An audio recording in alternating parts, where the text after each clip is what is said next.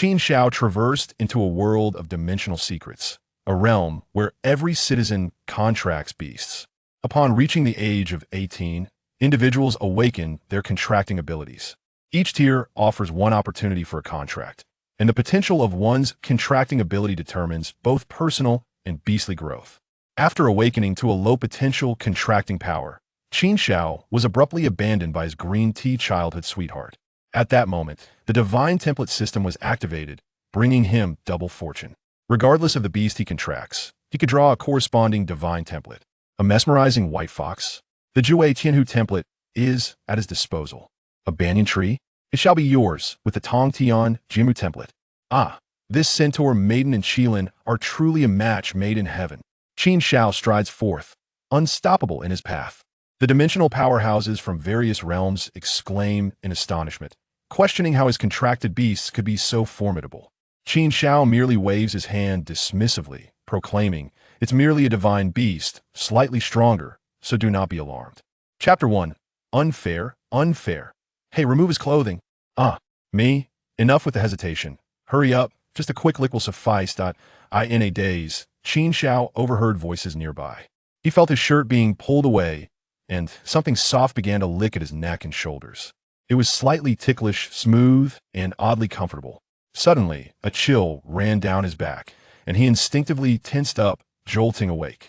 Ouch! His head throbbed as he pressed his palm against his forehead. What has happened to me? Wasn't I helping an elderly lady cross the street? Where am I? His peripheral vision scanned the surroundings, revealing a small white room where he lay on a bed, curtains drawn around him.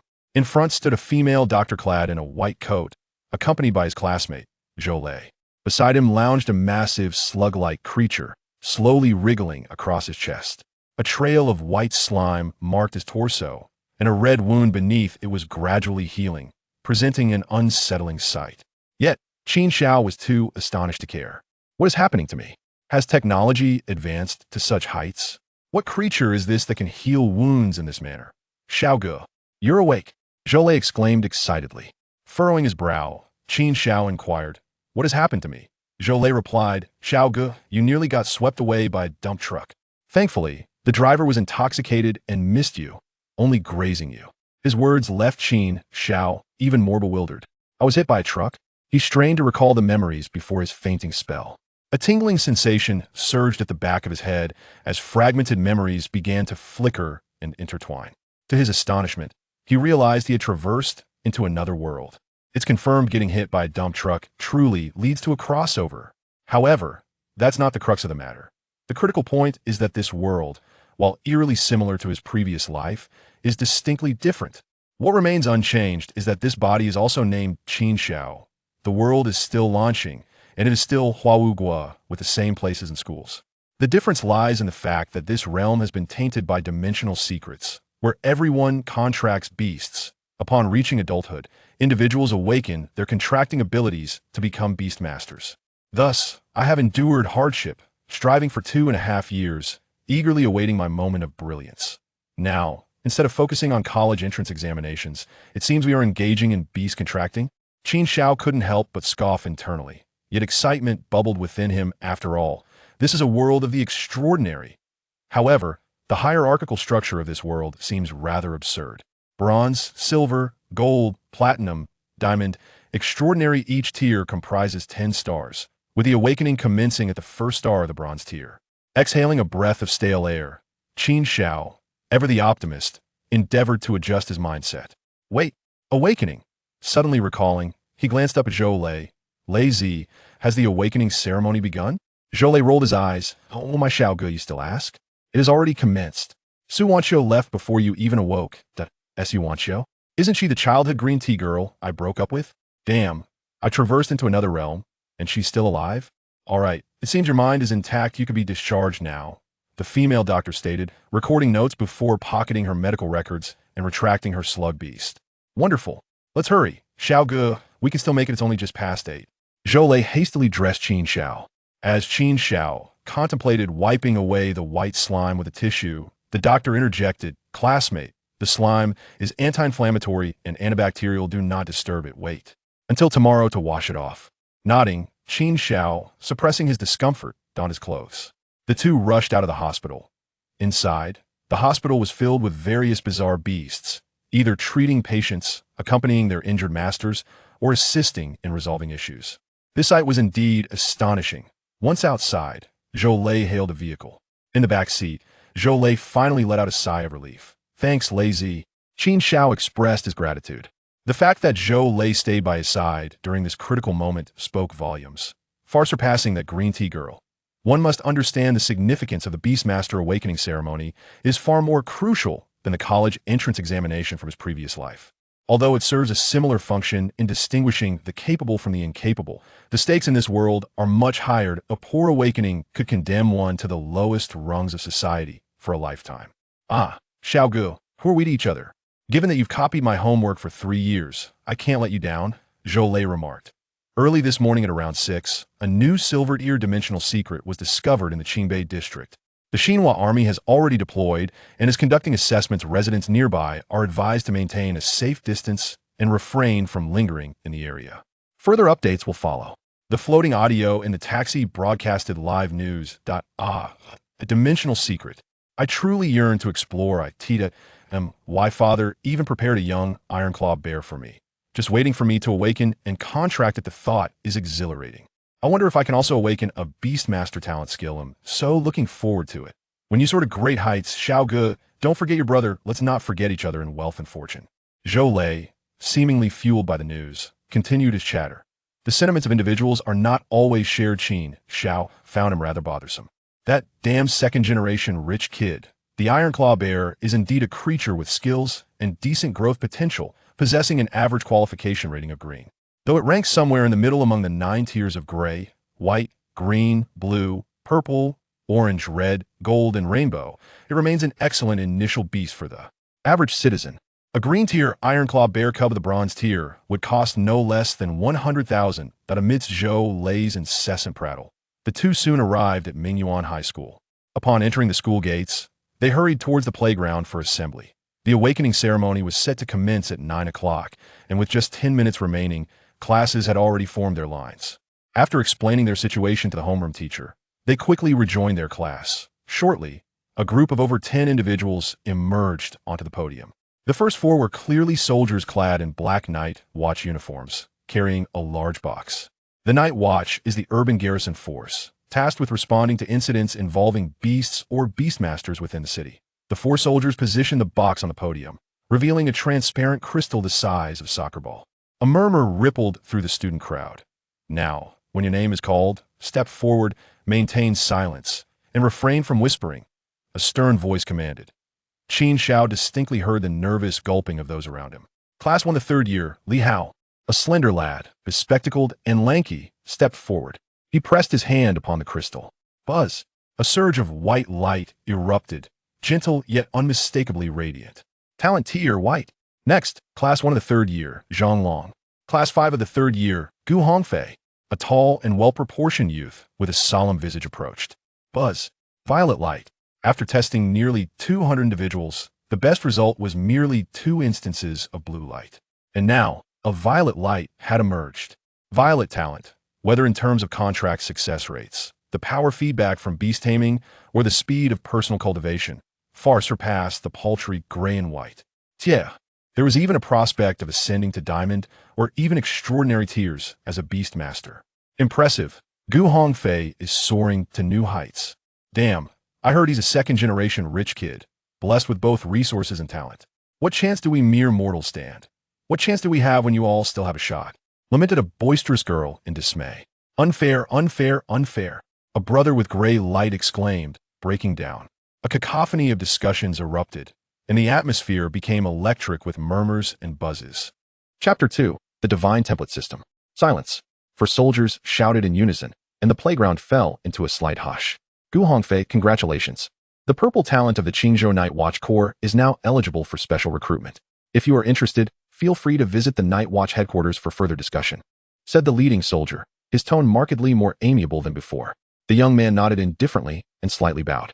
Thank you for your kindness. I will consider it. The soldier nodded in acknowledgement and did not elaborate further.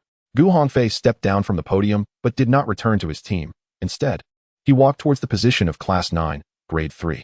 As a newly awakened genius with a purple talent, he naturally drew the attention of many. He approached the lineup of Class 9 and struck up a conversation with Su Wanxiu. In the classroom, several pairs of eyes glanced at Qin Xiao with a hint of amusement.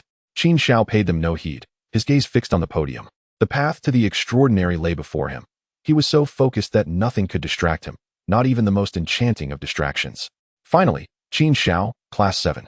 Grade 3. Taking a deep breath, he walked towards the stage.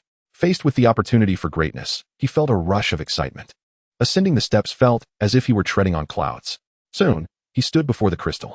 Qin Xiao extended his hand, his fingers gracefully wrapping around the crystal. 1 second, 2 seconds, and then a burst of white light erupted, momentarily disorienting him. He withdrew his hand and descended from the platform in silence. White light, a middle-tier talent, decidedly below average. At least it was not gray, he thought wryly. As an orphan who had lost his parents at a young age, he had always maintained a clear perspective on life. Once he stepped off the stage, he quickly adjusted his mindset and began to calculate what profession would best suit his current qualifications. Beast Tamer? Herbalist?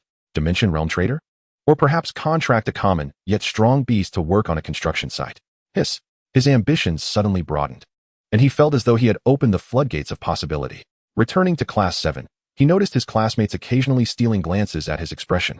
After all, he had always been the gifted one.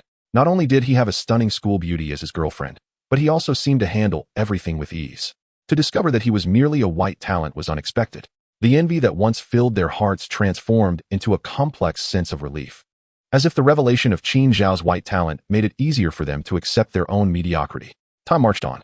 Soon, Su Wanxiu ascended the stage. A gentle blue light, as soothing as the sea, radiated from her. This time, even more gazes shifted towards Qin Xiao. Yet, he remained composed. When Su Wanxiu descended, she, too, did not return to her lineup, but instead approached Qin Xiao. Standing before him, her expression bore a hint of regret, as if mourning the innocence that was slipping away. Qin Xiao, I think this is where we part ways. I hope you find happiness in your future. And there's no need for you to hold on, as you know well that talent determines our destinies. I wish you the best in adjusting to this. All right. I wish you happiness, Qin Xiao replied calmly, feeling no deep emotional attachment. Having seen the memories of his former self, he was not surprised by Su Wanxiu's character. However, you will need to return the rent for the shop you used, and do not forget to compensate for the years of rent owed. After all, as you chase after the stars and the sea, I still have to plan for my daily needs. Su Wanxiu appeared taken aback, her face flushed with indignation. I am a blue talent beast tamer. These matters are trivial to me. Why do you bring them up? Well, then you can pay me back when we return. He replied. You. Su Wanxiu's cheeks grew hot, and the gazes of their classmates made her feel embarrassed and angry. Wanxiu, there's no need to argue with someone like him. He's petty and as lacking as his talent. I will cover this for you, a smooth, magnetic voice interjected. Gu Hongfei approached, standing beside Su Wanxiu with an air of nobility. All right, 11 years of rent, at market value, is at least 330,000. Not a cent less. Coughing. Gu Hongfei looked at Su Wanxiu in confusion, as if questioning the nature of their relationship and why she was allowing someone to use her store for free for 10 years. That amount could easily secure a decent contract beast with a white talent. Unlike ordinary beasts, contract beasts possess some extraordinary traits and command high prices. The price escalates exponentially with each tier, and it is not uncommon for higher talents to see their prices double. Su Wanxiu gazed hopefully at Gu Hongfei, who felt a dryness in his throat. He would pay this sum for her, but it would take a few days. He would give it to her after a week during the entrance training. Young and somewhat naive, he agreed. Qin Xiao nodded, unfazed. The awakening ceremony concluded, and the teacher announced that everyone was free to leave.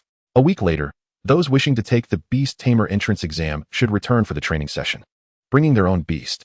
Naturally, Qin Xiao did not linger at school and exited the gates at the earliest opportunity. In any case, securing a beast was paramount. After all, who wouldn't he want to try their hand at this? As for the entrance training a week from now, he felt little interest.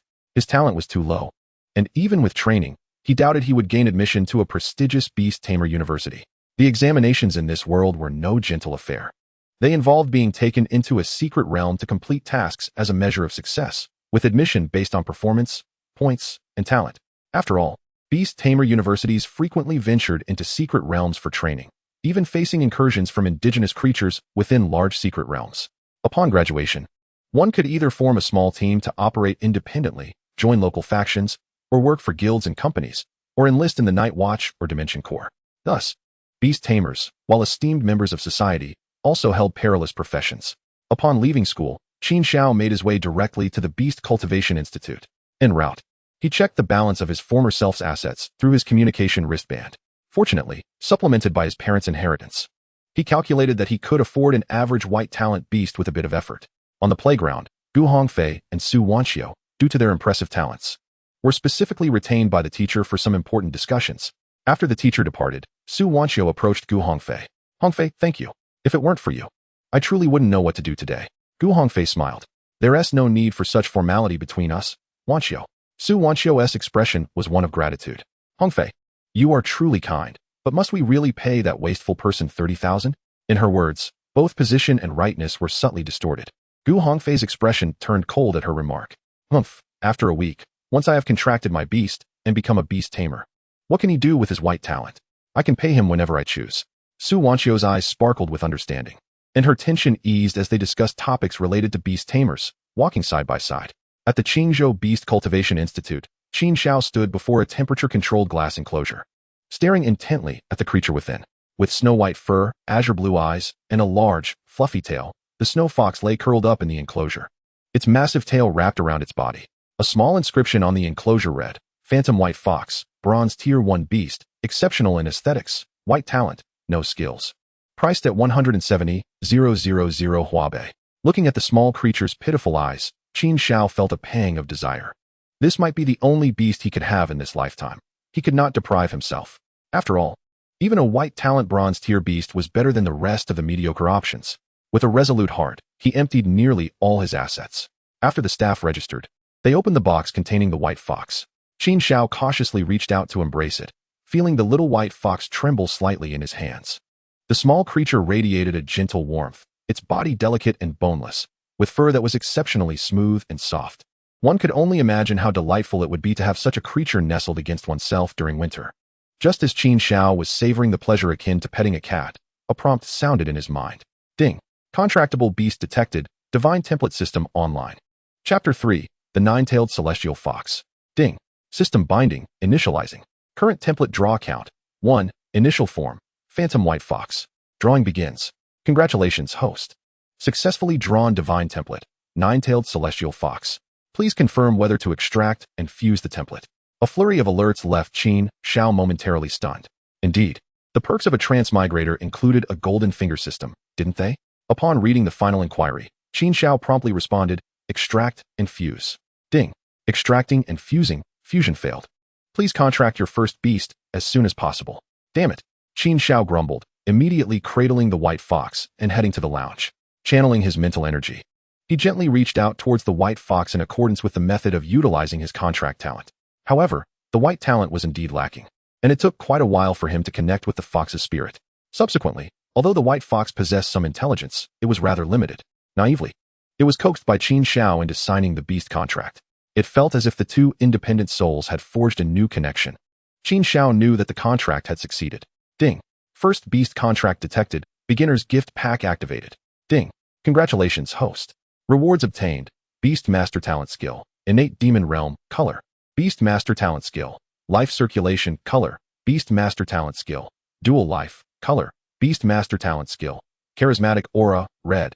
Ignore conditions for template fusion once. Purple. 100 attribute-less spirit crystals of silver rank. Blue. Ding. Divine Template Nine-Tailed Celestial Fox is fusing. Ding. Fusion complete. Please check the details yourself. Qin Xiao waited for a moment, confirming that the system had momentarily quieted down. With an excited heart, he opened the panel. First, he examined the beginner's gift pack. Such a plethora of rewards. This system truly brought him to tears. The unconditional template fusion was already utilized, so he set that aside. The remaining rewards, especially the 3 colored ones, made Qin Xiao's breath quicken. Dual Life. Color your unique trait allows you to possess double the contract share at each stage. Innate Demon Realm. Color a space for housing beasts. Subtly transformed, it will automatically generate the most suitable habitat based on the contracted beast's traits. This space can accelerate the healing of the beast's injuries, energy recovery, level progression, and potential growth. Life Circulation. Color establishes a link with the designated contracted beast, sharing all damage sustained through this skill. Charismatic Aura. Red your charm with special creatures is remarkable, making it easier to gain the recognition of extraordinary beings during friendly interactions. 100 attribute-less spirit crystals of silver rank. blue energy crystals produced by dimensional secret realm beasts, attributeless, capable of promoting beast growth. Taking a deep breath, Qin Xiao could hardly remember how many times he had done so already. This was simply exhilarating. The white talent's potential was deemed low with no future, lacking top-tier beast combat power, starting off with a dismal breakup plot. All of that was now behind him, contracting a beast directly matched with a divine template for a super enhancement. The beast master talent skills, which others might only awaken one after reaching a higher level, were gifted to him 4 right at the start.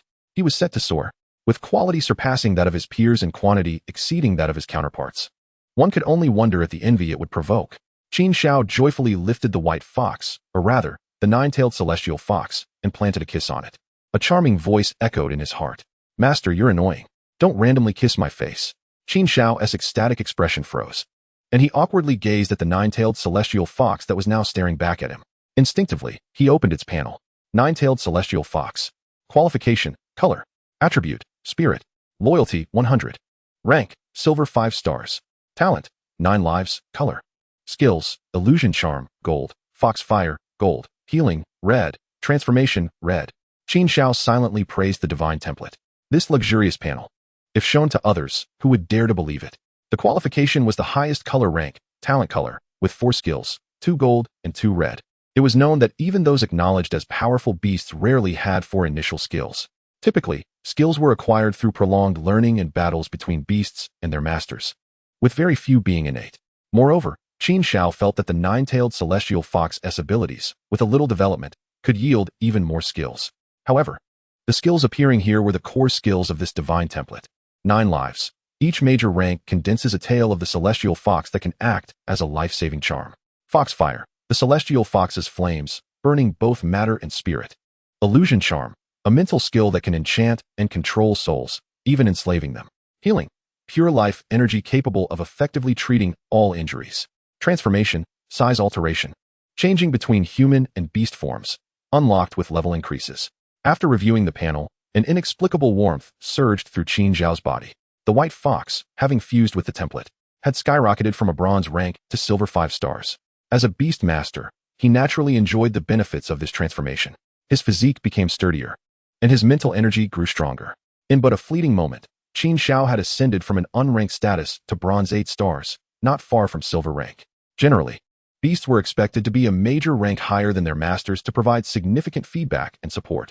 The extent of this feedback was influenced by various factors, including the beast's loyalty, talent, and the beast master's own abilities. After sensing the changes in his body for a while, Qin Xiao cradled the white fox, stating, "Little fox, we shall rely on one another from now on. Let me give you a name." The white fox affectionately nuzzled Qin Xiao's neck. "Master, I really like you." A smile crept onto Qin Xiao's face. "All right, I shall call you Bai Ling." The fox, momentarily stunned, pulled away from his neck and looked up at him with its sea blue eyes, filled with disbelief. "Master, I absolutely despise you." A delicate shout echoed in his heart. Qin Xiao's expression faltered. "What's this? You're turning against me so quickly? If I hadn't seen your loyalty unchanged, I would have thought you were serious." "Master, you big idiot. I don't want such an ugly name." "Oh, is that it?" Qin Xiao pondered, somewhat at a loss. What would be a fitting name? After a moment of thought, he tentatively suggested, "You're all white, so let us go with Bai as your surname. How about Bai Ling? Or Bai Shui?" The white fox pondered. "Bai sounds fine, but I'm clean, so let us name me Bai Jia, master." Qin Xiao paused, his expression peculiar. Bai Jia doesn't sound quite right. Let us choose a different name." Although the white fox was puzzled, it didn't press further. Since master didn't like it, they would opt for another. "Then let us go with Bai Ling." Qin Xiao nodded in agreement. "All right, Bai Ling it is." After some conversation, others arrived in the lounge, prompting Qin Xiao to carry Bai Ling out. He glanced at the other young creatures in the nurturing facility, letting out a sigh. Only one contract slot remains, and it is necessary to devise a solution independently. After all, even the landlord's family has no surplus grain. As for selling the house for the sake of this contract beast, Qin Xiao has yet to entertain such an idea. Now that Bai Ling has undergone a transformation, she is entirely capable of venturing into the dimensional secret realm to earn resources. Moreover, with her extraordinary charm skills, she might even manage to contract a wild exotic beast. Wouldn't that be delightful? Chapter 4. The Secret Realm and the Marvelous Uses of the Contract Space. The original residence in this world is located in the old district of Qingzhou, inherited from the protagonist's parents. The house, though not particularly impressive, is a 7-story old apartment building, with a noodle shop owned by Su Wanqiu's family on the ground floor. The old district is rich in the warmth of human life, making it relatively convenient for daily living. Their home is on the 5th floor, without an elevator. Upon returning home, Qin Xiao first headed to the kitchen to prepare something to eat, having not consumed anything since morning. As he savored the noodles, Bai Ling lay atop his head, her 2 enormous foxtails entwined around his neck. Strangely enough, Bai Ling's coolness rendered the heat of the noodles quite bearable. "Master, I'm hungry," she declared.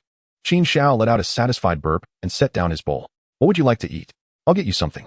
From his studies, he recalled that the feeding habits of contracted beasts varied. I want to eat that white thing of yours," Bai Ling's alluring voice chimed in, leaving Qin Xiao momentarily dumbfounded. What white thing?" Bai Ling leaped down from his head, her form suddenly enlarging as she reached for his abdomen. "Hey, that's not acceptable. That's unethical and against human morality. This is a human and beast matter." Qin Xiao's words were abruptly cut off as Bai Ling extracted a glistening white object from his pocket. It was a spirit crystal. Qin Xiao felt a mix of regret and relief. "So that was the white thing. You nearly scared me to death." He pulled out the spirit crystals from his pocket, totaling 100. These crystals were slightly translucent and round, resembling glass marbles. "Bai Ling, can you survive on just these?" Bai Ling swallowed one of the spirit crystals and exclaimed, I also want to eat fruit, specifically peaches." Curiously, Qin Xiao inquired, "Don't you eat meat?" Bai Ling shook her head. No, that meat smells too foul." "Well, all right, that makes you quite easy to care for." Qin Xiao rummaged through the refrigerator, finding 2 bananas, an apple, and some milk. "This will have to do for now. I'll buy you more later." As he handed the food to Bai Ling, he settled onto the sofa and activated the projection screen on his wristband to start researching, since he intended to procure a second contracted beast. Entering the dimensional secret realm was essential. In Qingzhou, dimensional secret realms are not uncommon within the city. However, suitable bronze and silver realms for Qin Xiao are few. There are 7 bronze realms and 5 silver realms, but only 4 are publicly accessible, 3 bronze and 1 silver. Thus, he must select one from these 4. Bronze realms: the Forest of Vines, the Lost Town, the Pure Land. Silver realm: the Wolf Denver. These lower-tier realms are relatively small, ranging from several square kilometers to around 100 square kilometers. After much deliberation, Qin Xiao ultimately chose the Forest of Vines, known for its safety. The most perilous entities within are likely to be other beast masters. After all, this realm primarily consists of various plants and a small number of plant-like exotic beasts. Due to their nature, these plants possess limited mobility and a low desire to attack. As long as one remains cautious, danger is unlikely. After all, the deceptive predatory methods of plants may fool animals, but not humans. In addition to safety, Qin Xiao aims to find a plant-type contracted beast for his second companion, as he possesses a unique skill known as life circulation. A suitable meat shield and source of nourishment, a plant-type contracted beast would be ideal. Having confirmed his choice of secret realm, Qin Xiao immediately began preparing. He located a large backpack and packed food, clothing, lighting equipment, and other essentials. With the heavy pack slung over his shoulders, he stood up and glanced at Bai Ling, who was still on the sofa, looking perplexed. "Linger, let us go? The master will take you into the dungeon." Bai Ling sprang to her feet, leaping into the air and shrinking to the size of a small cat, landing directly atop his head with her tail wrapping around his neck once more. "Master, why carry this bag? Couldn't we just store it in Linger's contract space?" Qin Xiao paused at the door. Contract space? He sensed his innate skill, and a flower-laden prairie appeared before his eyes. Upon closer inspection, it seemed to cover nearly 10 square kilometers. For a beast master of this level, it was astonishingly vast. Beyond its size, this space could accelerate the growth of contracted beasts and enhance their recovery abilities. Qin Xiao attempted to store the backpack within the space. He felt a slight drain on his spiritual energy and mental strength, and the backpack vanished from sight. It truly works. Qin Xiao was elated.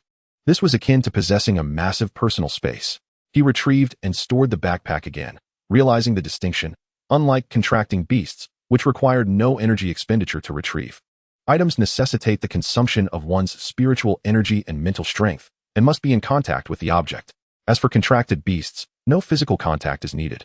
With a retrieval range of approximately 10 meters, with great satisfaction, he stored the backpack in his contract space. Qin Xiao hailed a vehicle and set off towards the dimensional secret realm of the Forest of Vines. The entrance to this secret realm is located in the suburbs of Qingzhou, not too far from his old district. In less than half an hour, Qin Xiao arrived at the entrance of the Forest of Vines. The area surrounding the entrance was bustling with numerous buildings and defensive fortifications. In addition to the stationed dimensional army, many independent beast masters, merchants, guilds, and companies were active in this vicinity. The defensive structures and the presence of the dimensional army are due to the potential for disturbances within the secret realm. Should a disturbance occur, the exotic beasts inside might surge forth en masse to assail human cities. Even in the absence of disturbances, there must be personnel stationed to prevent sporadic exotic beasts from breaching the perimeter.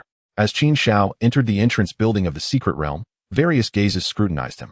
"Hey, young man, would you like to purchase a guidebook? I have been active in this secret realm for 10 years and know it like the back of my hand. Buying this guide will surely make your journey smooth." A bald man approached with enthusiasm, presenting a thin booklet for sale. As if igniting a spark, a flood of vendors selling medicines, outdoor supplies, and security services surged toward him. Feeling overwhelmed, Qin Xiao simply pressed onward, ignoring them.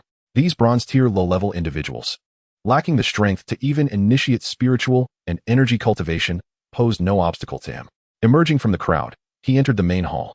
Inside, he was greeted by a dazzling array of establishments, including offices for the Battle Beast Guild, the Spirit Contract Association, and various official departments of the Contracted Beast Division, alongside shops specializing in potion creation, item crafting, and beast rehabilitation.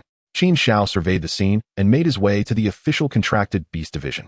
Accessing this secret realm requires permission from the Beast Division, as it is an officially regulated open realm. Once inside the Beast Division, guided by the staff, he navigated through the various procedures. After paying 10,000 coins, he received a black card upon exiting the office. To earn money, one must monopolize, Qin Xiao mused. If this low-level open secret realm costs 10,000, one can scarcely imagine the price of higher-level ones. Moreover, those that remain closed to the public cannot be accessed even with money. In this world where the mastery of beasts, spirit crystals, and various treasures from mysterious realms are essential for cultivation and empowerment, various factions have seized control over these realms, leaving independent wanderers without backing to struggle at every turn. Perhaps it is time to consider enrolling in a prestigious university. The young heart of the protagonist has been thoroughly battered by the mechanisms of society. Once, he had lofty aspirations, claiming he would become the best in the world. However, now he finds himself questioning his place in it. Chapter 5. The Ensnaring Forest. Taking a deep breath, he momentarily sets aside these thoughts. One must tackle life bite by bite. The path to invincibility is already laid beneath his feet. All that remains is to take action by any means necessary. He arrives at a colossal hall heavily guarded. Handing a black card to a soldier clad in dark military attire, Qin Xiao surveys the enormous mirror suspended before him. The mirror appears embedded in the void, encircled by a bronze-colored frame. The surface of the mirror undulates slowly, reminiscent of a tranquil water surface. Although he has seen it in textbooks and videos, the impact of witnessing it firsthand is still overwhelming. The bronze frame signifies the tier of the mysterious realm. The current system of cultivation levels is not arbitrary. It is derived from the framework of this dimensional realm, similar to how talent levels are categorized by the brilliance observed during actual talent assessments. "Boy, are you still a student?" inquires the inspecting soldier, casting a curious glance at Qin Xiao. Confused, Qin Xiao responds, Is there a rule that prohibits students from entering?" "Not exactly. As long as you are a citizen of Huawu Nation and can pay, you can enter. However, I must warn you, although this is a low-level realm, it is not a place for ordinary people. I see you do not possess a beast. Do you plan to contract a wild beast?" No. I do have a beast," Qin Xiao replies, releasing Bai Ling.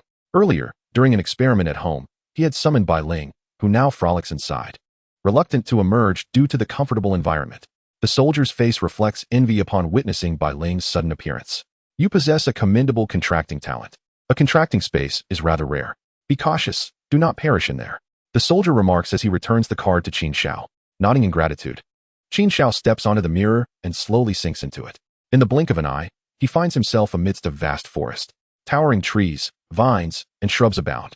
The ensnaring forest is characterized by an abundance of plants. Its name derives from the myriad of active vines, which prey on unsuspecting creatures by ensnaring and squeezing them to death. Though the vines move slowly, as long as one avoids their traps, they pose little threat. Truth be told, had this not been a dimensional realm, it could well be a primitive forest on Blue Star. At this moment, Bai Ling leaps from Qin Xiao's head, expanding to the size of a calf. As a beast, it instinctively understands the need to protect its master. Observing Bai Ling's alert demeanor, which contrasts sharply with its usual playful self, Qin Xiao cannot help but feel amused. "Linger, our goal is to find suitable plant-based beasts to contract. Obtaining spirit crystals from wild beasts is secondary." "Understood, master," Bai Ling's voice resonates directly in Qin Xiao's mind. Thus, the duo begins to wander through the forest. Apart from remaining vigilant to avoid vine traps, Bai Ling's prowess renders the exploration akin to strolling through its own backyard. Along the way, Bai Ling effortlessly dispatches several low-threat plant-based beasts, acquiring a few bronze-tier spirit crystals. Yet, these plants do not meet Qin Xiao's standards. He seeks a plant-based beast that possesses absolute advantages in both size and vitality. Although enhanced by a template, it is evident that the template also has its biases, influenced by the foundational samples from which it is derived. After meandering through the realm for several hours, aside from commonplace trees and vines, he encounters no particularly special beasts. Linger, let us take a break, Qin Xiao suggests, feeling somewhat fatigued, primarily due to mental exhaustion. He leads Bai Ling to a small lakeside, where he retrieves some vegetarian food and fruits for Bai Ling from the contracting space. As he eats, he surveys the surroundings. A robust tree on the opposite bank captures his attention. Its crown is lush and sprawling, like a giant umbrella, covering an area of over 100 meters. Beneath the massive canopy, countless aerial roots dangle. Curiously, it resembles an oak tree from Blue Star, yet its aerial roots evoke the image of a banyan tree. Should this tree be a plant-based beast rather than an ordinary tree, it would be perfect. With this thought, Qin Xiao hastily finishes his meal. Linger, do you see that tree? Let us investigate it. Impatiently, he urges. Bai Ling glances up, clutching and crushing an apple in its mouth. All right, master. The pair makes their way toward the small lake. Upon approaching, Qin Xiao is struck by the tree's enormity. Its thick trunk measures an impressive 6 or 7 meters in diameter, towering 30 to 40 meters high. Gulp. Qin Xiao swallows hard. If he were to contract this entity as a beast, it would grant him unparalleled power. With such vigorous vitality and formidable size, what kind of damage could it potentially inflict upon him? While its sheer size and plant characteristics may hinder it in agile combat, Qin Xiao already possesses an additional beast, and relying on its defensive capabilities and vitality alone would be invaluable. He hopes that his charm will prove advantageous. He places his hand on the trunk and gradually releases his mental energy, gently attuning to the tree's spiritual fluctuations. This is no ordinary tree. It possesses its own cognitive vibrations. After a thorough search, Qin Xiao finally identifies the tree's mental waves. The next step involves continuously emitting friendly signals and expressing his desire for a contract. The tree's cognition appears rather sluggish, perhaps due to its differing mental frequency compared to humans. As an ancient being, its perception of time and adaptability are distinct. Perhaps the tree's simplicity of thought, or perhaps the influence of his charm, facilitates communication despite the challenges. The tree ultimately conveys a willingness to engage. Ding, a contractable beast detected. Initial form, banyan oak tree. Initiating God-level template extraction. Congratulations, host. Extraction successful. Template acquired. Celestial construct. Template fusion requirements. 10 silver tier attribute-less spirit crystals. 1 heart of flora, 1 spatial crystal. Would you like to extract this template? Qin Xiao stares at the system notification, momentarily stunned. Naturally, he desires the celestial construct template. According to legend, this tree connects heaven and earth, bridging realms and worlds. It is also said to be akin to the world tree from ancient Western mythology. Regardless of its origins, the celestial construct undoubtedly represents the pinnacle of plant templates. While the system's pre-contract extraction of the template is commendable, the fusion requirements leave him somewhat perplexed. After a moment of contemplation, Qin Xiao decides to proceed with the contract of the colossal tree. Given its size and his innate skills, it certainly warrants a contract slot. He is curious about its inherent abilities, especially since it is a wild beast with no prior testing. However, once the template is fused, its original abilities become secondary. Contract complete. System, extract the template. Qin Xiao mentally commands. Ding, template extraction complete. Host, please gather the materials for template fusion at your earliest convenience. During this period, refrain from upgrading the contracted beast to avoid alterations in material requirements. Chapter 6. The Heart of Flora and the Value of Spirit Crystals. Having contracted the giant tree, Qin Xiao attempts to draw it into his contracting space. The realm of the Qiyue space has once again opened a domain to accommodate colossal trees. This extraordinary talent truly deserves its top-tier status, and the Beastmaster enjoys a private chamber, quite commendable indeed. The earth began to tremble as the giant tree uprooted its extensive root system, which spanned over a kilometer. Once the opponent was prepared, Qin Xiao promptly absorbed it into his space. A vast and boundless plain emerged, with a massive tree unexpectedly materializing. Its lush and sprawling canopy cast a considerable shadow. The tree's roots delved deeply into the fertile soil, swirling like a mighty dragon beneath the earth. Observing this scene, Qin Xiao mused that although the giant tree resembled a bronze-tier entity, in direct combat, it could easily overpower some silver or even golden-tier beasts. Its sheer size was indeed an unfair advantage. At the moment the giant tree took root, Qin Xiao linked it with his life circulation skill. Although the tree appeared somewhat unfit for active engagement, it provided an overwhelming sense of security. However, without a template loaded, its power likely only matched that of a bronze tier 7 or 8-star ficus, offering little assistance to Qin Xiao. After concluding the contract with the otherworldly beast, Qin Xiao intended to return, finding the entangled forest rather dull. Aside from the occasional bronze tier spirit crystal, it held little value for him now. He had lost interest in herbs and minerals. Contemplating the Tontian Jimu template, he was eager to venture out and discover how to obtain the grasswood heart and space crystal. He was well aware of the grasswood heart, having studied it in textbooks. It was a crystallized essence of life from a special non-beast plant. Such a rarity possessed remarkable vitality, yet had not transformed into a beast or spirit crystal. As for the space crystal, he found himself at a loss. As his textbooks provided no insight on the matter, he could only inquire further once outside. After wandering inside for several hours, returning would take some time. Reluctantly, Qin Xiao decided against traveling in the dark and chose a large tree in the forest to climb and rest. On the following morning, emerging from Bai Ling's embrace, Qin Xiao stretched lazily. The soft, fluffy creature offered an unparalleled experience for a cozy slumber. After rinsing his mouth and consuming a light meal, he casually fed Bai Ling a spirit crystal. As he leaped down from the tree, an idea struck him, and he held Bai Ling before his eyes. "Linger, can you be ridden?" Bai Ling appeared astonished, never expecting that a fox could be mounted. "You can change your size, after all, though you cannot transform into a human yet," Qin Xiao remarked, noticing Bai Ling's puzzled expression. Bai Ling's large eyes sparkled, seeming to entertain the possibility of being ridden. As she descended to the ground, her form suddenly swelled to an impressive height of over 2 meters. Qin Xiao swiftly vaulted onto Bai Ling's back. She shifted her shoulders, somewhat uncomfortable. After a few steps, she gradually quickened her pace. The wind rushed past Qin Xiao's face, prompting him to emit an excited cry. "Master, quickly lie down. There are so many branches here, you might get knocked off." Upon hearing this, Qin Xiao ceased his exclamations, lowered himself, and wrapped his arms around Bai Ling's neck, pressing his cheek against her silky fur. This maneuver significantly increased Bai Ling's speed, allowing them to reach the entrance of the secret realm in just an hour.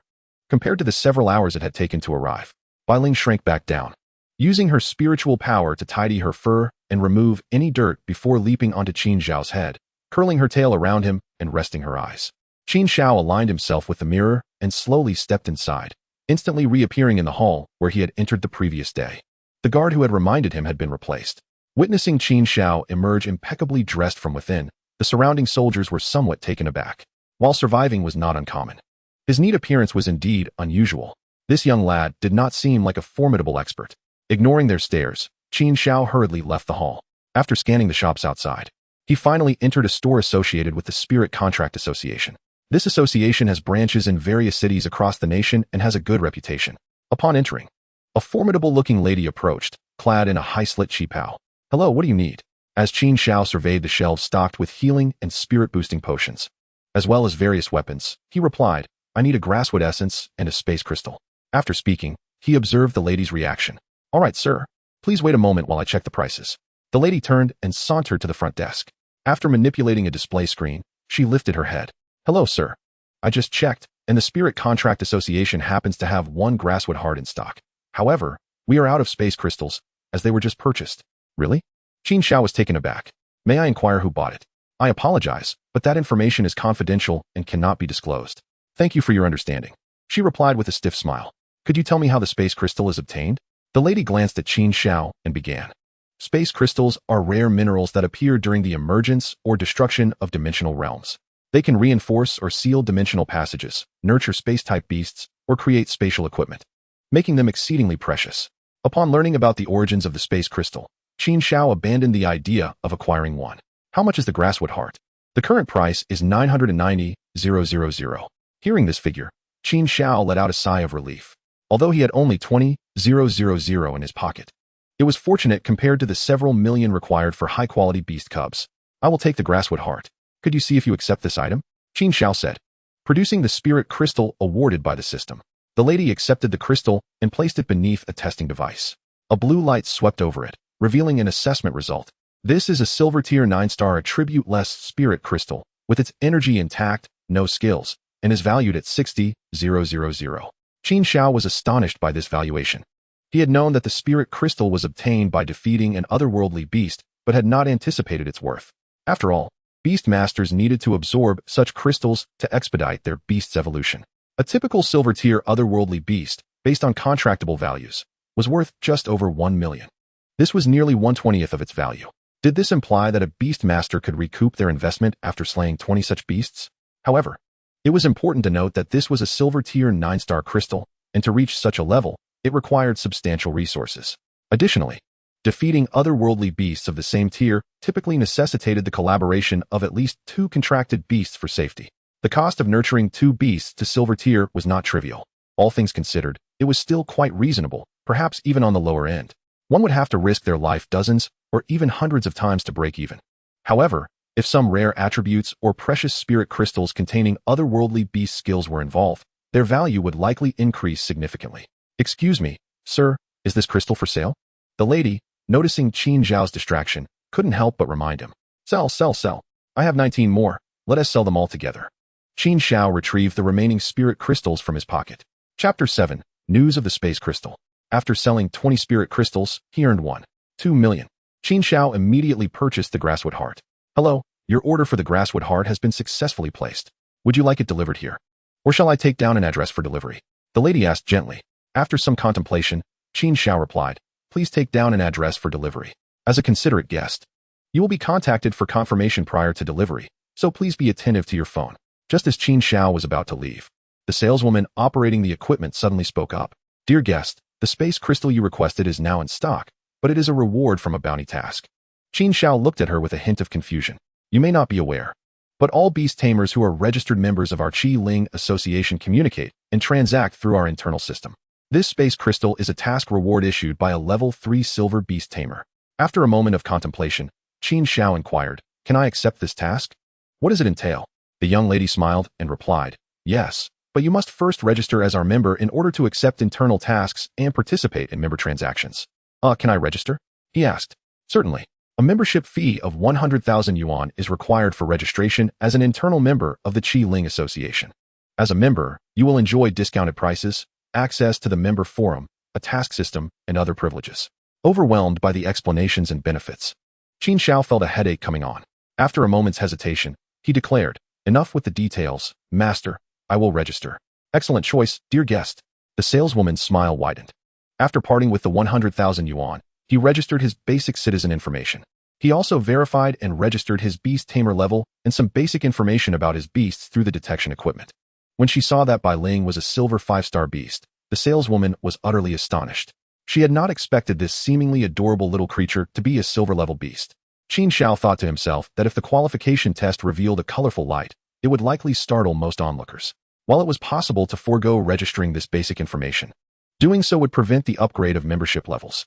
After a flurry of activity, he integrated the terminal information into his wristband. Now, Qin Xiao could utilize the Qilin Association's new software for internal communication and shopping. Eagerly, he opened the application and, under the guidance of the saleswoman, conducted a task search. In addition to browsing and manual searches, he could also set keywords, which would alert him to relevant information. Upon entering Space Crystal, a task notification quickly appeared. Bounty task, seeking a silver-level healing beast tamer for new dimensional realm exploration. Task reward, exotic beast materials, divided according to the number of participants. +1 space crystal as compensation. Task initiator, Captain Xie Qingyun of the 2nd Team of the Xinhua Army in Qingzhou. Task deadline, 3 days. Qin Xiao pondered thoughtfully, surprised to find that the task was issued by someone from the Xinhua Army. The Xinhua Army is a unit specifically designated for exploring new dimensional realms. On the surface, the Huawu Nation has 3 main divisions. The Dimensional Army, stationed inside and outside dimensional realms to manage and prevent dimensional upheavals. The Night Watch Army, stationed within and outside cities, managing incidents related to beast tamers and exotic beasts. And the Xinhua Army, tasked with exploring new dimensional realms and assessing their resources. While there is no definitive hierarchy among these 3 divisions, the Xinhua Army faces the highest risks and losses. However, it also boasts the most formidable strength and expertise. Although it was somewhat peculiar that someone from the Xinhua Army sought assistance from the Qilin Association, Qin Xiao glanced at Bai Ling's healing abilities and promptly accepted the task, submitting his information. Following the instructions, he needed to proceed to the quarantine area of the new realm in the Qingbei region for an interview. Qin Xiao immediately shut off his wristband and left the Qilin Association's premises, exiting the encampment of the Tangled Forest. He hailed a cab and headed directly to the task location. Upon arriving at the outskirts of the quarantine zone, the taxi was halted by guards. Qin Xiao presented his task information, and the guard scrutinized it multiple times. The youthful appearance of Qin Xiao raised doubts about his status as a silver-level beast tamer.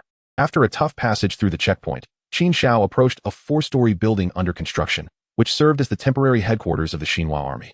In the open area in front of the entrance, over a dozen men and women wandered about, accompanied by various peculiar beasts. Upon seeing Qin Xiao enter, many gazed at him with curiosity. A young silver-level beast tamer was hard to overlook, especially since most outsiders came here due to the task. Qin Xiao remained composed, finding a spot beside a flower stand to sit down, cradling Bai Ling in his arms while observing the surrounding beasts. Among them were numerous cats and dogs, as well as a plant-type beast growing in a large pot, gently swaying in the light, placed in front of its beast tamer. Qin Xiao couldn't help but click his tongue. Carrying this thing around all day must be exhausting, let alone entering the realm to engage in battle. It was no wonder that plant-type beasts had so few contract holders. Apart from those seeking ornamental beauty, few would opt for plant-type beasts, especially considering that not everyone, like Qin Xiao, possessed the unique talents of Yao Jie and life transformation. Soon, one by one, individuals were called inside, emerging with faces filled with indignation.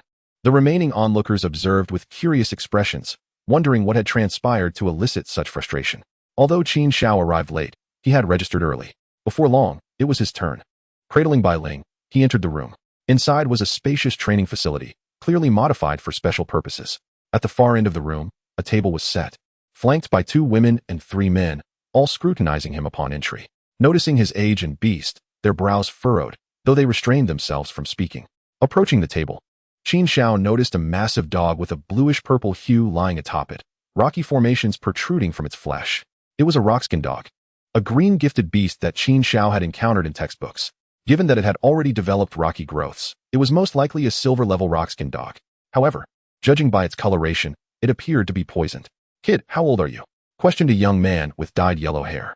Qin Xiao shot him a glance and responded, "Is there an age limit? Cut the chatter, just demonstrate your capability. This beast has been poisoned by an indigenous exotic beast in the realm. Can you heal it?" A short-haired woman interjected, her cigarette hanging from her lips, a faint scar adorning her forehead, partially concealed by her bangs. With her words, the yellow-haired youth fell silent, scrutinizing Qin Xiao with skepticism. "Bai Ling, give it a try," he instructed.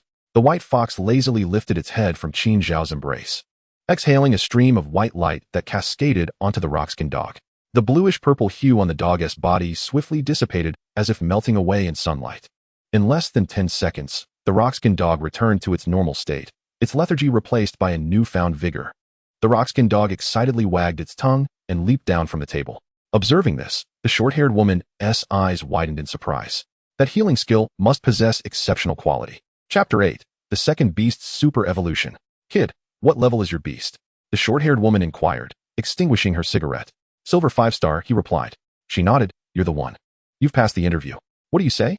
Qin Xiao was taken aback, not expecting it to be so straightforward. "Of course, no problem. However, I have one request. May I receive an advance on the space crystal?" The short-haired woman assessed him and replied, "No problem. My name is Xie Qingyun, captain of the 2nd team of the Xinhua army. These are my teammates, Huangya, Huangda, Zhangzhe, and Wang Yan." She gestured toward the muscular man holding the rockskin dog. The man expressed his gratitude with a nod. "Thank you, brother." Qin Xiao acknowledged him and, noticing the others were looking his way, briefly introduced himself. Qin Xiao, a senior student from Mingyuan Zhongxue, stands at the bronze level. With his beast mastery at the silver level, 5 stars. The expressions of the few individuals present vary. Wang Yan appears merely grateful, while another lean young man, Zhang Zhe, maintains a placid demeanor. Huangda, the one with the yellow hair who spoke earlier, gazes at Qin Xiao with unmistakable envy, his expression akin to that of a rich 2nd generation admiring another.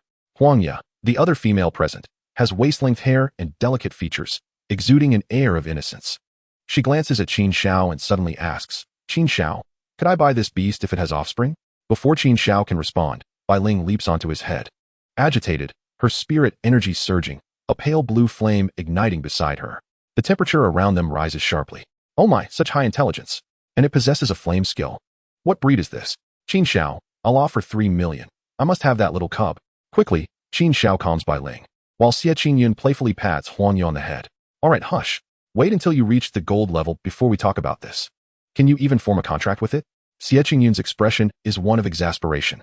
This white fox, of unknown breed, has already displayed 2 skills, including a rare healing ability. Such a beast undoubtedly possesses considerable talent. Even if its initial level is somewhat low, it is not something a few million can easily acquire.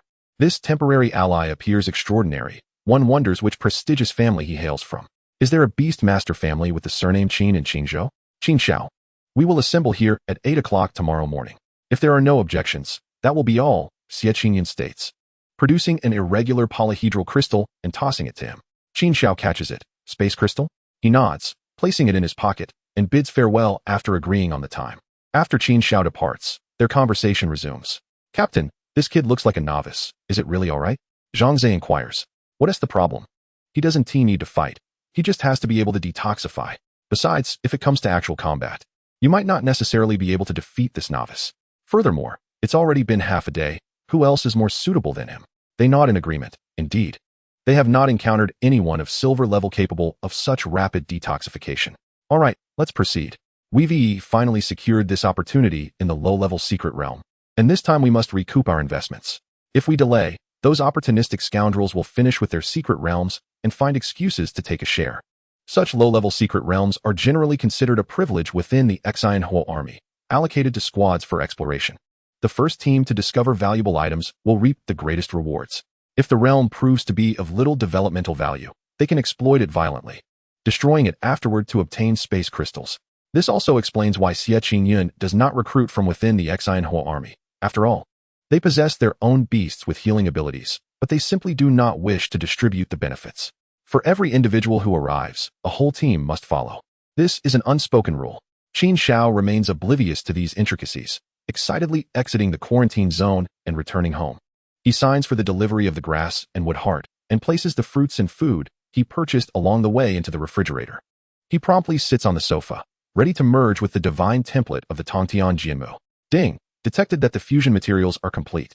Do you wish to initiate the divine template fusion, Tongtian Jianmu? Confirm.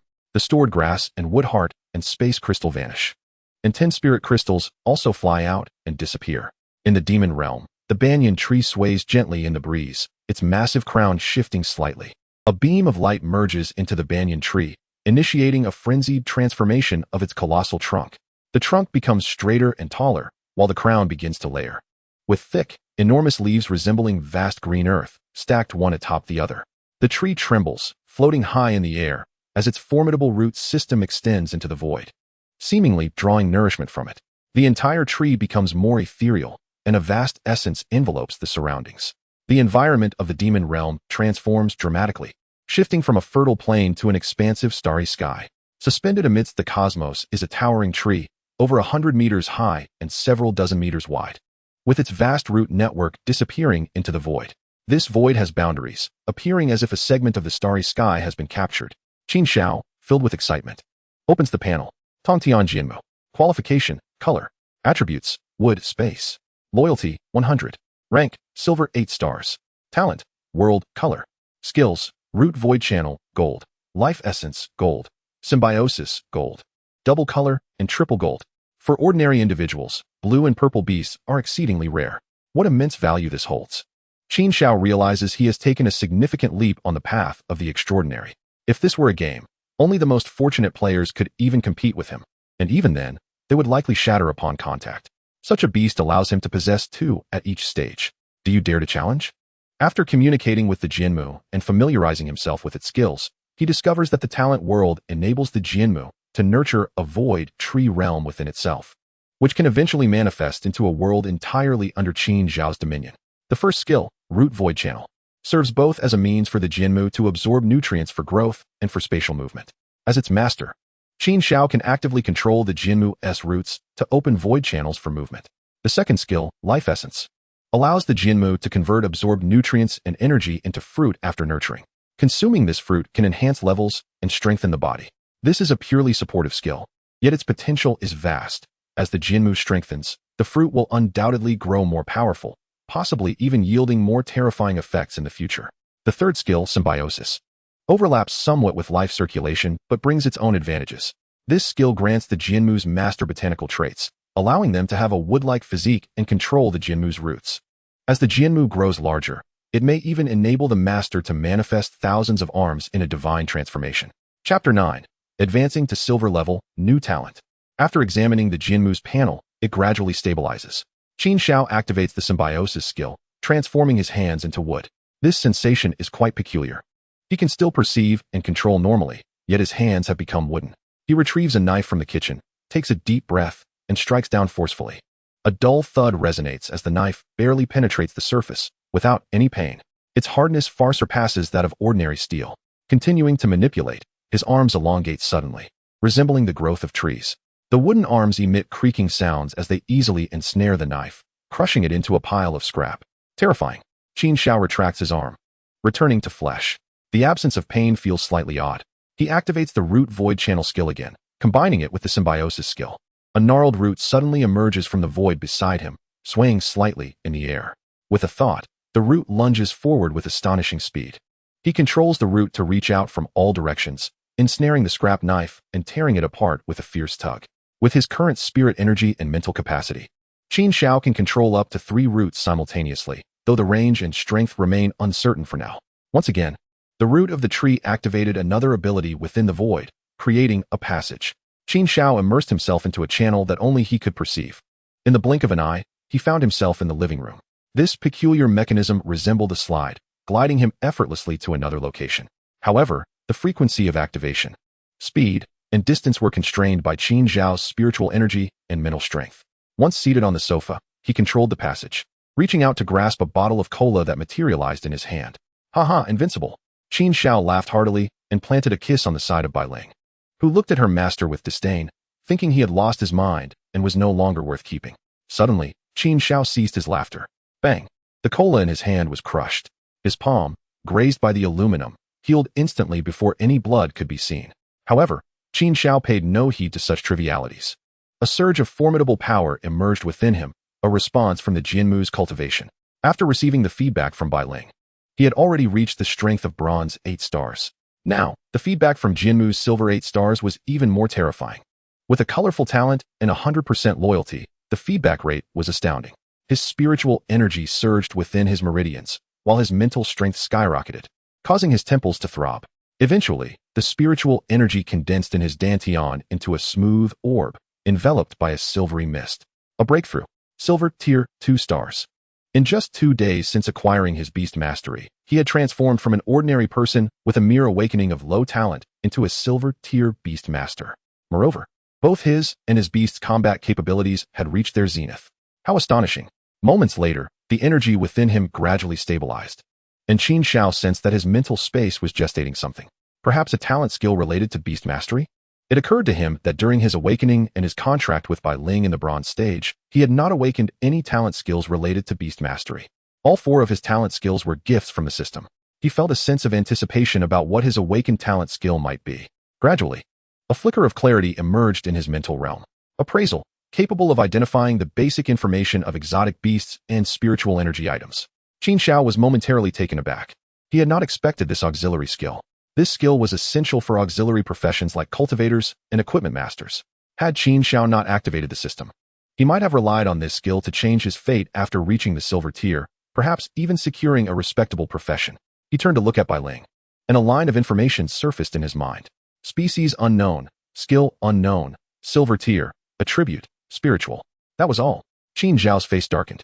After witnessing the various extraordinary attributes and skills earlier, he was suddenly confronted with such a plain skill, which was somewhat disconcerting.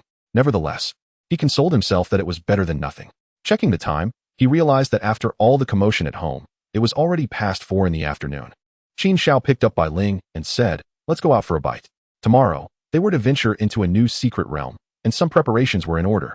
However, Qin Xiao pondered his state and felt at peace. Preparation? For what? Just grabbing some food to take along would suffice.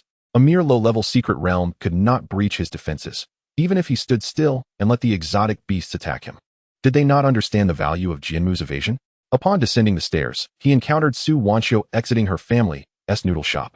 Her expression darkened upon seeing Qin Xiao descend the staircase. Yet, Qin Xiao paid her no mind. Su Wanxiu, noticing Qin Xiao's indifference, felt displeased. "Hey, Qin Xiao, do you really have to make this so awkward?"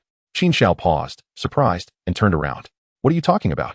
Su Wanqiu spoke in a low voice. After all these years of friendship between our families, do you truly harbor no feelings? She still wanted to see if she could save some costs. After all, Gu Hongfei had said he could leverage his identity as a beast master to delay payment, but that was not a long-term solution. If word got out, her reputation would suffer. Friendship? Emotions? Having seen the memories of the original self, Qin Xiao was nearly amused to the point of anger. Su Wanqiu was truly a piece of work. What do you mean by feelings? My family provided your family with a place for your noodle shop, and you didn't pay rent. Now, when I come to eat a bowl of noodles, you even charge me. For the past 10 years, you've utilized my status as a martyr's orphan to evade taxes. Can your family not survive without my support? Now that you've fallen from grace, you turn your back on me. Do I need to elaborate on your background?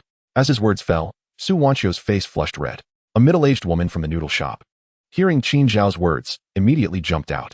Clad in an apron, she had a beautiful, yet somewhat sharp face. What are you saying, you little brat? This woman was Su Wanqiu's mother, Wang Liwen, who now wielded a ladle with a mocking expression. You little orphan. If it weren't for my family supporting you, you would have starved long ago. What nonsense are you spouting here? Oh, my parents left me a fortune of several 100,000, plus a house and a shop. How would I have starved? Did you feed or clothe me? Qin Xiao replied leisurely, feeling quite pleased as he toyed with her, treating her like a monkey to entertain himself. You brat. Our Qiao is a beastmaster now. Don't you know better? Watch yourself, or you might end up regretting it. Oh, threatening me? I also have a beast, so be careful, or it might bite you. Qin Xiao pretended to toss Bai Ling, startling Wang Liwen into a shiver. Haha. Qin Xiao laughed as Bai Ling echoed with a few yelps, leaping onto his head and refusing to come down. Enough. Su Wanqiu shouted. Qin Xiao, there are 5 days until the school training, and Gu Xiao will pay you back then. Qin Xiao glanced at her, and Su Wanqiu's expression was cold. Whatever, as long as the money is there, I don't care who pays. Saying this, Qin Xiao turned and walked away. Su Wanqiu watched his retreating figure. Qin Xiao, you're forcing my hand. If you anger Gu Xiao, see if you survive. Chapter 10. Exploring the Dimension's Secret Realm. The following morning, Qin Xiao rose early, as they had agreed to gather at 8 o'clock to explore the secret realm. However, it was rather difficult to hail a cab at this hour. Without hesitation, Qin Xiao mounted Bai Ling felt somewhat disgruntled, thinking she ought to be comfortably nestled in her master's embrace rather than being ridden. Qin Xiao contemplated this matter as well. Although Bai Ling could enlarge herself for riding and her smooth fur was quite pleasant, truth be told, she was not suited for prolonged sitting. Riding her could be jolting, and her waist was quite flexible and slender, giving him a sense of instability while seated. Now, with both healing and defense covered, he needed a beast with offensive capabilities as his next companion. After all, entering secret realms was inevitable, and a mount would be essential. Or perhaps he should consider purchasing a hover vehicle. However, acquiring a hover vehicle would be inconvenient for both usage and collection. At present, he could not afford to waste his mental energy on such matters. Lost in thought, Bai Ling sped along, and in less than half an hour, they arrived at the quarantine zone from yesterday. After undergoing inspection once more, they reached the training room from the previous day. Xie Qingyun and her 5 companions were already present. They resided there, which was quite convenient. Upon seeing Qin Xiao arrive, Xie Qingyun clapped her hands. All right, everyone gather around. Let's discuss the action plan for this mission. As the group assembled, Xie Qingyun lit a cigarette, and the holographic wristband projected a 3-dimensional map. This was the scan of the new secret realm, which was not particularly large, stretching 200 kilometers in length and less than 30 kilometers in width. The terrain primarily consisted of mountains and forests, with a lake situated in the center. Our objective this time is to explore the valuable exotic beasts within the secret realm. Assess and document them. The most perilous creatures in this realm are the indigenous beings found in the central area, a type of half-orc exotic beast. This creature is a hybrid of human and horse, possessing intelligence, capable of using tools, and even able to poison arrows. They typically range from bronze to silver tiers, with their specific skills yet to be determined. It is well known that exotic beasts with high intelligence are exceedingly rare and precious. We need to ascertain whether these beasts hold any contractual value. If they do not, we shall prepare for the destruction of the secret realm after this mission. This message was primarily directed at Qin Xiao, as the other team members were already somewhat familiar with the realm. They had previously ventured inside. Otherwise, Wang Yan's rock-skinned dog would not have been poisoned. Upon observing Xie Qingyun's expression, Qin Xiao nodded, indicating his understanding. All right, let's stay sharp. Once we enter the secret realm, Qin Xiao and Huang Yu will take the center position, while Wang Yan and I will lead the front, and Zhang Zhe and Huang De will cover the rear. Xie Qingyun laid out the plan, which included vigilance, night watch, and engagement strategies. She even covered protocols for escaping in the event of significant danger or unforeseen circumstances. After all, Real combat is not akin to playing a game. Numerous unexpected situations may arise. Additionally, there are no damage mitigations among team members or their beasts, necessitating high levels of coordination and synergy. Finally, everything is set. Gather your beasts and gear. Let us depart. The beasts of several members were present, having just been resting on the side. At this moment, Qin Xiao began to scrutinize the beasts of his companions. There were about a dozen of various sizes. The team leader, Qin, is a silver tier 8-star beast master with 2 beasts, a black cat and a black eagle. Utilizing her identification skill, she assessed them. Shadow Cat, talent blue, silver tier 8-star, skill, shadow stealth. Black magic eagle, talent purple, silver tier 4-star, skill, eagle eye. They are indeed impressive. Yet they pale in comparison to Qin Xiao's divine beast. However, it seems this leader possesses some background. Even her initial beast, the Shadow Cat, is not commonplace. The black magic eagle is particularly rare, likely circulated internally or contracted within the secret realm. In any case, such beasts have not been seen in breeding facilities on the market. Huangya possesses only one beast, which, although already at the silver tier, has yet to find a suitable second. This beast is a common creature sold in breeding facilities, though it is of decent quality. Fire Lizard, talent green. Silver tier 4-star, skill, fire breath. Approximately 2 meters in length, its body is covered in fiery red scales.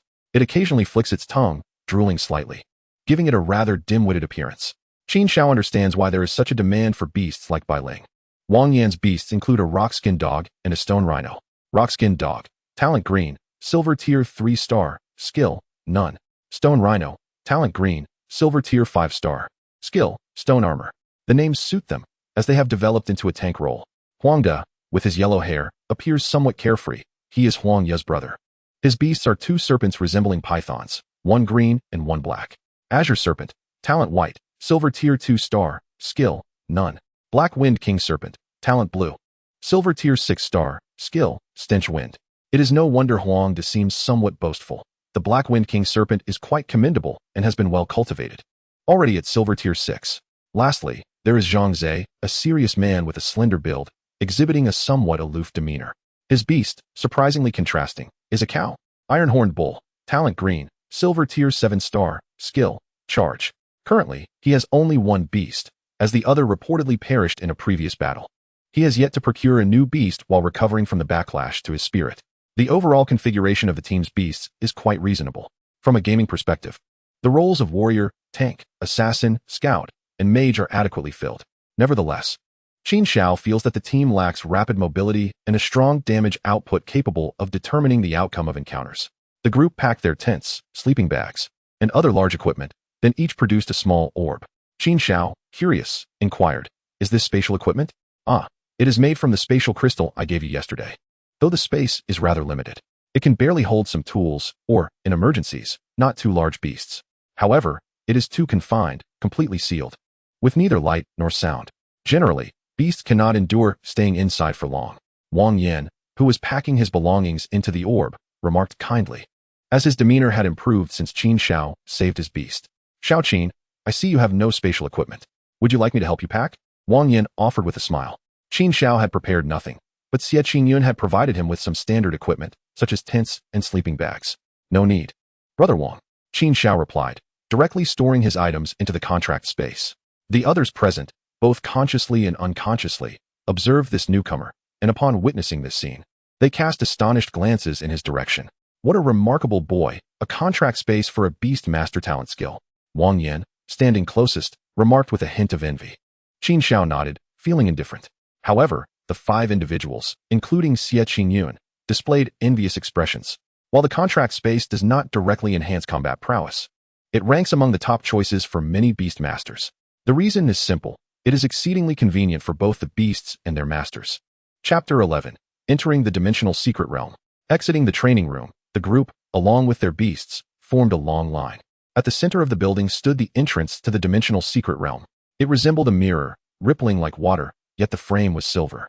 After a check by the guards, Qin led the team as they entered in single file. In the blink of an eye, Qin Xiao and the others found themselves on a vast plain.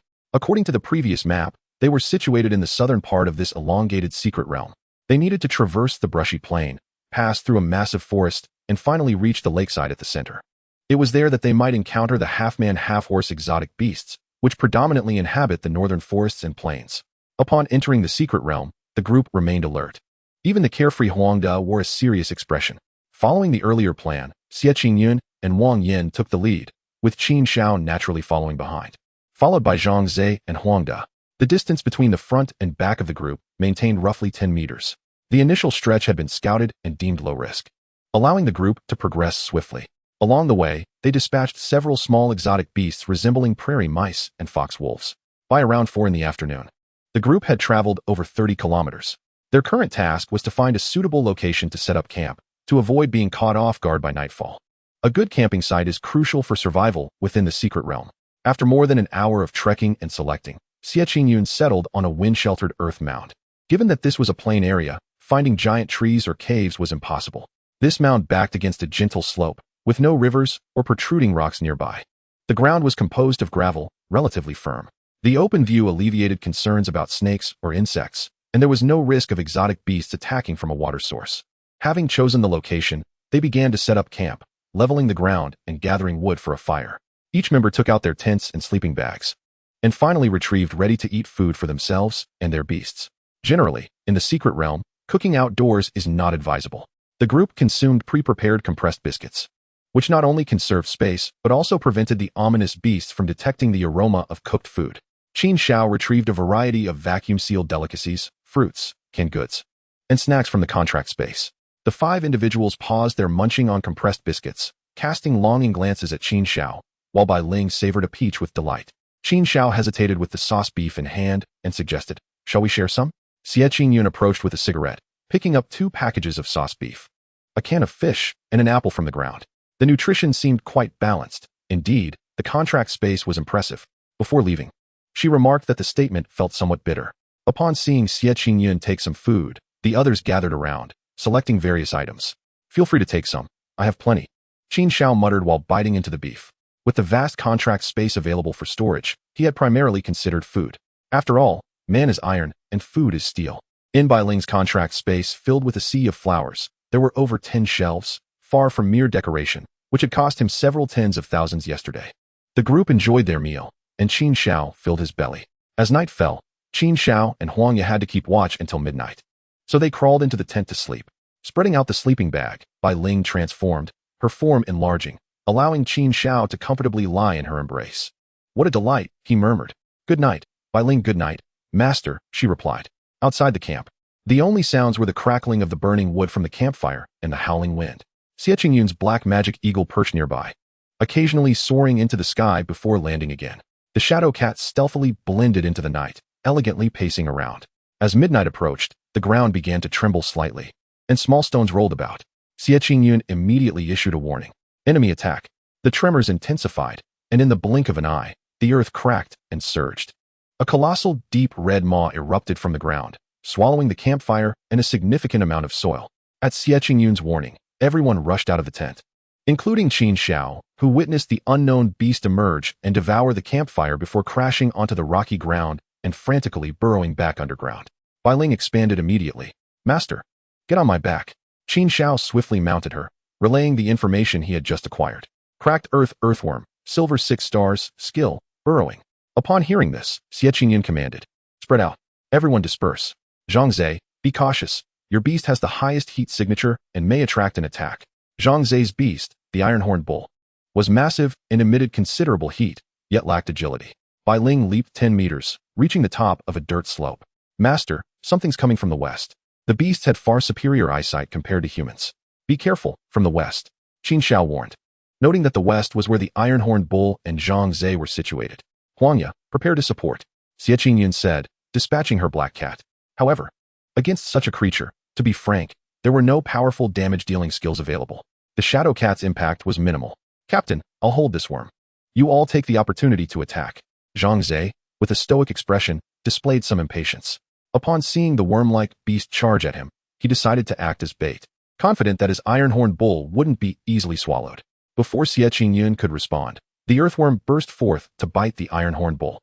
The bull, not to be trifled with, charged forward, its horns poised for impact, while simultaneously activating its skill, charge. Though the distance was insufficient, the earthworm spiraled, barbed maw was knocked askew. The bull sustained some injuries to its head and shoulder. After the collision, they separated without needing further instruction. Bai Ling's foxfire and Huang Ye's fire lizard immediately unleashed their flames.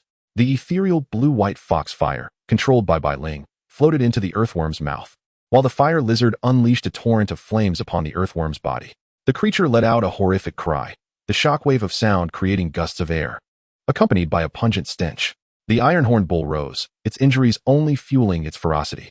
Its hooves scraped the ground, nostrils flaring with labored breaths, as it charged again with its razor-sharp horns. This time, the earthworm's rolling body was sent tumbling, fully emerging from the ground. Bai Ling, continue. Bai Ling conjured 2 more orbs of foxfire aimed at the earthworm. The previous foxfire, as it threatened to sear through the creature's body, extinguished. The most troublesome aspect of this creature was its formidable vitality and lack of critical weaknesses.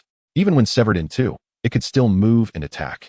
If not for that, the first foxfire could have easily dispatched it. As the fire lizard ceased its flames, the earthworm's surface appeared charred. However, the exposed flesh beneath its burned exterior was still writhing, indicating it was not fatally injured.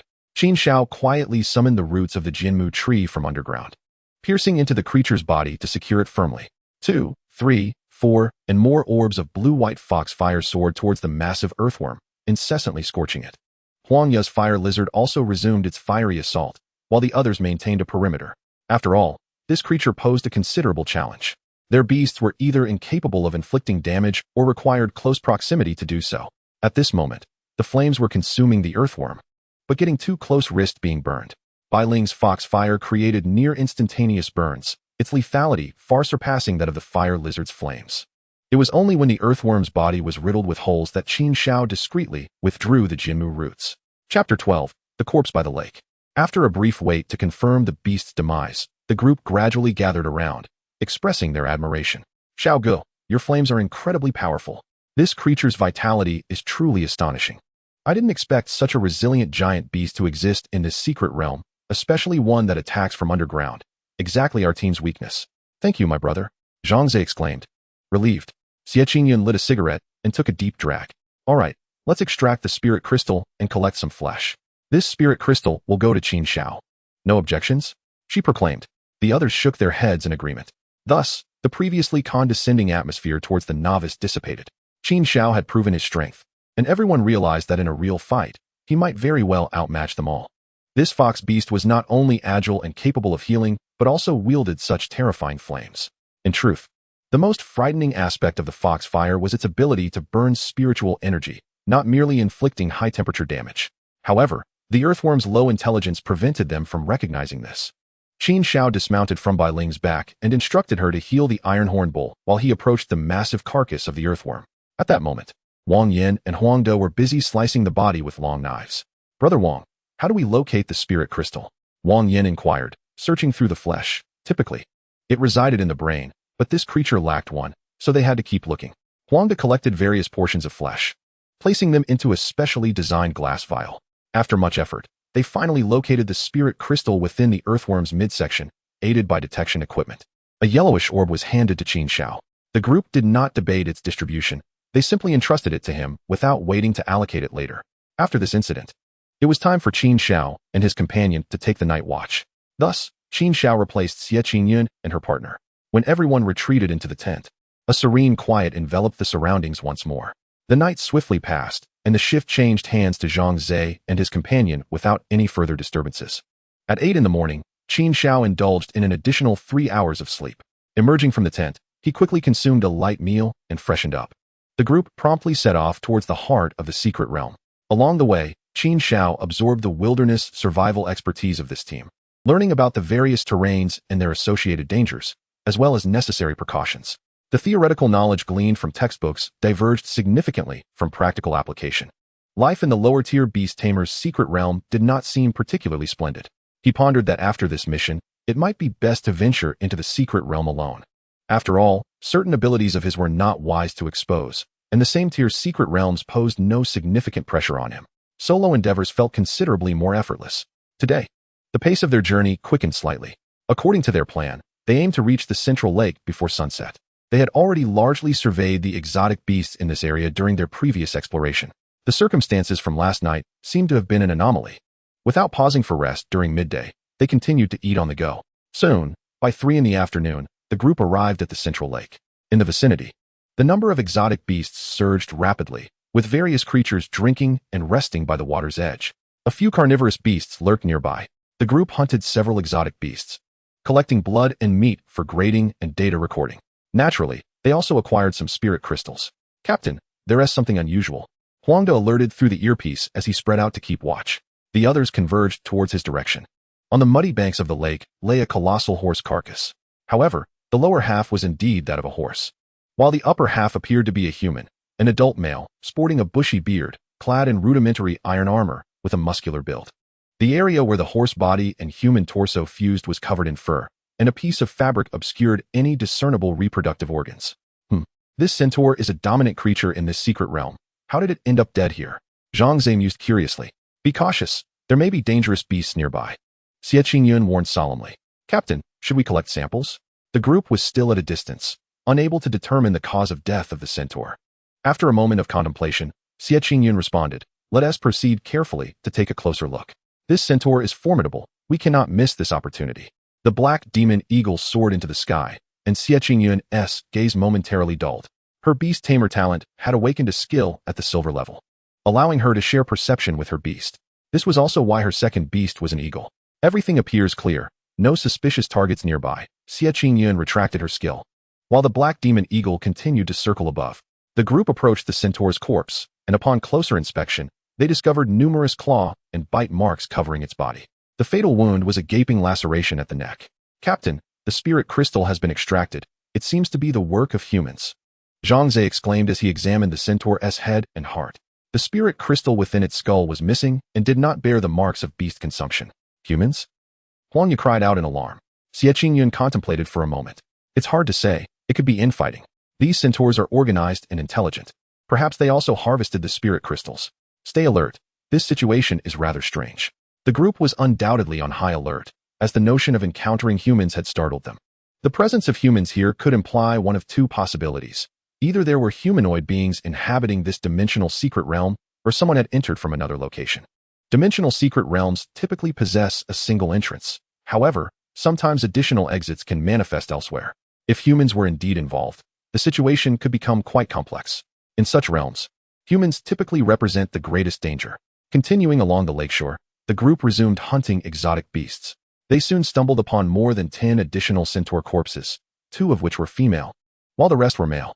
It was at this juncture that they conclusively realized they were not alone in this secret realm. Someone was systematically hunting these centaur beasts.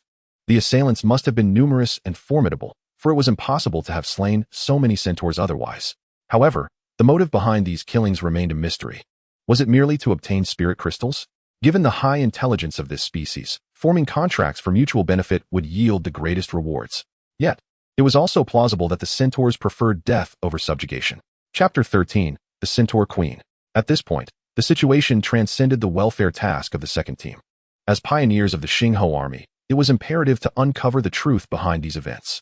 Xie Qingyun instructed Zhang Zhe and Huangye to leave behind signals indicating the presence of the Xingho army and to document the general circumstances. Let us not waste any time. We must investigate further, Xie Qingyun decisively announced, prompting the group to abandon their hunt for exotic beasts and head towards the dense forest to the northeast. Upon entering the woods, the dimming light of dusk deepened the shadows. This forest was the Centaur's stronghold, where they had previously faced an ambush from the Centaur guardians. After traversing over 10 kilometers into the forest, they still had yet to catch sight of any centaurs. Qin Xiao subtly manipulated the wood of Jinmo, crafting a temporary wooden armor to shield Bai Ling's chest, forehead, and neck. Although the circumstances were uncertain, it was prudent to ensure some protection. Cradling Bai Ling in his arms, he said, if a fight ensues, don't transform. Just find an opportunity to strike, without worrying about me. Qin Xiao communicated with Bai Ling to prevent her from becoming a target should danger arise, knowing that rescue would be too late. His confidence in Jinmu's evasion was unwavering, and with the life flow in effect, he felt nearly invulnerable.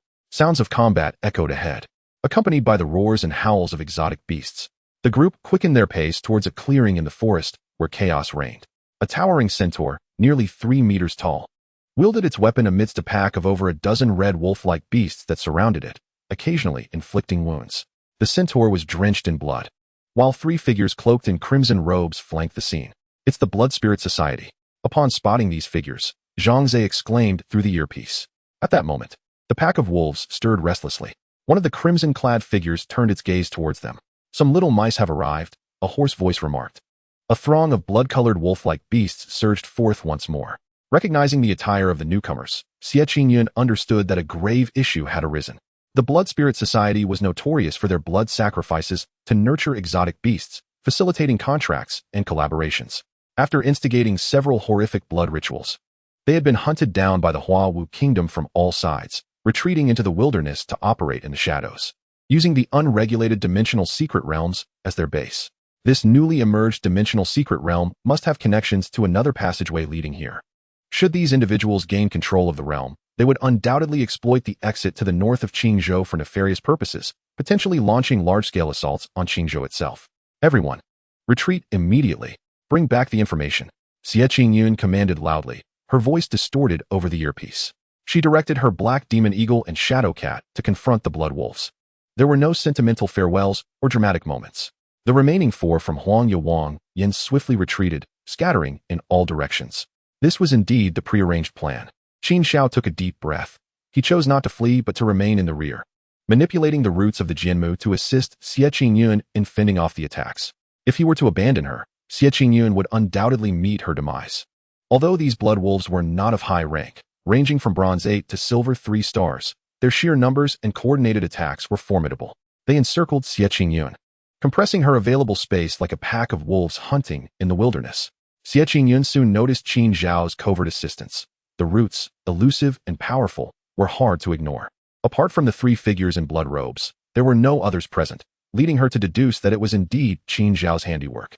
As time passed, Qin Xiao found himself overwhelmed, struggling to control three roots, while Xie Qingyun's black cat was severely injured and had retreated into the shadows. The black demon eagle had also sustained a broken wing, stumbling back to Xie Qingyun's side. Fortunately, with Qin Xiao's support, Xie Qingyun had not suffered any grave injuries. 10 minutes have passed. Retreat. Xie Qingyun declared decisively through her earpiece. Qin Xiao pierced another blood wolf with a root, then mounted by Ling and retreated in different directions alongside Xie Qingyun. However, due to Qin Xiao's intentional delay in leaving, most of the blood wolves targeted him. After circling the forest, Qin Xiao had no intention of escaping. He circled back instead. Oh, this little bugger has returned. One of the blood robe figures observed curiously upon seeing Qin Xiao riding by Ling, ignoring the blood wolves behind him. Qin Xiao charged directly toward the trio. When he was about 30 meters away, he opened a root passage and suddenly appeared behind the blood robe figures. The Jinmu roots surged forth, ensnaring each person tightly. Once bound by the Jinmu roots, escaping was nearly impossible for those of the same rank. Besides their formidable strength and flexibility, these roots could also drain the spiritual energy and mental power of the bound. Linger, eliminate these blood wolves. Qin Xiao ordered casually. Had he not wished to conceal his strength for fear of explanations, he could have avoided fleeing altogether. Bai Ling's form expanded, supporting Qin Xiao with its wooden armor. Its massive body swept through, sending several blood wolves flying, unable to withstand even the might of the silver-ranked beasts. This showcased the dominance of a divine beast template. Ethereal azure flames flickered, consuming the blood wolves entirely. Meanwhile, Qin Xiao controlled the roots to constrict, penetrating the flesh of his foes. It was as if they were taking root, tearing apart the three individuals and draining them dry. The three silver-ranked blood robes and over a dozen blood wolves stood no chance of retaliation, and Qin Xiao had yet to exert his full strength. After surveying the surroundings and confirming there were no remaining threats, he lifted the hood of a blood robe figure for inspection. They all bore the same facial features, indistinguishable from one another. As for leaving a survivor to gather information, Qin Xiao was uninterested, since they were already aware of the Blood Spirit Society. What more was there to inquire? The remaining details could be left for the Xinhua army to investigate. After inspecting the bodies, Qin Xiao retrieved 3 spatial orbs, his mental energy probing them to find they were the smallest kind. What a pitiful miser. I'll extract some spiritual crystals. Linger, burn the bodies to ashes, Qin Xiao instructed, stowing the orbs for later examination. Understood, master. Bai Ling elegantly leapt through the trees. Upon seeing Qin Xiao complete the extraction of a spiritual crystal, it released a burst of foxfire. Qin Xiao swiftly gathered the spiritual crystals from the blood wolves and approached the enormous centaur. Oh, this centaur is still alive. Merely gravely injured, collapsed on the ground with blood soaking the earth. Upon closer inspection, he realized it was a female centaur, with a cascade of radiant golden hair and exquisitely delicate features. standing over a meter tall. Her physique was impressive, with armor on her chest bulging larger than Qin Xiao's head. Her horse body stood nearly 2 meters high and 3 meters long, clad in full armor that had been torn and shredded by the blood wolves. With a series of labored breaths, the remarkable curves of her form heaved. The centaur female slowly opened her eyes, her golden gaze mirroring her hair. Thank you for avenging my kin. Alas, I have but a short time left to live and cannot repay you. Qin Xiao was taken aback. Key information captured. Repay. This revelation invigorated him. Linger, heal her. A flash of white light enveloped the centaur. Bai Ling had to administer healing twice before the centaur's injuries were sufficiently treated. Amidst the clattering of metal, the centaur struggled to rise. Wow, now that she's standing, she's even taller. At a height of 1.8 meters, Qin Xiao's line of sight barely reached her smooth abdomen. The area where her human and horse forms connected was adorned with golden fur, covered in armor. Standing before her abdomen, looking up from this angle was truly a magnificent sight, a grand spectacle of the southern hemisphere. Master, you're drooling. Bai Ling's voice echoed in his mind. Qin Xiao instinctively wiped his mouth, realizing he had been tricked by Bai Ling. The centaur female remained bewildered as she moved her hooves and hands. Really, is it done? Her tone was filled with disbelief. Greetings, hero of the other realm. I am Aaliyah Falami, queen of the Moon Forest tribe, and I thank you. The towering centaur's voice was unexpectedly gentle as she adjusted her armor, lowering her limbs slightly. Qin Xiao felt a mix of elegance and awkwardness wash over him. Well, we need not engage in such lordly pleasantries. Ahem, hello Aaliyah, right? My name is Qin Xiao. Let's return to the topic of repayment. I'll keep it brief. Are you willing to enter into a contract with me? Qin Xiao approached this matter with straightforwardness. It was a rare opportunity. Who would refuse such a favorable deal? Aaliyah Falami's expression faltered, clearly unaccustomed to such bluntness. She did not respond, but instead turned to glance at the direction behind her, where a fierce fire had ignited, casting half the forest in crimson hues. Her golden gaze flickered with the dim glow of the flames. After a long moment, she stated, as a reward for vengeance, I am willing to become your contracted beast. Aaliyah Falami knelt, her gaze level with Qin Xiao's. Her eyes appeared tranquil, like still waters devoid of ripples. Qin Xiao furrowed his brows, sensing something amiss with the centaur's condition. He reached out, placing his hand on her forehead. Whatever, let us establish the contract first, he thought. A stubborn fruit may not be sweet, but it could quench thirst.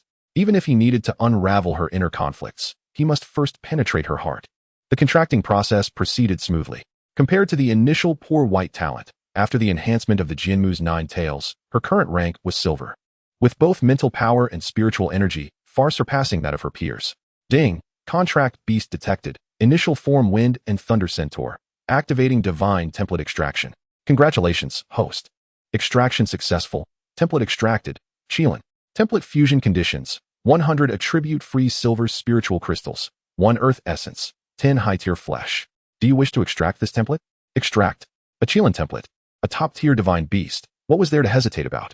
Moreover, the Qilin and Centaur were clearly compatible. Ding. Template extraction complete. Host. Please gather materials for template fusion as soon as possible. During this period, contracted beasts must not level up to avoid changes in materials. Qin Xiao promptly reviewed the brief introduction of the fusion items, having previously overlooked the fusion conditions of the Jinmu. The details of these fusion items could be viewed in the notes. WTJing Hu. 1 can extract soil attribute spirit crystals for synthesis. 100 white silver tier soil spirit crystals are required to extract and combine into 1 unit of WTJing Hu. GOG Su are you? Qilin is the ancestor of all beasts and requires a substantial amount of high-tier beast blood essence for template fusion, with a minimum tier requirement of white silver. 1 unit consists of the blood essence from a single white silver tier beast. Upon reviewing this explanation, Qin Xiao impulsively slapped his thigh in frustration, gazing silently at the clusters of black remnants in the forest. Qin Xiao, how could you be so reckless? Such precious blood essence, and you have already excavated 9 white silver tier spirit crystals. Had you not burned them, you would have been nearly ready. Biling noticed Qin Xiao lost in thought and reassured him, do not worry, master, I have burned everything clean, leaving no traces. Hearing Biling's tone of self-congratulation, he couldn't help but smile slightly. Thank you, for your warmth has brightened all 4 seasons. After completing the contract with YLY, she stood silently beside him, her expression devoid of emotion. The feedback regarding her cultivation was nearly negligible. Identification activated. Wind Thunder Centaur. Talent. Blue. Silver tier 5 stars. Skill. Wind Thunder Infusion. YLY. Do you have anything else to take with you? Qin Xiao inquired. The Centaur maiden's expression was forlorn, Without my master, my kin have perished, and my tribe has been destroyed. Biling hopped onto Yly's back, voicing through Qin Xiao's contract, Sister Yly, do not be saddened. The perpetrator has already been slain. In the future, should we encounter others from the Blood Spirit Society, I will assist you in eliminating them. Yly's gentle voice suddenly turned somber. Do they have other accomplices? After pondering, Qin Xiao replied, these individuals belong to a nefarious organization known as the Blood Spirit Society. Joining me will empower you further, allowing you to annihilate this organization with your own hands. Having a goal is far better than despairing. The effect was evident. As the queen of her tribe, lacking the ability to protect her people, the prospect of hope became her lifeline. Her golden eyes sparkled brightly as she gazed at Qin Xiao. Please, master, help me. Qin Xiao instinctively reached out, but awkwardly found no place to pat her, only managing to stroke her back. Rest assured, your master is formidable. You will grow immensely powerful in the future. At that moment, flames from the opposite side of the forest gradually approached. It was time for Qin Xiao and the others to depart. Yly cast a final glance towards the forest. Master, please mount, she gently urged, kneeling.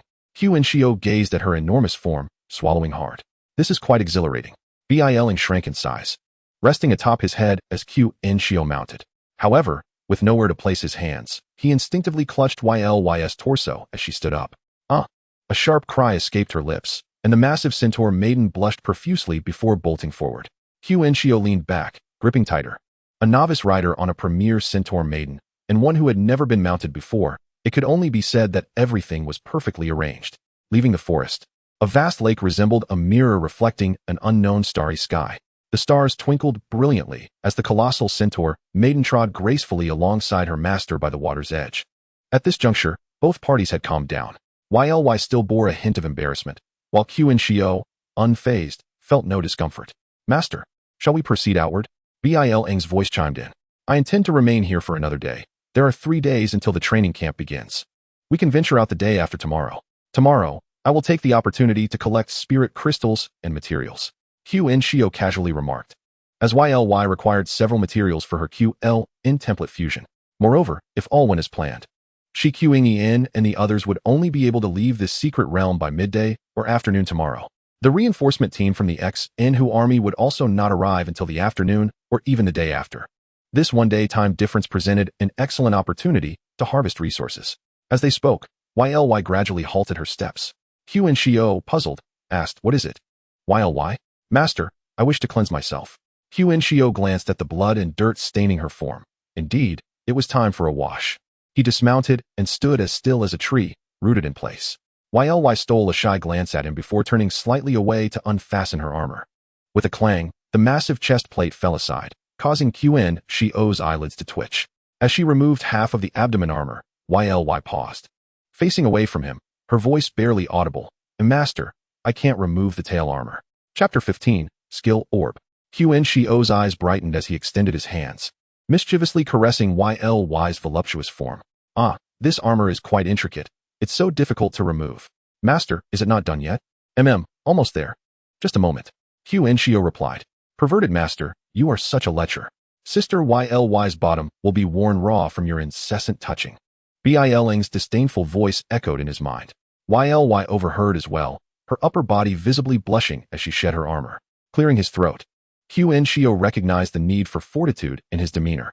Unable to withstand Biling's scrutinizing gaze, he hastily disassembled the armor. Basking in the resplendent starlight, Yly stepped gracefully into the lake. The surface rippled gently, the stars shimmering in the water's reflection. So beautiful. Upon witnessing Yly enter the lake, Biling squealed and leapt in as well. Qin Xiao widened his eyes, taking a seat on a nearby rock to keep watch. Fortunately, the two ladies were mindful of their surroundings and soon emerged, having cleaned themselves. Making their way back to shore, the damp undergarments clung closely to their forms, and Yly, with her pointed ears slightly curled, leaned closer to Qin Xiao. Master, please help me put on my armor again. Qin Xiao willingly obliged, retrieving the cleaned armor and adorning Yly once more. Moments later, the elegant and dignified Centaur queen re-emerged. Venturing outside would require new armor, for several parts had been damaged. Qin Xiao inspected thoroughly to ensure everything was secure. He remounted Yly, his hands naturally resting on her shoulders. Though she shifted slightly, this time, she did not bolt in fright. Checking his wristband for the projected map, He suggested, let us head southward. Returning while searching for exotic beasts. YLY, or might there be white silver tier exotic beasts nearby? Biling leapt onto the saddle. Curling up in Qin Xiao's embrace as he stroked her. He inquired, YLY, do you have any nearby locations in mind? YLY pondered, her finger tracing her chin before pointing at the projection. Right here, 20 kilometers to the right of the lake, there's a nest of water pythons. About 3 or 4 white silver tiers and 4 to 5 bronze tiers. Qin Xiao considered the location she indicated. Let us find a place to rest first. We will head there tomorrow. It's a pity they are not beasts. I cannot utilize their blood essence for creatures like serpents. As they conversed, YLY began to stride forth, gracefully transitioning into a gentle trot. Her pace was distinctly different from a frantic run, exuding elegance with each leap. YLY, does this manner of running not trigger the real physical sensations? Does your chest not ache? YLY, puzzled, replied, why would running like this cause pain? She glanced down, her face flushing once more, and silently adjusted her gait. It must be said that riding YLY, as a centaur, was far more comfortable than biling. Her broad back provided stability, and her form was well suited for riding. Perched atop, Qin Xiao enjoyed a vantage height of 3 meters, relishing the overwhelming sense of accomplishment and dominance.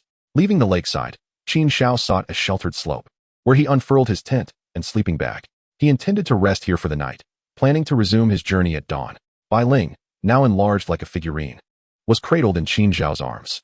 Ilya lay beside him, and with a slight tilt of his head, he could catch a faint scent of milk. As for the night watch, it was not feasible to take turns.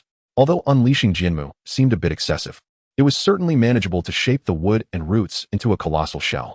Furthermore, Jinmu could vigilantly guard through the perception of its roots and wood. Jinmu mused, ultimately, I bear the burden alone. However, it was manageable.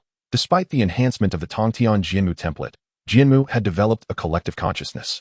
Yet, as an immortal species, its perception of time was distinct from that of humans. Even though a contract was established, communication remained rather cumbersome. Additionally, Jinmu lacked a concept of gender or personality, rendering communication unnecessary. It sufficed to function merely as a logistical tool. Upon awakening, the dawn light illuminated the surroundings. Qin Xiao retracted the wooden shell and mounted Ilya. Departing the slope, he made his way along the lakeshore towards the territory of the water python beast he had pinpointed yesterday. As he neared the lair of the water python, a foul and fishy odor wafted through the air. Ilya's expression grew serious, her pointed ears twitching incessantly. Her fragmented golden eyes scanned the vicinity with vigilance. However, Qin Xiao and Bai Ling appeared more relaxed. After all, with their prowess, facing foes of the same tier was akin to a father confronting a son. Master, the wind is in our favor. The water python will soon catch our scent. Exercise caution. As the words fell, the distant thicket began to rustle. They've already detected us. Prepare for action. Bai Ling rose atop Qin Xiao's head, surrounding herself with wisps of foxfire. Ilya, you lack a weapon. Simply follow my commands to evade. Qin Xiao instructed, dividing Ilya's fragmented golden hair into 2 strands. Grasping one in each hand, just move in the direction I pull. If I tug simultaneously, charge forward. Though lacking reins, he believed there were always alternatives to challenges.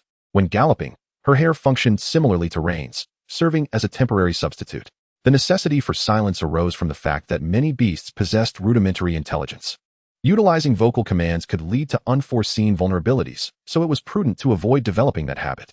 As they spoke, the thicket parted, revealing a 1-meter-wide trail, and a gigantic python emerged. The greenish-blue serpent was the undisputed ruler of this area, accustomed to its dominance. Without hesitation, it lunged from the underbrush. Qin Xiao didn't need to direct. Ilya instinctively evaded. He tightened his grip around Ilya's back, summoning roots to ensnare the python. As he restrained the serpent, Bai Ling's foxfire approached. The azure-white flames coalesced into a fiery line, gradually enveloping the python. As Bai Ling intensified her output, it sliced through the serpent as easily as a hot knife through butter, melting into it. The water python thrashed wildly, its 10-meter-long, half-meter-thick body flattening a substantial area of the thicket. Yet, in a mere minute, the python ceased its struggles, having been severed into more than 10 segments by the fiery line. Following this method, they eradicated the entire brood of water pythons in under an hour. Most of that time was spent locating them, otherwise, they would have finished even faster. As long as they couldn't evade the roots' control, there was little resistance. Even without foxfire, the roots could drain them entirely. This was before Bai Ling even employed her illusion to launch a mental assault. Ilya, now numbly carrying Qin Xiao, walked in circles, Qin Xiao manipulated the roots to drain the water python's carcasses and extract the spiritual crystals. What kind of master is this? And what about this beast? Both appear silver tier. Why is it so effortless to slay other silver tier beasts? Ilya assessed silently. Even she, the Centaur queen, would likely be defeated upon encountering this duo, as she couldn't evade those mysterious, formidable roots. Following this master, she would indeed grow stronger. Ah, what good fortune! Qin Xiao's words interrupted Ilya's self-reflection. He held a blue-green spiritual crystal, within which a small serpentine shadow danced. Chapter 16, Harvest. Satisfied, Qin Xiao stroked the crystal, leaning on Ilya's shoulder to present it to her. Ilya, do you want this? It grants a skill, strangulation. Ilya glanced at the crystal, suppressing the warmth radiating from Qin Xiao's proximity. Master, I would prefer to pass. This crystal's attributes are misaligned, and absorption would likely fail. Moreover, this skill holds little value for me. Upon hearing this, Qin Xiao understood. It was his first encounter with a skill crystal, and he had not fully grasped its implications. Ilya possessed wind and thunder attributes, and even her fusion template aligned with wind, thunder, and earth. It bore no connection to the water and wood attributes of the python, making energy absorption highly inefficient. I want it. Bai Ling's tail coiled around his neck, tightening slightly. Ahem, Linger, are you plotting to murder your master? Qin Xiao gasped. Here, take it, go ahead and enjoy. He handed the crystal to her. Bai Ling toyed with it momentarily before tossing it back to Qin Xiao. Forget it, I don't want it. Even if absorbed, it would be of no use. This skill does not appeal to me, she declared haughtily. Logically, as a spirit type, she could absorb most attribute crystals. Her foxtail continuously relate to entanglement. However, her inherent preferences remained unchanged. Catching the crystal, Qin Xiao smiled faintly. This little girl was clearly jealous of Ilya receiving it. Linger, your aloofness has become redundant. Do you not realize this? After some contemplation, Qin Xiao decided to give the crystal to Jinmu. Although Jinmu was not one to compete or covet, it would be remiss to ignore the opportunity. Besides, this skill complemented the roots perfectly, and the attributes aligned well. The probability of absorption was promising. In the starry contract space, a spiritual orb materialized upon Jinmu's roots, swiftly vanishing into energy. A surge of clarity washed over Qin Xiao's mind. Indeed, the absorption was successful. The colorful aptitude was no jest. Summoning the roots, he ensnared a sturdy tree. The roots tightened, causing the tree to emit a creaking sound as its bark and trunk splintered, reduced to a pile of wood chips. A small green skill had effectively doubled the entangling strength of the roots. In this endeavor, they secured 3 silver tier water and would attribute spiritual crystals and 5 bronze tier water and would attribute crystals. After dispatching the water pythons, Qin Xiao rode Ilya back to the lakeshore at a brisk pace. At this moment, the lakeside was the prime hunting ground, as numerous beasts flocked to drink. The water source competition dungeon had commenced, with victorious participants earning a sip of water. Skills were activated in a frenzy as they galloped on Ilya's back. In this dimensional secret realm, nothing could outrun Ilya. One must understand that the Wind and Thunder Centaur possessed top-tier attack power and speed at this level. Had it not been for the tribe, the Bloodwolves and Blood Spirits would not have been able to eliminate Ilya. At the very least, if Ilya wished to flee, they would not have been able to pursue her. By evening, Qin Xiao had set up camp in a hollow away from the lakeside. A roaring campfire blazed, with large chunks of beef and crocodile meat sizzling beside it. He busied himself sprinkling seasoning over the cooking meat.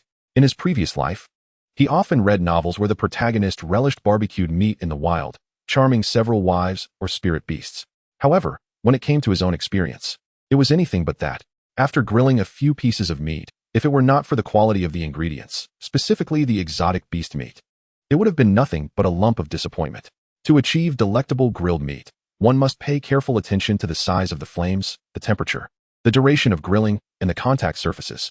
Techniques such as scoring the meat, marinating, frequently flipping, and pairing with suitable spices, as well as evenly applying the spices in a specific order, sometimes even multiple applications, are imperative. However, Qin Xiao was utterly oblivious to these nuances. He carelessly tossed the meat to Ilya, who took over the task with a gentle smile, expertly rectifying Qin Xiao's lack of finesse in preparing the grilled meat. From the contract space, Qin Xiao retrieved today's spoils: 23 silver tier spirit crystals of various attributes and 45 bronze tier spirit crystals of various attributes. Additionally, there were 2 silver tier green skill orbs. One orb was a water attribute skill, Death Roll, provided by the Qingzhou crocodile, while the other was a ground attribute skill, Trample, from the Haidiyu bull. Both skills were relatively useless, and Qin Xiao planned to sell them. Although one of the crystals was of the ground attribute, the skills attached should fetch a higher price for ground-type crystals. Currently, he needed 100 ground-type crystals, but only possessed one, along with 74 of the 100 necessary attribute-less crystals and 4 units of beast blood essence from 10 required units. If he could trade the other spirit crystals for ground-type ones, he would still be short by around 70 crystals. Qin Xiao contemplated the potential value of the 2 skill orbs. Suddenly, he remembered that there were 3 space orbs in the contract space. He retrieved the 3 space orbs belonging to the Blood Spirit Association's minions and examined their contents, extracting multiple mundane items, clothing, and tools. He found a total of 21 bronze-tier spirit crystals, 6 silver-tier spirit crystals, 1 skill orb, and 3 token-like objects, along with a bracelet. Upon identifying the skill, Qin Xiao's expression changed slightly, and he hastily stowed away the spirit crystals and skill orb. These spirit crystals belonged to Aaliyah's kin, either wind or lightning attribute. He glanced at Aaliyah, who was focused on tending to the grilled meat, relieved that she had not noticed. Otherwise, it would have brought back painful memories. It was one thing for the exotic beasts to possess spirit crystals, but it felt odd that highly intelligent species also had them, especially since humans did not. The conflicting dynamics within this situation felt somewhat troublesome. He examined the remaining 3 tokens, which were all of vibrant red, rectangular, approximately 20 centimeters long, forged from an unknown metal. Embedded at the top of each token was a transparent gray fragment, the purpose of which remained a mystery. After studying them for a considerable time and inputting both spiritual energy and mental strength without any reaction, Qin Xiao decided to err on the side of caution and stored them in the contract space. Lastly, he was left with a bracelet. Upon activation, it functioned similarly to a typical communication bracelet, with no binding or password required. Once activated, he entered the system and tapped on the projection screen. The bracelet was empty, save for a single line of information in the message bar. Before the 20th, deliver the fragment tokens to the Blood Crow. What did this mean? Did these 3 tokens need to be delivered to someone? Qin Xiao pondered, but after a long while without any clarity, he decided to let it go.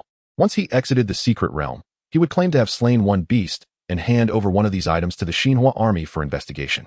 As for why he didn't turn them all in, well, what if they turned out to be treasures? After organizing his gains, he found that Aaliyah had nearly finished cooking the meat. An enticing aroma wafted into his nostrils. Qin Xiao picked up a piece of beef that Aaliyah handed him. Taking a hearty bite, the rich flavor of the beef filled his mouth. He looked at Aaliyah, his words somewhat garbled as he exclaimed, "Oh my, this is truly delicious." After the meal, the customary ritual of bathing awaited him. There was no lake nearby, but there was a small stream whose origin was unknown. Since wild beasts had willingly tested it and found it non-toxic, Qin Xiao ventured to the deeper end of the stream, stripped off his clothing, and slowly eased himself into the water enclosed by wooden rings. Ah, how refreshing! With his eyes slightly closed, he heard footsteps approaching. Opening his eyes, he saw Aaliyah standing by the water's edge with Bai Ling Master. "Let me scrub your back," she said playfully. "Stinky Master, give me a bath." Chapter 17, The Husky. The bathing time passed swiftly, though it was rather simple and monotonous. Washing 2 majestic beasts was quite labor-intensive, especially Aaliyah, who stood 3 meters tall.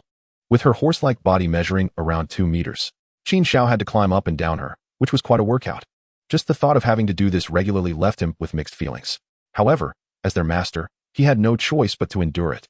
After bathing, Qin Xiao found himself perspiring again and, with a flushed complexion, soaked in the water a bit longer. Bai Ling shrank down, floating beside him. Her long tail slicked from the water, playfully brushing against his chest. Aaliyah, meanwhile, was busy cleaning her removed armor and undergarments, her actions illuminated by the shimmering starlight, resembling 2 full moons in the night sky. After soaking for a while, Qin Xiao felt as if he might become wrinkled. "Linger, Aaliyah, let us go. It's time for bed," he announced, standing up and shaking off the water. The bond between a beast master and their beasts was far more intimate than that of typical siblings or couples. In just one day, Qin Xiao had completely shed any sense of shame in front of his beasts. Leaving the stream, he summoned the wooden structure of the Jinmu to construct a grand house. The tent from the previous night had been optimized away. With Bai Ling and Aaliyah's gentle company, Qin Xiao drifted into a peaceful slumber. The next morning, Qin Xiao awoke amid a pillow of waves and a full-sized embrace. After retracting the wooden house and interacting briefly with Jinmu, he had breakfast and prepared the items for the officials while helping Aaliyah don her armor. Mounting Aaliyah, with Bai Ling in his arms, he leisurely made his way toward the entrance of the secret realm. The silver-tier exotic beasts within had all been dealt with, and lingering too long would complicate matters when the Xinhua army came to investigate. As for the Beast Master issue, he had already formulated a plausible explanation. Bai Ling's existence and the Beast Master space were already known to Xie Qingyun and others, making deceit impractical. However, the Beastmaster's innate skills were diverse, and he had fortuitously awakened the ability to contract 2 exotic beasts at the bronze tier, subsequently forming a bond with Aaliyah. Given Aaliyah's strength, it was reasonable for him to have ascended to silver tier, right? Qin Xiao felt that this reasoning was sound. Even if it seemed a bit peculiar, what of it? While lost in thought, Aaliyah swiftly carried Qin Xiao back to the entrance he had entered 3 days prior. At this point, the entrance was surrounded by numerous temporary defensive structures. The Xinhua army, accompanied by their beasts, was stationed around the fortifications. As soon as he drew near, he caught the attention of the Xinhua army personnel. "Hold your fire, Captain, it's me," Qin Xiao shouted, and soon a brisk figure emerged from within the defenses. With a cigarette dangling from her mouth, she approached and looked up at Qin Xiao. "Get down." Qin Xiao was taken aback, dismounted, and signaled to Aaliyah to remain calm. Before he could finish speaking, Xie Qingyun enveloped him in a tight embrace, exclaiming, "You little rascal, I thought you were done for." Feeling her excitement, his tense body relaxed. "Hey, Captain, how could a man like me die so easily?" Xie Qingyun released him after surveying him to confirm he was unharmed. "Come, let us talk inside. Our beasts have been injured, and the high-ranking healing beasts from the Xinhua army haven't arrived yet. They're still not fully recovered. You should take a look." As she spoke, she pulled Aaliyah closer toward the defensive structures. "Stop right there," came a booming voice from inside. "Unauthorized personnel are not allowed to pass." Fuming, Xie Qingyun extinguished her cigarette and shouted, "Damn it, Wang Xiong. If you keep talking nonsense, I'll slap you." The shadow of an observation port within the construction site flickered momentarily. A towering man, nearly 2 meters tall, emerged. Initially, he scrutinized Qin Xiao and Xie Qingyun with an expressionless demeanor. Upon noticing Aaliyah, his breath visibly faltered. "Is this the intelligent Centaur beast you reported?" As he spoke, he approached Aaliyah with the intent to touch her. Aaliyah stepped back, and Qin Xiao's expression darkened. "Captain, my identification can be verified, correct? Who is this?" Xie Qingyun's face soured. This situation was complicated by her beast being injured and the fact that this was a superior's deployment for assistance. The second generation of the Qingzhou Xinhua army, possessing a white talent, ranked at silver 2 stars.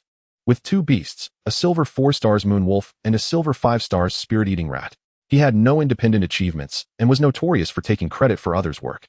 Insisting on joining the Xinhua army, his parents adored him, providing him with a caretaker. Xie Qingyun quickly divulged all the details about this individual. Qin Xiao regarded Wang Xiong with surprise. He could not have imagined that this brawny figure was a mere fool. Wang Xiong's face turned crimson. Being exposed like this in front of others, especially when the accusations were accurate, was quite humiliating. The situation was exacerbated when he caught sight of Aaliyah's disdainful gaze. "Xiaobai, come out," he bellowed, and from the defensive structure, a wolf appeared, clutching a large bone. Qin Xiao initially felt wary, but upon seeing the creature, he was momentarily bewildered. "Is this the moon wolf? Is this really a wolf? It looks more like a husky." The moon wolf approached Wang Xiong, dropping the bone at his feet and leaping onto his chest, licking his face with its tongue. Hey, stop licking. Xiaobai, wait, hold on." Wang Xiong squirmed beneath the onslaught of affection, emitted an exasperated sound. Suddenly, as if realizing something, he froze. "I said stop." The moon wolf gazed back at him, perplexed as to why its master had ceased the game he enjoyed most. Wang Xiong, unable to face Xie Qingyun and Qin Xiao's expressions, darkened his countenance and pointed. "Get her, bite her." The moon wolf turned to Xie Qingyun, confused and motionless, questioning why it should attack someone who had fed it earlier. Wang Xiong's face turned a deep shade of red, a mixture of shame and embarrassment. This was the dilemma of beast taming. The creatures could be fiercely powerful, yet astonishingly foolish. They were either exceptionally clever or utterly dim-witted. And the worst were those that possessed a hint of intelligence coupled with foolishness. Qin Xiao found himself feeling a twinge of sympathy for him. It was no wonder he sought high-intelligence beasts, especially one like Aaliyah, tall, powerful, intelligent, beautiful, and female. Xie Qingyun slapped her hand over her eyes.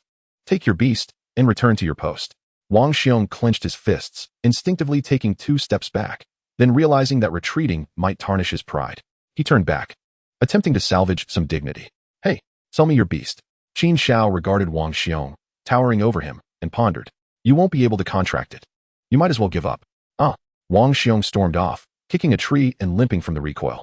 Qin Xiao turned to Xie Qingyun. "Your Xinhua army is quite intriguing." Chapter 18, Resource Exchange. Xie Qingyun couldn't help but chuckle at the absurdity. Although he was somewhat foolish, he harbored no malicious intent. His parents were high-ranking officers in the Qingzhou Xinhua army, renowned for their military exploits. He was their only son, cherished beyond measure. Previously stationed at the Dimensional Army in the Twine Forest, He had insisted on transferring to the Xinhui army last year, claiming he wanted to prove himself and not rely solely on his parents' protection. Qin Xiao raised an eyebrow. That's commendable. At least he is not a vile person. As they conversed and walked, she mused, it's not the wealthy second generation indulging in pleasures that worries me, but those who strive to prove themselves. As it applies to the second generation beast tamers as well. His talent is not high, and his parents do not wish for him to venture into the Xinhui army for exploration. The beasts they provided him are primarily companionship and support types. If he persists in this path, his parents will surely be distressed, seeking ways to provide him with resources to prevent his demise in the secret realm. Qin Xiao nodded, acknowledging that possessing such beasts could lead to unpredictable deaths. I didn't realize you were so inquisitive. Captain, you seem to know quite a bit. Xie Qingyun's tone turned melancholic as she exhaled a puff of smoke. I'm his cousin. I was the captain of the caretaker team for a year.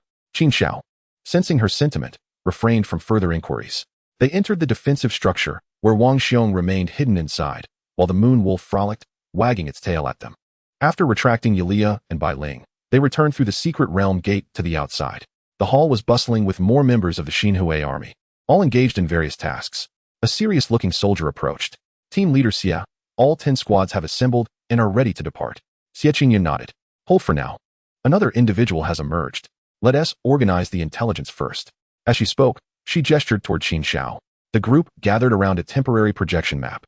Qin Xiao, you've been inside for over a day. What is the situation now? Qin Xiao's expression turned serious. After you left yesterday, I became separated from you. With blood wolves trailing me, I took a detour, eliminating several blood wolves and rescuing my current beast. My awakened beast master talent allows me to contract 2 beasts. After contracting her, I leveled up to silver and even eliminated a member of the Blood Spirit Society, although 2 others managed to escape. I'm unclear where they came from, but the Centaur beast tribe has been wiped out. However, there should be no immediate danger inside. You can enter and investigate. He placed a spatial orb, containing the spoils from the Blood Spirit Society, on the table. Xie Qingyun's face, usually cool, displayed shock before shifting to envy. What kind of talent is this? To awaken 2 talent skills, one for beast space and another for contracting 2 beasts. She was eager to inquire if he had awakened new skills at the silver rank, but ultimately held her tongue. The surrounding soldiers, however, were in awe, admiring his capability to collaborate with beasts and the notorious Blood Spirit Society. He appeared to be a student, but possessed remarkable strength. Xie Qingyun applauded, her interest piqued. Impressive. Would you be interested in joining the Xinhui army? I can guarantee a special recruitment. As soon as she spoke, the soldiers around them looked on with envy. This was an internal special recruitment, with a guarantee. Joining the Xinhui army meant specialized training, ample resources, and no worries about contracting beasts. Graduating meant becoming an officer, and perhaps in a few years, he'd rise through the ranks. Qin Xiao was baffled, but judging by the expressions of the surrounding soldiers, he realized it was indeed a favorable opportunity. Nevertheless, he hesitated to agree, preferring to observe the situation further. Although advancing in this world often required connections, he was still unfamiliar with it and did not want to make hasty decisions. Captain, let us focus on the matter at hand. I am still a student and have not made any considerations yet. Qin Xiao politely declined. Xie Qingyun pouted, clearly aware that the young man was waiting for a better offer. Very well, do as you wish. Everyone has their own aspirations. She picked up the orb, extracting its contents, clothing, tools, wristbands, and a token. Curiously, she examined the token, turning it over for some time, unable to discern its purpose. She passed the items to the leading soldier and resumed inspecting the wristband. Upon encountering the message regarding handing over the token to Shuya, the furrow in Xie Qingyun's brow deepened. Although the meaning eluded her, a palpable scent of conspiracy lingered in the air. After much deliberation, the group failed to uncover any clues. Ultimately, Xie Qingyun instructed that the items be sealed, awaiting further examination by the higher-ups. With the intelligence provided by Qin Xiao, the atmosphere among the 10 squads of soldiers lightened somewhat. Initially, they had prepared themselves for a fierce confrontation with the Blood Spirit Society. Qin Xiao, I must trouble you once more. My teammates require assistance with healing. Moreover, given the abruptness of this situation, the anticipated benefits have evaporated. State your demands, and I shall endeavor to compensate you, Xie Qingyun remarked, observing as the soldiers entered the secret realm.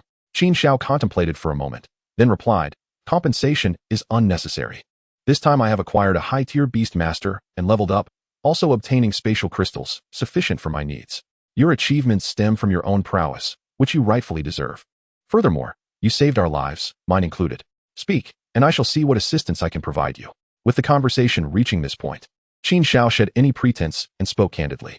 If possible, I would like some Earth-type Lingjing, or a tribute-less Lingjing, or perhaps the entire fresh corpse of a silver-tier beast. I could exchange other Lingjing in return. The urgency of this request was clear, and Qin Xiao made it straightforward. Xie Qingyun regarded him thoughtfully, but refrained from inquiring about his intentions. Presumably, it was merely for the cultivation of beast mastery. As for a tribute-less Lingjing, that is unattainable. Such crystals are exceedingly rare. However, I can assist you in exchanging Earth-type Lingjing within the reserves of the Xinhua army, provided they are of the same tier. As for the corpse, it is likewise unavailable, as the remains of exotic beasts are typically collected on-site and not transported or sold. Qin Xiao expressed his satisfaction, as this would resolve at least one issue. After all, in Qingzhou, the only open secret realm for silver-tier beasts was singular, and collecting 100 crystals could take an eternity. Purchasing them from other organizations, such as the Contract Spirit Association or the Battle Beast Guild, would inevitably incur handling fees. Thank you. I estimate I will require around 100 Earth-type Lingjing. Currently, I lack sufficient crystals, but once collected, I will trouble you for assistance in exchanging them. Qin Xiao concluded. Xie Qingyun nodded, leading him to a temporary battlefield 10 outside. Inside lay her beast, along with Huang Ye and Zhang Zhe, both of whom had encountered misfortune during their escape, falling victim to an exotic beast attack. Summoning by Ling, Qin Xiao swiftly unleashed several beams of white light, enabling them to rise and walk again. Xie Qingyun, filled with admiration, mused how she wished to recruit him into the Xinhua army.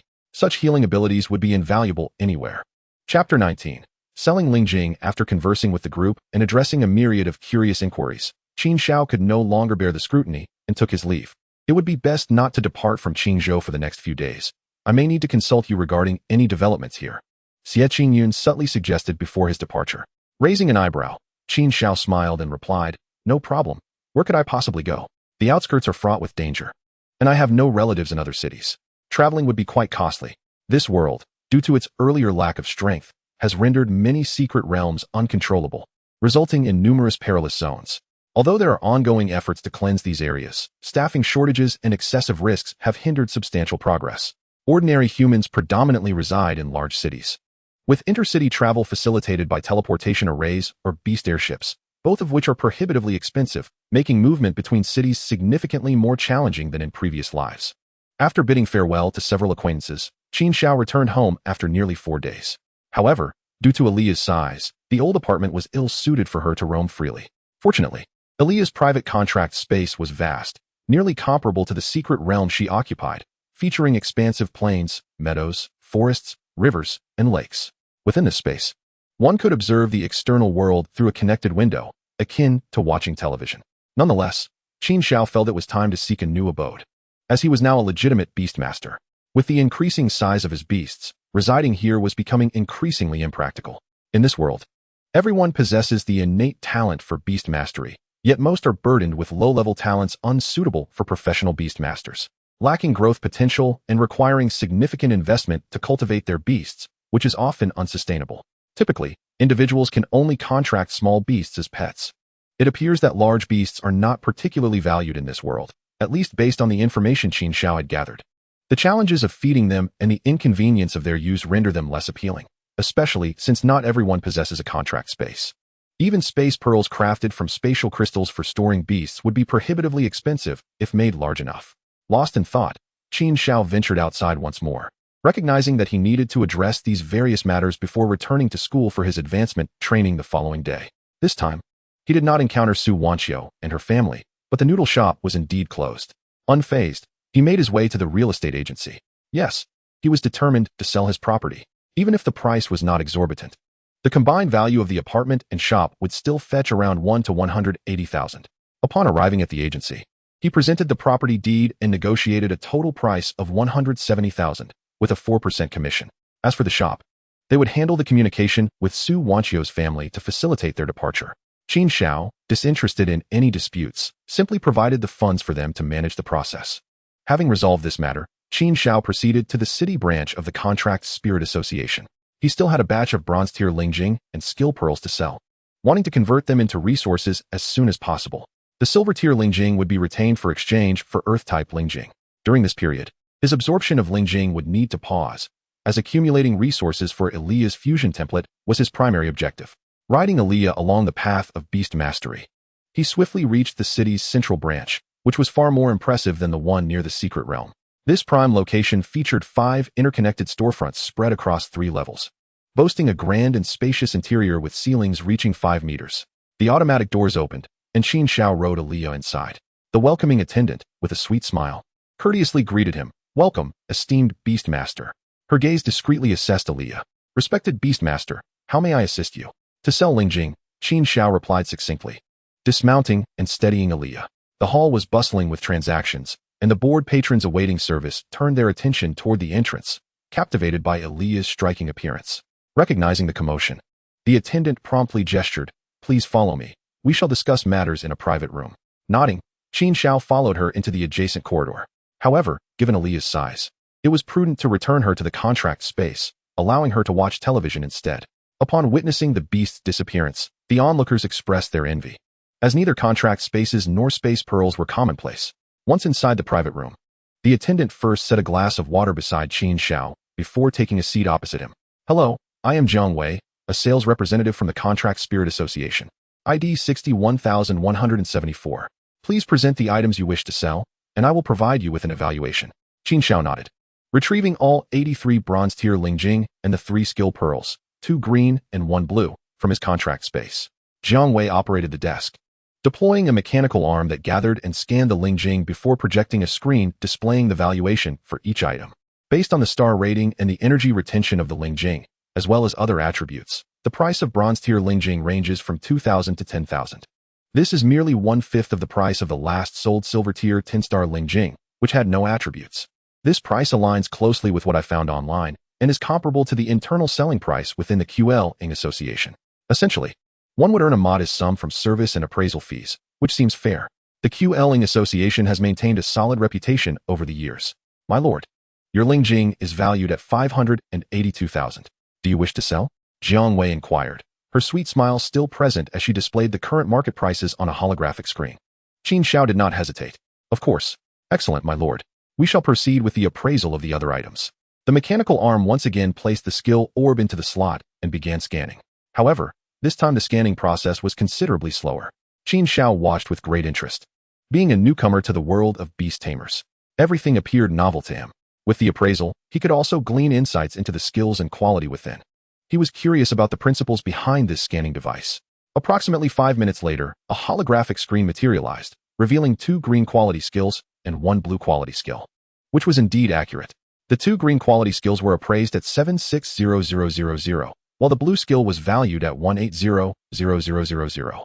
This price left Qin Xiao somewhat uncertain, as he had no solid reference. The value of skill orbs fluctuates significantly, and at this juncture, the energy level was not the paramount factor. The most crucial criteria were quality, attributes, and applicability. It is conceivable that a powerful green attack skill could surpass a blue skill of little use. The blue skill orb belonged to a relative of Aaliyah, extracted by members of the Blood Spirit Society after a fatal encounter. Its skill, differing from Aaliyah's, was a wind attribute skill called Wind Speed. Although not a direct offensive skill, it proved advantageous for both attacking and fleeing, making it quite marketable. This price rivaled that of an average green quality beast. It is worth noting that this was merely a skill orb, and there was no guarantee of complete absorption. Indeed, being a beast tamer was a lucrative profession. The high-level beast tamer community operated in a closed circuit, disconnected from ordinary society, which was sensible. Otherwise, the economic structure would likely have collapsed long ago.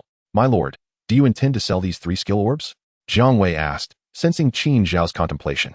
"Sell them," Qin Xiao replied. "There's no need to keep something I won't use. The sooner I sell, the sooner I have cash." "Very well, my lord. Please hold on.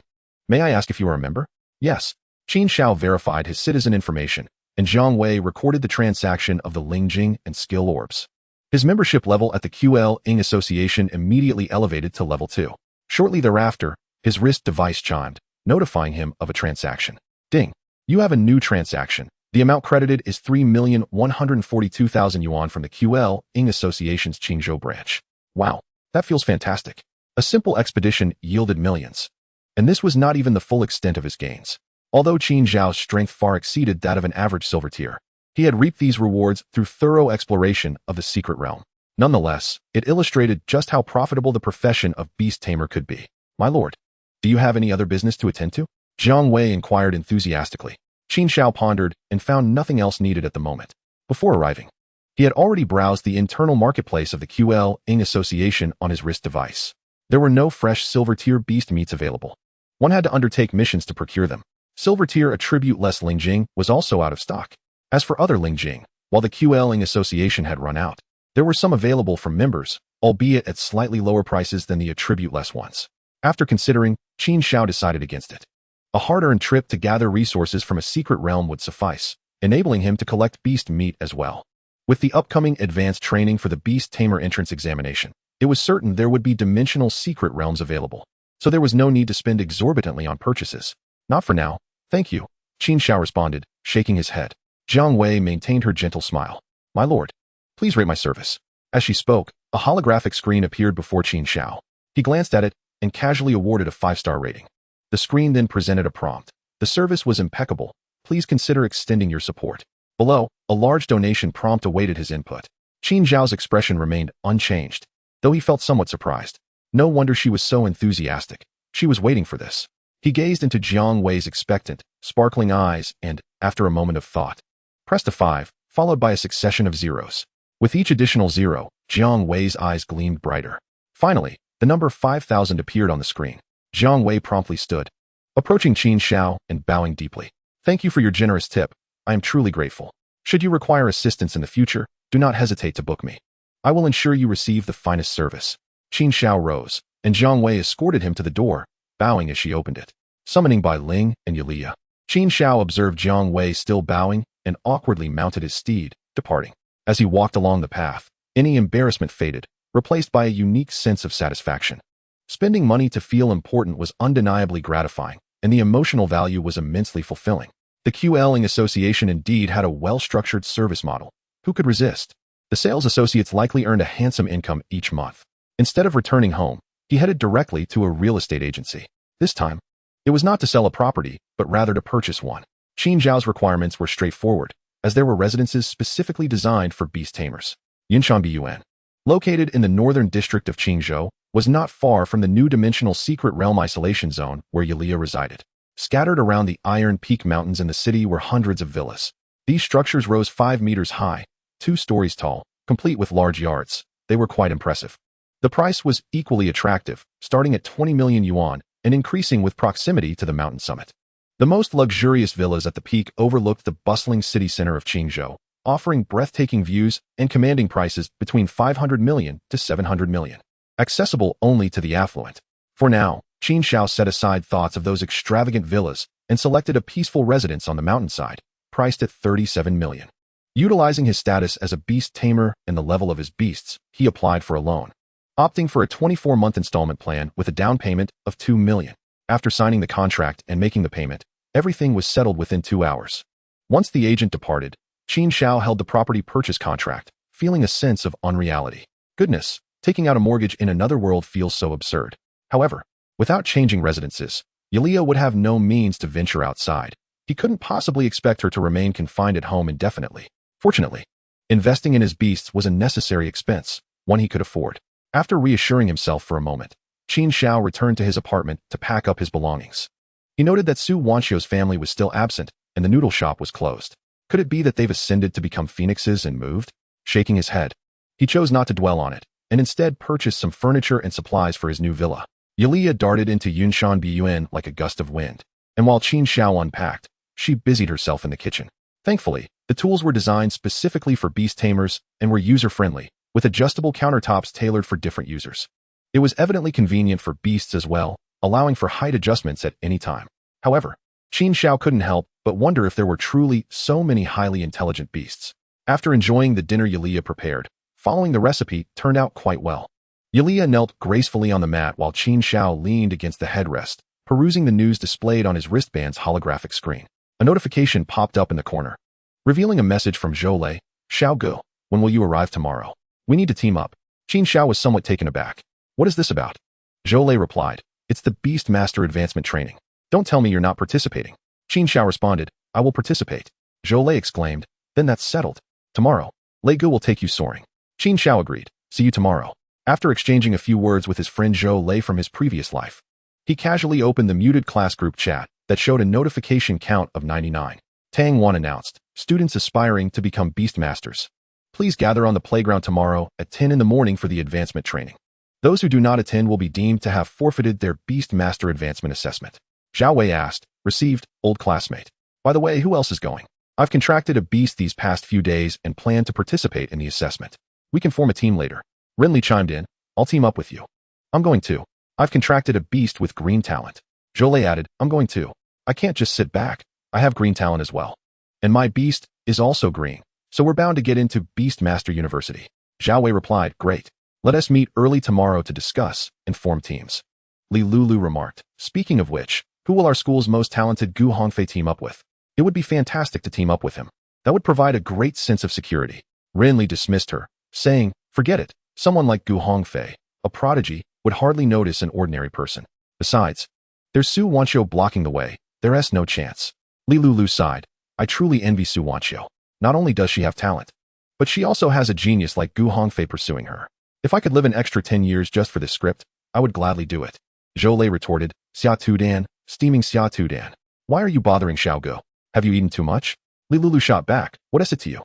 I just wanted to ask Qin Xiao how it feels. What is the matter with that? Zhou scoffed. You're a fool. Diagnosis complete. Xiao Wei interjected. Hey, don't derail the conversation. Is anyone else coming? Sign up. We're all classmates. Let us support each other. Qin Xiao glanced at the chat log, feeling somewhat speechless at the audacity of it all. The group was lively, but it comprised mainly those with green talent, while the other students remained silent, as if lifeless. The invisible chasm had already formed, with everyone set to embark on different paths in life. On the morning of the second day, Qin Xiao rose early, feeling invigorated as he exercised in the courtyard. Having just arrived, he had yet to plant anything in the yard, without any obstructions. He could see the neighboring villa through the fence. Although the distance was not close, Qin Xiao's keen eyesight discerned a strikingly attractive woman exercising in her yard. After a brief workout, Qin Xiao enjoyed breakfast prepared by Yulia. With Bai Ling perched atop his head, he set off riding Yulia.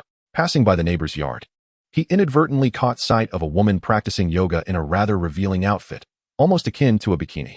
Noticing Qin Xiao pass by, the woman stood up, her radiant figure accentuated by the sunlight, and greeted him with a smile. Oh, a new neighbor. So young and handsome. Could you share your contact information? Qin Xiao was momentarily taken aback, feeling as though he had been flirted with. The woman seemed quite comfortable in her approach. However, he was not one to shy away. So he responded playfully, sure, beautiful. Let us exchange contact details, and we can chat sometime. He promptly sent a contact request through his wristband. The woman chuckled, covering her mouth with amusement. Would your little brother like to come in for a visit? No thanks. I have to run. I'm a bit busy, Qin Xiao replied, nudging Yulia forward. As he distanced himself, the woman continued to watch him, murmuring to herself, such youth, and a beast master. I wonder which family he hails from. A vibrant red bird alighted on her shoulder, its sharp claws digging into her fair skin, eliciting an unusual sound from her. Hanhua, who do you think he is? Her voice trailed off. Meanwhile, Yulia, curious, asked, Master, do you have an interest in that woman from earlier? Qin Xiao was focused on the news projected from his wristband. A Sigma man should never fall for a bad woman. Yulia looked puzzled. Then why did you add her contact? The world is not just about battles. It's about human connections and social nuances. These are all learning points, Qin Xiao explained. Just then, Bai Ling, resting atop his head, chimed in disdainfully, Sister Yulia? Don't be fooled. The wretched master is only interested in her body. Do you know how to converse? This is about the principles of humanity, expressing affection while respecting boundaries, fostering harmonious neighborly relations. What is so disgraceful about that? Qin Xiao smirked. Please, if you hadn't spent a minute and a half admiring her chest, 10 seconds on her face, and 20 seconds on her legs, I might have believed you. All right, I see you're monitoring me. Next time, I'll challenge you to look elsewhere. After a lively banter, Yulia swiftly brought Qin Xiao to Mingyuan High School. By this time, apart from the first and second year students, the third year seniors were already on break. Those willing to pursue the path of Beastmaster were participating in the training and assessment, while others were either preparing for jobs or awaiting the upcoming cultural examinations in a few days. Upon entering the school, it was the second recess, and the corridors were filled with youthful exuberance as students engaged in playful antics. Riding Yulia, Qin Xiao made his way across the campus towards the far end of the playground. The sight of students riding their beasts elicited a chorus of awe. To be honest, it was quite exhilarating. Even though Qin Xiao paused several times to tie his shoelaces or toss an empty water bottle into a trash can, he finally reached the end of the campus, lamenting its small size. He thought to himself, I must report this school when I go to university. It's far too cramped. Soon, Qin Xiao arrived at the playground at the back of the school. With half an hour remaining until the assembly, students gathered with their beasts, chatting animatedly. Observing the scene, he noted that out of the over 400 students in the third year, at least 100 had already shown up. The turnout appeared slightly better than the previous day's chat group. As he descended the stairs, several students spotted him. What a magnificent beast. Wow, it's stunning. Isn't that Qin Xiao? He asked the one with the white talent, right? How come he can unleash a powerful move despite being of the same talent? Walking into the crowd, he greeted them. Hello, everyone. Thank you for your hard work. Xiao Gu. Impressive. A voice called from behind. Qin Xiao turned to see Zhou approaching. You're looking good too. He replied. Zhou's beast, a green talent iron claw bear, stood over 2 meters tall, exuding a formidable presence. Is this beast yours, Qin Xiao? Before Zhou could speak, Li Lulu interjected with a somewhat unfriendly tone. Zhou frowned. Are you really that dense? If it's not Xiao Gu's, whose could it be? Come on. Zhou, could you show a bit of decorum? Ignoring her, Zhou said to Qin Xiao, let us step aside and talk. Had no objections, as he did not cast a glance at Li Lulu throughout the entire affair. However, his companion Zhou was indeed a remarkable individual, deserving of the title of Sigma Man. Observing Qin Xiao and Zhou walk away, Zhao Wei and Rin Li exchanged glances and approached them. It was evident to everyone that Zhou's beast was known for its prowess. Who wouldn't wish to team up with such formidable combat strength? Lazy, you seem quite anxious. What is the matter? Qin Xiao inquired with a smile, as Zhou hurriedly pulled him aside. Xiao Gu, you still manage to smile? I have insider information. Gu Hongfei has contracted a purple talent beast, and Su Wanqiu has acquired a blue talent beast. You must avoid conflict with them later. Zhou recalled the incident on the playground, where Qin Xiao had intended to charge a fee. What conflict? We have no grievances. Qin Xiao dismissed the concern. Zhou gazed at him gravely. Xiao Gu, are you certain there are no issues? It's a matter of love rivalry. What nonsense are you spouting? This is a free love market. As long as the money is right, she can do as she pleases. My Xiao Gu, I'm just worried she might not want to give it anymore. Zhou sighed heavily. Qin Xiao patted his shoulder, assuring him, it's not a big deal. I've got your back. Zhou rolled his eyes at him, and, noticing Zhao Wei and the others approaching, suggested. You all know teaming up with Gu Hongfei is out of the question. Let's band together. That way, he won't dare to act recklessly. Afterward, we can form a team. What do you think? Zhao Wei and Rin Li exchanged hesitant glances. What is there to hesitate about? Do you think they care about you being a lapdog? As long as we stick together, we can thrive among this group of students. Zhou coaxed them. Eventually, Zhao Wei and Rin Li were swayed, deliberating for a moment before agreeing. All right, we will support you, but if a fight breaks out, we want to get involved. Deal. Zhou quickly responded, feeling reassured that having backup would deter any hostility. As they conversed, Qin Xiao was petting Bai Ling when Gu Hongfei arrived, towering at nearly 2 meters. A majestic lion ambled into the arena, exuding an aura of a predator and a high-ranking beast. The majority of beasts in the vicinity grew restless and intimidated. Zhou's iron claw bear stood protectively in front of him, watching intently. Gu Hongfei, indifferent, surveyed the surroundings while cradling Su Wanqiu in his arms. The duo, riding atop the lion, descended like royalty, eliciting whispers from the crowd. What beast is that? So imposing and regal. I saw it on television. It resembles the beast of our vice commander of the Night Watch in Qingzhou. It's the dragon scale flame lion. Wow, he even has a cub. Various discussions erupted, and Qin Xiao listened intently. Using his identification skill, he examined the creature. Dragon scale flame lion, purple, bronze 10 stars, skill, red flame. Impressive. Its appearance is far more striking than Bai Ling. Master, you should reconsider your words. Bai Ling's indignant voice echoed in his mind. Oh no, she heard that. Qin Xiao exclaimed. Ah, Linger, you are the most beautiful. Power and beauty are 2 different dimensions, he quickly clarified. Am I not beautiful?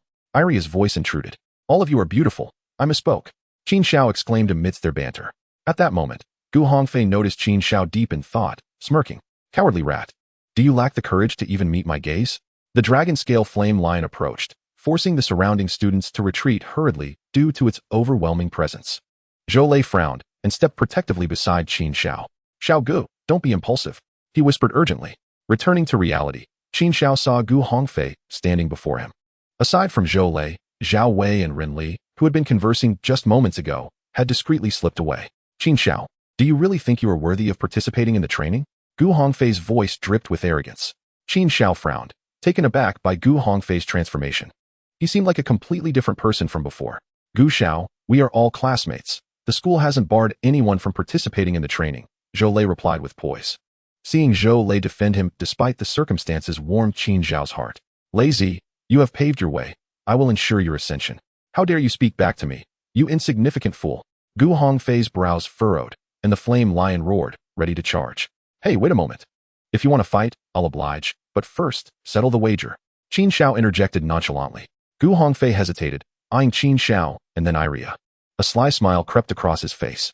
Fine, but fighting you is mundane. Let us raise the stakes. If you lose, you will let me play with this beast. He pointed at Iria, exuding arrogance. Though beasts cannot be transferred, they can be commanded to follow another. How about if you lose? Qin Xiao challenged. Gu Hongfei laughed heartily. Me lose? What a joke. Do you understand the value of a purple talent? Let us not dwell on that. What happens if you lose? Qin Xiao pressed. Humph. If I lose, I will give you the money, and I will also gift you a skill orb, plus return Su Wanqiu to you. Gu Hongfei declared. Gu Xiao. Before Qin Xiao could respond, Su Wanqiu protested, her voice sweet and indignant. Don't worry, my dear. Do you think I would lose to this trash? Gu Hongfei retorted. As they exchanged words, Zhou Lei, anxious, urged Qin Xiao, Xiao Gu, please don't act rashly. If you ignore him, he may not dare to act out here. Calm down. It's not a big deal. Watch me handle this. Qin Xiao reassured him with a smile. Gu Hongfei, remember your words. Don't try to weasel out later. Su Wanqiu is one thing, but you are not worthy of her. Gu Hongfei's expression darkened with anger. Flame Dragon, go, he commanded. Leaping off the lion with Su Wanqiu. The name was rather ostentatious. The dragon-scale flame lion roared, its sharp claws extending, its body glowing with a fiery red sheen. Flames dancing around it, an awe-inspiring sight. As the confrontation unfolded, representatives from the school and various societal forces had gathered on the podium. Upon arrival, they witnessed the standoff before them, intrigued. Old Fong, the Gu family boy, is out of line. He's actually laying hands on his classmate. A sharp-eyed elder with glasses remarked disapprovingly. Principal, young people are spirited. If they weren't, would they still be young? Hongfei knows his limits. It won't escalate to anything serious. At most he will just incapacitate the other beast, a portly man named Fong Cheng. The vice principal and son-in-law of the Gu family replied, appearing unconcerned. Such pampered arrogance. The elder fumed, summoning his own beast, a small, ginseng-like creature that perched on his shoulder. Rin Bao, ensure that kid and his beast remain unharmed. Yeah, the small creature chirped. Enough, focus. Yeah. The vice principal, surnamed Fong, gazed at the old man with an inscrutable expression. However, considering that the latter was the principal and a formidable figure from the Jiuxing realm, as well as a healer specializing in beast mastery, his connections amassed over decades were undoubtedly formidable. Not only could he not afford to offend him, but the Gu family also dared not provoke him. The representatives from various other factions had initially come to scout potential talents for recruitment. Despite the somewhat lackluster quality of Mingyuan High School this year, they had not anticipated such an entertaining spectacle, finding amusement amidst their boredom. Everyone, I propose a wager. Let us bet on how many moves it will take for this young man to be subdued, said a burly man in a tank top, stroking his bald head. Bet on what? It's clear this is a one-sided affair. Have you lost your mind? Remarked a disdainful man, seemingly unfazed. Hey, Hubu Quan, have you gone mad? Humph, your violent battle team robbed one of my subordinates of a skill orb the other day, and I haven't settled the score with you yet. Please. It's all about skill. Your Feishua battle team is just a bunch of weaklings. What is there to discuss? Enough of the bickering. The show is about to begin. Interjected a captivating woman dressed in revealing attire, her eyes gleaming with interest as they turned back to the arena. On the field, Gu Hongfei leaped off the lion's back and launched an attack. The flame lion roared fiercely, exuding an air of arrogance as it charged toward Yulia. However, both Yulia and Qin Xiao stood still, seemingly unprepared, leading the onlookers to believe they were paralyzed by fear. Some timid individuals even averted their gazes. The sight of a 2-meter-tall dragon-scaled flame lion pouncing was indeed terrifying. Qin Xiao, observing the approaching beast, smiled faintly. Linger, it's time to display your might. Do not say your master has not given you a chance. Stupid master, I, Linger, am the most beautiful and dashing. Watch me handle this little cat. Linger exclaimed, soaring from atop Qin Xiao's head. Before even touching the ground, her form suddenly expanded. Chapter 23, Ruthless Iron Claws. The small white fox instantly transformed. Standing 7 to 8 meters tall and over 10 meters long, blocking the flame lion's path. With 2 long tails flowing gracefully behind her, she extended her several-meter-long ruthless iron claws. Smack! The airborne flame lion was sent flying several dozen meters away. Bai Ling leaped after it, pinning the lion's upper body and head to the ground, grinding it fiercely. I'll teach you to roar at my master, Bai Ling declared with a playful tone while scratching. The surrounding students finally reacted and retreated far away. eyes wide in shock as they witnessed the once mighty flame lion being ruthlessly subdued. What just happened? Where did such a gigantic white fox come from? That massive flame lion was sent flying with a single blow? A dragon-scaled flame lion. A purple talent. The crowd was left in disbelief. Their expressions a mixture of astonishment and fear. Even Gu Hongfei was taken aback, his anger flaring. Flame dragon, use red flame attack now, he shouted, casting aside Su Wanxiu in desperation. The flame lion struggled to rise, flames igniting around its body as it attempted to unleash its fiery breath. Flames, huh? Flame dragon. Is that so? Red flame attack, you say? Bai Ling retorted, delivering a slap to the lion's head with each statement, extinguishing its flames and twisting its mouth askew. Crimson and purple blood trickled from the lion's head, rendering it utterly disheveled. The dragon-scaled flame lion whimpered, cowering in fear as it curled up tightly. Bai Ling, unfazed, continued her relentless slaps.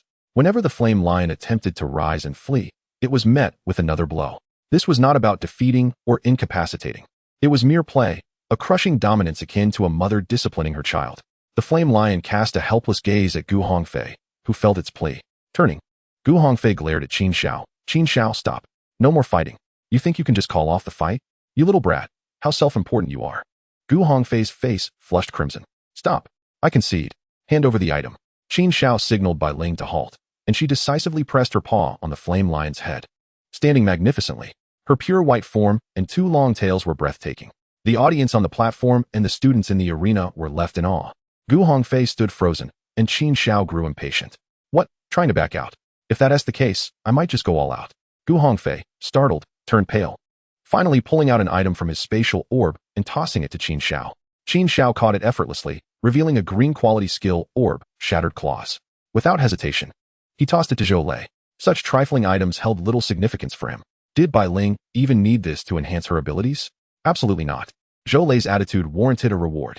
Zhou Lei fumbled to catch the skill orb, nearly dropping it as he held it with a look of disbelief. Is this really our Bai Ling? Such a powerful beast, and he just gives away a green skill orb? Has he truly reached a point where money is of no consequence? Zhou Lei shook his head. Xiao Gu, I can't accept this. It's worth dozens of thousands. This is your spoils of war. Qin Xiao firmly clapped a hand on his shoulder. Lazy, don't be so formal. This little trinket is yours to use.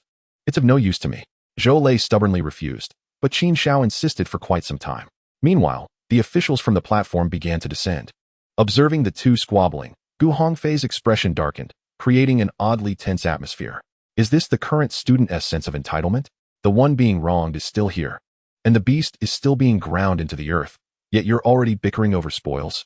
A stout man stepped forward, indignantly addressing them. Gu Hongfei's eyes reddened upon seeing him. Uncle. Qin Xiao turned to the stout man. And who might you be? I am his uncle. I am the principal of this school. Qin Xiao furrowed his brow, and at that moment, the old, thin man spoke. Vice principal, just ignore him. You won it fair and square, no need to return it. However, student, please release his beast. Qin Xiao recognized the old man as Yu Dajing, the renowned principal of the school. Greetings, Principal Yu. It's not that the student refuses. He still owes me money, he stated. At this, the crowd turned to Gu Hongfei, whose face shifted through shades of blue, red, and black, resembling a malfunctioning traffic light. Finally, he could no longer bear it and muttered, Uncle, I don't have that much. Can you lend me some? The crowd looked on in disdain. Qin Xiao was utterly speechless. Little Karami. You don't even have 30,000, yet you act all high and mighty. How much do you lack? The vice principal Fong Cheng's expression grew serious. 30,000. What? How much do you owe in total? 33,000. Good heavens. You're clutching a dead rat while pretending to hunt. You're just flaunting your incompetence. Vice Principal Fong was speechless as he directly transferred 30,000 to him. Gu Hongfei immediately sent the amount to Qin Xiao. Upon receiving the notification, Qin Xiao waved at Bai Ling Linger. Come back, the funds have arrived. Bai Ling leaped, pressing her paw down firmly, forcing the lion's head into the ground. Midair, she shrank in size, landing gracefully atop Qin Xiao's head. The onlookers' expressions were utterly captivating as they clamored. What kind of beast is this? It resembles a phantom white fox, exclaimed the burly man. Fool, does a phantom white fox look this powerful? It can grow larger and is unafraid of flames? Hubu Quan seized the opportunity to mock. Today, I'm not doing anything. I'm just taking a stand against Zhang Shan's strength. This is indeed a phantom white fox, albeit with a slight difference, Qin Xiao replied nonchalantly. At that moment, Principal Yu Danian suddenly smiled and said, Classmate, have you already reached the rank of silver? The moment these words were uttered, The people around him gasped in astonishment. Even Gu Hongfei's eyes widened in disbelief. Impossible. Absolutely impossible. How could he possibly have achieved this after awakening his talent for less than a week? I, the destined child of purple talent, have yet to ascend to silver. How dare he? Gu Hongfei's heart roared in madness. Su Wanxiu, who had been trying to maintain a low profile, also turned pale. Had she misjudged him? Had the golden boy she had overlooked for over a decade suddenly revealed his potential? Cough, cough. The kid has good luck and has advanced to silver, Qin Xiao acknowledged openly, knowing that such matters could not be concealed. A circle of influential figures was taken aback. The speed of his advancement, the formidable beasts he commanded, he was undoubtedly a potential gem. Handsome, it's good to see you again. I am the vice president of the Battle Beast Association. Shall we converse privately? A striking beauty stepped forward. Qin Xiao felt a bit awkward. He had already encountered this woman, but had not mustered the courage to greet her. They had just exchanged flirtations, and now they unexpectedly met at school. Hey, Bu Feifei. Do you know each other? The bald Zhang Shanli inquired curiously. Bu Feifei covered her mouth, feigning shyness. We have communicated long ago. Gasps of surprise and ambiguous glances were exchanged among the crowd, shifting between her and Qin Xiao. Hey, beautiful, we just met this morning. Don't leave out any details. Qin Xiao clarified. Chapter 24, Recruitment. Kid, I am Zhang Shanli, the vice captain of the Violent Battle Team, which has consistently ranked in the top 3 in Qingzhou. With a task completion rate of 97 and a death rate of 2. We have 4 private secret realms outside the city. Are you interested in joining our team? The bald man immediately spoke up after hearing Qin Xiao's words.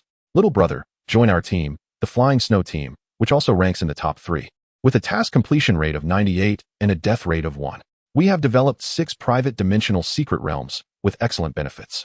Our team leader is one of the top 5 experts in Qingzhou and a stunning beauty. Joining us will be a decision you won't regret. Hu Buquan chimed in, casting a provocative glance at Zhang Shanli. The burly man grew anxious. Kid, don't be fooled. They are a new team from the past 2 years. Their data may look appealing, but our secret realms are silver and even some golden level, while theirs are merely silver as fillers. Is this how you recruit people? Isn't it a bit too eager to come directly to the school for recruitment? Qin Xiao looked at Principal Yu. Principal Yu, do we have to participate in the Beastmaster assessment for Beastmaster University before we can directly join these private organizations? Principal Yu waved his hand, indicating everyone to wait a moment. After observing the others, he continued, please hold on. I will finish speaking before you continue. Students, please gather around for a moment. His voice was not loud, yet over 100 students heard him. After a moment of hesitation, they began to converge towards him, leaving Gu Hongfei unnoticed. He retreated to the side of the dragon scale flame lion, watching the pitiful beast with clenched fists. Su Wanxiu cautiously summoned her beast from the spatial orb. It was a white deer. The white deer appeared, looking somewhat anxious. Su Wanxiu calmed it down and directed it to cast a healing skill on the dragon scale flame lion. This white deer was obtained with great effort from the Gu family, who, with Gu Hongfei's assistance, had spent over 2 million to acquire it at a bargain. After the healing, the dragon scale flame lion managed to stand up, appearing much improved. Gu Hongfei turned his gaze towards Qin Xiao in the crowd. His expression twisted with rage, although he soon regained his composure. Su Wanxiu cautiously said, Hongfei, there's no need to get upset. Qin Xiao is merely lucky to have leveled up. With your talent, you will soon surpass him, and then you can deal with him as you wish. Gu Hongfei looked at her and smiled. I am not angry. I am merely contemplating the most effective way to eliminate him. Su Wanxiu looked up, shocked at the man before her. There was a hint of madness in his smile. There's no need to be so extreme, is there? Gu Hongfei grasped Su Wanxiu's shoulder with a fierce tone. What? Are you still thinking of keeping him around? Planning to seek him out again? Don't forget, your family guaranteed the loan on his store. If Qin Xiao remains alive, will you have a good life? Do you think lenders are easy to deal with? If you can't repay the loan, you think your family will survive? With each word, Su Wanxiu trembled. The proud girl who once viewed herself as above the rest now felt a pang of fear. Wake up. Do you think you are still a sheltered student? Since you chose the path of a Beastmaster, you are no longer a mere student. Ignoring the conversation between Gu Hongfei and Su Wanxiu, the students gathered around the principal. Students, you are here today because the school will soon commence practical training for Beastmasters, which is the last thing the school can do for you. However, I must emphasize that this training carries risks, including the risk of death. You must carefully consider whether you wish to participate. The same applies to the Beastmaster assessment in half a month. It also poses a risk of death. As professional Beastmasters, you will face such risks in the future, whether entering Beastmaster University or stepping into society. Those who wish to leave may do so now. For those who wish to stay for training and participate in the Beastmaster entrance exam, you may also consider joining these organizations.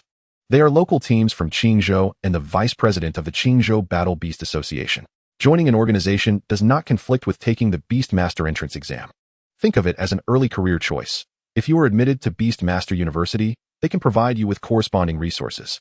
The details can be discussed with these individuals later. After lunch, we will head to the training site to begin a 10-day training session. Principal, you spoke extensively, and Qin Xiao grasped the essence. Everyone was psychologically prepared for the risks associated with being a Beast Master. After all, one has seen pigs run, even if they have never eaten pork. As for joining these factions, it was somewhat intriguing. Essentially, it resembled a graduate trainee program from a previous life. Now, being able to join a faction meant starting work directly. If one successfully entered Beastmaster University, these factions could sign agreements to provide resources. You would utilize those resources to complete your studies, level up, and strengthen your beasts. Eventually, you would return to the organization, work, and repay them. In essence, it was a risk investment.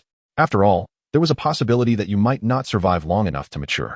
However, for ordinary beast masters without resource backgrounds under the monopoly of upper-level resources, this was the best choice and path forward. Hey, Principal you. Please don't say it like that, making it seem like we accept everyone indiscriminately. The burly Zhang Shanli scratched his chin. Haha, Captain Zhang, these kids are quite promising. There are some good prospects among them, so you might want to consider them, Hu Buquan replied. Except for this kid, I have no interest in any of them. I might want Gu Hongfei, but the Gu family 1T let him go. While they spoke, Hu Feifei approached Qin Xiao. So what do you think, handsome?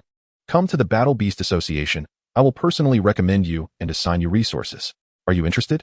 Surrounded by these influential figures, Qin Xiao realized that they had no intention of acknowledging the other students. In the realm of beast masters, strength spoke volumes. Although he was a white talent, no one dared to voice their opinions openly, merely watching with envious eyes. Little brother, join Flying Snow. We have no shortage of work. Come to Violent. We are all brothers. Conversations flowed among the crowd, and everyone was keenly aware of the stakes involved. Regardless of talent, this young man undoubtedly possesses formidable skills as a beast master. Otherwise, the presence of these two beasts and the rapidity of their evolution would be inexplicable. Moreover, judging by the strength of his beasts, he is destined to attain a golden rank in the future. Do you think a creature like the Longlin Huoyin Shirshir, which boasts a purple talent, is merely a product of clay? Even a typical silver-tier beast would struggle to contend with the Huoyin Shirshir in such a dire manner. Having proven his worth, it is only natural that he would attract attention. However, returning to the matter at hand, does Qin Xiao still need to rely on affiliations to grow, given the enhancement provided by his divine template system? Chapter 25, Training Camp. After careful consideration, Qin Xiao concluded that he indeed did not require such support. While he acknowledged the necessity of time and space for his growth, it was evident that these factions would not bestow abundant resources upon him without reason. Since success would rely on his own performance and contributions, why not venture forth independently? He believed that, with his capabilities, seeking out some secret realms beyond the city would pose little challenge. Furthermore, the Beast Master entrance examination offers rewards. Gaining admission to a prestigious institution would grant access to advanced secret realms. With his exceptional potential, as long as he was not targeted for elimination prematurely, he had no reason to fear stagnation in his development. Should he later find it necessary to join a faction, that could be addressed in due course. Clearly, now is not the opportune moment to align himself with any of these organizations. Ahem, I appreciate your fervent support, but I am not inclined to join any factions at this moment. I wish to focus on the Beast Master entrance examination first. Upon hearing this, everyone understood his intent. This young man aimed to make a remarkable impression during the examination, aspiring to receive national accolades. Was he contemplating a position within the National Beast Department, or perhaps among the 3 major military forces? Young man, you must think carefully. The Beast Master entrance examination is no trivial matter. There are countless talented beast masters, and securing a place among the top 10 is by no means guaranteed. Bufin Fei Fei remarked, leaning against Qin Xiao. Indeed, do not entertain delusions of grandeur. While you may seem impressive now, you might not even rank in Qingzhou. Zhang Shanli added gloomily. I have some insider information for you. Our team leader from Feishue has a sister participating in the examination this year. She is currently a silver-tier beast master, with meticulously matched and nurtured beasts, her talent rivaling that of the Longlin Huoyin Shirshir. Under equal circumstances, you may face considerable difficulty. Hu Buquan chimed in with a smile. Qin Xiao rolled his eyes, unfazed by their attempts to intimidate him. I'll pass on joining. Let things unfold as they may. Ahem, esteemed colleagues, no need for further discussion. I am confident in my abilities and certain I will secure a commendable rank. After a few more exchanges, seeing that Qin Xiao was resolute, the group dispersed. The surrounding students appeared disheartened. Wait, there are still so many living souls here, and you haven't asked anything? Students who are prepared and willing to participate in the training camp, please gather your belongings and prepare to depart. We will take a bus from the back entrance. All the factions in Qin Xiao will be recruiting at the training site, and your performance will determine their interest, Yu Dajing stated, noticing the somber mood. After speaking, he cast a disapproving glance at Feng Cheng. What kind of vice principal lacks insight? Feng Cheng was preoccupied with thoughts of his 30,000 in private savings. Hardly in a position to encourage students. Many beast masters fear direct combat or possess underwhelming beasts. Or perhaps they are injured and thus opt for relatively easy jobs with modest income. Besides the basic resources allocated for nurturing beasts, teaching at the school offers little additional compensation. To enter a secret realm, beast masters can only access realms equal to or higher than their own tier. Lower-tier realms are off-limits due to concerns over reckless exploitation and destruction of resources. If one wishes to enter a lower-tier realm, they must seek it outside the city. However, how could those timid or inept beast masters, who avoid danger, dare to venture outside? As the principal concluded his address, everyone began to move toward the back entrance. However, along the way, many discreetly observed Qin Xiao, casting glances at the visibly displeased Gu Hongfei. "Xiao Gu, it's all up to you," Zhou Lei exclaimed. Following closely beside Qin Xiao, admiration evident on his face. "Just a small matter," Qin Xiao replied with a smile. "Xiao Gu, astute and formidable, soaring above all. Please guide me," Zhou Lei playfully called out. Qin Xiao waved his hand dismissively. "Oh, come now, no need for theatrics." The two exchanged light-hearted banter, while not far behind. Gu Hongfei glared at Qin Xiao's departing figure, his eyes practically bulging with rage. His grip tightened painfully on Su Wanqiu's arm, but she dared not resist. Fearing the fragility of Gu Hongfei's mental state. With over 100 individuals, including faculty and staff, 4 large buses were prepared. Qin Xiao and Zhou Lei boarded the second one, while Gu Hongfei and Su Wanqiu discreetly avoided them. Upon reaching the bus, the beasts were separated. Larger beasts were loaded onto a designated vehicle. Qin Xiao swiftly summoned Yulia, while Bai Ling remained comfortably atop his head. "Wait, Xiao Gu, is that a contract space?" Classmates nearby exclaimed, their eyes filled with envy. "What of it? Isn't that standard issue?" Qin Xiao replied nonchalantly. Zhou Lei rolled his eyes at Qin Xiao's attempt to downplay the situation. "Xiao Gu, that act isn't very convincing." As they settled into their seats, Qin Xiao observed the hesitant expressions of his classmates, who seemed too shy to speak. He sighed inwardly, reflecting on the youth's inherent timidity. Nevertheless, he chose to ignore it and greeted Zhou Lei before closing his eyes to rest. The bus, a marvel of anti-gravity technology, provided a remarkably smooth ride. And Qin Xiao soon found himself drifting into a light slumber. Approximately an hour later, Zhou Lei gently nudged him awake. "Xiao Gu, we're about to disembark." Qin Xiao opened his eyes and wiped his face with Bai Ling's large tail. "Ah, stinky master," Bai Ling complained. Ignoring the comment, Qin Xiao asked, "Where are we?" Zhou Lei glanced around, noting that the training site was confidential. However, he had heard it was a specialized secret realm for the beast department, and judging by the surroundings, they had likely arrived at the outskirts of the city. Qin Xiao felt a surge of curiosity. He wondered what level this dimensional secret realm might be. Perhaps this time, the essence of flesh and the remaining spirit crystals would be sourced from here. He resolved that regardless of the nature of the secret realm, he would seize every opportunity to extract its resources. As they arrived, everyone began to disembark in succession. Observing the environment, it was indeed suburban, with numerous defensive structures and dimensional soldiers patrolling the area. After a thorough registration process, they all gathered in the central hall. In addition to students from Mingyuan High School, it was evident that other buses were continuously arriving, likely bringing senior students from different schools. Qin Xiao and Zhou Lei found a spot to sit and began to survey the bustling crowd around them. "Xiao Gu, that must be Shuren Middle School," Zhou Lei pointed out. Following Zhou Lei's gesture, Qin Xiao noticed a striking girl approaching, her high ponytail swaying gracefully, and her long legs radiating an almost blinding whiteness beneath her shorts. This girl clearly possessed an air of celebrity, walking with her chin slightly raised, reminiscent of a proud peacock strutting before an audience. Chapter 26, The Talents of Qin Xiao. "Not bad, not bad. Those legs are longer than my life." Zhou Lei chuckled. Qin Xiao rolled his eyes. "Wipe that drool off your face." Their playful antics, distinct from the demeanor of others, easily drew attention. The girl observed Zhou Lei's rather foolish demeanor and the two of them crouching on the ground, giggling. Her brow furrowed slightly, almost imperceptibly. She positioned herself beneath the plaque of her school, and a throng of people instinctively gathered around her, akin to stars orbiting a moon, becoming the focal point of the crowd. Even Gu Hongfei found himself encircled by admirers, including individuals from other schools as well as recruiters seeking talent. With not all attendees present, the atmosphere was one of casual banter. Hey, Lazy, do you have any intel on this year's Qin Xiao cohort? Qin Xiao, feeling somewhat bored, decided to probe for information. Zhou Lei, brimming with enthusiasm, replied, Of course, Xiao Gu. I am quite familiar with several prominent figures from Qingzhou's universities. Let me introduce you to the top 10 seed players this year. Hold on. You come here talking about the top 10 masters. And now you're throwing in a dragon and tiger ranking? Cut the trivialities and just tell me who the strongest ones are. Zhou Lei was interrupted but took it in stride, clearing his throat and preparing to speak. How brazen. You dismiss the top 10 masters of Qingzhou and act as if you are someone of significance. Qin Xiao and Zhou Lei turned their curious gazes towards a tall, gangly figure standing 2 meters away. As they looked, the voice grew louder. What's wrong? Are you not convinced? Who do you think you are to look down on the top 10 masters? Qin Xiao was puzzled. What's with this guy? Did he forget to take his medication? This is some serious arrogance. He needs a reality check. The lanky figure cast a disdainful glance at him and retorted, I see you're from Mingyuan Middle School. But who are you really? Gu Hongfei from your school is on the list of top 10 masters. Be careful. Words can bring trouble if you provoke the wrong person. Initially just passing by, the lanky figure, having overheard Zhou Lei's words, felt incensed to be categorized as trivial.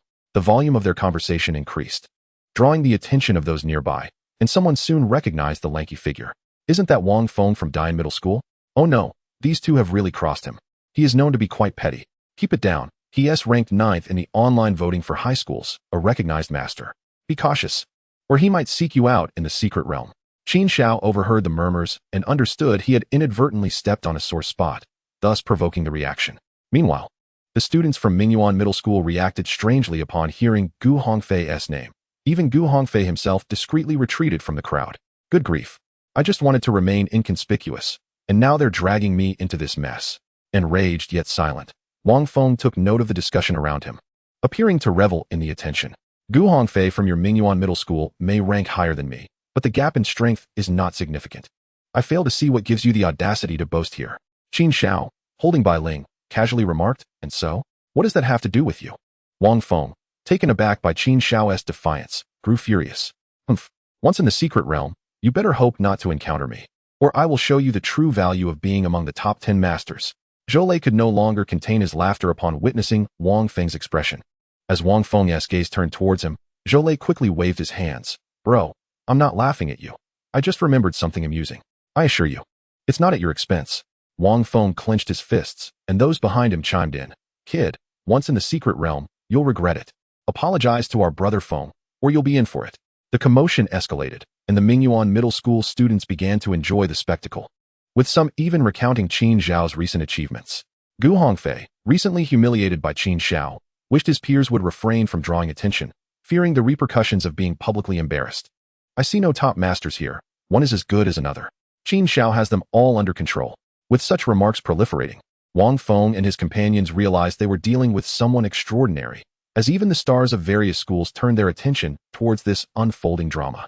With a high ponytail and long legs, a plump boy, a stoic-faced male, and a neighborly girl all took note of Qin Xiao, their expressions ranging from intrigue to indifference or disdain. Wang Feng, overhearing their comments, wore a look of uncertainty. I look forward to meeting you in the secret realm, Qin Xiao said nonchalantly before ignoring him entirely. At this point, the attention of the crowd had shifted towards Qin Xiao, who swiftly moved away with Zhou Lei. Wang Feng's expression shifted multiple times before he let out a cold snort and departed with his entourage. Damn it. How did I end up hitting a brick wall while trying to show off? The hall was quite spacious, and as they reached the other side, a seemingly adorable girl caught their attention. Did you really defeat Gu Hongfei? Qin Xiao glanced at her. She resembled a neighborly girl, dressed in a t-shirt and denim overalls, her petite face adorned with delicate features. Are you looking to defend him? Qin Xiao raised an eyebrow in inquiry. The girl, flustered, waved her hands repeatedly. No, I just wanted to. She was on the verge of tears as nearby classmates glared at Qin Xiao. Hey now, don't cry. It's not a big deal. It's just not happening, all right? You're making me feel guilty, Qin Xiao replied, feeling the weight of her distress. Taking a deep breath, the girl managed. I've heard you're quite formidable, and I wanted to ask if I could team up with you. Really? Another team-up proposal? Qin Xiao mused. Do you think I'm unaware of this training format? Not familiar. Not teaming up, thank you. The girl's demeanor fell at his rejection. Zhou Lei tugged at Qin Xiao's shirt, whispering, Xiao Gu, don't turn her down. This girl is Shunin from Yintai Middle School. a renowned healer with significant capabilities. Many wished to team up with her. Qin Xiao assessed Zhou Lei and then the neighborly girl. Not teaming up, not teaming up. Xiao Gu is just as capable of healing. Zhou Lei fell silent, realizing the futility of his argument. Just wait until Xiao Gu faces reality. He'll understand. The training in the dimensional realm was no trivial affair. Out in the world, one could not conquer alone. Everyone had their weaknesses. Eventually, he would need to swallow his pride and seek companions to bolster his strength. In the end, I bear the responsibility for this household. Chapter 27. Entering the silver-tiered dimensional realm, the fiery abyss maze. As time progressed, teams from various high schools in Qinzhou had mostly assembled.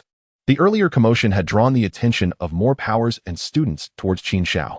As the dimensional army and the leaders of Qinzhou ascended to the high platform in the hall, the cacophony gradually subsided. A middle-aged man stepped forward, appearing to be in his 50s, with a head of jet-black short hair and a friendly countenance, though the left side of his face was marred by wrinkles that detracted from his appearance. Hello, fellow students. Welcome to the venue for the 57th Qinzhou High School Training Competition. I am Zhao Jun, the vice mayor of Qinzhou.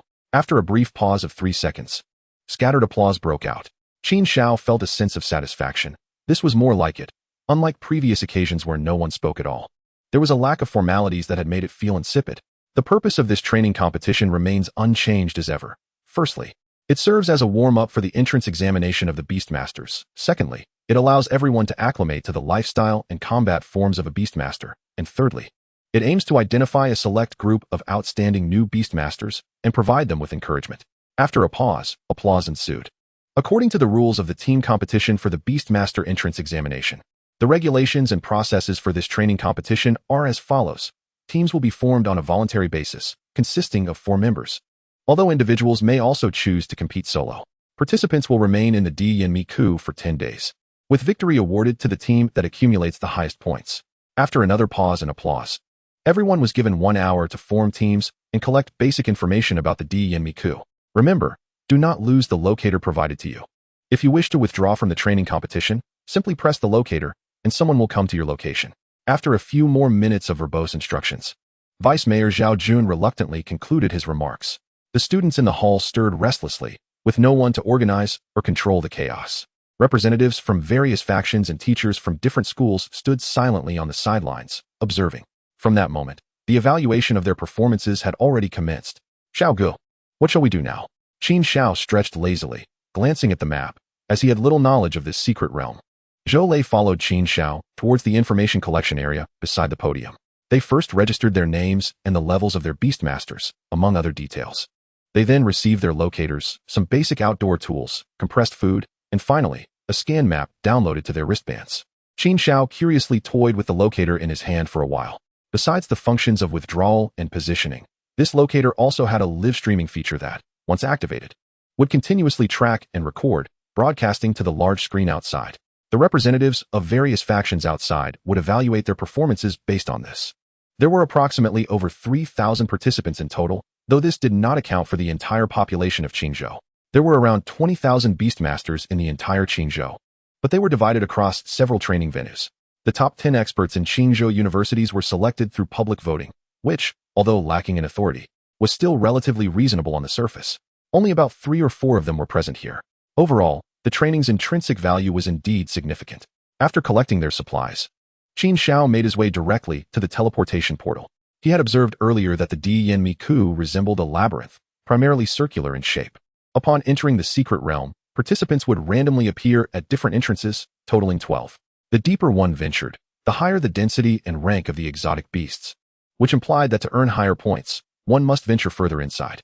Zhou Lei followed Qin Xiao into the secret realm, and the crowd in the hall noticed that some had already entered. Though it was not a race, the atmosphere quickly grew tense. Those without teams became increasingly anxious, with some hastily gathering random teammates to prepare for departure. Such teams, lacking cohesion and familiarity, would find it challenging to progress far.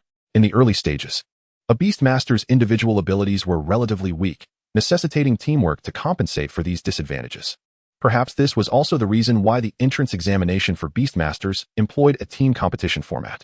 Although there were individual segments, they occurred only after team rankings were established. After all, those aspiring to become healing-type Beastmasters required special consideration. Without team rankings and comprehensive evaluation for admission, the number of initial healing-type Beastmasters would likely plummet drastically. At this moment, the tall girl with a high ponytail had formed her team, consisting solely of 4 girls. Gu Hongfei, positioned in a corner, had also assembled his team, which included the healing Beastmaster Su Wanqiu and 2 boys from other schools.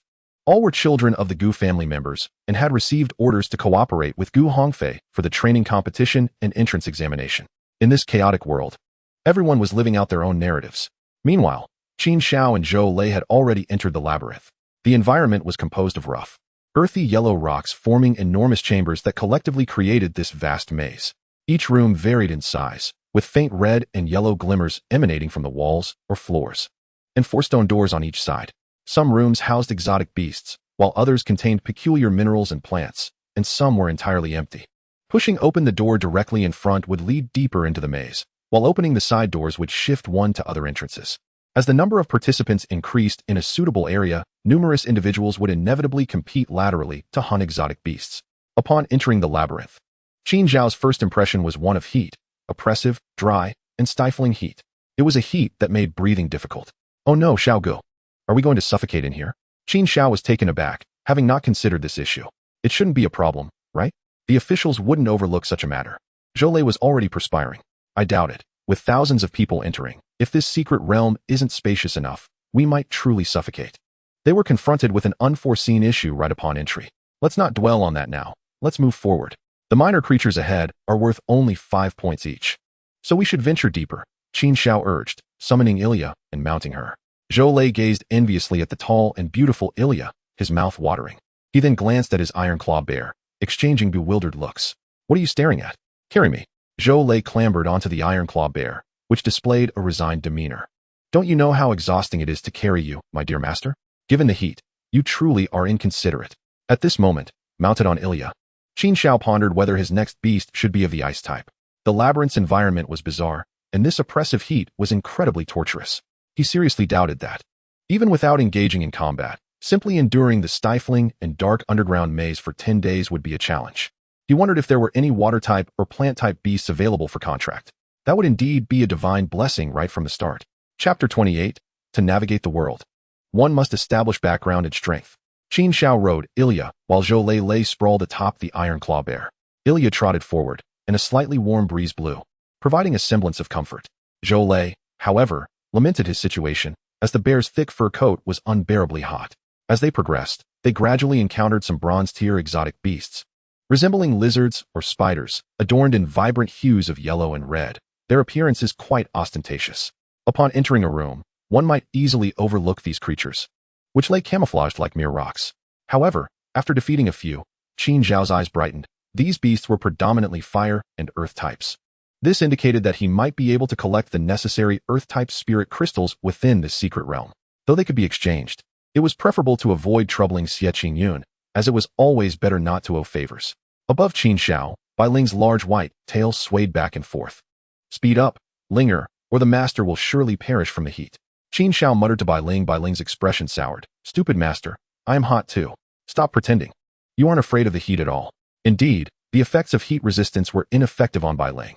Whether due to the foxfire or some other reason, Bai Ling felt little discomfort in such an environment. At least with this top-notch fur hat, she did not feel overheated. Instead, there was a refreshing coolness. In any case, Qin Xiao's overall condition improved significantly, while Zhou Lei, at this moment, had his tongue hanging out. The lad was too shy to remove his clothes, half exposing his chest, incessantly fanning himself and the iron claw bear. The iron claw bear also had its tongue out, appearing utterly disenchanted with life. Outside the secret realm, all the students had already entered. In the center of the hall, projection screens displayed information. Currently, those with the live broadcast function of the locator had their screens illuminated. Various factions gathered around the screens. This training session was certainly more challenging than the previous ones. Merely the environment would lead to the elimination of many participants. It was said that the training ground next door was a snowy expanse, which wasn't any better. At this moment, a light screen displayed the team scores. Due to the multitude of teams, only the names of the captains and the top 100 were shown. On the screen, Qin Xiao's rank was notably the highest. Qin Xiao, Silver rank Beast Tamer, score 50. Yi Qinghuan, Silver rank Beast Tamer, score 30. Wang Dongdong, Bronze rank Beast Tamer, score 30. Gu Hongfei, Bronze rank Beast Tamer, score 20. Lu Piaoxiu, Silver rank Beast Tamer, score 15. This lad is impressive. He truly has risen to prominence, Zhang Shanli remarked while observing the rankings. Someone beside him chimed in. Who? That Qin Xiao? What background does he have? He has only awakened a few days ago and already possesses a silver rank Beast Tamer. Which noble family does he belong to? A commoner, but he is quite gifted, came the reply. What's the rush? There are plenty of silver rank Beast Tamers. And this is just the beginning. He hasn't even exerted his full strength yet. Many nodded in agreement, acknowledging the validity of the statement. Even Zhang Shanli consented with a nod, recognizing that many students had considerable backgrounds, and numerous families had nurtured silver rank beasts. As long as they did not exceed a major tier, and their talents were not terribly lacking, successful contracts could be made. These individuals inherently started at a higher point than the average person. Even those with slightly lesser talents would not be disadvantaged, especially since many possessed both talent and resources. It was truly a case of the rich getting richer. Speaking of which, if I recall correctly, Yi Qinghuan is the mayor's daughter, right? It appears so. I've heard she possesses a purple talent, and her beast is a cub of the mayor's beast, having grown up together. That beast seems to have an orange talent and is a silver rank upper tier. She might even have a chance to advance to gold before the college entrance examination. She is a seed candidate for Qin Xiao. If she can reach gold, there's a possibility of competing for a place in the national top 10. Once this was said, everyone lavished praise upon her. Naturally, one must consider the background. Even in her absence, who would dare to show disrespect? Realizing the inappropriateness of discussing the mayor, the crowd swiftly shifted the topic. Speaking of which, does anyone have accurate information on which lucky individual possesses the highest talent this year? I happen to know that a boy from Qingfeng High School has achieved an orange talent, which should be the highest this year, but unfortunately, he is not present in this training arena. I believe he is also a commoner. Our association's president personally went there to negotiate. In a corner, Hu Buquan was engaged in conversation with a woman nearby. The woman appeared youthful, seemingly under 30, with a cold demeanor and slightly slanted brows, possessing an androgynous appearance. Captain, this lad is the one I scouted at Mingyuan High School. He is a commoner. Although he has a white talent, his beast tamer skills are quite impressive. Currently, I have identified 2 skills. One is a contract space, and the other seems to pertain to beast-related abilities. He has already contracted 2 beasts. Lu Feishue frowned slightly. What conditions did he propose? Hu Buquan hesitated. He hasn't divulged anything. He wants to wait until after the college entrance exam. That's fine. I am not worried about him holding out for a better offer. My sister still needs teammates. After the exam, I will personally discuss it with him. Lu Feishue's expression remained unchanged, but her tone was fervent when mentioning her sister. Hu Buquan internally scoffed at the sibling obsession. I fear that if this lad takes off, his terms may soar to the heavens. Lu Feishue slightly turned to Hu Buquan. Old Hu, do you hold such high regard for him? Hu Buquan smacked his lips. It's hard to say. I have an inkling that this lad is a hidden dragon, exuding a sense of confidence. Lu Feishue raised an eyebrow, her anticipation for Qin Xiao growing. Let us see whether he is indeed a dragon or merely a worm. Inside the secret realm, bro, I can't keep up. You need to slow down. Zhou Lei was exhausted, and there was no denying it. Following behind Qin Xiao, aside from using instruments to collect scores and gather spirit crystals, he had done nothing else. They had already taken down 7 or 8 strange beasts. Lazy, your physique is so weak. You need to train, Qin Xiao lamented. Leisurely seated on Aaliyah's back, these bronze rank minor Karamis did not require Jianmu to intervene. Bai Ling immediately unleashed a ball of foxfire upon encountering them, swiftly resolving the situation. This group of bronze rank strange beasts was crammed into one room, and even a different team would need to proceed with caution. However, Bai Ling did not even lift her eyelids. She summoned several balls of foxfire, instantly annihilating them. The foxfire possessed tracking capabilities, making it impossible to shake off once it latched on. One had to wonder if they were afraid. While speaking, Qin Xiao also patted Aaliyah's shoulder and halted his steps. Master, it's so hot. Aaliyah turned and let out a slight breath, her fragrance wafting through the air. Upon hearing this, Qin Xiao exclaimed, Linger, fan your tail faster. Ah, you wretched master, I'm done with this. Bai Ling leapt onto Aaliyah's head, landing amidst her lustrous golden hair. Aaliyah let out a soft moan, appreciating the refreshing coolness of Bai Ling's icy body. Qin Xiao was taken aback. Without the automatic tail fanning, the oppressive heat enveloped him instantly. He controlled the wood to grow in his hands, transforming it into a wooden fan, and began to fan himself laboriously. Chapter 29, A Mutual Journey. Zhou Lei painstakingly collected the spirit crystals and climbed onto the iron claw bear's back, which felt like a furnace. Qin Xiao made another wooden fan and handed it to him. I miscalculated. Next time, I'll definitely contract an ice-type beast. Zhou Lei's eyes lit up as he accepted the wooden fan. Forget about it, bro. It would be more reliable to bring a spirit-powered fan next time we enter such a secret realm. Finding a good beast with the right attributes is no easy feat. The options are quite limited. Qin Xiao glanced at him as they walked, smiling as he asked, "Lazy, what kind of beast do you plan to contract next?" My family exhausted all their resources just to get me this green iron claw bear. I need to focus on sustaining myself for now. Besides, achieving a silver rank is still far off. That will likely come after university or even graduation. If I can get into a Beast Tamer university, I'll find a faction willing to take me in, work hard for a few years, and then see what happens. Qin Xiao pondered. This was the reality of an ordinary commoner Beast Tamer. If he did not possess the divine level template, given his talent, it would likely be worse than this. As for Zhou Lei, he said nothing more. The lad had no idea he had latched on as such a formidable ally. Let us go. Everything will turn out well. As long as you call me Bro Xiao, I will surely help you soar. As they conversed, Aaliyah pushed open a stone door, and the two stepped into the next room. This room was evidently larger than the previous one. After more than an hour of walking, they had arrived at the central area. Inside a chamber approximately the size of a basketball court lay a solitary, massive spider. Its body was covered in earthy yellow bristles, resembling strands of steel wire, and even when curled up, it stood over a meter tall. The head, adorned with dozens of dark, compound eyes, reflected the forms of the two individuals and their beast. The spider rose, its 8 long legs extending, towering over 3 meters in height. Oh my, it has reached the silver tier. Be careful, Xiao Gu. Zhou Lei's expression turned grave. This creature was indeed of a higher rank, surpassing him by a significant margin. As Qin Xiao began his identification, he noted the creature was a Li Ynzhu, possessing a green talent, classified as Silver 1 star. With the skill, Yin Si. Just as Qin Xiao was about to speak, the spider raised its rear, launching a large mass of black-red substance towards them. From a distance, it resembled a lump of charcoal, but upon closer inspection, it suddenly unfurled into a vast net. Aaliyah's eyes widened as she conjured a ball of lightning and hurled it at the net. Although her skill was wind lightning infusion, which would enhance the lethality of her weapon, her level still posed a limitation. The lightning struck the net, disrupting its trajectory and swiftly destroying it. Concurrently, Aaliyah sprang into action. Bai Ling lay atop Aaliyah's head, resembling an exquisite fox fur shawl. Bai Ling summoned a ball of fox fire, effortlessly directed towards the spider, piercing through its head as if it were a red-hot iron plunged onto ice. The advantage of having a highly intelligent beast was evident here. Without needing direct control from its master, it instinctively understood how to attack and coordinate. Unsurprisingly, the spider met its demise, accompanied by a peculiar burnt odor.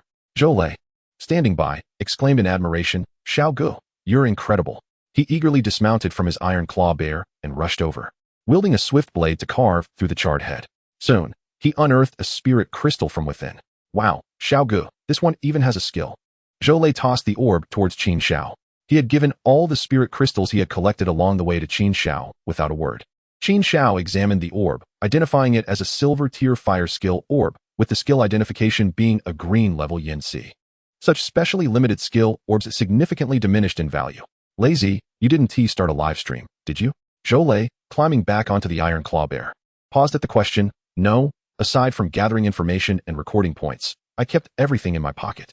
You didn't mention starting a live stream, did you? Qin Xiao nodded. Good. The next task is not suitable for being broadcasted. Zhou Lei curiously asked, Xiao Gu, what mischief are you planning? You brat. How can you speak like that? Am I that kind of person? Zhou Lei wiped his sweat and pouted. Xiao Gu, who are we to each other? The moment you smirk, I know you're up to no good. Oh my, even your original self has this trait? Qin Xiao exclaimed in coincidence. Never mind. Let us go. Next room. Hurry, before they reach the center too soon. As Qin Xiao spoke, Aaliyah understood and moved forward. In his heart, he communicated with Bai Ling.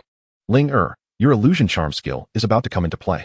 Bai Ling, perched atop Aaliyah's head, instinctively jumped back onto Qin Xiao's head upon hearing this. Stinky Master. What do you want to do? Hee, I'm going to send some points to Gu Hongfei. Later, you control a few more exotic beasts to roam around.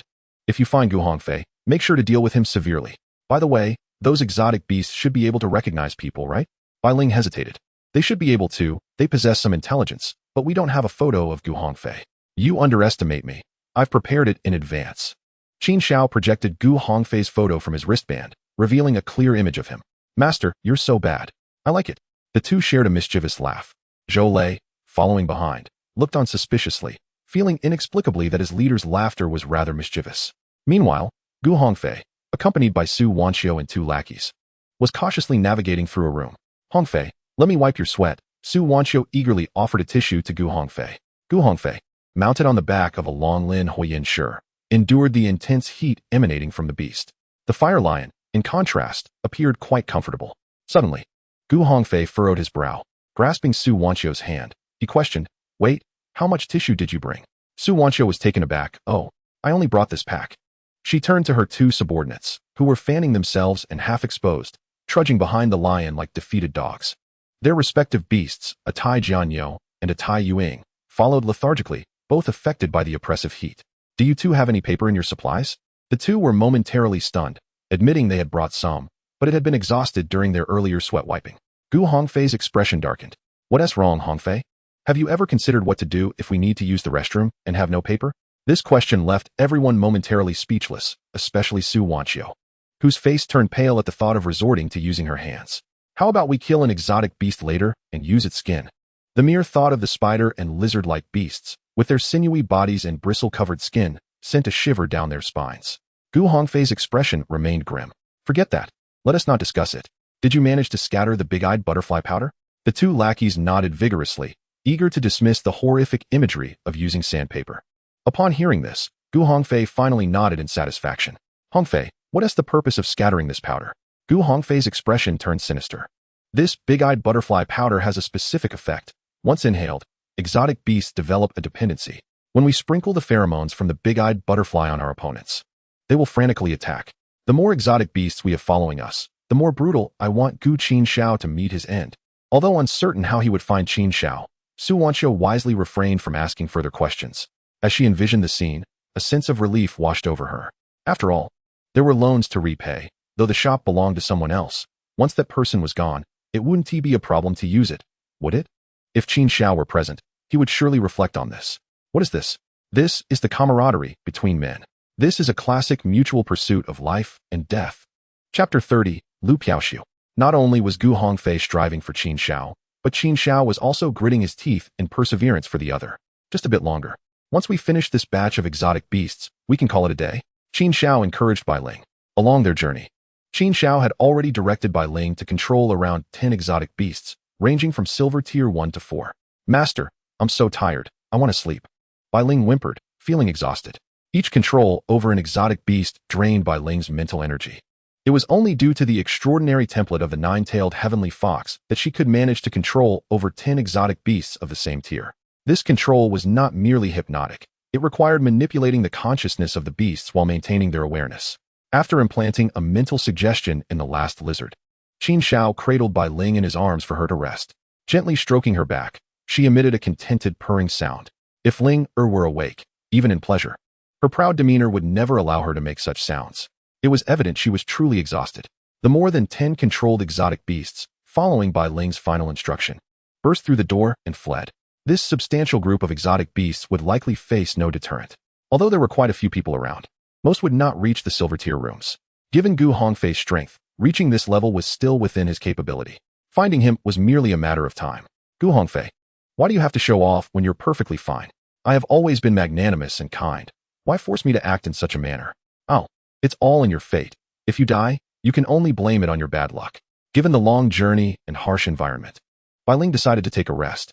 To ensure safety, Qin Xiao resolved to spend the night here.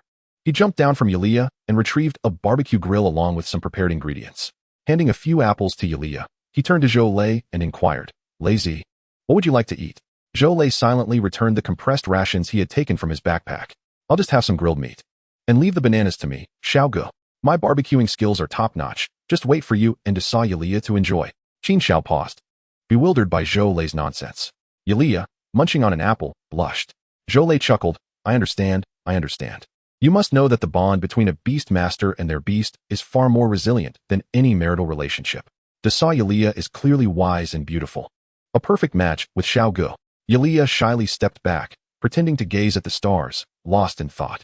Qin Xiao cleared his throat twice, discreetly glanced at Yulia, and silently patted Zhou Lei on the shoulder. As for the concern about cooking in a secret realm to avoid attracting beasts with the aroma, Zhou Lei felt no such apprehension. Just look around. In this area of over a dozen rooms, where could there be any beasts? The greenhouse is empty, and the beasts in the rooms have vanished. He realized that his Xiao Gu was indeed skilled, Such trivial matters were a piece of cake. Feeling somewhat shy to strike up a conversation with Yulia, Qin Xiao turned his head and moved to another corner of the spacious room. He first leaned against a corner and fashioned a makeshift toilet from the wooden structure. Then, he created 2 wooden partitions for resting later. However, the wood used for the toilet could not be recovered. It was not a significant issue, as the wood would regrow in a few breaths' time. With the living quarters arranged and the barbecue nearly ready, Zhou truly did not exaggerate. His grilling skills were indeed impressive. The meat was tender and fragrant. Sourced from the new secret realm, and Qin Xiao had vacuum-sealed the leftovers to freeze in Bai Ling's contract space. Recently, he had also been contemplating raising some animals in Bai Ling and Yulia's contract space, ensuring a steady supply of fresh food. Speaking of which, he couldn't help but think that his next beast should be an ice type, which would render the freezer unnecessary. The 3 of them sat together, along with Zhou Lei's iron claw bear, feasting on 2 large beef ribs. At that moment, the stone door beside them creaked open, catching their attention with a hint of surprise. It was the first encounter with another person today, and the timing was unexpected. As the door opened, a young girl stepped in, her long hair cascading like willow branches, almost touching the ground, her large eyes sparkling with a lively glimmer. Perched on her shoulder was a creature resembling a cross between a mouse and a fox. As soon as she entered, she dashed towards Qin Xiao and the others. Diao Jiao, come back. The beast, resembling a mouse-fox hybrid, approached, prompting Qin Xiao to activate his identification skill. Zidian Diao, innate purple, 4-star silver, skills, purple lightning, speed. Wow! Qin Xiao exclaimed, impressed. This was a second-generation wealthy individual. Such a specimen of a beast was rarely seen by ordinary people. While contemplating, he affectionately stroked Bai Ling in his arms. Well, she isn't as obedient as my Bai Ling, nor as beautiful, nor as powerful. The Zidian Diao stood upright, staring blankly at the meat in their hands, its little paws clasped together in a gesture of respect. This amused Qin Xiao. The little creature exhibited intelligence. At that moment, Lu Piaoshu arrived, flanked by 2 men and a woman, forming a classic offensive-defensive support team. Lu Piaoshu, hands on her hips, appeared diminutive yet charming. With a dramatic toss of her long hair, she admonished, "Aziz, you've been naughty again. What if you encounter danger?" As she spoke, Lu Piaoshu's gaze fixated on the barbecue, the enticing aroma wafting towards her. Lu Piaoshu stammered. Qin Xiao raised an eyebrow. What? Do you also want to make a gesture? Ahem, do you wish to eat? Lu Piaoshu cradled the drooling Zidian Diao and said, "Hello, I'm Lu Piaoshu. Is that meat for sale? I can pay." Zhou glanced at Qin Xiao, silently inquiring how to proceed. "Of course, we can sell it. How much are you willing to offer?" Lu Piaoshu sighed in relief. "I don't have cash on me. I can't transfer here, but would this work as payment?" She nonchalantly produced 2 bronze-tier spirit crystals. Truly a wealthy individual. Even a small amount of meat was worth nearly 10,000. Qin Xiao pondered for a moment and replied, "All right, come sit and eat." There was no need for coldness between strangers. As the sage once said, cultivate many friends and let enemies be few. While speaking, Qin Xiao handed over some meat for Zhou to grill. Lu Piaoshu settled down, while her 3 teammates remained silent, quickly taking their seats. However, their curious gazes roamed, ultimately lingering on Qin Xiao and Yulia. Throughout their journey, they had encountered little danger, clearly indicating they had been cleared out. They had initially planned to rest for the night and change directions, but it seemed the beasts ahead had been eliminated by this person. Such strength was not to be underestimated. Although the atmosphere was somewhat awkward and guarded, Qin Xiao paid little heed. Lu Piaoshu was entirely focused on the barbecue, oblivious to everything else. She gazed eagerly at the food until Zhou handed her several ribs. Lu Piaoshu eagerly accepted, sharing one with the Zidian Diao as they began to munch away. After a few bites, her eyes lit up, sparkling with delight. Chapter 31, The Gluttonous Simpleton. Observing the unsuspecting demeanor of the girl, Qin Xiao couldn't help but smile. This little girl was indeed untouched by worldly affairs. No wonder she was accompanied by what appeared to be caretakers. The other 3 also received their share of barbecue, having endured a long day, battling the sweltering heat while remaining vigilant against beasts, leaving them ravenous. "Thank you," they mumbled between bites. Lu Piaoshu finished a rib and half a beef leg before contentedly burping, a satisfied expression adorning her face, looking somewhat out of place. She paused, retrieving a plethora of snacks and fruits from her spatial orb. Come, have some of mine. I assure you, these potato chips are delicious." As she spoke, she handed a bag of chips to Qin Xiao, who passed it to Yulia. "Thanks." After their meal, gathered around the campfire, the atmosphere grew somewhat awkward, with only the sound of Lu Piaoshu crunching on chips breaking the silence. It was still too early to retire to the tent. They could either chat or play with their beasts. Sitting in uncomfortable silence, especially among unfamiliar faces, was even more awkward. However, Lu Piaoshu seemed entirely unaware, absorbed in her snacks. Qin Xiao prepared to rise and leave when one of the other girls spoke up. Allow me to introduce myself. I'm Zhen Zhen. And these are my teammates, Wang Wei and Zhang Peng. You are the one who defeated Gu Hongfei in the hall, right? Are you from Mingyuan High School? Qin Xiao pondered for a moment before responding. Yes, that's me. I'm Qin Xiao. Upon hearing his affirmation, Lu Piaoshu's eyes widened. Qin Xiao Gu. You're amazing. The term Qin Xiao Gu sent chills down his spine. Zhen Zhen covered her forehead, offering an apologetic smile. I'm sorry. Piaoshu is advanced for her age and quite young. Please don't mind her. Qin Xiaobai waved his hand dismissively, remarking that it was of no concern. After all, he was still young and had no issues with such a style. Who would care? Who could resist the charm of an adorable girl affectionately calling him Qin Xiaoga? It was melodious and delightful. He suggested amplifying it. As for whether she harbored ulterior motives like a scheming green tea type, why worry about that? Enjoy the moment. They were not romantically involved, so why dwell on her intentions? Zhen Zhen's expression shifted subtly as she discreetly observed Qin Xiaobai a few more times. She hoped he wasn't a lowly loving type. If the captain found out, she would surely be in trouble. Haha, Qin Xiaobai, you jest. May I inquire if you have dealt with all these exotic beasts in this room? Qin Xiaobai remained unfazed, remarking that if they were walking the same path, it was likely due to him. Wow, Qin Xiaoga is truly impressive. Let us form a team with our 2 squads. Qin Xiaobai couldn't help but murmur to himself. Was she truly a fan who had turned to a critic so swiftly? That seemed inappropriate. After all, they were 2 separate teams and not very familiar with one another. Lu Piaoshu set down her snacks, her big eyes sparkling. Qin Xiaoga, others will also form larger teams. We just need to bond a little, and we can work together. How about this? We'll act together later, and when your beast fighting takes a toll, we can step in, or we can collaborate to take down the exotic beasts. Splitting the spoils 70-30 in your favor. Zhen Zhen and the others exchanged glances but remained silent. Judging by Qin Xiaobai's recent performance against the exotic beasts, it seemed feasible. Even if they did not benefit from his points, aligning with such a strong ally would undoubtedly enhance their safety. Achievements were secondary. Their primary concern was to ensure Lu Piaoshu's safety. With this in mind, Zhen Zhen spoke up. Qin Xiaobai, perhaps you should consider it? Cooperation is mutually beneficial, especially since others also team up to tackle higher-level beasts.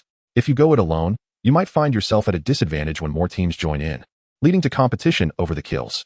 Qin Xiaobai glanced at Zhou Lei, who softly urged, It's up to you, Xiaoga. I'll follow your lead. Although Lei was merely an accessory, he was still a brother and deserved respect. After contemplating, Qin Xiaobai ultimately declined. For him, this silver-tier encounter was mere chaos. It was not suitable to involve strangers. There were already burdensome tasks for Lei, and he had no need to carry a group of additional liabilities. He intended to scour this secret realm thoroughly. If these individuals couldn't even bring down a single beast alongside him, it would be quite comical. Seeing Qin Xiaobai's resolute refusal, the atmosphere grew somewhat tense. The group awkwardly exchanged small talk, and they found the heat by the campfire unbearable. Although the temperature in the maze seemed to have dropped a bit, it still hovered around 30 degrees, with stagnant air making it stifling. Noticing Elia's fatigued expression, Qin Xiaobai nodded and made his way to his room. As he opened the door and stepped inside, Lu Piaoshu's eyes sparkled with excitement. Zhou Lei, did Qin Xiaobai conjure that? What kind of beast is that? They had exchanged introductions during their chat, and Lu Piaoshu had remembered Zhou Lei's name. Zhou Lei chuckled. Ah, it's not a beast, it's just how things are here. Lu Piaoshu, with a naive demeanor, pondered for a moment. Oh, I see. Well, you all continue your conversation. I'll go rest. Zhou Lei quickly got up, dragging the lethargic Iron Claw bear into his room. The remaining 3 exchanged glances. Did we see that thing when we arrived? No. They all shook their heads. Forget it. Let us not dwell on it. We should rest early. Lu Piaoshu clapped her hands and stood up, retrieving a tent from her spatial orb. She quickly set it up and crawled inside. The remaining 3 spent a moment discussing their night watch rotation before pulling out their tents and entering them. Inside the tent, Elia nestled beside Qin Xiaobai, lying on a smooth, cool floor akin to a bamboo mat. Master, do you think those people pose any threat? Qin Xiaobai caressed Elia's fairy-like long ears and replied. What do you think?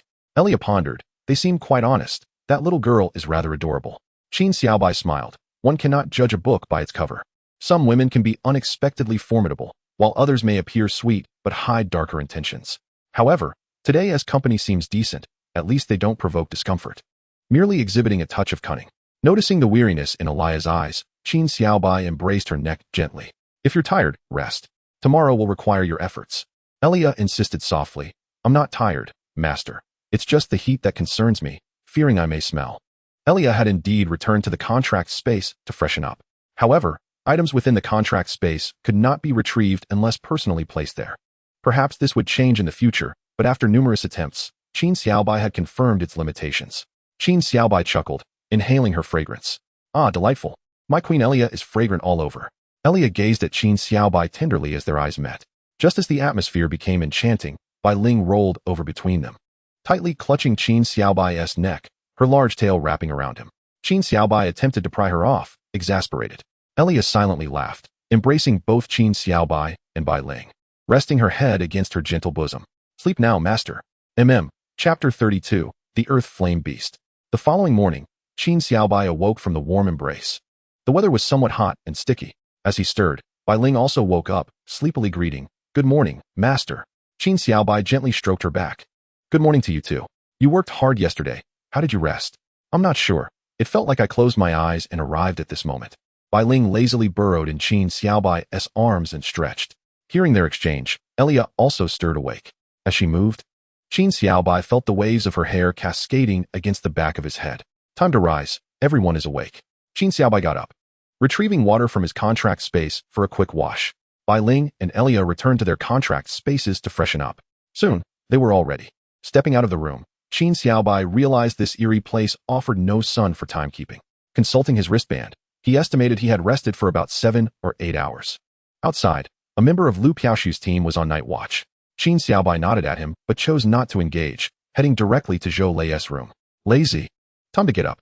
Coming. Zhou Lei's voice sounded somewhat flustered. Qin Xiao stood at the door, his expression skeptical. After about 5 minutes, Zhou Lei finally emerged. "What were you doing, lazy, flustered like that? Are you practicing some ancestral craft?" Zhou Lei evaded the question. Who would do that? What do you take me for?"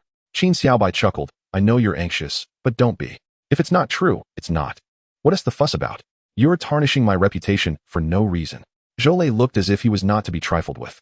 After taking a few steps, he turned back. "By the way, Xiaoga, do you have any paper?" Qin Xiao was momentarily taken aback. What on earth? However, he quickly realized. "So you didn't bring any paper, huh?" Qin Xiao remarked, casting a disdainful glance at him. He retrieved several packs of tissues from his contract space. "Lazy. When it's time to ask, just ask. No need to be shy. I have plenty of paper." Indeed, Qin Xiao was not exaggerating. He had an abundance of daily necessities in his contract space. Zhou Lei took the tissues, saying nothing, and walked away with his head down. "Oh, why did the conversation suddenly come to an end? Let's not linger any longer. It's time to set off." Qin Xiao smiled and refrained from further teasing, summoning Elia and Bai Ling. Indeed, it is much more comfortable amidst the sea of flowers. As Bai Ling emerged, she felt the warmth of the room and pouted. Qin Xiao gently patted her head, encouraging her to endure for a few days, as they needed to exploit opportunities for profit. Bai Ling nestled against his head while he mounted Elia. After removing the wooden barrier that sealed the door from yesterday, he and Zhou Lei pushed the door open. There was no need for farewells. A simple acknowledgement to Wang Wei, who was on night watch, sufficed. Qin Xiao and Zhou Lei entered 7 or 8 rooms in succession, encountering only a single silver-level 1-star lizard, with little else to show for their efforts. Although the rooms shared a monotonous and dreary design, Qin Xiao's overwhelming strength allowed them to feel relatively at ease. Zhou Lei had shed the cautious demeanor he had displayed the previous day. "Be careful, lazy. If you continue like this, how will your brother ever dare to let you venture out?" Zhou Lei leaned against the iron claw bear, fanning himself. "Don't worry, Xiaogu. You're here. If you weren't, I would be more cautious than anyone else. Are we still advancing steadily today, Xiaogu?" Qin Xiao leisurely fanned Elia. "I plan to push ahead to the 5 or 6-star silver level, swiftly sweeping through the area, lest we linger here and find ourselves competing with those teams for monsters." Zhou Lei nodded in agreement. Indeed, in a day or two, this place will be a chaotic mess. After all, aside from those skilled teams, most wouldn't dare to venture deeper into the rooms. As they conversed, they proceeded further into the chambers. They did not pause for lunch, merely consuming some vacuum-packed marinated duck and beef. By around 3 in the afternoon, Qin Xiao was contemplating their current haul while waiting for Zhou Lei to gather spirit crystals. "Xiaogu, I'm done," Zhou Lei said, handing over 2 spirit crystals. This room was fortunate. There were 2 exotic beasts mating, and they were swiftly dealt with by Qin Xiao. Nodding, Qin Xiao applied gentle pressure with his legs, prompting Elia to step forward and push open the next stone door. As the door creaked open, a wave of heat surged forth. The external temperature was already high, but the heat emanating from within was even more intense. Elia instinctively took 2 steps back. Master, something feels off about this room, she warned solemnly. Qin Xiao nodded, observing the scene. Lazy, hold back for a moment. Exercise caution. Standing at the threshold, they beheld a river of molten lava surging across the floor, with orange-red magma occasionally bubbling to the surface. A pungent odor of sulfur accompanied the intense heat. Xiao Gu, this room seems suspicious. Should we reconsider? Zhou Lei remarked, eyeing the molten river. I'll take a look. There's nothing to worry about, Qin Xiao stated, stepping boldly inside. Enduring the sulfurous stench and oppressive heat, Qin Xiao quickly surveyed the expansive room, which was nearly the size of half a football field. However, he discerned no sign of exotic beasts. Bai Ling, perched atop Qin Xiao's head, scanned the surroundings with her large aquamarine eyes. Master, look at the center of the lava. Upon hearing Bai Ling's alert, Qin Xiao shifted his gaze to the exposed section of the lava river. In the middle lay a small island of about 10 square meters, upon which grew a peculiar black, shell-like flower. Qin Xiao could not identify this plant. Beside it rested an oddly shaped black-red stone. Activating his identification skill, he discovered Lava Stone Heart, a purple rarity, immature, effects, enhances the talents of fire-type exotic beasts below purple rank, increases the potential of fire-type exotic beasts, and randomly augments their skills. Earth Flame Beast, blue talent, silver 7-star, skills, Earth Flame, stone skin. Upon reading the description provided by the identification skill, Qin Xiao's eyes lit up. We've stumbled upon a rare treasure. Linger, eliminate it, but be careful not to harm my precious find. Stinky Master, you must give me a massage later. All right, just be cautious. Bai Ling leaped from Qin Xiao's head, her form expanding mid-air as she landed on the molten river, racing towards the island. The commotion caught the attention of the Earth Flame Beast, which opened its golden red, piercing eyes and stood tall. With a mighty roar reminiscent of a dragon and tiger, the Earth Flame Beast let out a fearsome cry. Bai Ling was undeterred. She leapt forward and struck the beast's mouth, causing its head to tilt awkwardly. However, the massive creature, measuring 6 or 7 meters in length, did not budge. Seemingly concerned about the rare treasure, the Earth Flame Beast approached to engage in battle. Bai Ling retreated a couple of steps, evading its lunging bite. With a graceful and agile leap, she landed behind the Earth Flame Beast, pressing her forelimbs onto its back with considerable force. The Earth Flame Beast was pinned down, its short legs trembling as the hardened lava beneath it shattered. Despite being subdued, the creature struggled fiercely, its black-red rock-like skin absorbing much of the damage. Master, I must assist, Yulia exclaimed anxiously. Qin Xiao gently placed a hand on her shoulder. No need to rush, let Linger have her fun. He refrained from sending Yulia to aid, as she would likely struggle against the Earth Flame Beast, whose stone skin and Earth Flame abilities posed a significant challenge. Should she engage, she risked injury from burns, a fate he could not allow her to face. Seeing that her heavy blows were yielding little effect, Bai Ling grew dissatisfied. Summoning her foxfire, she charged directly at the Earth Flame Beast's head. Sensing the imminent danger, the beast erupted in a torrent of black-red flames, interspersed with dark sparks. The flames converged, attempting to counter Bai Ling's foxfire. For a moment, the two forces clashed in a standoff. Yet it was evident that the Earth Flame Beast was faltering under the strain, having gained sentience since merging with the template. Bai Ling had never been one to dawdle in battle. Feeling a sense of urgency, she declared, "Humph, let us see how many you can withstand." With that, she conjured several more orbs of foxfire, unleashing them from all directions towards the Earth Flame Beast. The creature struggled to fend off the attacks. Yet 2 of the foxfire orbs struck true, burning through its flesh and leaving gaping wounds. Though the blows did not reach any vital spots, the pain incited a fierce struggle within the beast. The hardened lava beneath it began to crumble as it thrashed about. Seizing the opportunity, the Earth Flame Beast attempted to escape towards the molten river. Should it succeed, capturing the Lava Stone Heart would become a challenge, as it remained immature and would require constant vigilance. No longer content to observe, Qin Xiao swiftly extended the roots of his Jianmu from the void. 3 thick roots appeared beside the Earth Flame Beast, ensnaring it firmly. Although engulfed in flames, the roots proved resilient against the heat. Qin Xiao guided the roots, dragging the beast halfway into the lava. Bai Ling seized the moment, pressing her forelimbs onto the Earth Flame Beast while unleashing a torrent of foxfire. It was not until 3 orbs of foxfire penetrated the beast's brain that its colossal form finally ceased its frantic struggles. Once the creature lay still, Qin Xiao released the Jianmu roots, exhaling in relief. Bai Ling pawed at the fallen beast, shaking her head in disappointment before returning to Qin Xiao's embrace. Shaking off the dust from her fur. "Master, I feel utterly useless. I couldn't even slay this wretched lizard, and it nearly escaped."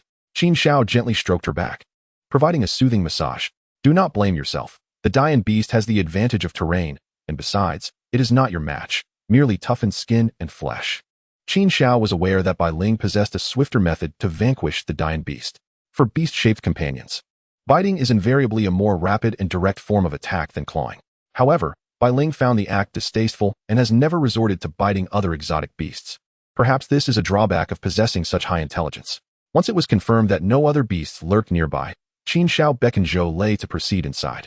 Enduring the sweltering heat, they approached the bank of the lava river, gazing at the lava stone heart, both filled with excitement. Brother Xiao, this must be worth a fortune. Selling it could secure your next beast. Zhou Lei exclaimed with enthusiasm. Qin Xiao observed the lava stone heart, hesitating to comment. Yet he was certain it would not be inexpensive. Rest assured, once I sell this, you shall not miss out on the benefits. Zhou Lei turned serious, stating, Brother Xiao, I have contributed no effort towards this, so I do not deserve any rewards. Qin Xiao chuckled at Zhou Lei's earnest expression. I understand, but do not feel pressured. I do not require your share. Afterward, Qin Xiao shifted the topic, acknowledging that the object was not yet ripe for harvesting and they would need to guard it for a while. Zhou Lei pondered and added, although this area is now a silver-tier territory with fewer individuals, you have cleared out the beasts along this path, so others will surely follow. We must devise a means of prevention. Qin Xiao nodded and surveyed the surroundings of the chamber. Lazy, extract the spirit crystal. I will set up some defenses. With that, Qin Xiao mounted Yulia and swiftly circled the room, sealing the remaining 3 stone doors with wooden barriers made from Jinmu. He then returned to the island's edge, encircling the lava stone heart with wooden barriers as well. It would be quite amusing if an old foe appeared in the lava river and raided their camp. At that moment, Zhou Lei had extracted the spirit crystal from the Dian beast. Fortune favored Zhou Lei, as he procured yet another skill orb. This time a blue one with the skill of Dian. Let us move to the next chamber. It is too hot here, Qin Xiao stated, storing the orb and retreating with Zhou Lei to the initial chamber. Following the same procedure, they sealed all 3 stone doors. Yulia returned to the contract space, running a lap inside, drenched in sweat, before heading for a bath. Qin Xiao could only express envy. He constructed 2 wooden huts and a restroom, and he and Zhou Lei began preparing a meal. It was now past 5 in the afternoon, and their day had drawn to a close. Zhou Lei grilled meat while Qin Xiao massaged Bai Ling. Brother Xiao, how long until this thing matures? What if it isn't ready by the time the period ends? Qin Xiao contemplated before responding. Regardless, if it is not mature, we will harvest it anyway. Better to err on the side of caution. However, we will need to remain vigilant here. I hope it matures soon, as it could yield additional points. Yet, points are of little consequence. This item likely equates to 100 spirit crystals. This training expedition has certainly been lucrative, and our current points should not be too shabby. Zhou Lei glanced at the points collected in the device, which stood at 725. He nodded in agreement. This score was unattainable for most, barring a few elite teams. After all, typical teams comprised bronze-tier beast tamers, earning only 5 points for each bronze-tier beast slain. They also had to expend time seeking and competing for kills, and it would take ages to accumulate sufficient points. Furthermore, many teams struggled to last the full 10 days. Half of them might have already been eliminated. Chapter 34, Movements from All Sides. Zhou Lei's suspicions were not unfounded. Although the training had only reached its 2nd day, over half of the teams had already been eliminated. More than 400 teams had been dismissed for various reasons. Some were injured or killed by exotic beasts, some lacked sufficient supplies, others could not endure the sweltering heat, and some became disheartened by their inability to secure kills. Before the event, everyone considered themselves extraordinary, believing they would encounter extraordinary fortunes. However, when faced with reality, many discovered they were not as remarkable as they had believed. Following this training, it was likely that another batch of beast tamers would abandon this path. In short, they faced significant setbacks, gained self-awareness, and learned to be humble. Nevertheless, humility did not equate to silence. Many eliminated teams continued to watch the live broadcast from the training's secret realm hall, while monitoring the real-time leaderboard. They transformed from practical beast tamers into mere talkers for decades to come. Who is this Qin Xiao? Is he truly that formidable? Over 700 points in just 2 days. He should be investigated. Please, your failures do not signify others cannot succeed. My team garnered 15 points. Had it not been for my uncooperative teammates, I would not be withdrawing. Laughter erupted. What is the difference between 15 points and 0? Spare us the barking. The hall was filled with noise as the new beast tamers, grappling with mixed emotions, quarreled. The goddess remains the goddess. Her points are soaring. In just 2 days, she could catch up to Qin Xiao's team. Well, if the leader remains stagnant, she might have a chance. How is it possible to remain stagnant? I believe that this time, Qin Xiao will likely secure first place. Little did they know, Qin Xiao indeed remained stagnant. For 3 consecutive days. He was surpassed on the 5th day by Yi Qinghuan's team, then on the 6th by Wang Dongdong's team, and finally on the 7th by Lu Piaoshu's team. Qin Xiao's score steadfastly remained at 725, as steady as a rock. Meanwhile, Qin Xiao instructed Zhou Lei to disable the live broadcast feature, leaving the outside world oblivious to the events transpiring within. In the hall, some even speculated that Qin Xiao's team had not even withdrawn and had met with a grim fate. Could it be that this lad is truly gone? In the glass compartment of the hall, where various factions had stationed themselves, Hu Buquan stroked his chin thoughtfully. Lu Feishue lounged on a nearby sofa, intently watching the live broadcast of Lu Piaoshu's team. It is difficult to say. This lad might believe his points are sufficient and is simply biding his time. Her tone was less than amiable, for Qin Xiao had declined Lu Piaoshu's invitation to form a team, causing considerable displeasure to the infatuated brother. How dare he? How could he refuse my adorable sister's request to team up? What a heartless individual. Such a pity, for he is the only commoner genius to emerge in this arena. Hu Buquan lamented. What is there to pity? Given his current achievements, as long as he is alive, teams will be eager to recruit him. Far better than those who are eliminated within days. That is true. However, there are still some promising newcomers remaining.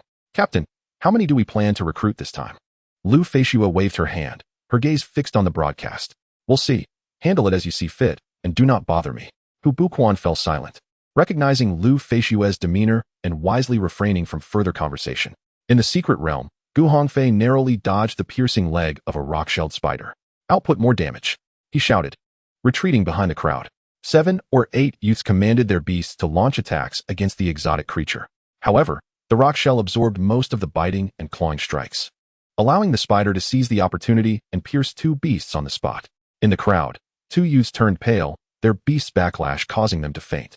The sudden assault of the exotic beast threw the team into disarray. Seizing the moment, the dragon-scale flame lion leaped onto the spider's back, unleashing a torrent of flames that engulfed the spider's small head. Moments later, the spider emitted a piercing scream before collapsing, while the dragon-scale flame lion triumphantly jumped down from its back. Su Wanxiu swiftly commanded her by Lu to advance and administer healing. Heal my beast first. My beast is on the brink of death. A voice rang out from the crowd, a young boy in distress. Indeed, my beast is severely injured as well. Others chimed in. The 20-strong team comprising only 3 healing beast masters, wholly inadequate for the situation. Presently, the only healer remaining was Su Wanxiu's Bai Lu. Gu Hongfei, disregarding the chaos, stepped forth from the throng and approached the spider. He extracted the spirit crystal and recorded the points with his device. A sigh of relief escaped him. This silver 5-star beast had proven to be a formidable opponent. Had his beast been nurtured to silver in advance, with the innate talent of the dragon-scale flame lion, the ordeal would have been far less troublesome. Turning around, he cast a cold gaze upon the disarrayed team. According to the contributions made, it was only logical to prioritize the healing of combat-capable beasts. Those who disagreed were welcome to leave. His voice was low, yet none dared to oppose him at that moment. After uttering those words, Gu Hongfei approached Su Wanxiu. He affectionately patted his dragon-scale flame lion, his expression invigorated. With a current score of 445 points, he anticipated that after slaying a few more silver beasts over the next 3 days, he would undoubtedly secure a place among the top 10 with a minimum of 600 points. Yet, he pondered the necessity of hunting some bronze-tier beasts, lest the morale of the group wane, making leadership increasingly difficult. However, retreat was not an option, as he had not forgotten the numerous beasts trailing behind them. Regrettably, he had yet to encounter Qin Xiao. The number of beasts he led had grown alarmingly, instilling a sense of fear within him. Preparing to depart, he turned and spoke. The beast masters still tending to the injured beasts looked up in disbelief. Are you even human? Can't you see the number of injured? You still intend to move on? How can we proceed? So many beasts are hurt. Don't be so selfish. Gu Hongfei. A voice of dissent echoed. The dragon-scale flame lion leapt forth, trampling the dissenting beast and its master beneath its feet. The individual screamed while those around fell silent in terror. Do you think this is mere child's play? Have you lost your sense of self-awareness? Now, those who can still move and wish to earn points, follow me. Gu Hongfei stepped closer and decisively pressed the abandon button on the man's locator. Rising, he spoke coldly. A dozen individuals numbly stepped forward, hastily organizing themselves to set out once more. The remaining 10 or so did not dare to voice their discontent, their faces reflecting indignation. Standing beside Gu Hongfei, Su Wanxiu regarded the crowd with an icy demeanor. Gu Hongfei wrapped an arm around her, and together they mounted the flame lion, striding proudly towards the stone door. Unbeknownst to him, just 3 rooms away, a dozen bronze and silver tier beasts roamed restlessly. Chapter 35. The lava stone heart matures, Yi Qinghuan. Pushing open the stone door. The room was eerily quiet. The team collectively exhaled in relief. Gu Hongfei's expression soured as he moved on to the next room. Upon opening the stone door, he was met with yet another empty space. Just as he contemplated advancing, the stone door on his right swung wide open, unleashing a frenzy of beasts. At the sight, Gu Hongfei's eyes widened in alarm. 7 silver tier and 5 high tier bronze beasts. This is disastrous. His mind blanked in panic. Run, Hongfei! At a crucial moment, Su Wanqiu's scream jolted him back to reality. Regaining his composure, Gu Hongfei immediately directed his dragon-scale flame lion to flee backward. In the adjoining room, the others watched Gu Hongfei, pallid and silent, as he bolted toward the rear. By the time they recognized the approaching beasts, it was already too late to escape. The horde of beasts, eyes ablaze, charged towards the stone door. As everyone braced for their impending doom, they were astonished to discover that these beasts completely ignored them. Instead fixating on Gu Hongfei. Block the beasts. Stop them, Gu Hongfei shouted, terror-stricken. Yet the others, gripped by fear, exchanged glances, none daring to step forward. Forget about saving him. In this situation, who would be reckless enough to intervene? With so many silver-tier beasts, who would risk their life? Gu Hongfei pressed on, oblivious to why the beasts pursued him so relentlessly. He could only flee for his life. But as he forced open another stone door, a sudden realization struck him. Damn it, if I go any further, I might run into the monsters I lured here. Cursed fate. Just when it seemed the heavens conspired against him, Su Wanqiu continued to scream in his arms. In a moment of frustration, Gu Hongfei slapped her. The sharp sound echoed, and she immediately fell silent. With the source of the noise extinguished, he grit his teeth and dashed toward the final stone door. As the flame lion crashed through, a throng of bronze-tier beasts stared menacingly at them. Gu Hongfei's expression hardened, and he retreated, pulling out butterfly powder to hurl at the relentless beasts. In a moment of ingenuity, he hoped this tactic would delay their pursuit. The bronze-tier beasts, catching the scent of the powder, became frenzied and charged wildly. Chaos erupted. Seizing the opportunity, Gu Hongfei swiftly turned and fled through a nearby door. The dragon-scale flame lion galloped with all its might. However, the bronze-tier beasts were no match for silver-tier opponents. Despite causing some confusion, the beasts paid it no heed, their eyes ablaze as they relentlessly pursued. Thus, a bewildering scene unfolded in the fiery maze, a rider atop his beast fleeing, while swarms of beasts chased after them. Gu Hongfei fled for his life. Meanwhile, on the other side, Qin Xiao leisurely indulged in fruits fed to him by Yulia. He opened his wristband to study the data, as he had traversed from another world and needed to catch up on knowledge. Learning and practicing brought him joy. Brother Xiao, is this truly fine? Zhou observed him, filled with a sense of melancholy. Qin Xiao glanced at him. If you wish, you can do the same. Young man, do not limit your own potential. Even bears can be extraordinary. Zhou looked at his iron claw bear, licking its claws, the spines on its tongue glistening. Brother Xiao, you're truly something else. This is no longer human beast. He shuddered, rising silently, preparing to return to his room to avoid any further annoyance. Just then, a wave of heat surged from the ajar door. Qin Xiao sprang up from Yulia's bosom. Is it maturing? Zhou also perked up, excitement coursing through him. Staying here any longer would drive me to despair. The two quickly sprang to their feet and dashed toward the room.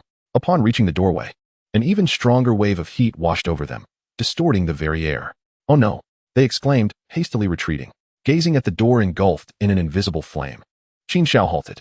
Wait, this might be the eruption before maturation. Minutes turned into hours, and after roughly 2 hours, the intense heat at the doorway finally began to subside.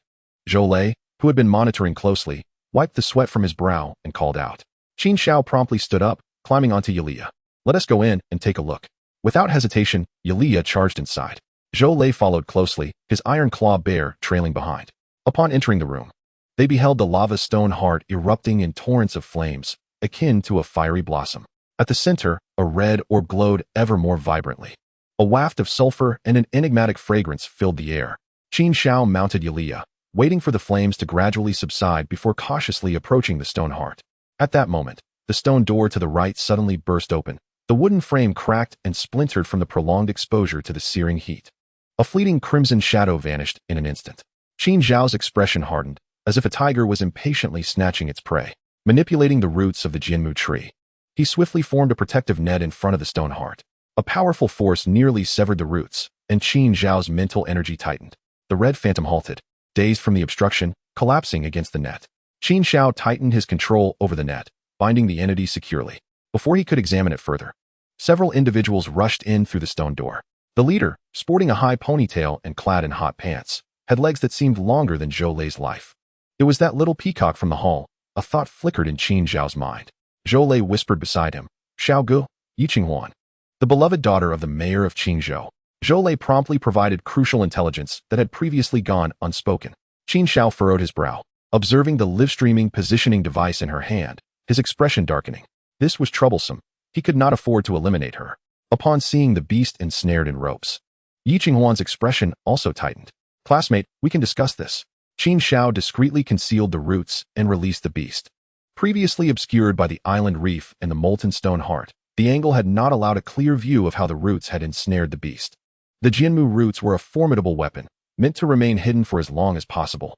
I do not wish to engage in conflict. We must depart immediately. Qin Xiao spoke in a low tone. The creature that landed was a fiery red fox, its tail resembling a bundle of golden red flames. Instead of returning to Yiqinghuan, the fox anxiously gazed at the molten stone heart in the middle of the island reef. Yiqinghuan, following the fox's anxious cries, looked over and noticed the molten stone heart, her expression shifting, exclaiming, "The molten stone heart." Observing this, Qin Xiao snorted coldly, stepping forward to excavate the now dormant molten stone heart and promptly storing it in the contract space. Witnessing the peculiar object vanish, the golden red fox became increasingly agitated, appearing restless and eager to leap forward. Yet, upon seeing Qin Xiao and the white spirit glaring at her from above, a flicker of fear crossed its eyes. Chapter 36, Reaping What One Sows. Yiqinghuan and the others hurriedly approached. She reached out to embrace the fox. Ali, be a good girl. After calming the creature, she looked up and recognized the person before her as Qin Xiao, who had previously stirred up a minor commotion in the hall. Her cheeks flushed slightly as she hesitated to speak. Classmate, could you sell me that peculiar object from earlier? As soon as the words left her lips, someone behind her interjected. A boy riding a giant wolf stepped forward, proclaiming, Classmate, treasures are meant to be shared. Everyone witnessed it, handed over for all to enjoy. Qin Xiao cast him a sidelong glance, thinking, who let you out without proper attire, exposing your little bits? Upon hearing this, the boy's face turned crimson with anger. Yiqinghuan's expression also shifted. Enough, Yi Fei, don't stir trouble. She scolded him, silencing his remarks. This cousin truly had a few screws loose, provoking hostility right off the bat. Yi Fei's countenance darkened, but he remained silent, glaring at Qin Xiao. Qin Xiao was left speechless, having inadvertently offended another fool. Classmate, I apologize. May I ask if you could sell me that peculiar object? Just name your price. Qin Xiao subtly glanced at the live-streaming devices behind them.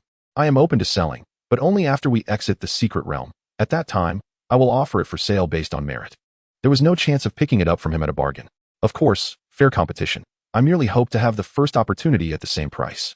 In contrast to her seemingly proud demeanor, Yiqinghuan's character unexpectedly exuded kindness, revealing a delightful contradiction. With the conversation progressing, Qin Xiao slightly lowered his guard. Certainly, as long as you make an offer, you will have the priority. With Qin Xiao's assurance, Yiqinghuan felt relieved, and the atmosphere relaxed somewhat. Just as Qin Xiao prepared to leave, another door burst open violently. Lu Piaoxiu and Zhen Zhen rushed in with a group of people. Upon seeing those inside, they were momentarily stunned, but upon spotting Qin Xiao, Lu Piaoxiu immediately shouted, Brother Qin Xiao, run. Qin Xiao was bewildered by the unexpected turn of events. Before he could respond, Lu Piaoxiu was already close to him. Behind them, Gu Hongfei charged in atop a languid dragon-scaled flame lion. Hurry, run. Gu Hongfei, that useless fool, has attracted a horde of silver-tier beasts chasing after him. Lu Piaoxiu gasped for breath and quickly explained. If it weren't for Gu Hongfei and the beasts having pursued them for so long, this group would have likely been caught. Even so, those who lagged behind had suffered casualties. Noticing Qin Xiao's inaction, Lu Piaoxiu grew anxious. Brother Qin Xiao, trust me, we must flee now. Qin Xiao's expression was peculiar. Ahem. I believe you, as I have already witnessed it.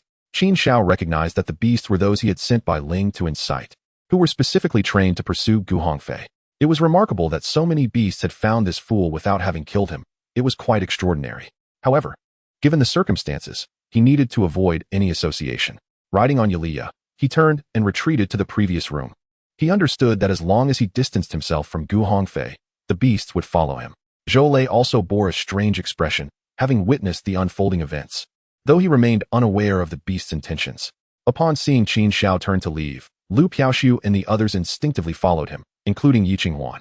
Gu Hongfei, now running for his life, saw such a large group and could not resist the opportunity. "Classmate, help me. Save me." Upon entering the room, seeing Gu Hongfei approaching, Qin Xiao's expression darkened. "Block the door." Bai Ling immediately summoned the fox fire, creating a barrier, and everyone instinctively sprang into action, showcasing their abilities. Soon, the stone door was obstructed by various flames and earth. Gu Hongfei, in despair, shouted furiously, "Let me in, you bastards." Reaching the stone door, he was met with hopelessness, surrounded by a horde of ravenous beasts. Without dialogue or hesitation, the beasts lunged at him. Gu Hongfei fought back desperately, but the dragon-scaled flame lion, having fled for so long, was already at its limits. Su Wanqiu leaped off the lion's back, stumbling through the chaos beneath the stampede of beasts. Summoning her beast, the white deer, she sought protection to break free. However, soon, the anguished cries of Gu Hongfei and the dragon-scaled flame lion fell silent, and her beast was devoured by the frenzied creatures. The backlash from her beast's demise caused Su Wanqiu to faint. After the beasts surrounding Gu Hongfei killed him, they continued their rampage, and with the incessant attacks from the bronze-tier beasts, the scene grew increasingly chaotic. Poor Gu Hongfei, his body was partially consumed, and what remained was trampled into a mushy pulp. The uncontrollable beasts became more agitated, beginning to assault the sealed stone door. Several beasts were incinerated by flames, and ultimately, they breached the barricade of earth and stone. Inside the room, the atmosphere grew tense. Qin Xiao discreetly directed Bai Ling to lead the remaining beasts away, leaving only about 20 to 30 bronze-tier beasts. "Everyone, unleash your full strength." A powerful shout resonated, and nearly 20 elite individuals were present, their attacking prowess not to be underestimated. A barrage of ranged skills was unleashed, swiftly decimating half of the beasts, while the remaining close-range beasts were overwhelmed, leading to their rapid demise. More than 10 minutes later, the last of the bronze-tier beasts fell, prompting the onlookers to halt their attacks with lingering trepidation. Lu Piaoshu gazed curiously at the ground strewn with corpses. Where were the silver-tier beasts? If they were all bronze-tier, there was no need for them to flee. Qin Xiao, unfazed by the thoughts of others, began collecting the spirit crystals from the 2 beasts he had slain. Even the smallest gains were worthwhile. Soon, everyone had gathered their spoils, staring vacantly at the pile of bodies. "This person is still alive," someone exclaimed. Zhun Zhun rushed over at the sound, instructing the Kai Gui to use its skills for healing. Qin Xiao observed from a distance, raising an eyebrow in surprise at the resilience of this green tea BTCH. She truly had a charmed life, surviving such an ordeal. After contemplating whether to send a silver-tier beast back to deal with her, he ultimately decided against it. A beast master without their beasts would fare poorly, and if the opportunity arose, he would take action then. With only 7 or 8 silver-tier beasts remaining, it was unlikely they would intimidate the group, and it might even grant them unnecessary points. Seeing that nothing was amiss, Qin Xiao prepared to discreetly slip away. "Wait a moment, classmate, let us exchange contact information," Yi Qinghuan called out, fixing her gaze on Qin Xiao. He nodded, maintaining a neutral expression. At this moment, Lu Piaoshu also noticed Yi Qinghuan, her expression peculiar as she scrutinized her. Her long hair bounced as she approached Qin Xiao. "Brother Qin Xiao, I was here first. I should add you first." Qin Xiao regarded her, non-committal, as he activated his wristband to send a request. "No, I spoke first. I should be added first," Yi Qinghuan retorted, her eyes sparking with rivalry against Lu Piaoshu. "Sister Huan Huan, you're not seriously going to compete over this, are you?" A strong scent of tea filled the air. Chapter 37, Training concludes. Yi Qinghuan's expression stiffened momentarily before returning to calm. "Sister Piaoshu, what are you talking about? Do you think I'm still a child? I merely made the request first, so it's only fair to follow the order of arrival. Surely you possess some basic manners?" Hiss. The power of tea was formidable. Qin Xiao observed the 2 girls, both wearing sly smiles. Suddenly, the sounds of successful connections echoed simultaneously. Qin Xiao glanced at them. "Well, since you both added me at the same time, you can sort it out yourselves. I won tea intrude. I'll take my leave now." After saying this, Qin Xiao exchanged a knowing glance with Zhou Lei and turned to depart. What a peculiar situation. It felt eerily reminiscent of a battlefield. Regardless of what transpired behind him, Qin Xiao and Zhou Lei navigated through 7 or 8 doors, following the path indicated by the beasts. "Brother Xiao, we have 1 more day left. What shall we do? Shall we keep hunting?" Zhou Lei inquired. "Absolutely. With another day ahead of us, let us put in the effort. Who knows, the top spot in this training competition might just be mine." Their first stop was the room controlled by Bai Ling, where the beasts appeared utterly exhausted. Qin Xiao effortlessly dispatched them all, causing his points to surge by over 300. "How many points do we have now?" Qin Xiao casually asked while excavating the spirit crystals. Zhou Lei consulted his device. 1450, Brother Xiao, we're in a good position. Let us gather a bit more. With so many people around, there might still be some skilled opponents. Qin Xiao pondered. Opting for a cautious approach, Zhou Lei nodded, silently acknowledging the wisdom in this strategy. Brother Xiao truly was a remarkable individual, mature and composed. After spending over 10 minutes, they secured 8 spirit crystals. The luck was average, with no skill gems obtained. Next, Qin Xiao activated his rapid assault mode. He consistently opened doors, entered, ensnared with roots, and employed foxfire to eliminate foes, while Zhou Lei excavated spirit crystals in the subsequent room. Each time they entered a new chamber, Zhou Lei remained behind while Qin Xiao cleared the area first, allowing him entry only after ensuring safety. This was not a matter of trust. It was simply Qin Xiao's nature to always keep a contingency plan. Despite having several talent skills and the presence of the Jinmu, he was prudent enough to reserve his trump cards. The more, the better. Soon, the time approached its final moments. Zhou Lei's locator device beeped, prompting him to pull it out. A message appeared on the screen. Students, please gather at the following location for unified transport back to the main hall. Beneath the holographic display were several light points. Counting them revealed approximately 10. The two selected the nearest point and hurried over. An hour later, they arrived near the light point, where members of the Dimensional Army were setting something up. No one greeted them, and the arriving students appeared exhausted, their clothing tattered, some bandaged and nursing broken limbs. They presented a pitiful sight, starkly contrasting with the confident demeanor exhibited in the hall. In the tense silence, the Dimensional Army finally completed their setup, resembling some kind of launcher. All students, gather here. A soldier from the Dimensional Army shouted. The crowd gradually assembled. Once the portal opens, please enter immediately without hesitation. After this command, another soldier inserted a crystal into the device. Qin Xiao, with his keen eyes, recognized it as a spatial crystal. They were using spatial crystals to open the transport portal? Quite a generous expenditure. 10 transport points must cost several million. A humming sound erupted as a blue-white ripple vibrated, distorting the space before them. Quick, quick, get in. The soldiers urged, and despite some hesitation, the students were ushered inside. Qin Xiao joined the throng, feeling a disorienting shift before his eyes opened again, revealing the main hall. Get down, get away from the transport platform. As soon as he opened his eyes, soldiers were directing them away from the platform.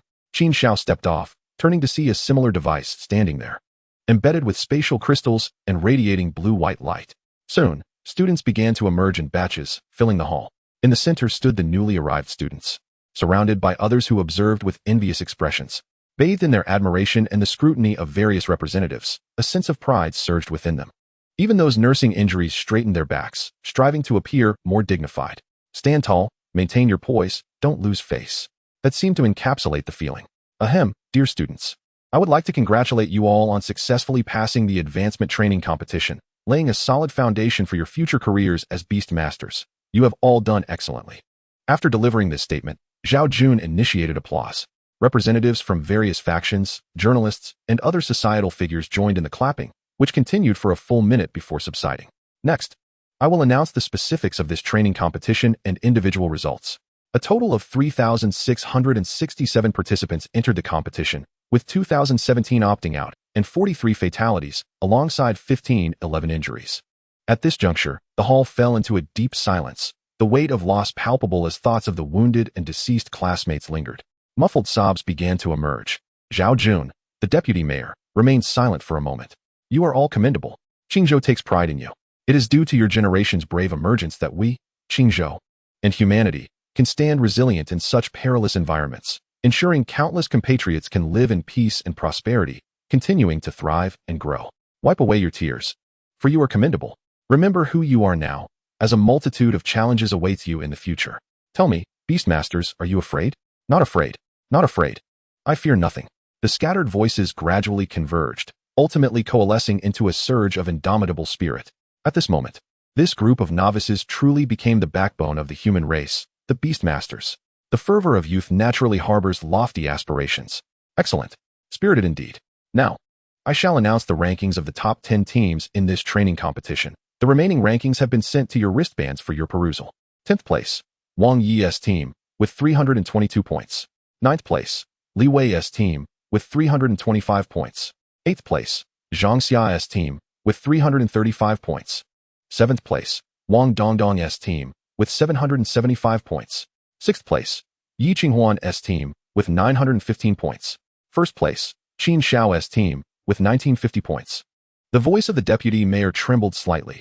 Even after presiding over numerous training sessions over the years, he had never witnessed such astonishing scores. What does this signify?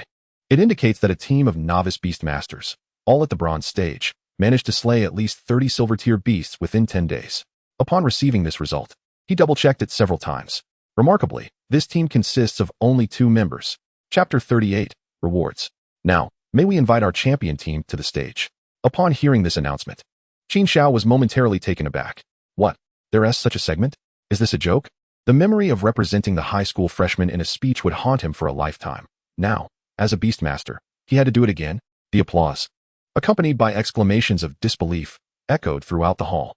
As someone turned to look at him, all eyes in the auditorium converged upon him. Good grief, had he known. He would rather have let the beasts rot in the secret realm than kill them. Reluctantly, Qin Xiao steeled himself and stepped forward. As he walked, the crowd parted, with envious and jealous gazes following him. Qin Xiao maintained a stoic expression, while behind him, Zhou Lei wore a silly grin, resembling a simpleton from a wealthy family, clapping for himself as he walked. Upon reaching the stage, he stood beside the deputy mayor. Captain of the champion team, do you have anything to say? Deputy Mayor Zhao Jun inquired warmly, though his half-burned, wrinkled face made it difficult to perceive any warmth. Qin Xiao fell silent for a moment before speaking. I would like to express my gratitude to our homeroom teacher, our school, our principal, and the city of Qinzhou. As Qin Xiao continued his lengthy, 3-minute speech of thanks, even the deputy mayor's expression grew somewhat rigid. Finally, he concluded, I am grateful for this encounter. It is truly wonderful to have you all alongside me. Thank you. Everyone, I have finished speaking. Zhao Jun's expression stiffened, and he silently mused to himself. Goodness, this young man possesses remarkable talent. It would be a waste not to have him in an official capacity. Qin Xiao is indeed interesting, with a commendable mindset. Let us once again applaud their team. After 3 minutes of gratitude, the audience offered a sparse and half-hearted applause. Now, may I invite the captains of the top 10 teams to the stage to receive the rewards from the Beastmaster department. The crowd stirred, as this was indeed the highlight of the training session. The rewards for this training were also announced. For the 410th place, 100 corresponding silver-tier 5-star spirit crystals, 1 corresponding green skill gem, and 1 million Huowu coins, along with full access to the silver-tier Beastmaster department's secret realm for the entire team. For the 3rd place, the aforementioned rewards would include the upgrade of the green skill gem to blue, the Huowu coins to 2 million, and full access to the golden tier secret realm for the entire team. For the 2nd place, the blue skill gem would be upgraded to purple, the Huowu coins to 3 million, and full access to the golden tier secret realm for the entire team.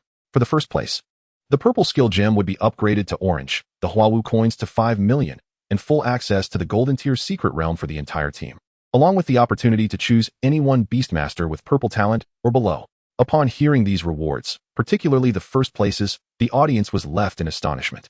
Previous training sessions had never offered such shocking rewards, especially the option to choose a purple tier beastmaster, leaving representatives from various factions speechless. A purple tier beastmaster. How many people dream of that throughout their lives? And now, it was given away. Not to mention, it was a free choice. Regardless of the crowd's astonishment, Deputy Mayor Zhao Jun continued. Thus, this training session concludes successfully. Students, please solidify your foundations. For those aspiring to become beastmasters and preparing for the entrance examination, please gather at the city government's Beastmaster department at 9 o'clock sharp 15 days from now, bringing your beast and student ID. Do not be late. Meeting adjourned. The final words were spoken with exceptional vigor. In the glass chamber, Hu Buquan's face flushed with excitement. Captain, did you receive the news? Lu Feishua also looked peculiar and shook her head. No, the Beastmaster department has truly bled heavily this time. This round of rewards, TSK. I just wonder if that young man can handle it. Hu Buquan was taken aback and hesitated. But this is an official reward from the Beastmaster department. No one would dare to take any liberties, right? Lu Feishua chuckled. Who knows? It's all about coercion and temptation. I actually hope that young man can't handle it. Then we would have a chance to extend an olive branch. Hu Buquan was speechless. You are truly something else. Soon, Qin Xiao followed the top 10 to a nearby counter to select their rewards. The Huowu coins were provided on the spot, and the secret realm access was recorded in their personal files. Since the Bai Ling was of the spirit type, Qin Xiao exchanged for 50 earth-type crystals and 50 non-attribute crystals. The selection of skill gems was limited, as it was an orange-tier skill gem. So Qin Xiao had to choose one that was relatively compatible with Bai Ling. The silver-tier orange-level skill, Spirit Energy Missile. The skill's intensity was passable. It could compress the internal spiritual energy and launch it, causing considerable explosive damage, and could also integrate with other energies to alter the missile's properties. Specifics yet to be verified. As for the purple tier Beastmaster, one would need to visit the Beastmaster department in person to select it. This counter could not handle it. Qin Xiao quickly made his decision, while Zhou Lei, who was clinging to him, was even quicker. As he planned to choose his Beastmaster before selecting spirit crystals and skill gems, he had idly received the Huawu coins and Golden Tier's secret realm access. Xiao Gu, when are we going to select the Beastmaster? I want to go with you. Zhou Lei exclaimed excitedly after stepping down from the stage. Qin Xiao pondered for a moment and replied, let us go tomorrow. We'll meet at the entrance of the Beastmaster department in the morning. Oh, and by the way, let us stop by the Contract Spirit Association to handle the gains from the secret realm. As they spoke, Qin Xiao, seeing nothing else to attend to, prepared to leave. He still had a plethora of bronze-tier spirit crystals and 2 skill gems in his contract space, along with a lava stone heart to sell. He also needed to replenish the earth-type spirit crystals and beast blood for the subpar Ilia fusion template, so he had to visit the Contract Spirit Association. Xiao Gu, I want to go with you. This wave of clinging to your coattails has already brought me immense fortune. If I get anything else, I fear I might be struck by lightning while walking, Zhou Lei said, putting away his excited grin and speaking earnestly. Qin Xiao glanced at him and exchanged a few more words, but Zhou Lei remained steadfast in his decision not to share. After some contemplation, Qin Xiao decided to let him be. That sum of money was negligible compared to the orange skill gem and purple Beastmaster. As they conversed, they walked onward, with surrounding classmates instinctively clearing a path. Zhou Lei's head swiveled around, as if searching for something. What are you looking at? Oh, I'm looking for that Wang Feng guy. Isn't he always boasting? I want to help you slap his face. Zhou Lei exclaimed. He wouldn't have died. Would he? Forget it. Let us go. What is the point of worrying about someone like him? Just as they reached the center of the hall, a large circle of reporters surrounded them, with a flurry of cameras aimed directly at Qin Xiao. Some individuals were so densely packed that visibility was lost. A hand reached out, directly poking a grain of wheat into someone's nostril. However, before the journalists could utter more than a couple of questions, they were pushed aside by representatives from various factions. After all, these individuals were nearly all formidable beings of the Golden Tier, and the journalists had no chance of resistance. Qin Xiao, the Luing battle team sincerely invites you to join. Compensation can be discussed directly with the captain. Qin Xiao, the Wanhua Commerce Association cordially invites you to join. Favorable terms await your discussion with the president of the Qingzhou branch. Amidst this, his wristband also buzzed with notifications. Qin Xiao, despite his busy schedule, glanced at it. Hubu Quan. Qin, our captain wishes to meet you privately. Please grace us with your presence at your convenience. Yi Qing Huan. Classmate, how do you plan to sell the lava stone heart? Please be sure to quote me first. The atmosphere was charged with enthusiasm. Qin Xiao decided to take a step back, allowing the fervor to cool. I apologize, everyone, but I am quite exhausted from the secret realm and need to rest for the upcoming college entrance examination. For now, I shall not consider joining any factions. I hope for your understanding. Qin Xiao rarely spoke so seriously, and as he spoke, he struggled to extricate himself from the throng, exiting the hall with Zhou Lei in a rather disheveled state. Outside the hall, there were buses transporting the injured and students. Once a bus was filled, it departed, and the two boarded one directly, while Zhou Lei's Iron Claw Bear took a special bus. Soon, the vehicle started and gradually left the training secret realm. Inside the bus, other students occasionally glanced towards Qin Xiao and Zhou Lei. Xiao Gu, I'm feeling a bit scared, Zhou Lei confessed, staring out the window. Qin Xiao raised an eyebrow. What? Is the enthusiasm too overwhelming for you? Zhou Lei turned to lean back against the seat. Xiao Gu, I know my prospects are dim. The best outcome would be merely surviving without injury or disability, earning some money, and advancing to the Silver Beastmaster rank. Those factions and their figures are entities I can only look up to, unattainable. Chapter 39, Valuation. What nonsense are you spouting, lazy? Qin Xiao interrupted, not wanting to see his despondent demeanor. Fate is quite extraordinary. If you have a strong ally, cling to them. Stop overthinking trivial matters. Secure your rewards, nurture your beasts, and get into a good Beastmaster university. With that seed, your future path lies entirely beneath your feet. Do not dwell too much, just act. Zhou Lei was momentarily stunned, but upon hearing Qin Xiao's words, he suddenly laughed. Xiao Gu, can't you let me have a moment of reflection? Your words are making my emotions incoherent. Shut up and stop being melodramatic. I'm telling you, regardless of who approaches you privately regarding the beast matters, ignore them. Tomorrow, just head to the Beastmaster department. Let the mud fall where it may. Qin Xiao thought for a moment and added a reminder to keep Zhou Lei's mind sharp.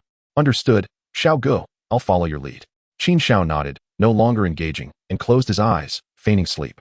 10 days in the secret realm had taken a toll, and he was indeed fatigued. Zhou Lei was even more exhausted, lacking Qin Xiao's mindset and the comforting aura of a queen. Both soon drifted into a drowsy slumber. Before long, the bus arrived in the urban area of Qingzhou. Qin Xiao sensed someone passing by and immediately opened his eyes. It was fellow students preparing to disembark. Lazy, wake up. If you keep sleeping, they'll take you back. Zhou Lei groggily opened his eyes, clearly exhausted, drool spilling from his lips. He wiped his mouth and then his eyes, following Qin Xiao off the bus. You head back first. I need to stop by the Contract Spirit Association. Qin Xiao summoned Iliya and mounted. Iliya, having been cleaned, still wore slightly damp undergarments and armor. He thought to himself that now, after the divine template fusion, it was time to procure some equipment for Iliya. Zhou Lei, seated atop the iron claw bear's shoulder, called out, Xiao Go. I'll head back now. See you at the Beastmaster department tomorrow morning. All right, Qin Xiao replied, as Iliya galloped forth for several meters. It was not until Qin Xiao's stylish figure disappeared down the Beastmaster path that Zhou Lei slowly directed the iron claw bear towards his home. The Contract Spirit Association branch in the city remained the same row of storefronts along the street. Qin Xiao entered with familiarity, and Jiang Wei, who was handling business at the door, brightened upon seeing him. Iliya was simply too striking, instantly recognized. Greetings, sir. What business do you require? Seeing a familiar face, Qin Xiao replied, business. Jiang Wei's demeanor became even more enthusiastic. Please, sir, follow me. We can discuss matters in a private room. Qin Xiao nodded, gently stroking Iliya's face before dismounting. You can head back and play for now. Iliya nodded and returned to the contract space. The two ascended to a VIP room, which was modest in size with a tea table in the center. Jiang Wei skillfully prepared the tea and then sat opposite Qin Xiao. Qin Xiao, eager to return and integrate Iliya's template, hastily pulled out all the items he wished to sell. Along with previous spirit crystals, he had a total of 69 silver-tier spirit crystals of various attributes. He had no intention of bartering with Xie Qingyun, not wanting to owe a favor. He could simply pay a bit more in handling fees. Money was not an issue. He also had 67 bronze-tier spirit crystals of various attributes, mainly from this secret realm's harvest. Additionally, there was one skill orb, a silver-green flame net, and another silver-blue earth flame. After some contemplation, he decided not to present the lava stone heart yet, thinking it prudent to inquire about its value first, as news of it would likely emerge soon due to its exposure in the secret realm. Such a prized item would surely sell well. But the idea of quietly amassing wealth felt somewhat unsatisfactory. Please hold on, sir. I will assess the value for you, Jiang Wei said gently. A mechanical arm extended from a corner of the tea table, categorizing the spirit crystals by rank and scanning them. The scanning was completed promptly, and based on their ranks and attributes, the display provided a quotation. For the 69 silver-tier spirit crystals, mostly rated below 3 stars, the quoted price was 1,420,000. Following that, the 67 bronze-tier spirit crystals were valued at 415,500. The silver-green skill orb was priced at 370,000, while the silver-blue skill orb fetched 2,000,000. Jiang Wei glanced at Qin Xiao's expression. Sir, do you have any objections to this price? Qin Xiao nodded, took a sip of tea, and was too apathetic to haggle. Let us proceed with this. Jiang Wei's demeanor brightened. It was another substantial transaction. Soon, Qin Xiao's information was recorded, and the transaction documented. A notification from Qin Xiao's wristband indicated a deposit of 205,500 Huawu coins. Sir, do you have any further needs? Jiang Wei asked, her eyes sparkling with hope. Qin Xiao set down his teacup, and she respectfully refilled it. Please assist me in locating 40 silver-tier Earth-type spirit crystals rated 5 stars or above, and 5 complete corpses of silver-tier 5-star terrestrial beasts. Jiang Wei paused momentarily but quickly regained her composure, beginning to operate on the display. While Qin Xiao could also gather the materials through the software, it would be cumbersome compared to the convenience offered by the Contract Spirit Association. Engaging with private sellers was entirely unnecessary. Before long, Jiang Wei lifted her head. Sir, there are insufficient supplies of Earth-type spirit crystals rated 5 stars or above, as well as complete corpses of terrestrial beasts of the same rank at the Qingzhou branch. Would you prefer to procure them from the member market, or should we directly retrieve them from the internal stock of the Contract Spirit Association? Retrieving them would incur a transfer fee, as there's a supply transfer happening in half an hour. For just 100,000, we can have the materials transported to you. Qin Xiao's eyes lit up at this fortunate news. The last time he visited, there was no stock available, and the member prices were all over the place. Given this opportunity, he certainly would not let it slip away. Well, let us proceed with the purchase here. Please arrange for the delivery. Jiang Wei nodded and promptly began placing the order in the internal system to avoid missing the transfer. 5 minutes later, she reported, My lord, the order has been completed. We have secured 40 Earth-type silver-grade spirit crystals of 5 stars and above at a cost of 1.6 million, along with the complete corpses of silver-grade 5-star and above exotic beasts for 270,000, plus transfer fees, totaling 1.97 million. These prices reflect the deductions for membership discounts. Do they meet your approval? Yes, that will suffice. Qin Xiao nodded in agreement.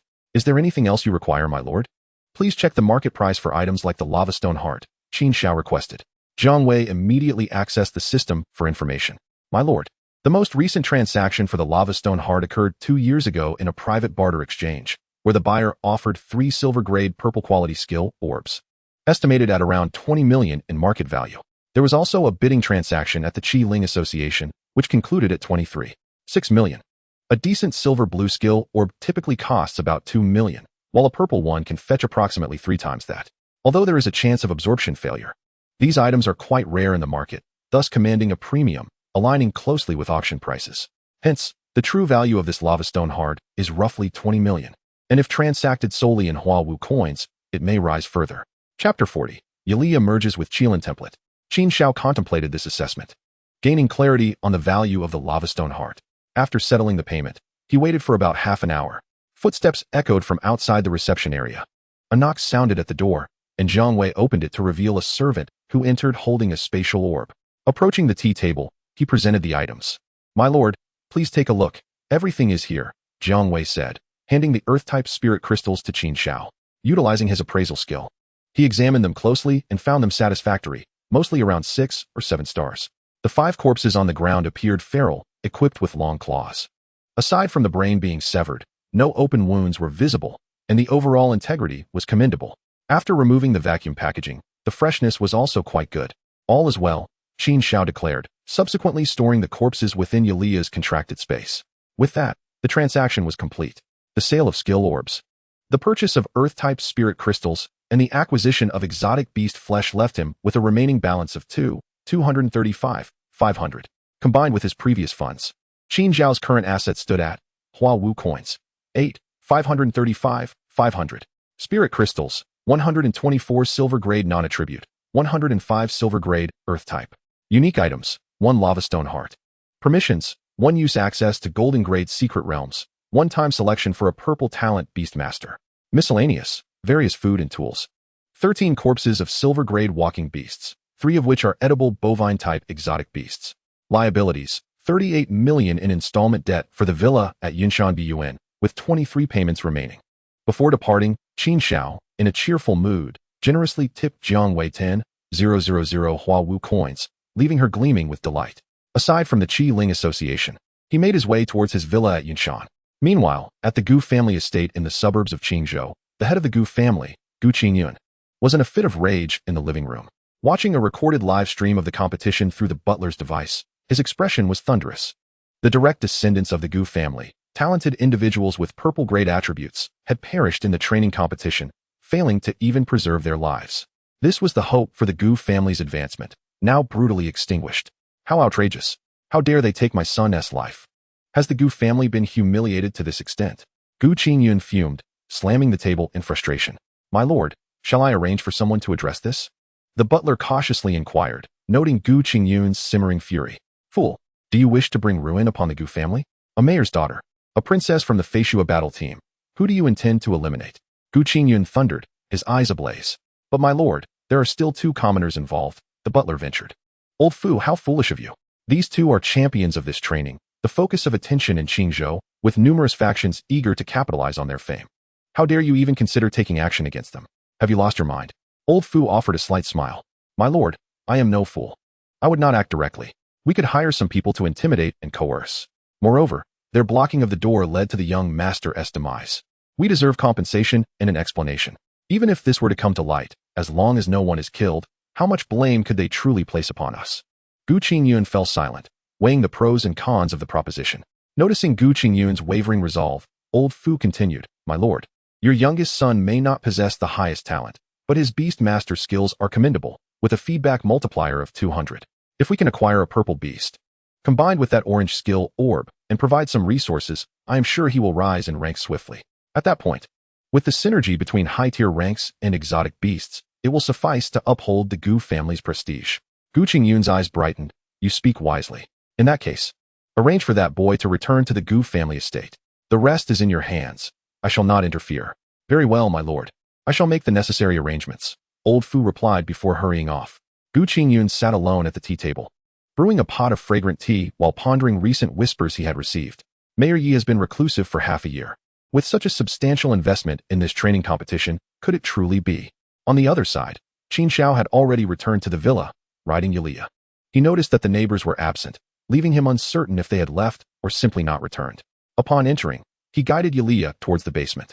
Master, where are you two going? Bai Ling, enjoying some fruit on the sofa, asked curiously as she spotted them heading downwards. Well, I have some matters to attend to with Sister Yulia. It's best not to pry into adult affairs, Qin Xiao replied casually. Yulia's cheeks flushed, while Bai Ling, her eyes sparkling, protested. No, I want to join. You can't leave me behind, you naughty master. I must see what secrets you have. With a leap, Bai Ling landed on Qin Xiao's head, clinging tightly. Qin Xiao shrugged, as it was not something that required concealment. They descended into the basement. Yulia, stand still and do not move. Yulia looked bewildered, her heart racing, muffled by her ample bosom. He retrieved the Earth-type spirit crystals, non-attribute spirit crystals, and the corpses of the walking beasts. Beep, detecting that the fusion materials are complete. Would you like to activate the divine-grade template, Qilin fusion? Yes. Qin Xiao could hardly contain his excitement. As soon as he spoke, the spirit crystals levitated off the ground through an unseen force. The Earth-type spirit crystals shattered into nothingness, and strands of earthy yellow energy coalesced into a singular point. The corpses of the walking beasts similarly disintegrated, their crimson essence merging into an unknown energy that ultimately transformed into a golden-red aura. The non-attribute spirit crystals, the essence of earth, and the energy of flesh fused into a singular mass, entering Yulia's form. Yulia, witnessing this scene, felt a flutter of panic, yet trusted her master would not harm her, remaining steadfast in her position. Yulia's body began to transform, and she emitted soft moans of discomfort. Her golden hair glimmered ever more brightly, her eyes shifting to a dark golden hue. Two small golden horns sprouted from her forehead, branching out like antlers. The fur on her lower half shimmered with dark golden light, revealing scaly patterns that flickered with ethereal radiance. Her upper body retained a perfect human form, though her skin became increasingly fair. An invisible aura radiated from her, accompanied by a gentle breeze and flashes of electricity, as if an emperor had descended. Qilin. Qualification, colorful. Attributes, earth, wind, thunder. Loyalty, 100. Rank, silver 10 stars. Talent, ancestor of beasts, Kai. Skills, central earth, Kai. Power of wind and thunder, Jin. Auspicious luck, Jin. Ancestor of beasts, exerting innate pressure on all beast-like creatures, capable of fighting beyond ranks. Central earth, standing firm upon the ground, unyielding and unassailable, with a cyclical flow of power capable of altering and controlling the terrain of earth and stone, rendering earth energy attacks ineffective. Wind and thunder control, mastery over the energies of wind and thunder. Auspicious luck, great fortune, dispelling negative attacks such as curses and their causal effects. Qin Xiao's pupils widened, unable to suppress a traditional exclamation. Wow, impressive. Chapter 41, Communication Among Parties. Qin Xiao excitedly circled around Elia, scrutinizing her from head to toe. Well, it's settled. I can get you a new set of equipment, Elia. Elia's complexion flushed under his gaze, and she turned to examine herself. Master, what is happening? I feel incredibly powerful. Elia stammered. Qin Xiao smirked. I told you, follow me, and I shall make you far more formidable than you could ever imagine. Come, give your new skills a try. Upon hearing this, Elia closed her eyes to comprehend, and a mysterious wave of energy enveloped her, with gentle breezes and flashes of lightning manifesting around her, intensifying rapidly. Qin Xiao and Bai Ling stepped back a few paces. Elia opened her golden-hued eyes and raised her hand, summoning a thunderous spear that appeared in her grasp. Violent currents of air swirled around it. Without a moment's hesitation, she hurled it at the training target in the basement. Boom. Almost instantaneously, the distant superalloy target erupted into fragments. The thunder spear continued its trajectory, blasting a sizable hole in the wall behind. The earth and stone outside collapsed into the opening. Qin Xiao initially stood in stunned silence at the terrifying display of power. Then his expression turned serious. My queen, are you intent on demolishing our humble abode? Qin Xiao teased. Elia blushed slightly. With a flick of her hand, she commanded the earth and stone to flow from the wall and coalesce into a solid barrier reminiscent of rock. Master, I didn't mean to, Elia exclaimed, her emotions surging as she took 2 steps closer to Qin Xiao, kneeling to act adorably. at a loss for how to express herself. Elia simply embraced Qin Xiao's head, delivering a delightful face wash. Whoa. Qin Xiao took a deep breath, struggling, and shook his head repeatedly. After Elia released him, he gasped for air, nearly suffocating. After spending some time in the basement, he finally grasped the extent of his newfound powers. Returning upstairs, Elia cheerfully headed to the kitchen while Qin Xiao languished on the sofa, feeling utterly satisfied. Bai Ling's comprehensive healing, illusionary arts, and foxfire were all powerful skills, capable of filling any gaps. The formidable vitality of Jinmu, combined with life circulation and symbiosis skills, significantly enhanced the team's survival capability. Elia's remarkable mobility, offensive prowess, and strong luck, immune to curses and negative attacks, marked her as a formidable warrior. With this lineup, Qin Xiao felt confident even against opponents of the gold rank. He yearned to shout, "Is there anyone else?" Leisurely enjoying a peach, he played with Bai Ling for a while. Anticipation grew within him for the upcoming selection of beast companions. A beast with a purple talent would undoubtedly bring surprises. If he could draw a template, how astonishing would that be? As for the type of beast to select, Qin Xiao found himself in a quandary. With resources abundant in every aspect, making a choice proved challenging. Perhaps he should stick to the original plan of acquiring an ice-type beast? At the very least, it would minimize environmental impacts. Ding ding. While lost in thought, his wristband emitted a notification. Qin Xiao opened it to find a message from Yiqingwan. "Hello, Qin Xiao, do you have time tomorrow? I would like to discuss the matter of the lava stone heart with you." The tone was respectful and courteous. After careful consideration, Qin Xiao leaned toward trading with her. As long as the offered price was reasonable, selling to the mayor's daughter of Qingzhou would surely carry some weight. Qin Xiao replied, "Sure, I am free tomorrow afternoon." As soon as he sent the message, a prompt reply came from her. "Great, thank you so much. Shall we meet at 3 o'clock tomorrow afternoon at the Qingzhou Grand Courtyard? Alternatively, you may suggest a time and place. My mother would also like to meet you." Qin Xiao furrowed his brow. Her mother? That must be Mayor Yiqingyao, right? What could the mayor want with me? Although he was puzzled, he recognized the necessity of showing respect to the highest administrative officer of Qingzhou, the public's strongest figure. Qin Xiao responded, "All right, no problem. Unless something unexpected occurs, I will be there on time." Tomorrow morning, he needed to select his beast companions and had also arranged to meet Hu Buquan, the captain of the Feishua team, making this timing quite fortuitous. As for meeting with the Feishua team captain, he had no choice, as long as one remained within this circle, even without joining. It was essential to maintain connections. Building numerous friendships while neutralizing enemies remained Qin Xiao's fundamental principle. Until he attained a level of strength that commanded universal respect, he must learn to coexist with the light. Given his current notoriety, it was impossible to ignore such matters entirely. After school, he might even need to return to Qingzhou, where everyone would be competing for resources. As he pondered these thoughts, time swiftly passed. He allocated the remaining non-attribute spirit crystals and earth-type spirit crystals to Elia and Bai Ling for absorption. That evening, Qin Xiao reveled in Elia's fervent attentions, soaring to bliss. The following morning, he rose early. In the courtyard, Elia strolled gracefully, occasionally watering the newly planted flowers and grass. Qin Xiao, appearing somewhat disheveled, emerged from the hall, prompting Elia to set down her watering can and smile. "Master, breakfast is ready. Please go eat." Qin Xiao scratched his head and turned back. After enjoying Elia's breakfast, he took a shower. Mounting his horse, he leisurely descended the hill. Passing by the neighbor's yard, he noticed no one was home.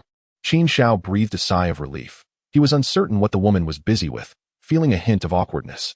After all, she was the vice president of the Beast Association in Qingzhou and would likely try to recruit him. An hour passed leisurely as Qin Xiao arrived at the official Beast Department building in Qingzhou. At that moment, Zhou had been waiting outside, and upon spotting the tall and beautiful Elia, he recognized Qin Xiao from a distance. Excitedly waving, he called out, "Xiao Gu, over here." As he approached, Qin Xiao dismounted from Elia's back. "You didn't pull an all-nighter last night, did you?" Qin Xiao teased, noticing Zhou Lei's pronounced dark circles. Zhou Lei stiffened slightly. "You guessed it, Xiao Gu. I managed to get some sleep, but I couldn't rest well in the latter half of the night. Come on, let's go inside," Zhou Lei said, pulling Qin Xiao along. Qin Xiao paid little mind and followed him into the Beast Department. Inside the hall, people were bustling about, attending to their business. In the waiting area, a familiar face appeared. "Brother Qin Xiao," a sweet young voice rang out. Lu Piaoshu bounced over, her long hair bouncing with each step. The girl, devoid of the previous chaos in the secret realm, wore a cute bubble skirt, appearing charmingly delicate. However, the large bag of dried squid she held somewhat marred her image. The purple lightning weasel perched on her shoulder occasionally reached into the bag for a morsel of squid, both feeding itself and offering some to Lu Piaoshu. Qin Xiao chuckled. What brings you here? I am here to register for the qualification of the Huangjinji Secret Realm. My sister said I should team up with you to visit the Huangjinji Secret Realm before the college entrance examination. The youthful voice was filled with vitality. Qin Xiao furrowed his brow slightly. Team up? With whom? Did I agree to form a team? Chapter 42. Choosing the Reward Beast. Observing Qin Xiao's frown, the straightforward Lu Piaoshu stuck out her little tongue. Qin Xiao, please don't be angry. My sister said she would come and speak with you properly later. It's not about forcing you to team up. Qin Xiao, please talk to my sister. I beg you. Ugh, I can't stand it. That high-pitched voice sent shivers down Qin Xiao's spine. Enough, enough, let's talk about it later. Qin Xiao quickly interrupted, turning with Zhou Lei toward the counter. Behind them, Lu Piaoshu secretly smiled, resembling a little fox that had just stolen a chicken, revealing her small tiger teeth. Upon reaching the counter, Qin Xiao entered his personal information via the wristband and expressed his desire to choose a beast. The counter staff, noticing Qin Xiao's privileges, looked at him in astonishment. Classmate, you are the first-place winner from yesterday's training competition? Wow, I watched the live broadcast. You were amazing. Could you give me an autograph?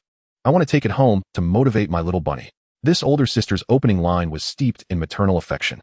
Qin Xiao stiffly signed her notebook. Strangely enough, he was curious about why she was so eager for an autograph. Isn't this beast selection based on talent? The effort seems to matter very little. Even if your child writes the test paper until it smokes, that would still be a white talent, right? Fate chooses the strong, and it's unfortunate. After this brief interlude, the information was quickly completed.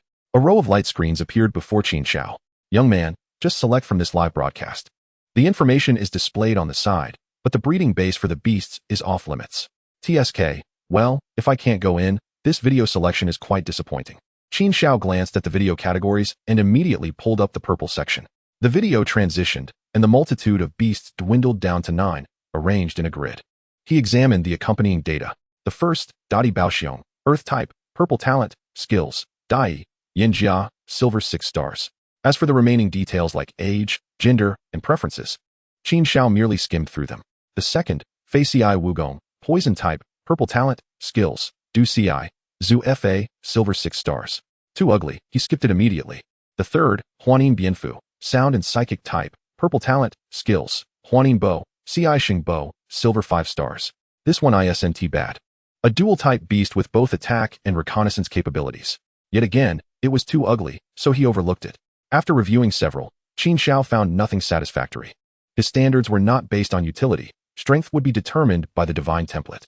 What he sought was beauty and elegance. Strength is a form of beauty. But Qin Xiao pursued a comprehensive aesthetic. The eighth, He Jing, ice type, purple talent, skills, Bing Feng Bao, Jidong, silver 8 stars. Upon seeing this beast, Qin Xiao's eyes lit up.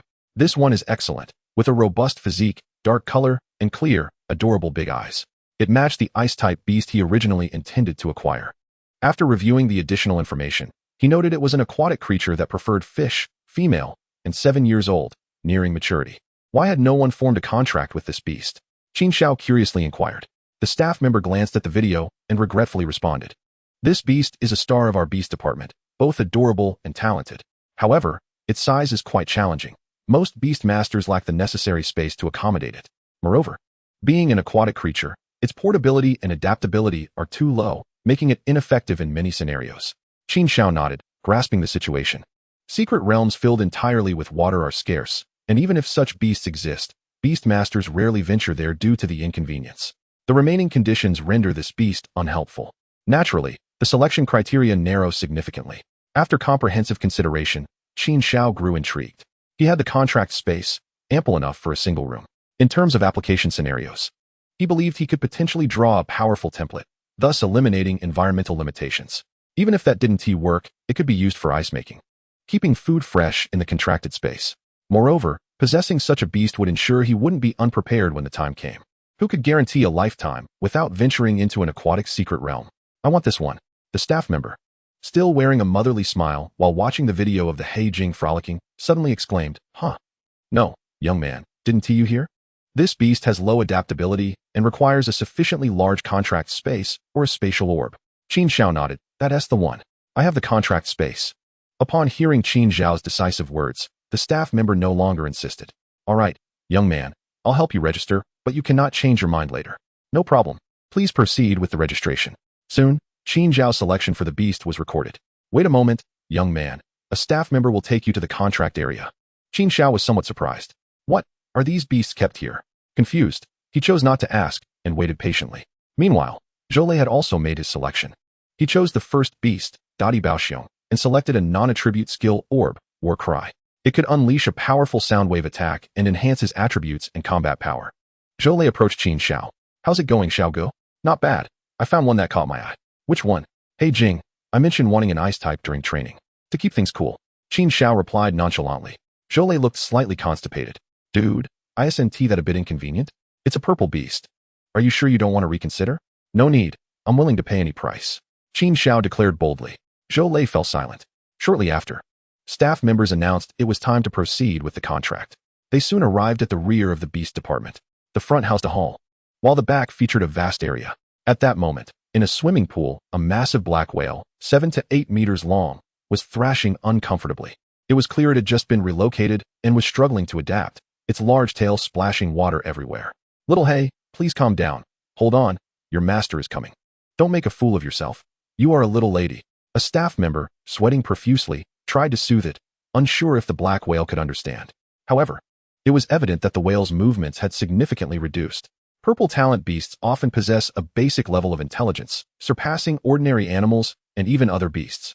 Meanwhile, Zhou's beast, Dadi Baoxiong, was also in a nearby cage.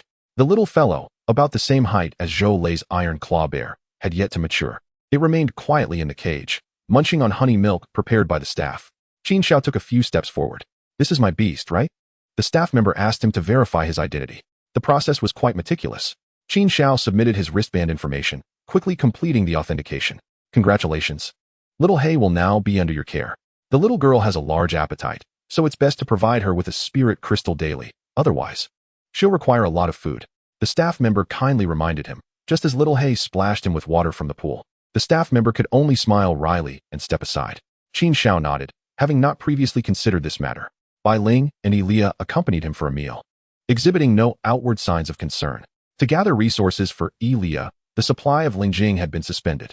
As for Jinmu, it was left to its own devices, relying solely on its root channel ability to draw sustenance from an unknown source. Approaching, he beheld the striking, ice-blue eyes of the black whale. Little darling, I am your master. It is a pleasure to meet you. Chapter 43, Divine Template, Qinping. The black whale lingered in the pool, raising its large eyes, even larger than Qin Xiao's, gazing at him with an adorable innocence.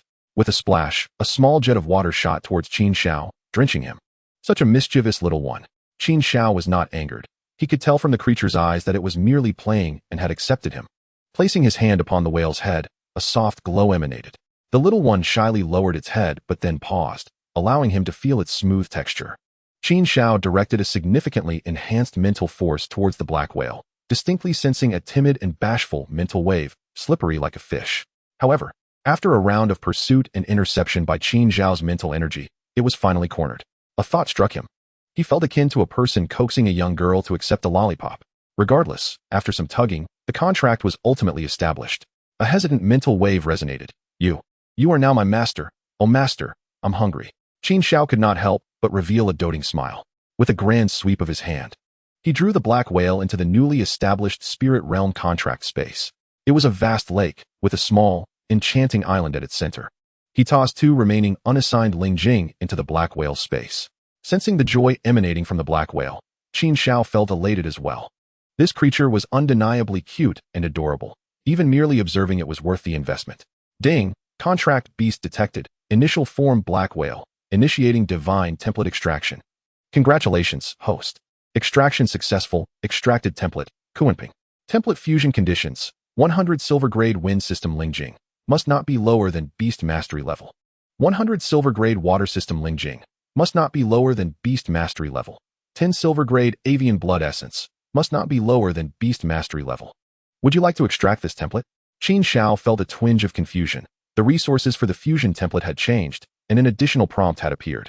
Was it due to the black whale's higher rank? Perhaps post-fusion, it would elevate to gold? As for the template, he was certainly inclined to extract it. It seemed tailor-made for him. Confirm extraction. Ding! Template extraction complete. Please collect materials promptly for template fusion. During this period, do not upgrade the contracted beast to avoid material changes. After reading the prompt, Qin Xiao contemplated. He estimated that collecting 10-star silver Lingjing would be a safe measure. After all, the little black whale was already at 8-star silver. However, this meant a significant increase in costs, and more crucially, the challenge of resource acquisition. Having contracted the little black whale, the feedback on levels was minimal. Just yesterday, Elia had fused a template and upgraded to 9-star silver, which also slightly elevated his own level. Currently, Qin Xiao stood at 6-star silver, nearly catching up to his contracted beasts. All of his beasts boasted a loyalty of 100, with talents that were colorful and a commendable feedback rate. Moreover, he could contract 2 beasts at the first level, effectively doubling the feedback from his cultivation. At present, Bai Ling was at 7-star silver, Elia at 9-star silver, Jinmu at 9-star silver, and the little black whale at 8-star silver. Next, he needed to earn more money to support the resources for the little black whale and the training of his contracted beasts. Once they reached the gold rank, he was certain he could ascend to gold as well. At that point, he would be able to contract 2 additional beasts. The momentum was building frighteningly fast. If he were to advance to gold right after entering university, it would surely deliver a small shock to the perspectives of his seniors. Having concluded his business, Qin Xiao approached Zhou Lei, who was busy calming and packing the earth-shattering bear. Puzzled, he inquired, "Lei, what are you doing?" Zhou Lei's face stiffened, chuckling, "Xiao Ge, my strength is too weak right now to contract it. I plan to take it home for a while and cultivate a bond first." Qin Xiao furrowed his brow, scrutinizing him but choosing not to comment further. Soon, after the earth-shattering bear had been pacified, the staff pushed the cage out of the hall, following Zhou Lei. "Xiao Ge, I will take it back now and find you once I can contract it," Zhou Lei said as he departed with the staff. Qin Xiao remained expressionless, observing Zhou Lei's retreating figure. Something was amiss. It felt exceedingly wrong. Did Zhou Lei truly think he was a fool? How could he not notice such an obvious discrepancy? At that moment, Lu Piaoshu approached with a woman beside her. Noticing Qin Xiao gazing at Zhou Lei, she said, "Qin Xiao Ge, what are you looking at?" "This is my sister, Lu Feishue, the captain of the Feishue squad." Qin Xiao turned to regard the woman beside Lu Piaoshu. She appeared youthful, perhaps not even 30. With a calm demeanor, elegantly arched eyebrows, delicate features, and a somewhat androgynous appearance. "Hello, I am Lu Feishue, the captain of the Feishue squad." "Qin Xiao, do you have time to chat?" Qin Xiao pondered for a moment. "I'm sorry, but I may need to reschedule. I have an urgent matter to attend to." Lu Feishue raised an eyebrow, her striking brows accentuating her assertive demeanor. Was it that young man from earlier? Though it was phrased as a question, her tone was certain. Without hesitation, Qin Xiao nodded. "Thus, Captain Feishue, I must take my leave now. Let's arrange another time." Lu Feishue smiled. "No need to wait for another time.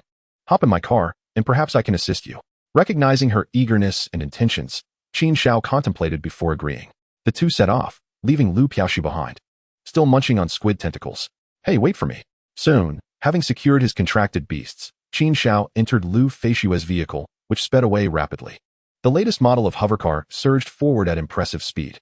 Within a minute, they caught up to the work vehicle from the beast department ahead. Qin Xiao's brow furrowed deeper. This route was clearly not headed to Zhou Lei's home. What was this young man up to? In his heart, suspicions began to form. "Qin Xiao Ge, does Lei Ge have some difficulties?" Lu Piaoshu questioned curiously, sensing something was awry. Qin Xiao shook his head, remaining silent. It was evident.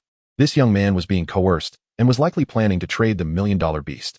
Lu Feishue gripped the steering wheel with one hand, the other resting on the window. She did not activate the autopilot, as she preferred manual control. Soon, they arrived at the outskirts. Zhou Lei exited the vehicle, conversing with the staff before bowing and seeing them off.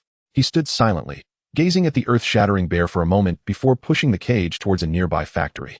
In the vehicle behind, Qin Xiao observed from a distance, feeling a mix of anger and disappointment. Yet, reason told him that Zhou Lei was not to blame. Quietly, he exited the vehicle, summoning Bai Ling and Elia as they approached the factory. He intended to uncover which scoundrel was orchestrating this behind the scenes. "Young man, do you need help? Your sister can sort this out for you." Qin Xiao halted. "No need, I can handle it." Lu Feishue raised an eyebrow, intrigued by this young man's confidence. Chapter 44, Coercion. Elia and Bai Ling had already gleaned the unfolding events from the contract space. At this moment, it was evident that Qin Xiao was in a foul mood, his demeanor serious. Approaching the factory, voices of conversation echoed from within. Qin Xiao paused at the entrance. "Kid, you're really dragging this out. We've all been waiting impatiently." A coarse voice rang out, belonging to Zhou Lei. "I've brought the beast you wanted. This matter is settled." "Humph. Kid, I heard you have an orange skill orb as well. Why not hand it over?" The sound of footsteps approached, likely 4 or 5 individuals, accompanied by the heavy footfalls of beasts. Zhou Lei's voice was laced with anger. "We agreed that once you received your beast, we would be even. Haha. This kid is adorably foolish. Another voice chimed in. Now that the terms have changed, hand over the goods. Or your life, and that of your little brother, will become quite difficult. You surely don't want your good brother to perish before he even matures. Qin Xiao's expression remained impassive as he pushed open the metal door, his footsteps resonating softly. The men within turned to look, and Zhou visibly trembled upon seeing Qin Xiao. Xiao Gu. Qin Xiao ignored him, coldly surveying the group of men. Who was it that said my life would be difficult? Step forward so I might see you. As the words fell, the men exchanged glances, erupting into a fit of laughter. Haha, the little brat has delivered himself to us. We thought we couldn't touch you, and yet here you are. As if heaven has granted us a feast. Kid, be sensible, comply. Qin Xiao furrowed his brow noisy. Suddenly, a violent gust of wind erupted as Ilya's thunder lance flashed. The man who had spoken was pinned against the wall by the lance, not even having the chance to scream before being reduced to charred remains by the lightning. The sound of Ilya's horse's hooves echoed softly in the factory. The ground shifted, the concrete floor cracking as earthen walls rose, transforming into rock. In the blink of an eye, the remaining 3 men were ensnared, along with their beasts. The fallen man's companions were momentarily stunned, and their beast, a massive purple-black scorpion, went into a frenzy, exhibiting strength akin to that of a silver-tier beast. The scorpion charged forward, its tail stinger transforming into a shadow as it lunged. Qin Xiao remained rooted in place, defiantly standing still. Ilya appeared before him in an instant. Central Earth. Lightning coiled around her arm as she effortlessly intercepted the strike, her stance unwavering. With a cold expression, Ilya grasped the stinger, raising one hand as the thunder lance pierced downward. With a decisive pull, she severed the stinger. In a heartbeat, both the man and his beast met their demise. The other individuals in the factory were terrified, torn between fighting and fleeing, their expressions a chaotic mix. We'll return what we owe you, just let us go. Or you won't fare well either. A few of them shouted, their bravado thinly veiled. Leave one alive, Qin Xiao commanded without hesitation. Ilya and Bai Ling immediately surged forward. Enlarged, Bai Ling dispatched one with a single claw, while Ilya coordinated with Bai Ling to pierce through another with her lightning lance, reducing them to ash. Within 10 seconds, 3 silver-tier men and 5 beasts were annihilated. Lu Feishue, standing at the entrance, narrowed her eyes, while Lu Piaoshu gaped in astonishment. Even the Zidian Miao looked on in disbelief. Ilya, controlling the power of the thunder lance, brought the last man before Qin Xiao. The man had been rendered unconscious by the impact of the beast's death. Linger, provide assistance, Qin Xiao urged, barely maintaining his composure. Zhou approached timidly. Xiao Guai. Qin Xiao raised a hand to halt him. No need to speak. I understand, but this is the last time. Zhou's eyes glistened with tears as he lowered his head to discreetly wipe them away. Qin Xiao realized someone had used him to threaten Zhou. Given Zhou's nature, he likely felt he had gained a significant advantage and would willingly shoulder the burden to avoid the worst outcome. Bai Ling cast a healing spell, reviving the man. Who sent you? Qin Xiao inquired in a low voice. Don't kill me, please. It was the Gu family. They hired us. Faced with imminent death, he had no choice but to divulge. Qin Xiao frowned. Gu family? Turning, he commanded, eliminate him. Ilya acted without hesitation. Lightning crackled, and the man was reduced to ashes before he could utter a cry. Lu Feishue observed Qin Xiao, pondering deeply. Kid, you're quite capable, aren't you? Her tone was filled with admiration, even a hint of trepidation. Qin Xiao paid her no mind, while Lu Feishue remarked playfully, you've committed murder. And so what? Qin Xiao replied coldly, as Ilya stood beside him, poised for action. Lu Piaoshu, noticing the sudden shift in atmosphere, stepped forward. Brother Xiao? My sister didn't mean it that way. Qin Xiao ignored her, still fixed on Lu Feishue. Lu Feishue remained undaunted, maintaining her smile. How about this? Take my sister into a gold-tier secret realm, and in exchange for the team competition in the college entrance exam, I'll pretend this incident never happened. What do you say? Upon hearing this threat against Qin Xiao, Zhou also moved to stand beside him. Qin Xiao raised an eyebrow, not interested. Who knows if you'll keep this secret for life? I think it's safer to eliminate you. You've got some spirit, I like that. Enough chit-chat, 2 million. Take my sister. Lu Feishue countered. The college entrance competition requires a 4-person team. It doesn't matter whom you bring, right? How did we go from discussing matters to suddenly talking about money? Qin Xiao was momentarily taken aback by this abrupt shift. Lu Feishue scrutinized him with a knowing smile.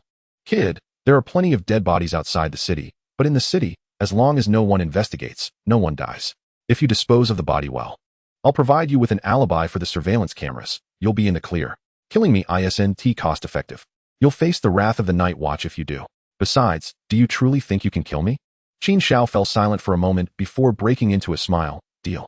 Transfer the money immediately and make the arrangements. Lu Piaoshu exhaled in relief, and Lu Feishue smiled. Wise choice. Wise my foot. You shouldn't have involved yourself in this. It was a miscalculation. Otherwise, I might have been able to negotiate for a higher price. Qin Xiao internally grumbled. Lu Feishue activated her wristband and initiated the transfer. Qin Xiao's wristband chimed. Upon checking, the funds had arrived. Damn it, what a miser. I'm certain this price is too low. Zhou glanced between Lu Feishue and Qin Xiao. So, Xiao Ge, does this mean everything is all right now?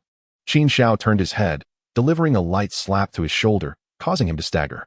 Damn it, you made me lose out on some earnings. Hurry and calm your beast, then return it to the beast department for care. Zhou felt the slap, but was relieved. If Qin Xiao was still willing to hit him, it meant he still cared. Linger, set the fire, burn everything clean. Linger summoned Foxfire, exclaiming, leave this to me, master. I guarantee I'll complete the task. Wait, let me grab a bite first. Damn it, I almost forgot. Even mosquito meat counts. Chapter 45. Mayor Yi Qingya of Qingzhou City. While Zhou calmed the beast, Qin Xiao personally approached the corpses. However, most were charred beyond recognition. He managed to find 4 spatial orbs. Upon inspecting them, aside from some everyday items, he discovered over 20 silver tier spirit crystals worth a bit of money. Damn, what a miser. Qin Xiao scoffed, stepping back. Lu Feishue observed his actions and whispered to Lu Piaoshu, this kid is ruthless yet possesses some loyalty. Teaming up with him guarantees your success in the college entrance exam. Lu Piaoshu nibbled on squid strips, murmuring, brother Qin Xiao is so handsome. Lu Feishue looked at her. Noticing her serious demeanor, her eyes fixated on Qin Xiao. Concerned, she asked, Piaoshu, you're not developing feelings for him, are you? Well, brother Qin Xiao is quite handsome. I'd like to date. Lu Piaoshu completely failed to notice her sister's darkening expression. As Li Fisu cast her gaze towards Qin Xiao, her expression underwent a notable transformation. While tidying up the items, Qin Xiao felt a chill run down his spine. Before long, Zhul I had calmed the DDB Oshiying and was now grinning foolishly beside him as he pushed the cage. Biling had also reduced all the corpses to ashes and leaped back onto his shoulder. Let us go, he uttered, striding towards the exit of the factory. As for the G family behind them, it was not yet time to address them. At the factory entrance, Qin Xiao mounted YLY. Captain Li. Since the matter is settled, I shall take my leave now. I have an appointment with the mayor. At this moment, Li Fisu's demeanor was quite peculiar. An appointment with the mayor, you say? Isn't that merely to sell lavastone hearts? Humph. After saying this, she dragged the reluctant Li Piox towards her hovering vehicle. Qin Xiao stood behind, utterly bewildered, wondering what had transpired. I don't recall provoking you, he muttered, shaking his head before turning to Zhuli. Liz, let's go. Once we reach the city, you can head to the beast control department. I need to visit the mayor first, and we can meet again after exiting the Golden Stage secret realm. Zhuli quickly climbed onto the Iron Claw Bear's back, which was laboriously dragging the cage. Let us go, Xiao Ge. If you have matters to attend to, I am in no rush. I shall follow your lead. YLY proceeded forward. You, indeed, should heed my words. Stay clear of the city unless necessary. Zhuli's expression grew serious as he acknowledged. Understood, Xiao Ge, and thank you. No need for thanks. To be precise, you have suffered an undeserved misfortune. I will dismantle the G family sooner or later. Let us go. After uttering this final remark, YLY quickened her pace. Before long, they arrived in the city and parted ways. Qin Xiao found a place to grab a bite before continuing towards the mayor's residence in Qingzhu. Upon reaching the entrance, a sentry of soldiers had already set up a checkpoint. Following scrutiny and verification, Qin Xiao finally entered the premises. This was a complex of buildings surrounding an inner lake. Building 1 stood alone on one side of the lake, partially obscured by a small hill, boasting an excellent environment and privacy. Upon reaching the entrance, he pressed the doorbell. Shortly after, the sound of footsteps in slippers approached. A youthful and vibrant figure appeared at the door. Huin was clad in a casual white silk dress, her ponytail swaying, revealing her smooth, radiant long legs. This girl knew well where her advantages lay. Those legs were absolutely captivating. As she opened the door, Huin greeted him with a smile. Hello, Qin Xiao. Thank you so much for coming. Qin Xiao nodded, feeling somewhat puzzled. It was only upon arriving that he realized the privacy of this meeting was rather excessive. Why wasn't he the mayor meeting him in a public setting? Such trivial matters could surely be discussed anywhere, especially a small business transaction worth millions, which should be trivial for someone of the mayor's stature. Moreover, the mayor had not made a public appearance in over half a year, shrouded in mystery. Lost in thought, Qin Xiao and Huin entered the room, changing into the slippers provided. As he surveyed the surroundings, He noted the very ordinary home decor. Nothing extravagant, yet it exuded a faint warmth, and the air was imbued with a pleasant fragrance. Qin Xiao, my mother is upstairs in the study. Shall I take you up? With no objections, Qin Xiao felt it was imperative to discern what was truly at stake. Ascending the stairs, Qin Huan knocked on the door. Come in. A gentle, melodious female voice responded, laced with a hint of languor, differing markedly from what Qin Xiao had imagined the mayor would sound like. Previously, he had paid little attention to such news, not even knowing what the mayor looked like. Upon entering, he beheld a grand wooden desk behind which sat a beautiful woman wearing the same style of white silk dress as Qin Huan. She appeared to be around 40, yet looked no more than in her 30s. Rising from her seat, her figure was flawlessly proportioned, her long legs equally enchanting. She bore an uncanny resemblance to Qin Huan, yet her features exuded a more mature allure. With a pair of golden-rimmed glasses perched upon her elegantly shaped nose, her demeanor bore a similarity to YLY, yet distinctly different. Greetings, Mayor. While Qin Xiao was taken aback by her beauty, he maintained his composure and respectfully greeted her. You are Qin Xiao, correct? It's a pleasure to meet you. Please, have a seat, she replied, gesturing towards the sofa beside her. As he settled onto the sofa, she took her position on the adjacent one, gracefully smoothing her skirt and crossing her right leg over her left, hands folded demurely. Elegant, alluring, and intellectually poised. Qin Xiao's eyelids fluttered. In a different context, he might have suspected she was attempting to seduce him. Uncomfortably diverting his gaze, he missed the fleeting smile in Mayor Qin Y's eyes. Qin Huan, please step outside.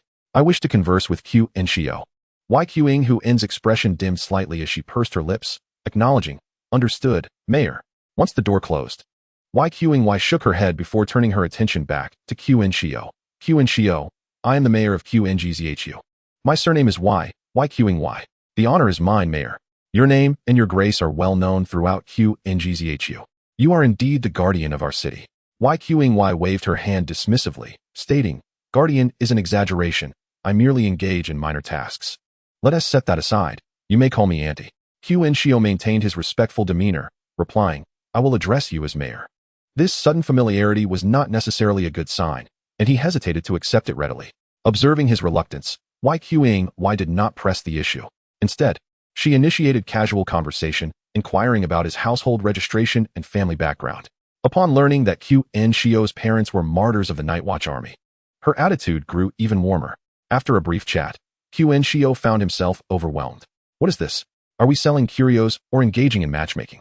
This incessant small talk was unbearable. Perhaps sensing his discomfort, Qin Y shifted the conversation. Qin, I have a favor to ask. Chapter 46, Secrets. Qin Xiao raised his head, gazing intently at Qin Y.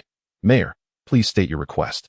As a resident of Qingzhu, I shall do my utmost to assist.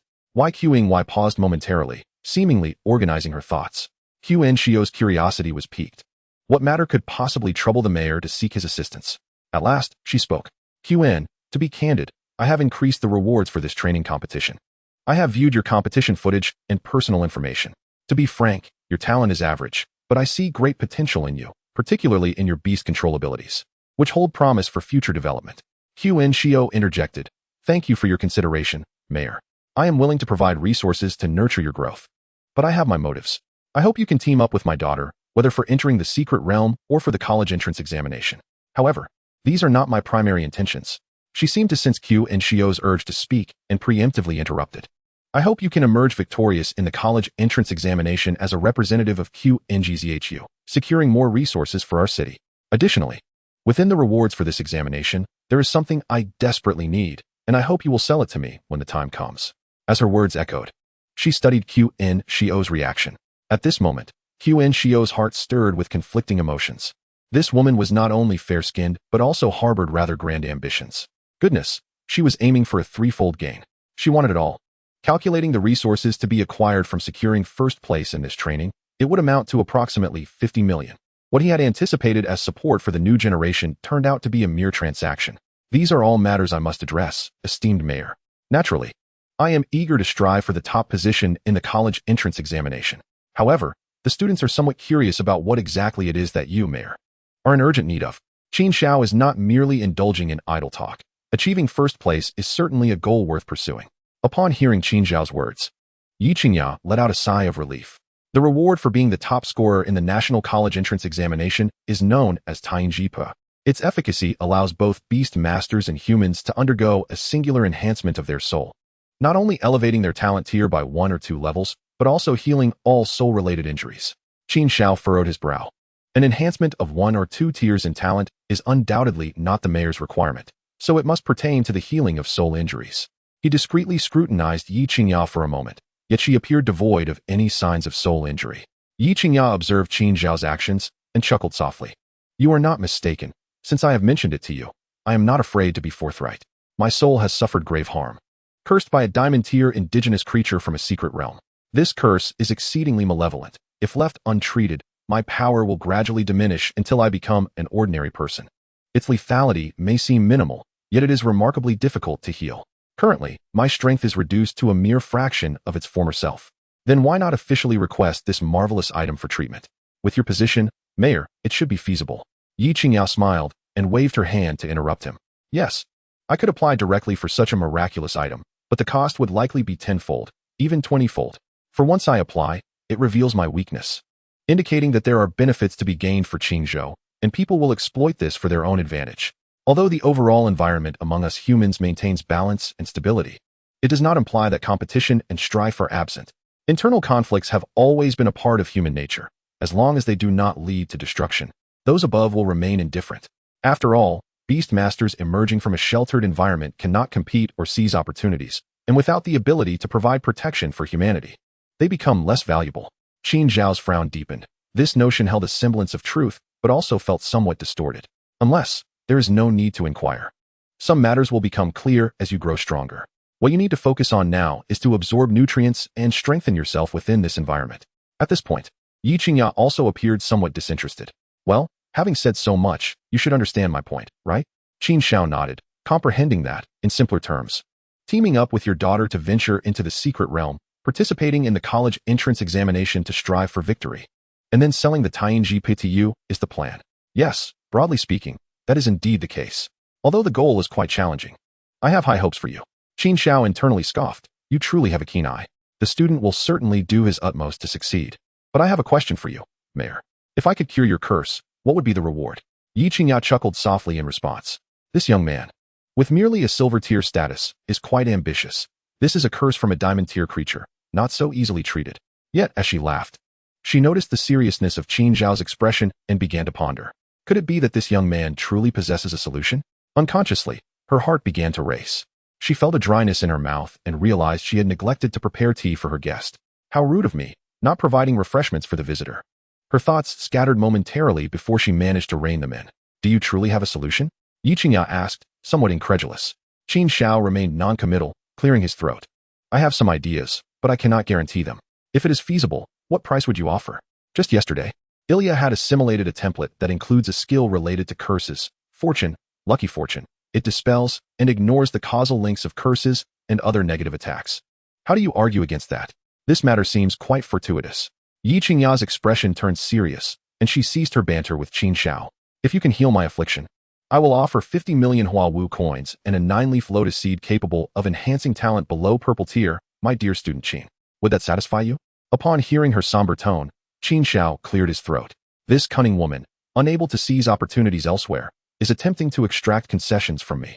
However, that reward is indeed quite generous, so I shall endure for today.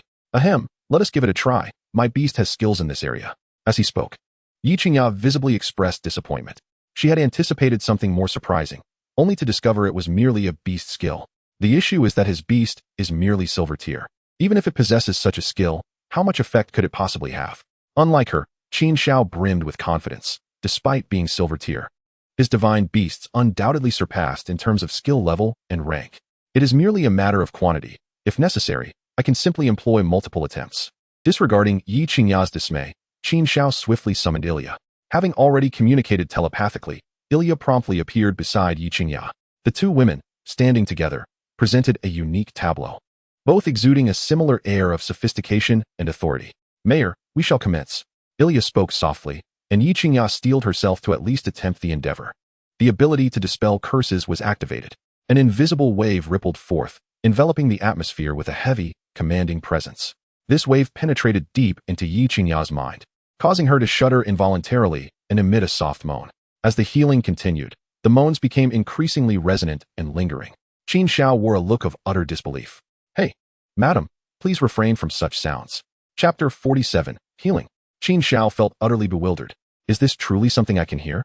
This cunning woman isn't going to awaken and accuse me, is she? Meanwhile, in the living room downstairs, Yi Qinghuan sat on the sofa, sulking. She toyed with the golden red tail of her beast. Stupid Ali, foolish mother. Ali, looking quite helpless, lay in Yi Qinghuan's embrace. Suddenly, Ali's ears perked up, revealing a hint of confusion. She lifted her head to glance upstairs. What is it, Ali? Yi Qinghuan asked curiously. Ignoring her, Ali continued to gaze upward. Her fox-like face contorted in a frown. Yi Qinghuan followed Ali's gaze and looked upstairs, her expression curious as she tiptoed toward her mother's home office. A peculiar sound, faint yet discernible, emanated from within. Intrigued, she pressed her ear against the door. Ma hiss. Her eyes widened gradually. What is that sound? Her mother, who had been single for nearly 20 years, that dignified and intellectual woman. How could her office produce such shameless noises? Impossible, absolutely impossible.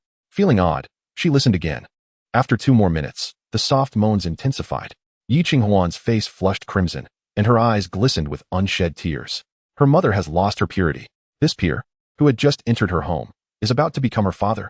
Yi Qinghuan thought absurdly. Such sounds, anyone could discern what was happening. She was no longer a child. And with a lone man and woman inside, what else could they possibly be doing? She had no recollection of how she left her mother's door. Stumbling down the stairs, she sat dazedly on the sofa. One moment, she contemplated barging in to catch the illicit couple. The next, she reflected on the struggles her mother faced raising her alone all these years. Then, there were those bizarre images of what her mother might be doing inside. She felt so confused. At such a tender age, she bore burdens far beyond her years. The proud little peacock lowered its head, letting its tail feathers droop. Regardless of how Yi Qinghuan felt, the treatment in the room continued.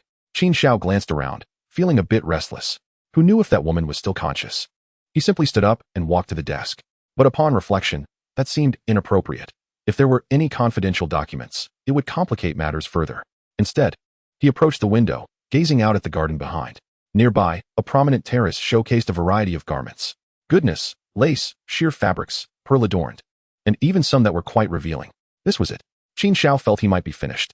He placed a hand on his forehead, exuding a sense of helplessness.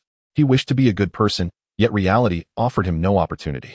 He returned to the sofa, intently admiring the mayor's impressive demeanor. Perhaps it was just an illusion, but he sensed that the mayor's face had flushed slightly. After about 10 minutes, Yulia, appearing somewhat fatigued, concluded her skill. Her hooves seemed a bit unsteady. Qin Xiao stepped forward, offering her a spirit crystal. Yulia, is there a problem? Yulia accepted a spirit crystal and gently replied. No significant issues, master. However, this curse has persisted for quite some time. It may require a few more treatments. Qin Xiao nodded, relieved. That is good to hear. Don't misunderstand. It's not that I have any ulterior motives. It simply means that more treatments are necessary, which implies I won't die just yet. After a while, Yi Qingya, with her eyes tightly shut, had yet to open them. However, from the slight flutter of her long eyelashes, he knew she was awake. Perhaps feeling a bit awkward, neither spoke. Eventually, it was the mayor, seasoned by experience, who broke the silence. She adjusted her demeanor, opened her eyes, and casually remarked. Thank you, little Qin. I didn't expect such a delightful surprise. Mayor, it is my honor to assist you. It is my duty. Qin Xiao declared with conviction. Yi Qingyao paused imperceptibly. This little rascal, had he not displayed such eagerness for rewards earlier, I might have genuinely believed him. Little Qin, you are thoughtful. As promised. Here is your reward. The lotus seeds and wawab coins have been transferred to you. Without further ado, the affluent woman retrieved the rewards. As the treatment was not yet complete, Qin Xiao accepted the lotus seeds, expressing his gratitude. Thank you, Mayor. He felt quite pleased with the transparency of the transaction. Mayor, once Yulia is in better condition, I'll return to provide treatment. Upon hearing this, Yi Qingya felt a slight flush creep onto her cheeks. Ahem, very well then. Little Qin, you may head out for now. Discuss the lava stone heart with my daughter. I'm feeling a bit fatigued and shall rest. I want to see you off later. With that, Yi Qingya issued a clear dismissal. Qin Xiao, understanding the hint, stood respectfully. Then, I shall take my leave, Mayor. He turned and closed the study door with care. A sigh of relief escaped both Qin Xiao and Yi Qingya as the door clicked shut. Suddenly recalling the earlier scene, Yi Qingya stood and approached the window. Her face instantly flushed crimson. You little rascal. Meanwhile, as Qin Xiao descended the stairs, Yi Qinghuan, seated on the sofa, turned her head in a daze. Upon seeing Qin Xiao's cheerful expression, she instinctively felt a jolt. Why you? How did you come out? Qin Xiao, puzzled, composed his expression. Why can't I come out? Is there a reason I shouldn't? Naturally, I must come out after finishing. He found the situation quite bizarre. As he spoke, Qin Xiao sat down on the sofa beside Yi Qinghuan. So, how many lava stone hearts can you procure? Yi Qinghuan, still somewhat distracted, instinctively replied. You're still going to charge me? Qin Xiao chuckled. Don't think that just because your mother has given me a little something, I'll hand it over for free. A deal is a deal, understand? Besides, I earned that from the mayor through my own efforts. Yi Qinghuan's face turned a shade of red, a mix of anger and embarrassment. You shameless rogue. You must sell it to me for 20 million. All right. It seems I've stumbled into a forced sale here, with you calculating like your mother, Qin Xiao teased. Fine, considering the mayor's involvement, I'll give it to you. But transfer the funds. Qin Xiao pulled out a substantial amount of the lava stone heart. Yi Qinghuan's companion, Ollie, instantly perked up, leaping onto the pile and clinging to it as if it were catnip, her eyes spinning with excitement. Qin Xiao's wristband vibrated, confirming a transfer of 20 million. Wow, in less than 3 days, I've earned 75 million. Is this the worth of a beastmaster? A grin spread across his face. Seeing Qin Xiao's expression, Yi Qinghuan scoffed, rogue. Which golden tier secret realm do you plan to enter? When will you go? Chapter 48. The Yi family. Qin Xiao counted the zeros on his wristband, not bothering to look up. In a couple of days, the mayor needs me. I'll take care of her first. Yi Qinghuan exploded in frustration. You scoundrel. I won't allow you to speak about my mother that way. Qin Xiao was bewildered. Why are you so defensive? At that moment, Yi Qingya emerged from the office, standing on the stairs. What is all this noise? Huan, can't you discuss matters properly? You shouldn't speak to little Qin that way. Hearing her mother's reprimand, Yi Qinghuan struggled to hold back her tears, her eyes reddening as she looked at Qin Xiao. Qin Xiao was equally bewildered by her reaction. What is up with this girl? Yi Qinghuan, I'll first treat your mother's injuries, then go to the secret realm. Is there a problem? His curiosity got the better of him. Yi Qinghuan, on the verge of tears, turned her head slightly, appearing confused. Treatment? Right. The mayor has sustained hidden injuries. It just so happens that my beast can heal. I figured I'd treat her first since she has already offered compensation, right? Yi Qinghuan sniffed, her expression dazed. So, you were just treating her injuries? Qin Xiao burst into laughter, realizing the misunderstanding. Ha, so that is what it was. Seeing the situation escalating, Yi Qingya quickly intervened to prevent her daughter from saying anything further. Huan, there are things your mother hasn't told you. In fact, I've been injured for a while, which is why I've been staying indoors these past 6 months. Luckily, little Qin came today and discovered his beast can heal. So he treated me just now. Don't hold any grudges against little Qin. As the words left her mouth, Yi Qinghuan's expression was visibly tumultuous. Her small face displayed a range of emotions, embarrassment, shame, and a mix of amusement and frustration. Stinky Qin Xiao, if you plan to enter the secret realm, contact me in advance. With that, she fled in embarrassment to her room, burying her head in her bed, adopting the behavior of an ostrich. At that moment, everyone understood the situation. Yi Qingya, feeling awkward, greeted them and returned to her office. Qin Xiao quickly stood and made his escape. Upon exiting the mayor's residence, he noticed Yulia was still resting. Deciding to head toward the gate, he reached the entrance and spotted a familiar face. Yi Fei, Yi Qinghuan's cousin, had previously attempted to seize the lava stone heart within the secret realm. At that moment, he was anxiously waiting at the booth, while the sentry was verifying visitors with the mayor's residence. Brother, I've been here so many times. Can't you just let me in? Yi Fei pleaded. But the sentry remained expressionless, ignoring him entirely. Yi Fei's face darkened, a mix of embarrassment and displeasure washing over him. Upon seeing Qin Xiao emerge from the community, his eyes widened in surprise. Who is that? Why is he allowed to enter? Yi Fei questioned loudly. The sentinel remained expressionless, ignoring him entirely. Qin Xiao approached him, stepping forward to ask, what gives you the right to enter here? Blocked from entry, Qin Xiao displayed no anger, casually gazing at Yi Fei. Your words are quite amusing. My invitation certainly grants me access, which is far better than some individuals forcing their way in. Yi Fei's face flushed with rage. As he contemplated striking, he hesitated, recalling the opponent's formidable prowess. Observing Yi Fei's retreat, Qin Xiao boldly walked away, waving a casual farewell. This infuriated Yi Fei to the point of fury. After waiting for over 10 minutes, contact was finally made with Yi Qinghuan, who reluctantly granted permission to enter. In the mayor's residence, Yi Qinghuan sat on the sofa, still in a foul mood. The thought of her bothersome cousin overshadowed her earlier embarrassment. Upon Yi Fei's arrival, he exaggeratedly inquired, "Oh, cousin, who has upset you? Tell your older cousin, and I shall avenge you." Yi Qinghuan retorted curtly, no one. I'm just upset for fun. What do you want? Pushed aside. Yi Fei maintained his composure. Ah, cousin, I merely wish to discuss our venture into the golden secret realm. Which realm do you intend to explore? I've prepared numerous strategies for this occasion. No need, cousin. I've already assembled my team and will not be teaming up with you this time. Yi Qinghuan firmly rejected him. She understood that a lack of resoluteness would only lead to him persisting. Yi Fei's expression froze. He had envisioned many scenarios but had never anticipated this. For a moment, he was at a loss for how to respond, his emotions slightly disordered. Cousin, do you have any other matters? If not, please leave. I am weary. Regaining his composure, Yi Fei forced a smile. Ah, teaming up is fine. It's all set. Yes, cousin. About the lotus seeds our aunt mentioned last time. Oh, that? My mother said they were sold out. In that moment, Yi Qinghuan was genuinely indifferent to his thoughts, bluntly stating her words. This indifference was not unrelated to Yi Fei's persistent entanglements over the years. After her father's death in battle, she vividly remembered how the Yi family treated her mother. Despite her young age, Yi Fei's expression darkened, unable to suppress his emotions any longer. He had pursued those lotus seeds for over a year, hoping they would enhance his qualifications and allow him to contract a beast before the upcoming exams. Now, to hear they were gone, his fury nearly overwhelmed him. Unjustly, he thought of Qin Xiao and the molten heart stone he had encountered earlier. Did he trade for it? He asked, his tone becoming increasingly brusque. Yi Qinghuan frowned. Looking at him, I don't know. All I can say is they are gone. Fine. I shall take my leave. Yi Fei enunciated each word, suppressing his ire, his teeth nearly grinding. Soon, he departed. Yi Qinghuan paid him no mind, as Yi Qingyao appeared on the staircase. Huan, be cautious of your uncle's family in the future. Yi Qinghuan refrained from questioning the reasoning. She was no fool and had long understood her uncle's family's intentions. Since her mother left the Yi family to struggle independently, rising in official ranks, her uncle's family's attitude had transformed into one of eager engagement. Meanwhile, Yi Fei traversed the hillside path of the community, cursing under his breath.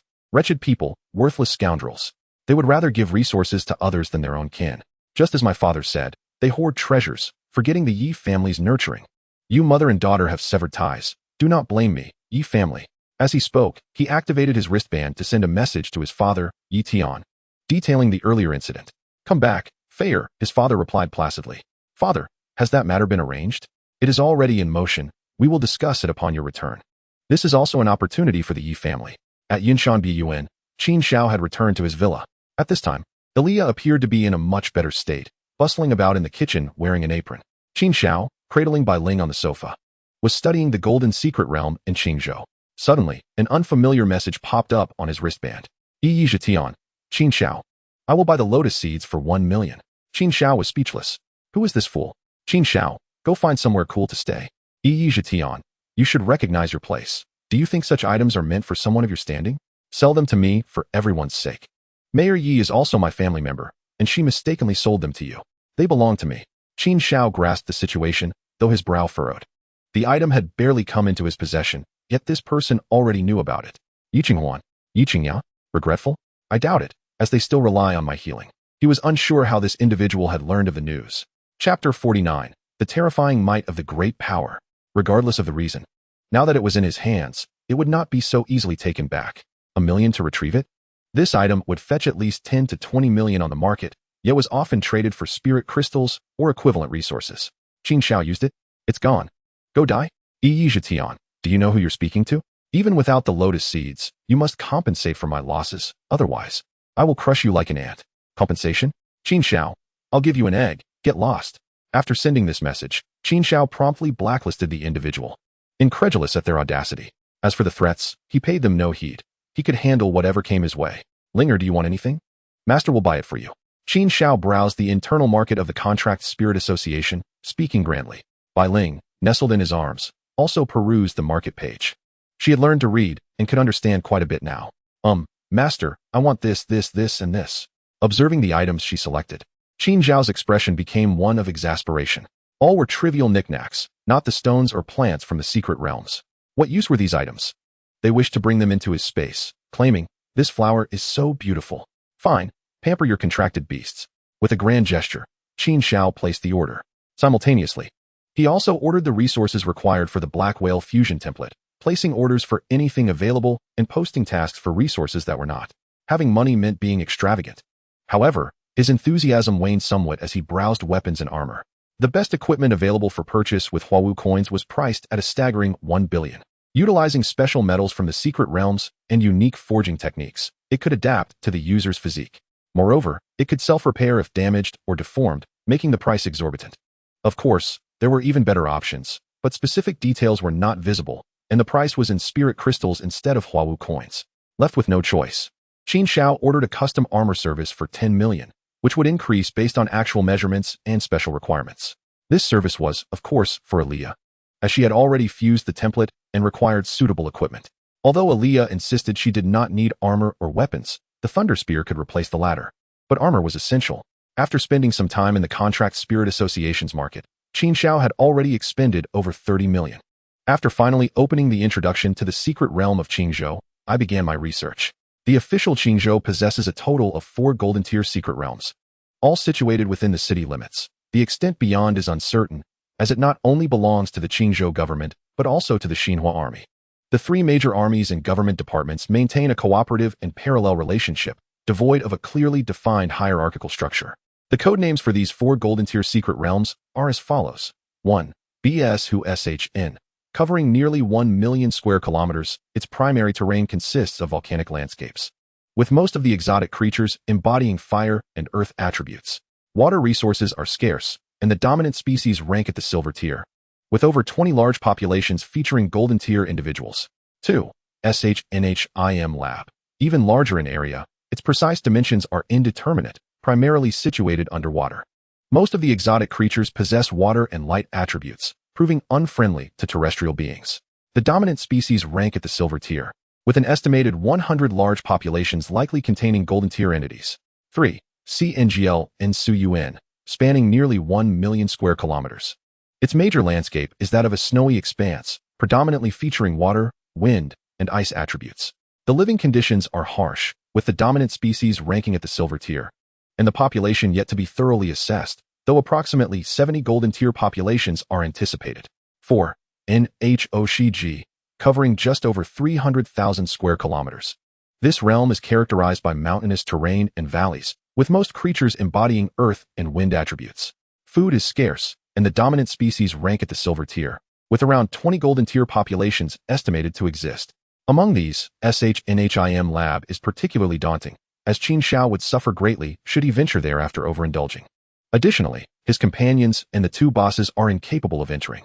NHOCG is currently marked as closed due to a population crisis and is undergoing a period of quarantine. Thus, only CNGL and Suyuan and BS-HN remain as viable options. After careful consideration, Qin Xiao ultimately opted for BS-HN. Regardless of whether it was his contracted beasts, Zhou or those of the 2 bosses, they would all perform admirably in this realm. The large populations would provide a suitable balance, neither excessive nor insufficient, and the presence of silver tier creatures would be abundant. The issue of scarce water resources was negligible, as he could bring his own and wouldn't be staying long. Moreover, the recently contracted black whale, being of the ice attribute, would surely thrive in such a volcanic environment. Thus, his final decision for the last training expedition before the college entrance examination was made with great satisfaction. The opinions of the others were of little consequence. On the following day, Qin Xiao rose early, departing from the villa and heading straight to the Spirit Contract Association. The creation of protective gear required prompt action to ensure its completion before entering the secret realm. Additionally, some resources for the black whale had already arrived, necessitating his presence to collect them. Soon, he arrived at the headquarters of the Spirit Contract Association with familiarity. This time, he had made a prior appointment with Jiang Wei. Upon entering the hall, he found Jiang Wei already waiting for him, extending a warm welcome as she guided him to a private room on the 2nd floor. In the hall, many newcomers looked upon Qin Xiao's visage with a mix of envy and disdain, lamenting the privileges of the 2nd generation while simultaneously admiring their carefree lifestyles. As for talent, they felt compelled to question how someone so young could achieve such prowess, concluding that he must undoubtedly belong to the 2nd generation. Qin Xiao remained oblivious to their thoughts. In the private room on the 2nd floor, seated upon the sofa, Jiang Wei presented a portion of the spirit crystals ordered the previous day. With the requirements for the black whale's wind and water attributes set at 110 star crystals each, the recent expenditure had yielded over 40 dual attribute crystals. However, the market stock had been nearly depleted, as the demand for silver 10-star crystals is quite stringent, leaving little available for sale. After all, Teams capable of hunting such creatures often retain the spoils for their own use, with very few circulating in the market. Fortunately, he managed to acquire the essence of 3 avian creatures, which are relatively rare among silver 10-star exotic beasts in Qin Xiao. After securing these items, he placed the avian essence into his contract space, allowing the black whale to freeze it instantly before depositing it on the central island. Sir, the armor customizer will arrive shortly. Please bear with us, Jiang Wei mentioned, though her gaze lingered upon him. Sensing her attention, Qin Xiao inquired, "Is there something on my face?" Flustered, Jiang Wei lowered her head. "No, it's just that your impressive performance in the training competition was truly awe-inspiring. I heard you even broke the competition record." Her tone was filled with admiration and affection. The news had spread widely over the past 2 days, and while most people might not recognize him, many had heard of his name. Among the 6 training venues, his beast's higher rank and more impressive achievements naturally garnered increased attention. Rumor has it that he has been designated as the top seed for this year's Qingzhou cohort. "Pure luck," Qin Xiao humbly replied, but Jiang Wei merely smiled in flattery. In the brief months since she began assisting him, she had witnessed his remarkable growth, evident even in his expenditure. After engaging in small talk, the armor customizer arrived, a young woman clad in a red qipao. As Qin Xiao's contracted beast is female, a female customizer was appropriately assigned. The Spirit Contract Association has always excelled in this regard. Thus, the measurement process for Ilia commenced swiftly, allowing Qin Xiao to ascertain her precise dimensions. One could only marvel at the formidable strength embodied in her physique. Chapter 50. The Role of Little Hay. The armor manufacturer was exceptionally professional, completing the measurements in no time. According to her estimates, the creation would require approximately 2 days, and due to Ilia's size and dimensions, the necessary materials exceeded standard values, necessitating an additional fee of nearly 5 million. In essence, the customized special alloy armor for Ilia would cost close to 15 million. Truly a financial abyss. However, one must not be a miser when fortune smiles. Qin Xiao promptly settled the payment. He also procured some essential supplies from the Spirit Contract Association and purchased a few high-priced attribute-less spirit crystals. These crystals were ideal, as they did not require specific attributes and could be absorbed by his various contracted beasts. With newfound wealth, he resolved to gather more resources and expedite his development. Upon exiting the Spirit Contract Association, he swiftly mounted Ilia and made his way to the mayor's residence. After verifying his identity, Qin Xiao returned to Yi Qinghuan's home. Upon entering, he instructed her, "Please fill your swimming pool with water." Yi Qinghuan looked puzzled, wondering if he intended to swim. But she refrained from asking further and proceeded to the pool to initiate the filling process. Although it had not been used in some time, the pool had protective mechanisms in place, ensuring it remained clean. Ignoring the commotion, Qin Xiao ascended the stairs and knocked on the door. A warm and graceful voice beckoned. "Please come in." Taking a deep breath, Qin Xiao pushed open the door. The mayor, adorned with gold-rimmed glasses, sat behind her desk and greeted him with a gentle smile. "Ah, Xiao Qin, welcome. Please take a seat." Qin Xiao nodded and settled into a corner of the sofa. Yi Qingyao rose, wafting a fragrant breeze as she approached him. Today, she wore a simple yet elegant qipao that perfectly accentuated her pear-shaped figure.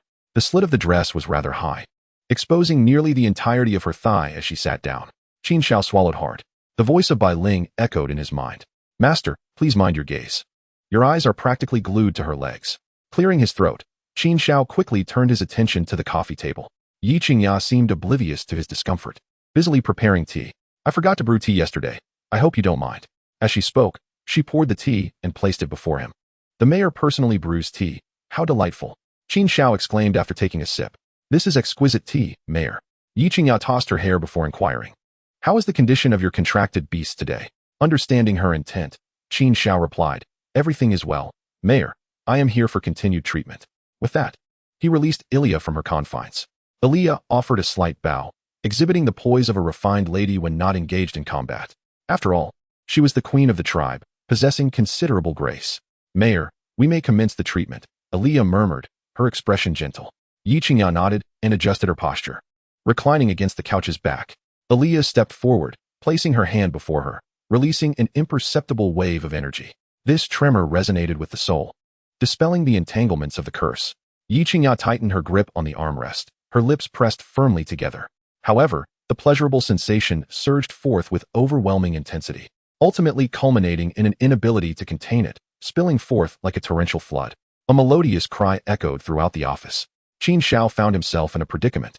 He had initially planned to step outside. Yet, the mayor had not mentioned it, and Ilia moved swiftly, beginning the process. This left him in a state of indecision, unsure whether to stay or leave. Alas, I bear the brunt of it all, Qin Xiao mused internally. Master, do you find this atmosphere to your liking? Bai Ling's curious voice resonated in his mind. Qin Xiao replied mentally, Linger, your thoughts seem misguided. How can you perceive me so accurately yet so inadequately? I am merely ensuring the safety of the mayor, responding promptly to any issues. After all, a gentleman does not deceive in the darkness. Oh, come now, my dear master. You are clearly relishing this situation. Both I and Sister Aaliyah are well aware of your mischievous intentions. TSK, only women and scoundrels are difficult to nurture. Their banter continued, with Bai Ling dissecting his thoughts, and time swiftly passed. Once the treatment concluded, Qin Xiao presented Aaliyah with a spirit crystal. My queen, do rest well. Aaliyah nodded wearily and returned to the contract space. Yi Qingya opened her eyes, her complexion flushed. Thank you, Xiao Qin. There is no need for gratitude, Mayor. Besides, I am compensated for my efforts. Qin Xiao replied with measured humility. After engaging in light conversation and confirming that he could stand, he stated, Mayor, I shall take my leave for now. I have already selected the golden level secret realm. I will treat you again tomorrow, and we can venture there the day after. Yi Qingya nodded. As long as you have decided, I trust your abilities. Thank you for your hard work, Xiao Qin. Upon exiting the office, Qin Xiao descended to find Yi Qinghuan interacting with Ali, training to enhance their synergy. After all, a beast that cannot speak, even if it can barely communicate telepathically, requires extensive training for optimal cooperation. Upon seeing Qin Xiao's arrival, Yi Qinghuan paused her training. Thank you for the lava stone heart. My Ali has leveled up and gained a powerful new skill. Her words radiated excitement. What skill? You seem quite pleased, Qin Xiao inquired. Of course. It is an incredibly potent skill. As she spoke, Yi Qinghuan beckoned Ali. Ali, let us step outside to demonstrate your skill. Ali obediently followed her outside. Qin Xiao, intrigued, trailed behind. Upon reaching the spacious yard of the mayor's residence, with a pool filled with water on one side, Yi Qinghuan commanded, Ali, use fire beast mimicry. Qin Xiao felt a twitch at the corner of his eye. This was a strikingly familiar sensation. Fortunately, his beasts possessed high intelligence, sparing them from awkwardness. The golden red-tailed Ali unleashed a massive fireball that twisted and warped, transforming into an oddly shaped creature. Yi Qinghuan's expression faltered. Qin Xiao, however, found himself intrigued. The skill's proficiency could be honed, and its concept was rather fascinating. This skill can mimic beasts? Yi Qinghuan nodded, gently patting the dejected Ali's head. This skill allows Ali's Honglian foxfire to mold into various animal shapes. Currently, these fire-formed creatures can exist for about half an hour and are under Ali's control. Most importantly, Ali can sense the perceptions of these mimicked creatures. Qin Xiao expressed his admiration. That is indeed remarkable. This significantly reduces the risks involved in both offense and reconnaissance. The potential and strength of this skill are commendable. Yi Qinghuan appeared equally exhilarated, right? I'm glad you think so. Unfortunately, its proficiency is still lacking. We must train further. Let us strive for improvement. We shall enter the golden level secret realm the day after tomorrow, Qin Xiao suggested, shifting the conversation. Have you made a decision? Which secret realm? Yi Qinghuan inquired curiously. The undying volcano, Qin Xiao stated decisively. Yi Qinghuan nodded. That secret realm is excellent. It is perfectly suited for Ali's abilities. Rest assured, I will not hinder your progress. Qin Xiao acknowledged. Whether or not you hinder progress is inconsequential. I have accepted this as a caretaker's task, after all, as I have received my remuneration. Before departing, Qin Xiao collected all the water from the pool into the contract space. Xiaohei, it's your turn. Freeze it all into ice blocks. Qin Xiao conveyed his instructions to the black whale. He mused. Once Xiaohei has integrated the template and gained clearer consciousness, I should consider giving her a proper name. After all, the name Xiaohei feels somewhat peculiar for a girl. Chapter 51. Entering the undying volcano. After leaving the mayor's residence, Qin Xiao found himself with little to occupy his time. He had already prepared the necessary items. A return visit for treatment would suffice before entering the secret realm. Therefore, he opened his wristband and sent a message to boss number 2 in the pendant, Lei Ge. Qin Xiao, prepare yourselves. We will enter the golden level secret realm, the undying volcano, the day after tomorrow. As soon as he sent the message, a notification chimed. Lu Piaoxiu. Qin Xiao Gij. How did you know my ferret leveled up? Qin Xiao was taken aback. How would I know? Should I even know? Yes, congratulations. Qin Xiao replied. Lu Piaoxiu. Qin Xiao Gij, would you like to come to my house and take a look? I must tell you, my ferret has become quite impressive. It can now consume 3 kilograms of beef. Qin Xiao felt a headache coming on. Definitely next time, I must prepare some items first. See you the day after tomorrow. He wondered if she was genuinely naive or merely pretending. it was best not to provoke her. Time passed swiftly in orderly anticipation. Before long, 2 days had elapsed.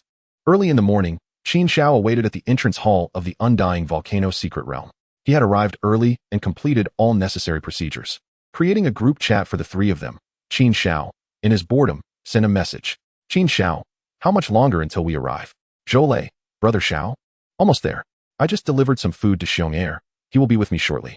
Qin Xiao, do you really think your beast requires such sustenance? Why do you need to bring anything?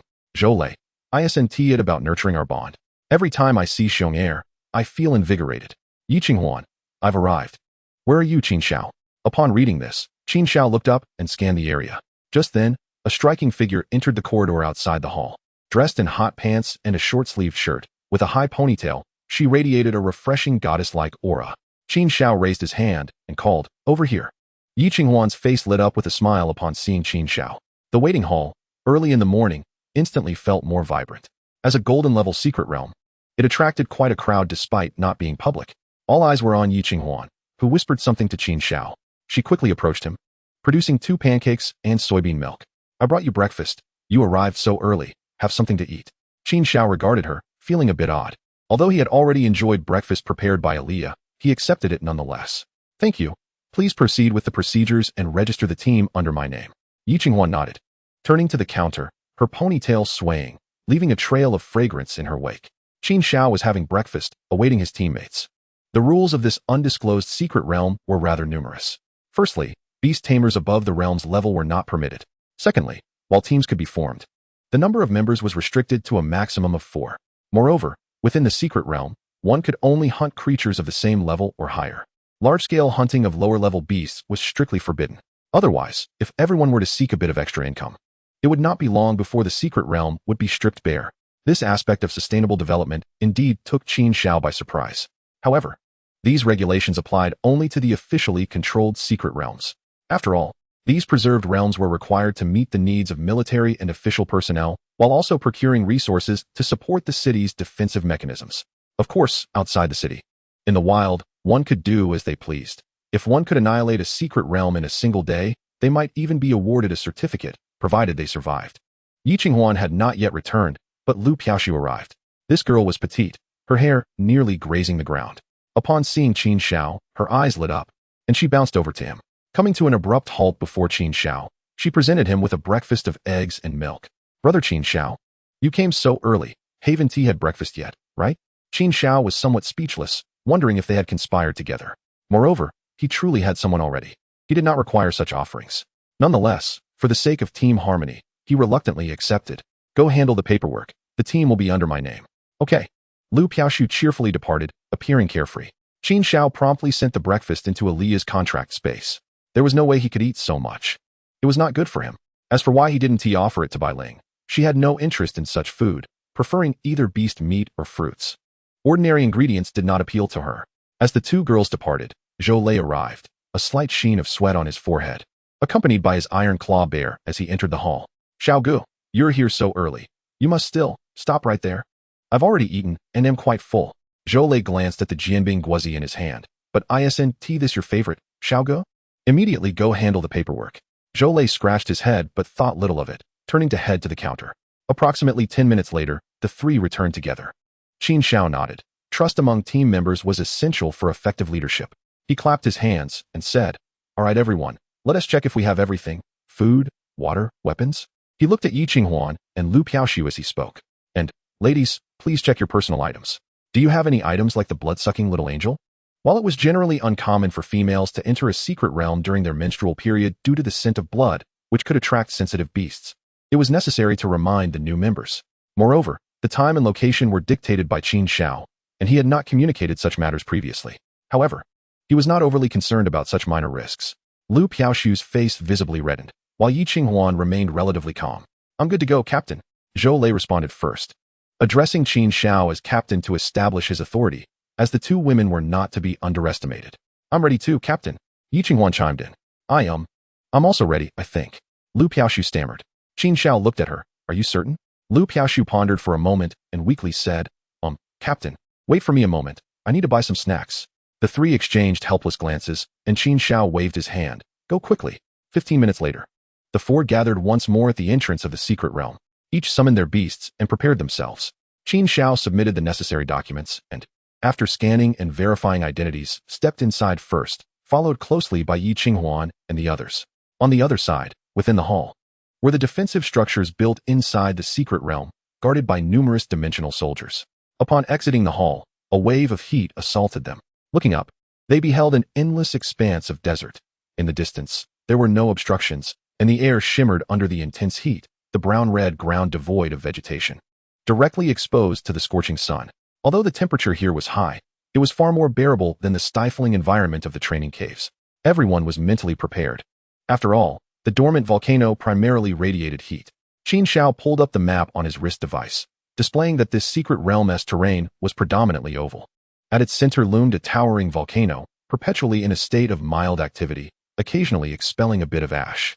Surrounding the volcano were various terrains such as hills, dense forests, and deserts, with nearly no surface rivers.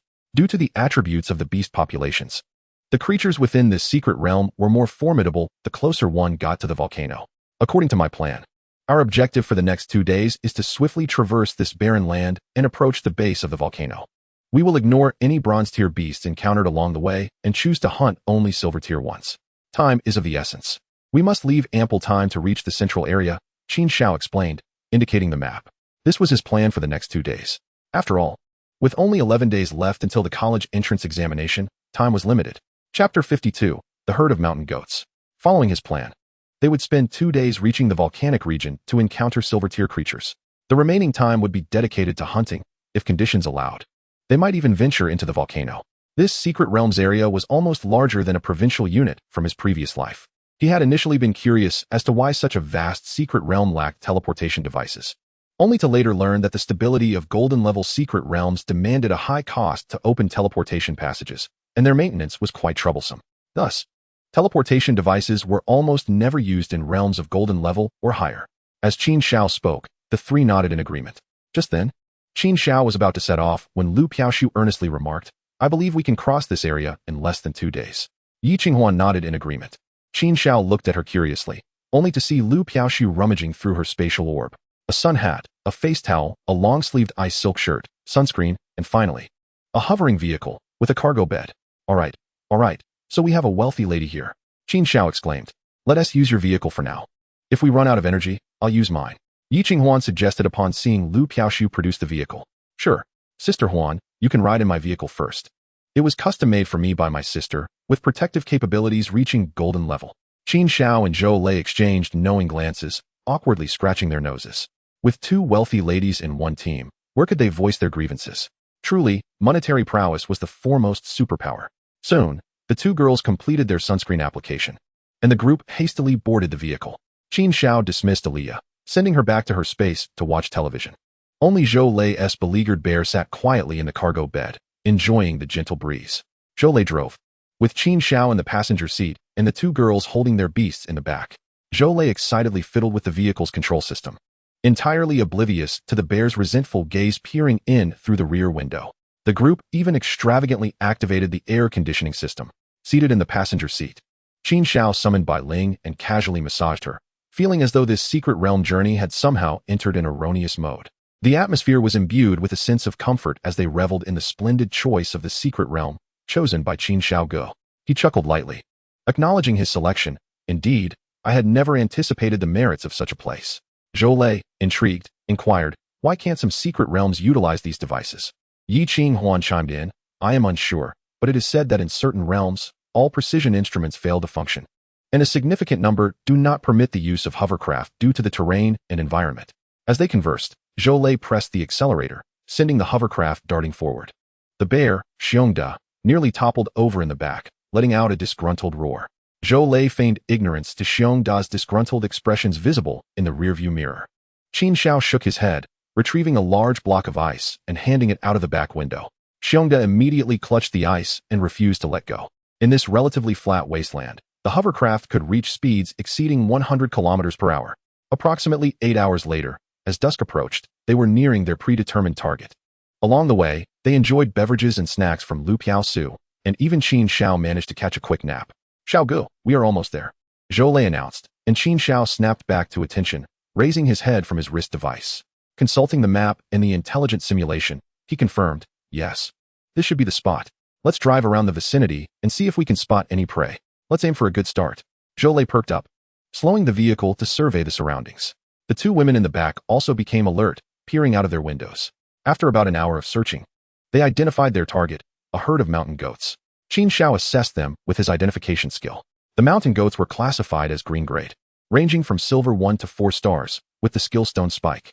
According to the prior strategy, the meat of the mountain goat was tender and delicious, with low aggression and minimal threat, and they did not possess any golden tier individuals. This made them an excellent target for their initial venture. The herd comprised roughly 20 goats. Although their ranks were generally at 2 or 3 stars, their numbers were not to be underestimated, as they could pose a danger if they fled in a panic. Coming to a halt at a distance, Qin Xiao and the others exited the hovercraft. Today's objective was this herd of mountain goats, known for their timid nature and high alertness. His plan involved driving them towards a corner for encirclement. Yi Qinghuan, your beast will drive them from the right. Lu Piaosu, your Zidiandiao will approach from the left. Zhou, you will drive the vehicle and keep your distance. If the goats panic and charge, come to assist. Our ultimate goal is to herd them into the corner of that hill, and I will handle the final capture. Qin Xiao surveyed them. How does that sound? Any objections? The three shook their heads in agreement. Then let us commence. With that, Qin Xiao made his way towards the designated corner of the hill. Yi Qinghuan and Lu Piaosu also instructed their beasts to stealthily approach the flanks of the mountain goats, while Zhou drove the two women a safe distance behind. Upon reaching the corner, Qin Xiao summoned Ilya and Bai Ling. The trio appeared relaxed, despite the sizable herd. The mountain goats lacked combat prowess, and even if they managed to escape, it would not pose a significant threat. Soon, they arrived at the anticipated location, where the Zidiandiao and Hong Lianhua who charged forward, emitting cries and launching attacks, creating quite a spectacle. The mountain goats initially panicked, scattering before regrouping and heading toward the planned corner. The Zidiandiao and Hua who acted like sheepdogs, occasionally herding any strays from the group. However, even with over 20 goats, the chaos allowed 7 or 8 to escape. Ultimately, when they reached the corner, around 15 or 16 remained. Seeing this, Ilya sprang into action, manipulating the terrain to create a solid rock wall, trapping the mountain goats. The herd became increasingly agitated as they found themselves cornered. Yi Qinghuan and Lu Piaosu exited the vehicle, blocking the entrance to the stone wall, commanding their beasts to attack. The mountain goats, in disarray, unleashed erratic skills, causing stone spikes to erupt from the ground. Within 3 minutes, the area was strewn with rocks of various sizes. This tactic proved effective, as most of the skills from Yi Qinghuan and Lu Piaosu were thwarted. They could not rush in, considering there were still several silver-tier beasts within. At this moment, Qin Xiao signaled for Bai Ling and Ilya to intervene. Ilya focused on controlling the terrain to isolate the goats, as her thunder spear was immensely powerful, and these goats were intended for consumption. Bai Ling unleashed her psychic missile skill, picking off the goats with sharpshooter precision. Initially, her aim was average, but she quickly adapted, becoming increasingly accurate. Soon, only the 2 strongest goats remained, one rated at silver 4 stars. Yi Qinghuan, you take this one, Qin Xiao instructed, allowing Ilya to release a silver 4-star goat. Chapter 53, Rest and Recuperation.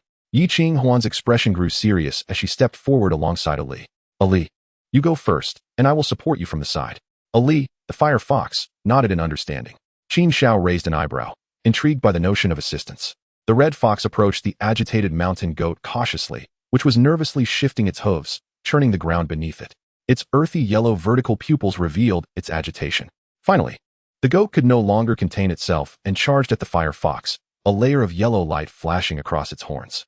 The fire fox nimbly evaded the attack, taking advantage of the goat's exposed flank to unleash its skill. A cascade of red flames enveloped it, transforming into needle-like projectiles that rained down upon the goat. In a single round, the goat collapsed, covered in charred puncture wounds, not even convulsing. Qin Xiao nodded in approval, acknowledging the prowess of a silver 8-star beast.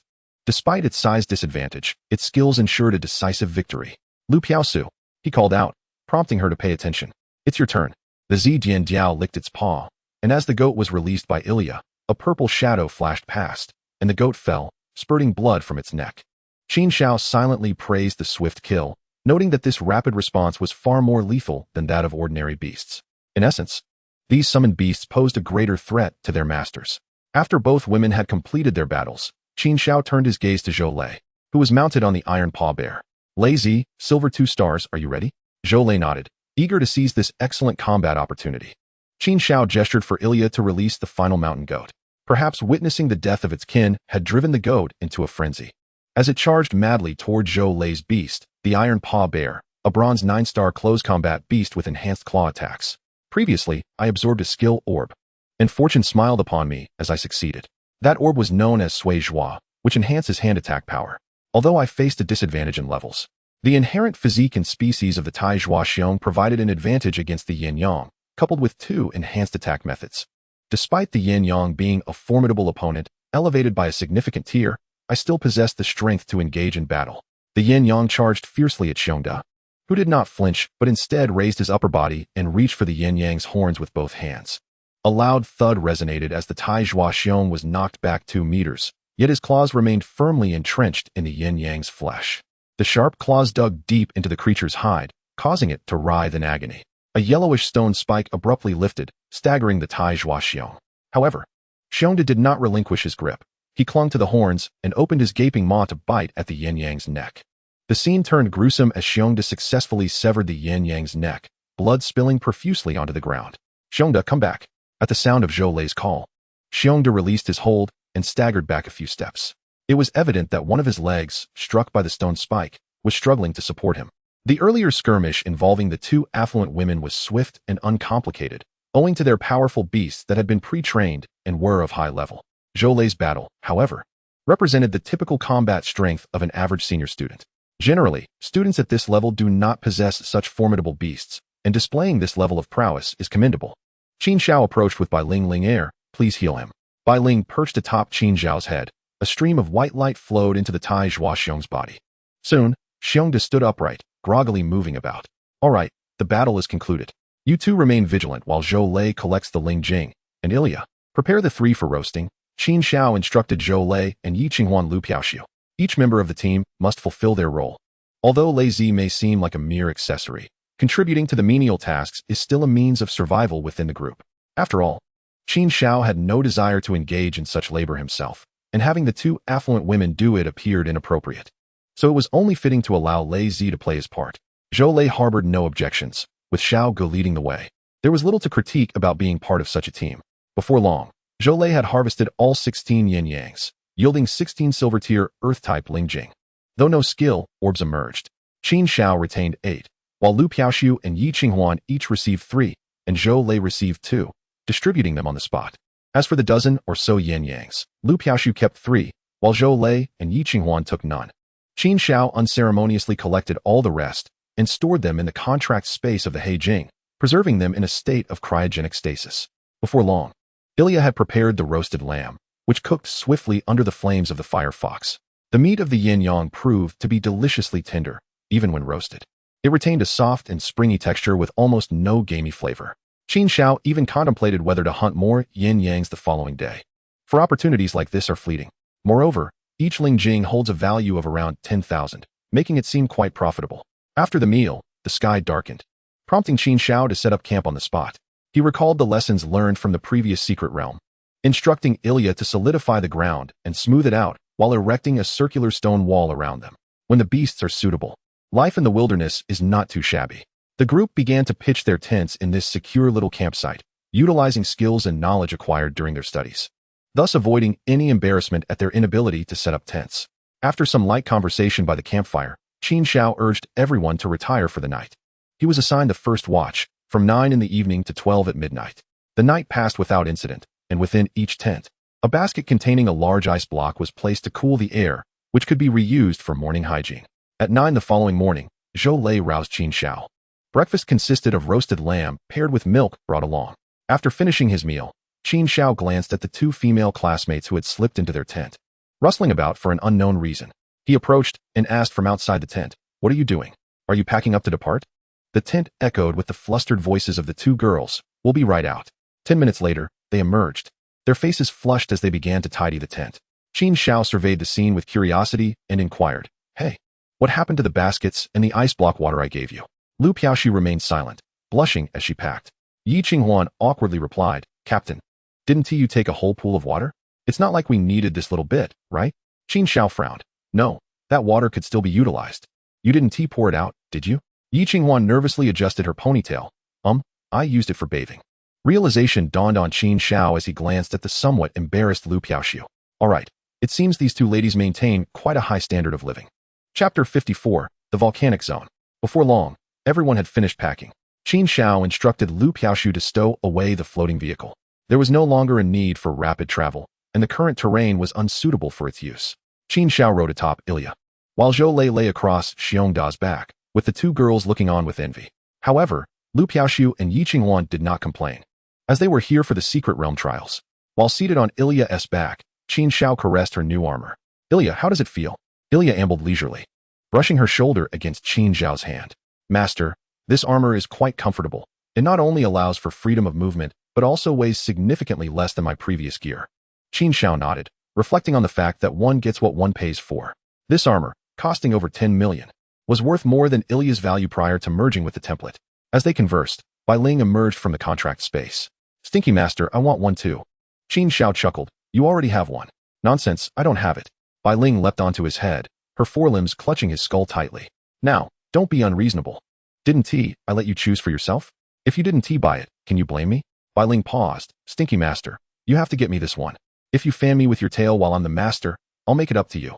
Qin Xiao replied nonchalantly. You can't fool me. Bai Ling hesitated, wanting to retreat to the contract space. However, Qin Xiao, anticipating her escape, swiftly took control of the contract space. I don't want it anymore. I don't want it. Master, let me go back. It's too hot here. Too late. You can't run away. Besides, you're not even hot. Don't try that with me. Just behave and fan me. Bai Ling, feeling defiant, jumped onto Ilya's head. Humph, Stinky Master. I'll fan my sister, but not you. May you roast in the heat. Just as Qin Xiao was about to respond, Lu Piaoxiu, who was walking beside them, suddenly exclaimed. Qin Xiao immediately turned to her, and everyone looked on. Lu Piaoxiu's face flushed. I'm about to break through to the silver tier. The group was momentarily stunned, but soon Qin Xiao reacted. Focus on your breakthrough. We'll keep watch. The three encircled Lu Piaoxiu as she held a Ling Jing, while the purple lightning weasel also consumed a Ling Jing.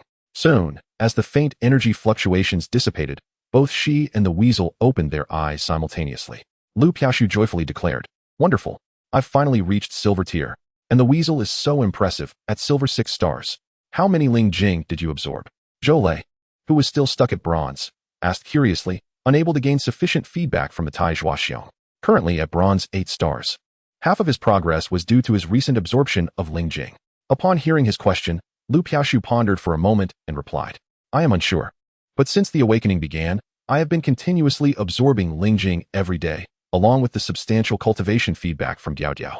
Did not Yi Jiejie and Qin Xiaogu already reach the silver tier long ago? For newly awakened beast masters, the early stages of upgrading from bronze to silver occur at an accelerated pace, provided there is an ample supply of Ling Jing.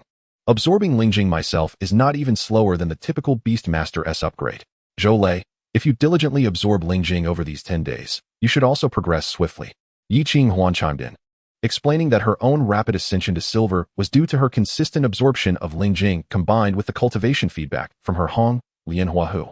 Zhou Lei nodded, recalling that during the training camp, he refrained from absorbing Ling Jing, as he initially planned to sell it all to Xiao Gu and did not intend to partake in it. After the competition, having benefited from various advantages, he began to absorb it freely, and he was now quickly approaching the silver tier. Lazy, do not be anxious. These 10 days should suffice. You currently lack for nothing in terms of Ling Jing, so it is unnecessary to reserve it for Xiong'er, Qin Xiao reminded him. Concerned that Zhou Lei might be overly considerate towards Xiong'er, withholding the Ling Jing intended as a reward. Xiao Gu, I am aware of the priorities, rest assured. I am already absorbing it, and I wish to reach silver soon so that I can contract Xiong'er as early as possible, Zhou Lei replied. As they conversed, they resumed their journey, with today's objective being to approach the volcanic region. By the way, Yi Jiejie, didn't you reach silver? Why do you only have one contracted beast? Lu Piaoxiu inquired curiously. Without much thought, Yi Qinghuan replied that she had not yet found a suitable beast and expressed her desire to have an entire team of fire-type beasts, which relates to her innate skills as a beast master. After a brief pause, she resolutely stated, My innate skill as a beast master has awakened one ability that enhances the absorption of fire-type skill, orbs, and fire-type beasts. Therefore, fire-type beasts are the most fitting for me. Her mother had already mentioned that Qin Xiao was her chosen teammate, and thus, it was likely that this small team would remain intact until the college entrance examination. Basic communication was indeed necessary. and entering the Golden Tier secret realm presented an excellent opportunity for synergy. Lu Piaosu contemplated this, and, glancing at Qin Xiao, spoke up. Yi Jie's talent is truly remarkable. I also possess an innate skill as a beast master, though a rather ordinary one. It allows me to gain partial attribute enhancements for my beasts. My Diao Jiao is quite fast, and my speed receives a slight boost, making me a bit swifter than the average person, although I have yet to absorb any skill orbs. That is still commendable. At least being faster in battles offers greater safety, Yi Qinghuan affirmed without displaying any sense of pride. Seeing the atmosphere, Zhou Lei and Qin Xiao grasped the situation. Zhou Lei sheepishly remarked, I apologize. I feel as though I am holding everyone back. I do not possess any noteworthy innate skills as a beast master. It is all right. Brother Zhou Lei, perhaps this upgrade will awaken something within you, Lu Piaosu reassured, producing some dried fish to share with everyone. At this point, all three turned their gazes toward Qin Xiao. Perched atop Yulia, Qin Xiao casually stated, I have 2 innate skills as a beast master, beast space and the ability to contract 2 beasts at once. Although the group had already suspected as much, hearing it directly from Qin Xiao elicited expressions of envy.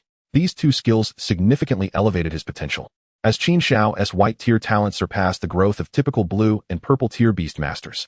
If they only knew that Qin Xiao still held back a considerable amount of strength, they would surely be astonished. Alright, stay vigilant. We are approaching the base of the volcano, where golden tier creatures are known to reside. Qin Xiao subtly shifted the topic. Upon hearing this, the 3 became alert to the surroundings. In the distance, the entire volcano was no longer visible, surrounded by black and red rocks, with the occasional thicket of shrubs. On the exposed rocks, 3 peculiar creatures, 2 large and 1 small, were present. Chapter 55, Qi Jiao Yanshi. Identification. Qi Jiao Yanshi, blue tier talent, silver 7 stars, skills, rock shield, Qi Jiao fire ring. Although they had perused some information on the secret realm prior to entering, Qin Xiao opted for a precautionary identification. It was evident that this was indeed a golden tier secret realm, as few would dare to venture here. Even among the top 3 teams from the training camp, it was likely only Qin Xiao's newly formed team that had entered at this moment. Yi Qinghuan's team had decided to upgrade further before entering. Encountering just 3 strange beasts, 2 7 stars and 1 3 stars, it appeared to be a family of 3, with the smaller one being of a lower level. The Qi Jiao Yanshi exhibited impressive offensive and defensive capabilities.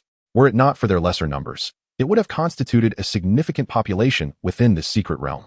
With its skill rock shield, its defensive capabilities were notable, while the Qi Jiao fire ring provided sustained fire-type damage. I will hold the 2 larger ones. You all can handle the smaller one at silver 3 stars. Is that agreeable? Yi Qinghuan assessed the situation. No problem, we can handle it. Zhou Lei and Lu Piaosu did not voice any objections, their expressions indicating a readiness for battle. Especially Lu Piaosu, who had recently advanced, was particularly eager to engage. In such a golden tier secret realm, where silver tier creatures were abundant, what purpose was there in entering if not to fight? Given their silver tier strength, they would face penalties for excessively hunting bronze tier creatures. Furthermore, it was more prudent to seek another secret realm than to engage in such a high-risk environment. Qin Xiao nodded, recognizing the need to provide some practical experience for them. Yulia, Ling choose one each and hold them off, Qin Xiao instructed before dismounting from Yulia's back. Immediately, Yulia, accompanied by Bai Ling, charged forward. Soon, the 2 had engaged the 2 larger Qi Jiao Yanshi, and after being separated by Yulia's central Wu Earth control, only the smaller one remained, agitated in place. Yi Qinghuan and Lu Piaosu waited for an opportunity to strike, while Zhou Lei feigned an attack to provoke. Qin Xiao issued a simple command, leaving the remainder to their initiative. Yi Qinghuan and her companion moved to encircle the Qi Jiao Yanshi. Zhou Lei patted Xiongda's back, urging, Xiongda, go and attract its attention. Through the mental communication of the Beast Master, beasts generally understood their master's intentions. Xiongda swaggered toward the Qi Jiao Yanshi, but his small eyes remained fixed on the creature, ready to flee at any moment. As anticipated, Xiongda's eyes caught the Qi Jiao Yanshi's attention, causing it to uneasily turn its body, directing its sharp horn toward Xiongda. Xiongda displayed noticeable trepidation. Xiongda, roar twice, Zhou Lei encouraged, noticing that Yi Qinghuan and her companion were nearing their positions, hoping to incite Xiongda to be more aggressive and draw its attention. Xiongda opened his massive mouth, flailing his claws. Roar. The young Qi Jiao Yanshi, unable to withstand such provocation, lowered its head, and its horn glowed with a crimson aura as it charged toward Xiongda. With a frantic cry, Xiongda dropped to all 4s and bolted. At that moment, Yi Qinghuan's fire fox had readied its attack. Like a barrage of needles, flames surged toward the Qi Jiao Yanshi. Ali, Flame Illusion Beast. Upon launching the fiery needles, Ali was enveloped in a surge of red flames, transforming into a colossal beast resembling the Qin Xiao, Yanshi, and charging forward. The Qin Xiao Yanshi halted, a layer of rocky shield manifesting around it, successfully blocking Ali's fiery needles, just as it prepared to pivot and launch an assault on the flame beast. The attack from the purple lightning Diao arrived. This time, it was not a close-range attack, but rather a thick bolt of purple lightning that struck the Qin Xiao Yanshi's rear, creating a bloody hole and causing it to kneel instantly. Immediately, the fiery beast surged forward, engulfing the body of the Qin Xiao Yanshi as if merging with it.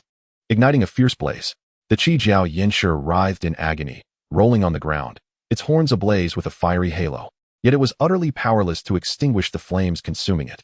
Ultimately, the creature was burned to death. As the battle concluded, the surrounding rocky walls began to degrade and vanish. Yulia and Bailing effortlessly revealed themselves, approaching Qin Xiao's side, while Zhou Lei summoned Xiongde to his side. "Wow, Brother Xiao, you are truly formidable," exclaimed Zhou Lei. The two Qin Xiao Yanshi dispatched by Yulia and Bailing were gruesomely defeated. One was caught by the earth and crushed to death, while the other lay overturned, its head obliterated. "Enough chatter, let us excavate the spirit crystals." Qin Xiao cast a glance at him. Zhou Lei eagerly led Xiongde to assist, as Xiongda's shattered claws were quite useful at this moment. Soon, 3 spirit crystals were unearthed, all of the earth element, devoid of skill orbs. "Captain, those horns are excellent materials of the fire element, more precious than spirit crystals. They are worth collecting," Yi Qinghuan chimed in, standing beside them. Upon hearing this, Zhou Lei promptly instructed Xiongde to extract the brain of the Qin Xiao Yanshi, along with a piece of its skull. Qin Xiao decisively collected everything.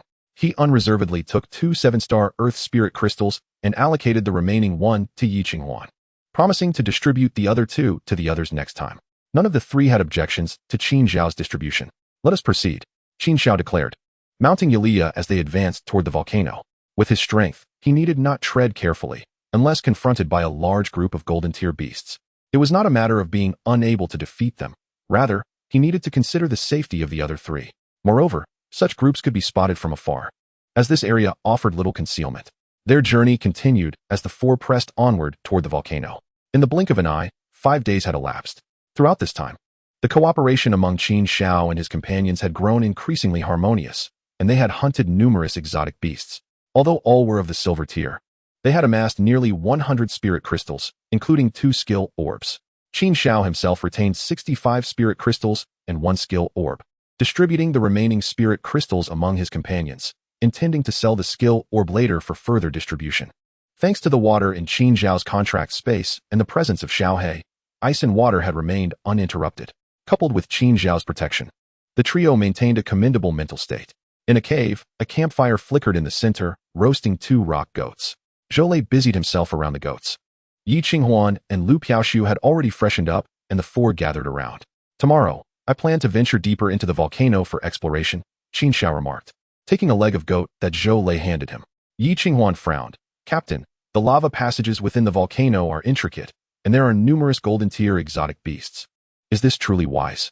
Qin Xiao did not respond, instead casting a glance at Lu Piaoshu. Lu Piaoshu, with the Zidian Miao nestled in her arms, was enjoying the goat leg, her long hair piled atop her head. Qin Xiao shook his head, then looked at Zhou Lei. Zhou Lei, with a sense of duty, declared, "Captain, you decide, and I will support you unconditionally." Chapter 56, Entering the Volcano's Interior. This expedition into the volcano is a personal goal of mine. You may choose to wait for me here in the cave, as I shall return in approximately 3 to 4 days, or accompany me inside. However, your primary task once we enter is to stay close to me. There is no need for you to engage in combat, Qin Xiao succinctly explained, not imposing his will. Yet, the 3 shook their heads, opting to follow Qin Xiao into the volcano. Even Yi Qinghuan, who had voiced her concerns, chose not to remain behind. She believed it her duty to share her thoughts, yet facing challenges together as a team was her principle. Thus, their subsequent plan was established. The following morning, they rose early to prepare their belongings. Lu Piaoshu and Yi Qinghuan freshened up in the tent. Half an hour later, the 4 exited the cave, advancing toward the more prominent mountain body.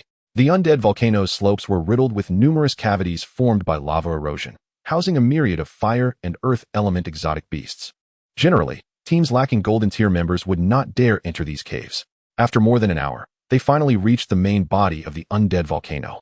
On the reddish-brown slope, numerous caverns of varying sizes were present, with some small openings even oozing magma.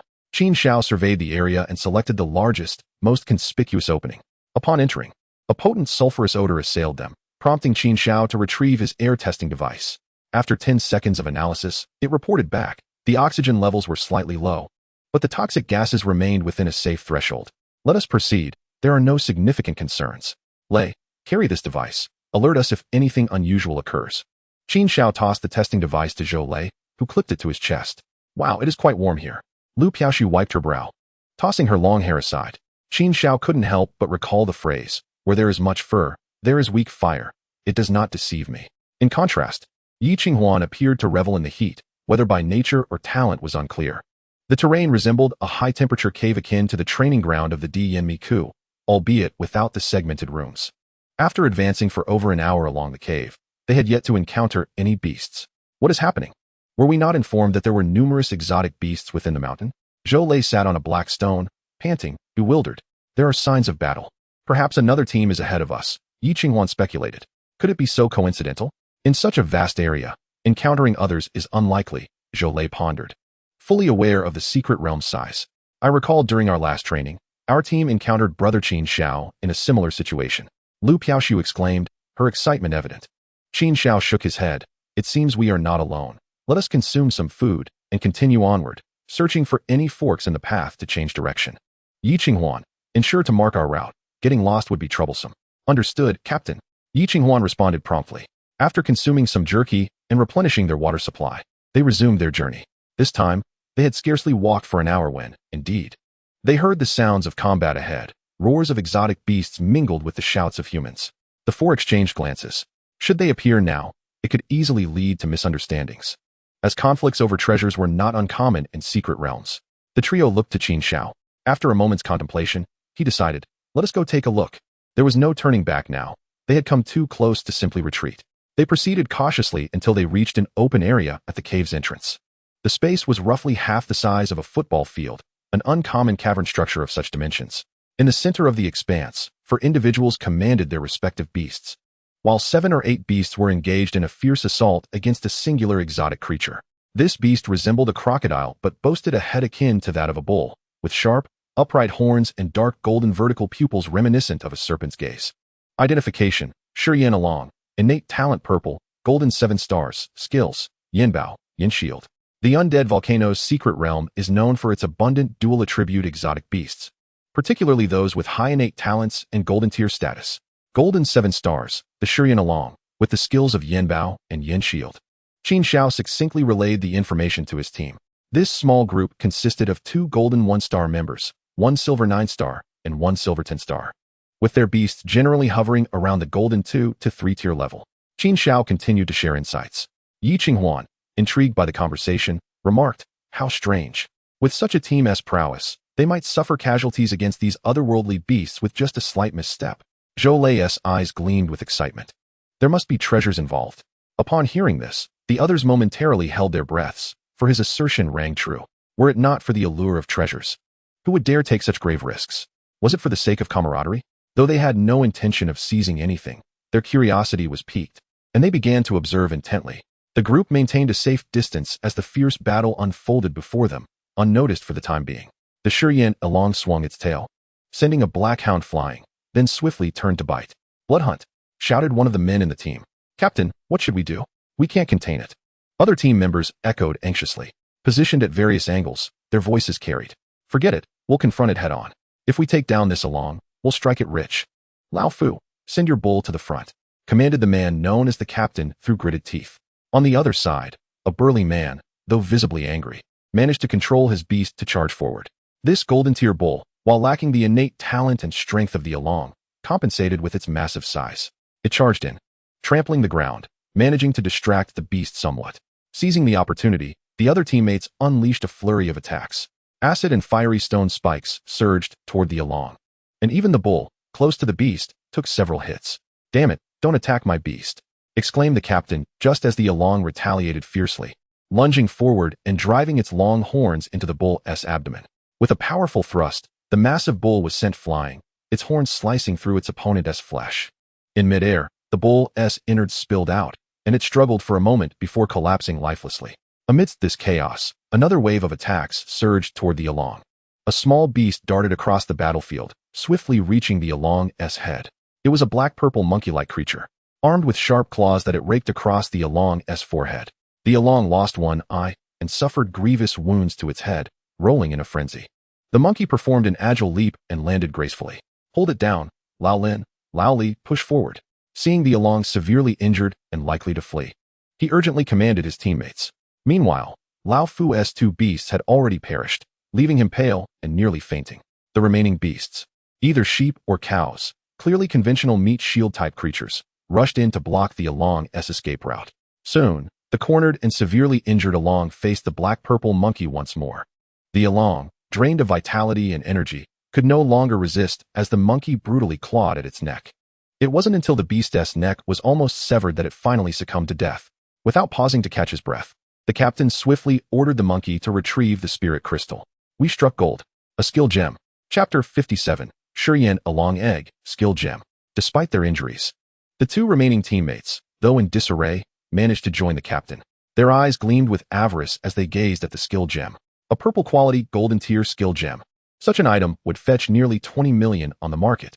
However, their spoils extended beyond just this gem. The captain, pocketing the gem, glanced at the two. You both rest for a moment. I'll retrieve the nest of treasures. As he spoke, the expressions of the two men grew fervent. After all, their perilous struggle was for the sake of profit. Unfortunately, they failed to notice the silent approach of the black-purple monkey behind them. With a flash of cold steel glimmering with the blood of beasts, it swiftly slashed across their necks. Two heads, still bearing expressions of mirth, suddenly soared away, blood gushing forth. Simultaneously, the monkey advanced toward the remaining four beasts, which were now wounded, drained of energy and spirit, offering no resistance whatsoever. Moments later, silence enveloped the scene. The captain stood still, his expression malevolent.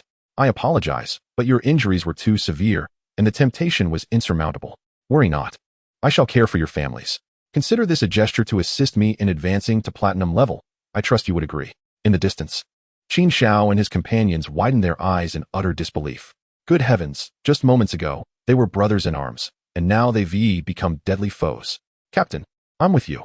I hope you act swiftly in the future to ease my burden, Lei Zi said hoarsely. Qin Xiao slapped him. Enough with the nonsense. Prepare to confront him. What? The three looked at each other in confusion. What? Are you hesitant to punish evil? They shook their heads. Lu Piaoshu murmured, Captain, can we truly contend with him? He is a golden tier beast master. His two beasts are either severely injured or exhausted. I fear nothing. You take on the wounded one while I handle the other. When that old fool arrives, we'll give him a surprise. Qin Xiao declared, gesturing for everyone to hide. The opponent's beasts were in poor condition. They would likely attempt to leave, and there was only one path of escape, perfect for an ambush. The captain approached a corner and retrieved 3 eggs from the searing sandstone ground, carefully wrapping them in leather. He tucked them alongside several fire-type spirit crystals into his spatial bead.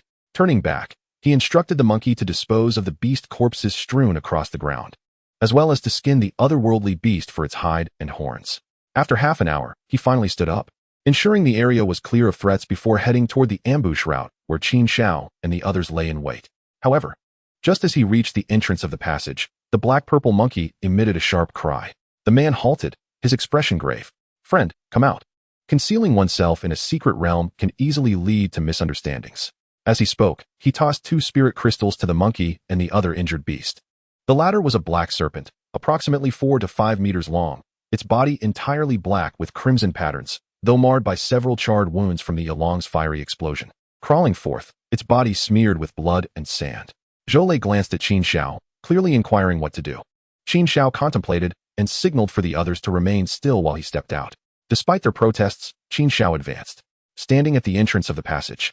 About 10 meters away, the captain squinted, assessing Qin Xiao. Noting his silver tier aura, his demeanor relaxed slightly. Friend, ambushing a fellow in a secret realm is rather ungracious. Wouldn't you agree? Qin Xiao smiled.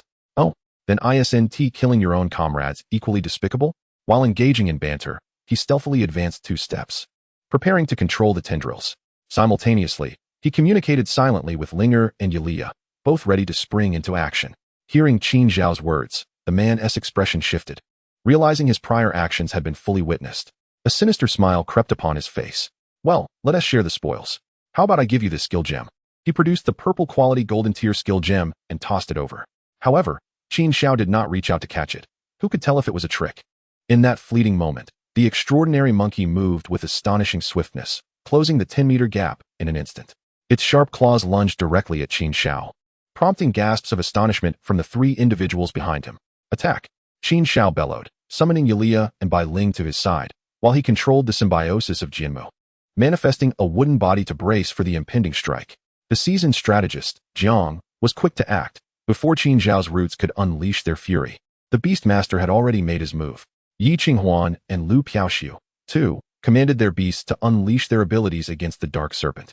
A grating sound echoed as the monkey's claws grazed Qin Xiao's shoulder, leaving 3 deep gashes, yet for him, it was merely a trivial injury. Seizing the moment, Qin Xiao evaded the monkey's attack. The monkey, intent on continuing its pursuit, was met with Yulia's thunder spear, crackling with the sound of wind and thunder as it hurtled towards the creature. The monkey, a golden 5-star beast, reacted with remarkable agility, narrowly dodging the spear. However, it sustained a burn on its waist from the thunderous weapon. The monkey screeched in pain, its movements becoming somewhat erratic. Bai Ling unleashed energy missiles at the Beastmaster, who clumsily attempted to evade. The situation shifted dramatically. Lu Piaoxiu and her companions faced the severely wounded golden 3-star Dark Serpent, while the monkey was forced back by Yulia's thunder spear. Bai Ling pressed the attack on the Beastmaster, leaving Qin Xiao momentarily unoccupied. Disengaging his wooden form, Qin Xiao observed the battlefield.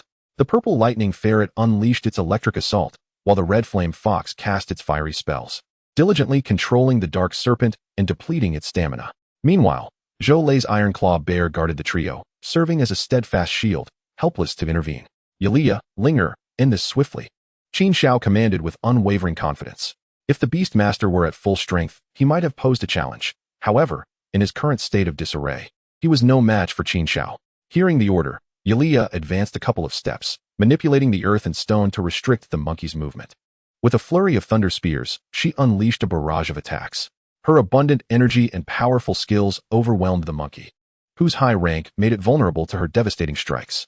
In the blink of an eye, the monkey was caught off guard, pierced by 2 spears and pinned to the ground, letting out a wretched cry. The Beastmaster, witnessing this, attempted to flee, but Bai Ling pursued him relentlessly, bombarding him with energy missiles. The foxfire-infused missiles exploded, sending him flying, his body riddled with gaping wounds from the sand and stones. Do not kill him yet, Qin Xiao commanded urgently. He turned to Yi Qinghuan and her companions. If the Beastmaster died, it would be different from a beast's demise. The Beastmaster's death might provoke a violent reaction from the remaining beasts. The injured Dark Serpent struggled to move, while the purple lightning ferret and red flame fox kept it at bay. Even if it attempted to charge at the Beastmaster, it would be repelled by their skills. Chapter 58, Harvest. With the 2 beasts pulling at the severely injured Dark Serpent, it soon became exhausted. Relying solely on its high rank and defense, it endured. Yet the flames scorched its scales with a crackling sound. Eventually, the purple lightning ferret could no longer contain itself, darting around the Dark Serpent. As its black eyes burst from the flames, Lu Piaoxiu issued her command. The purple lightning ferret vanished in a flash, lunging for the serpent's vulnerable spot. With a swift swipe, it unleashed a surge of electric energy, tearing into the serpent's flesh. However, the Dark Serpent was robust, and the ferret waited for it to twist and roll before seizing the opportunity to strike again. This time, it cleaved through the serpent's substantial body, nearly severing it in 2. The Dark Serpent, on the brink of death, writhed in a futile attempt to escape. A golden-tier Dark Serpent, having never unleashed its abilities, succumbed to its fate like a kite pulled by strings. Once both beasts were dealt with, Qin Xiao approached the battered Beastmaster. He halted at a distance, using his roots to restrain the man's limbs, ensuring he had no tricks left before closing in. The Beastmaster, now gasping for breath, glared at Qin Xiao with resentment. He had never anticipated that betraying his allies would lead to such a swift demise at the hands of another. Despite being a silver tier, his beast was astonishingly powerful.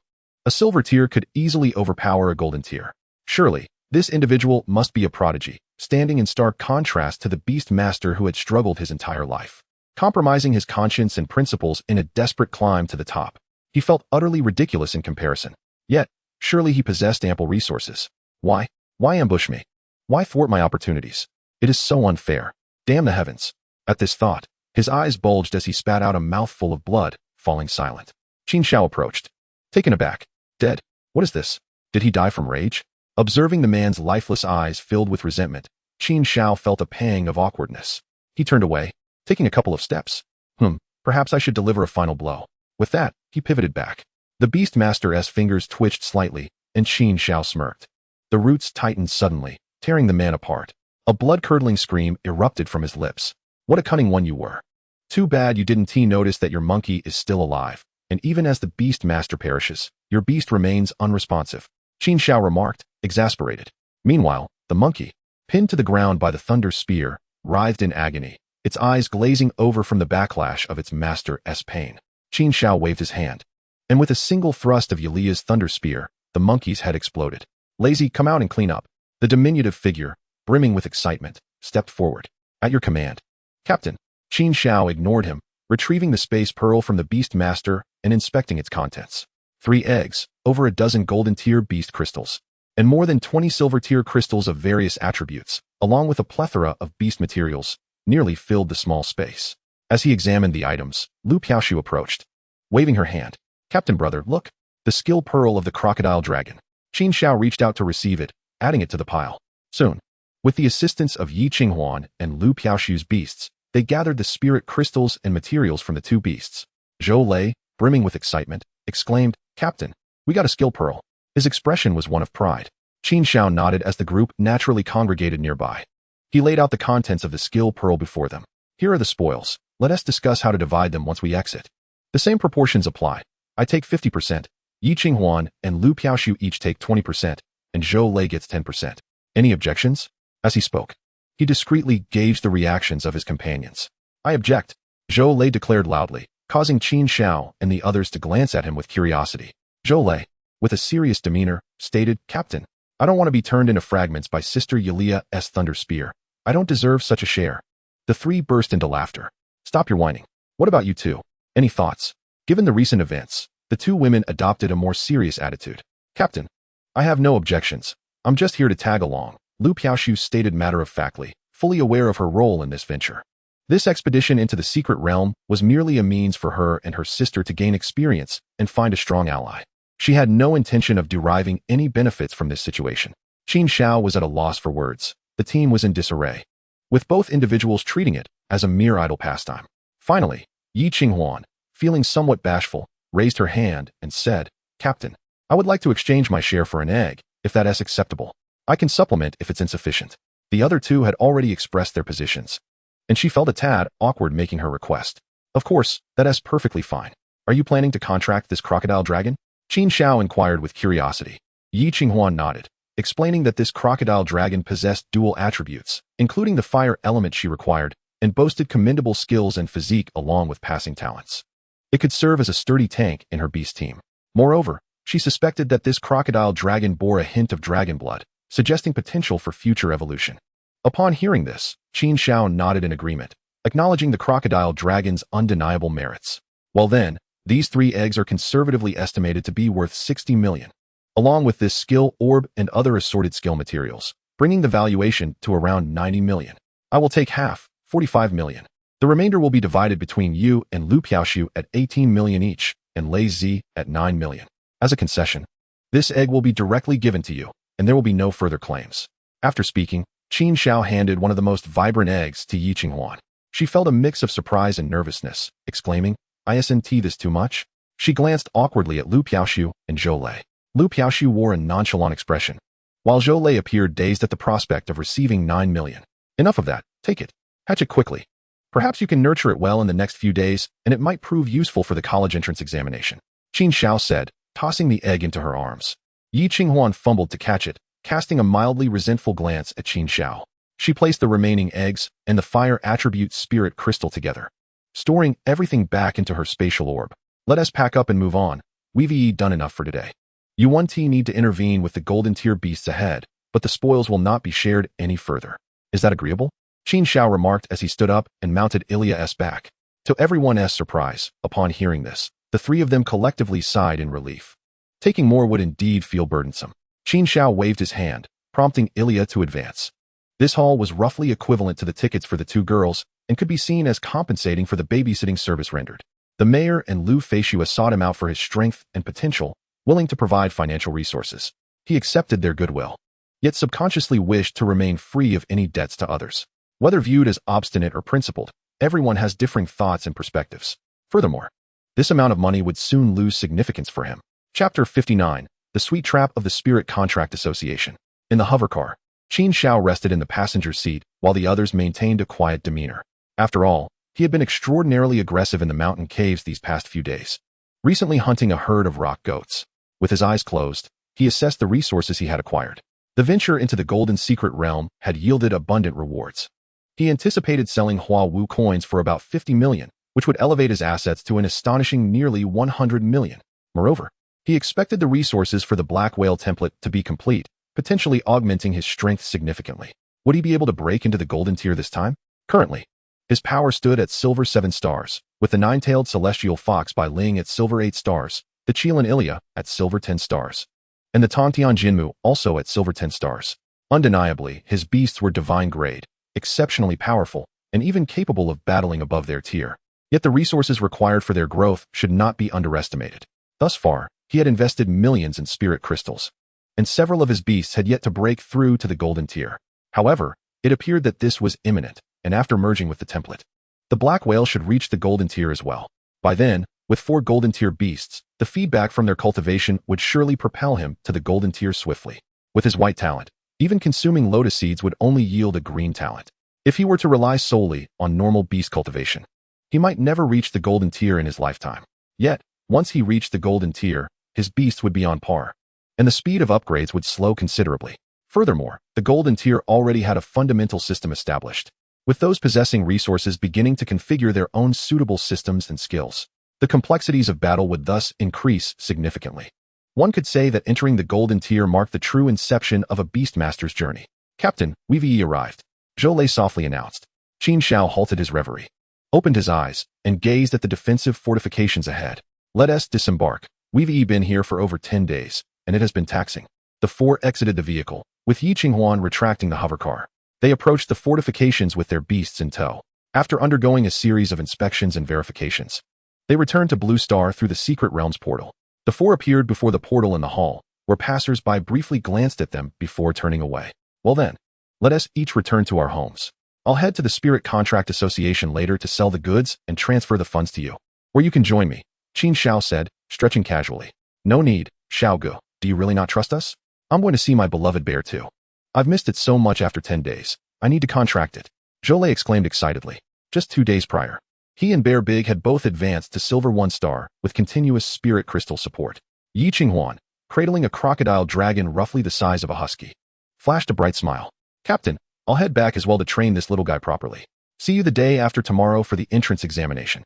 Lu Piaoxiu, with a pout, said, Brother Qin Xiao, I must leave too.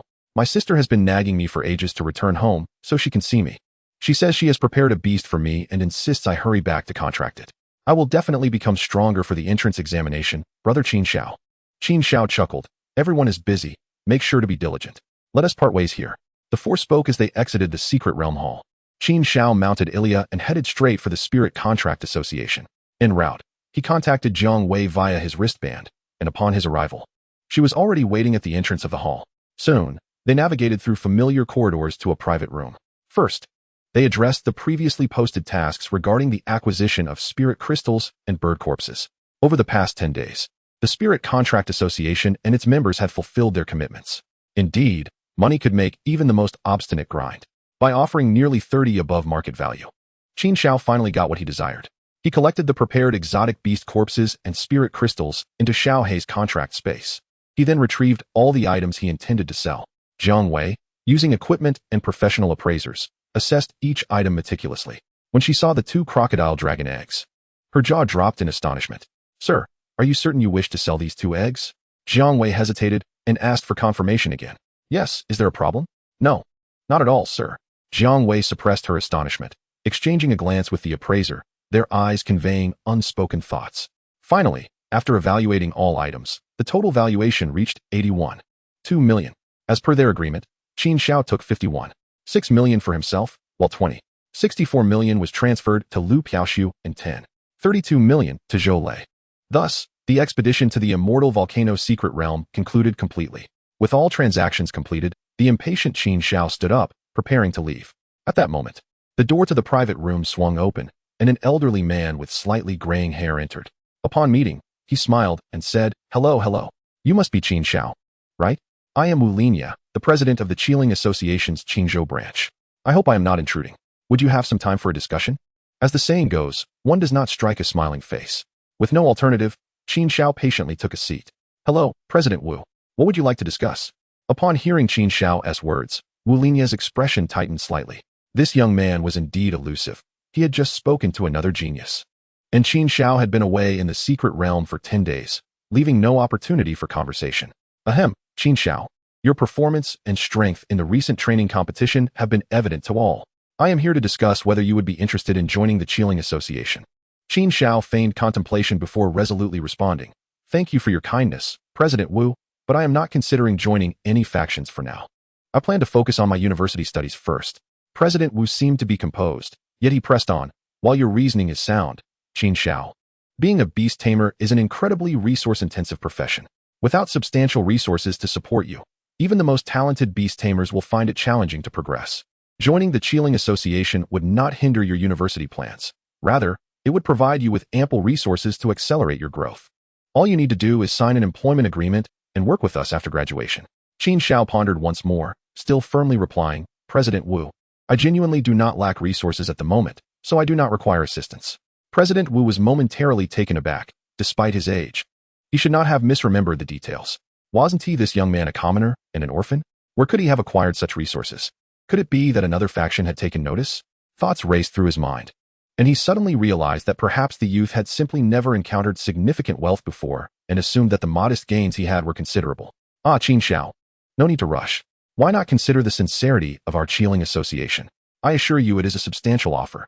President Wu stroked his short silver beard, wearing an expression of confidence that suggested he had Qin Xiao firmly in his grasp. Chapter 60. If I had known, I would have acted differently. Qin Xiao regarded the confident demeanor of the other man with curiosity. Was something significant about to unfold?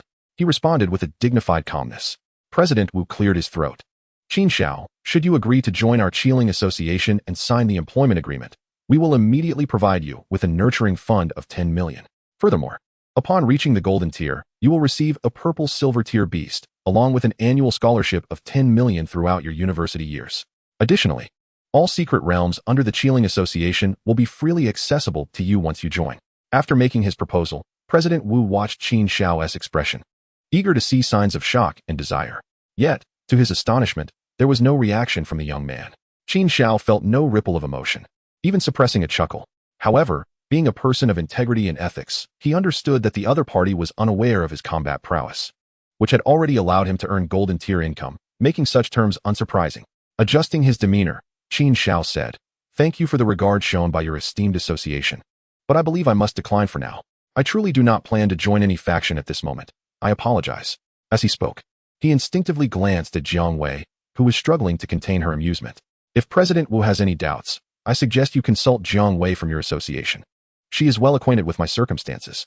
I must attend to other matters, so I will take my leave." With that, Qin Xiao stood, politely nodded, and turned to exit.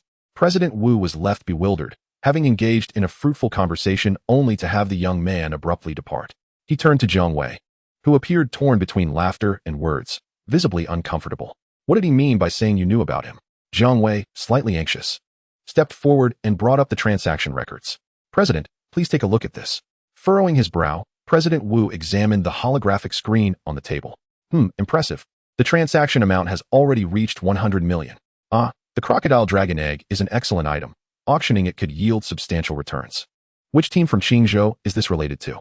Is it connected to Qin Xiao? Jiang Wei sighed, but still bowed and scrolled through the screen. "President, please look more closely."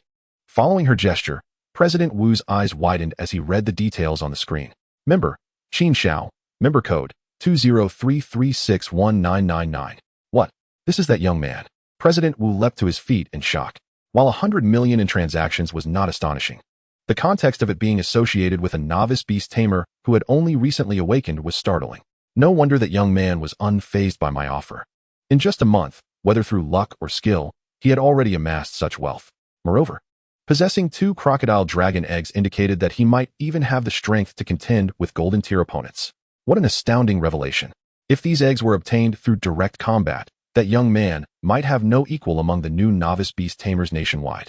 Even many-seasoned university beast tamers would pale in comparison.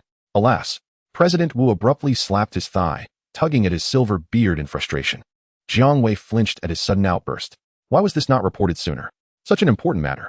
With a talent like this, why would I bother recruiting anyone else? What a pity, what a pity.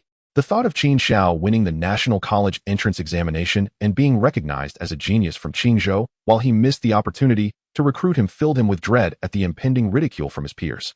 Meanwhile, Qin Xiao exited the Qilin Association, swiftly relegating the earlier encounter to the recesses of his mind. He mounted the back of Yulia and opened his wrist communicator.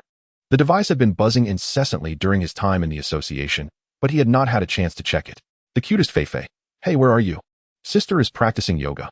Aren't you coming to watch? The cutest Feifei. Oh, silent treatment, pretending to be aloof? The cutest Feifei. Come on, good brother. Don't ignore me. The cutest Feifei. Oh dear, no teasing you anymore. Your little girlfriend has come to visit. The cutest Feifei. Xiao Xiao, you're impressive. So young and already playing hard to get. The cutest Feifei. Just so you know, I've brought her to Yunshan Yuan. She's south at my place. Come quickly and enjoy the show. Qin Xiao read through the tidal wave of messages, his expression darkening. This woman was indeed not to be underestimated. Her charm and allure were disarming. If it were anyone else, they might be completely captivated by her. However, what did she mean by little girlfriend?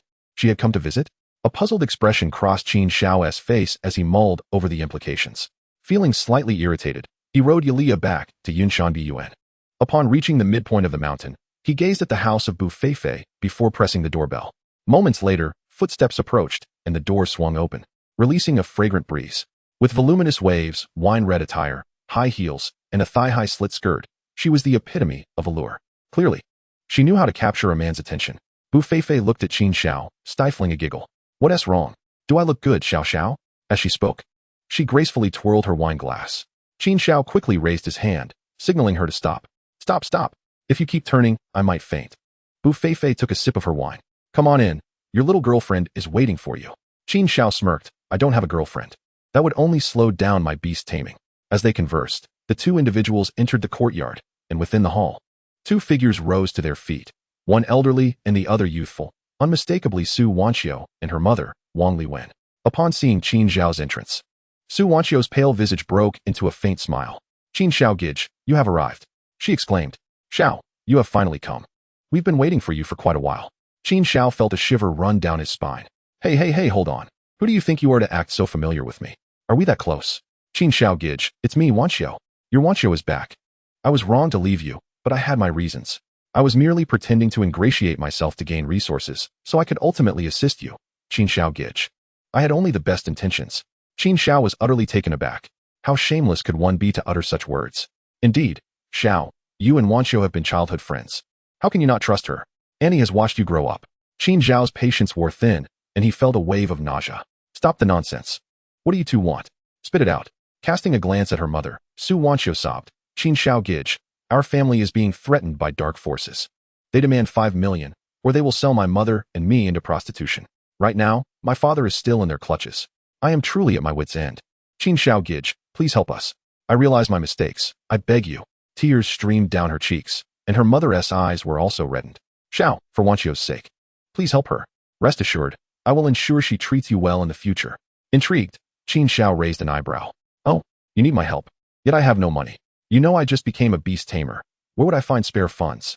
I've spent all my rewards from the training competition. Su Wanqiao lifted her head, momentarily taken aback, while her mother, Wang Liwen, suddenly brightened, believing she had found an opening. Xiao, you still possess a house, don't you? I've inquired, and your villa is quite valuable. Living alone, you won't need all that space. Besides, now is the time for you to strive. Enjoying luxuries can come later. Listen to Auntie, if you sell or mortgage that house, you will have the funds. You can repay your debts and still have enough left to get settled. My husband and I, as well as you and Wanqiao, would all benefit.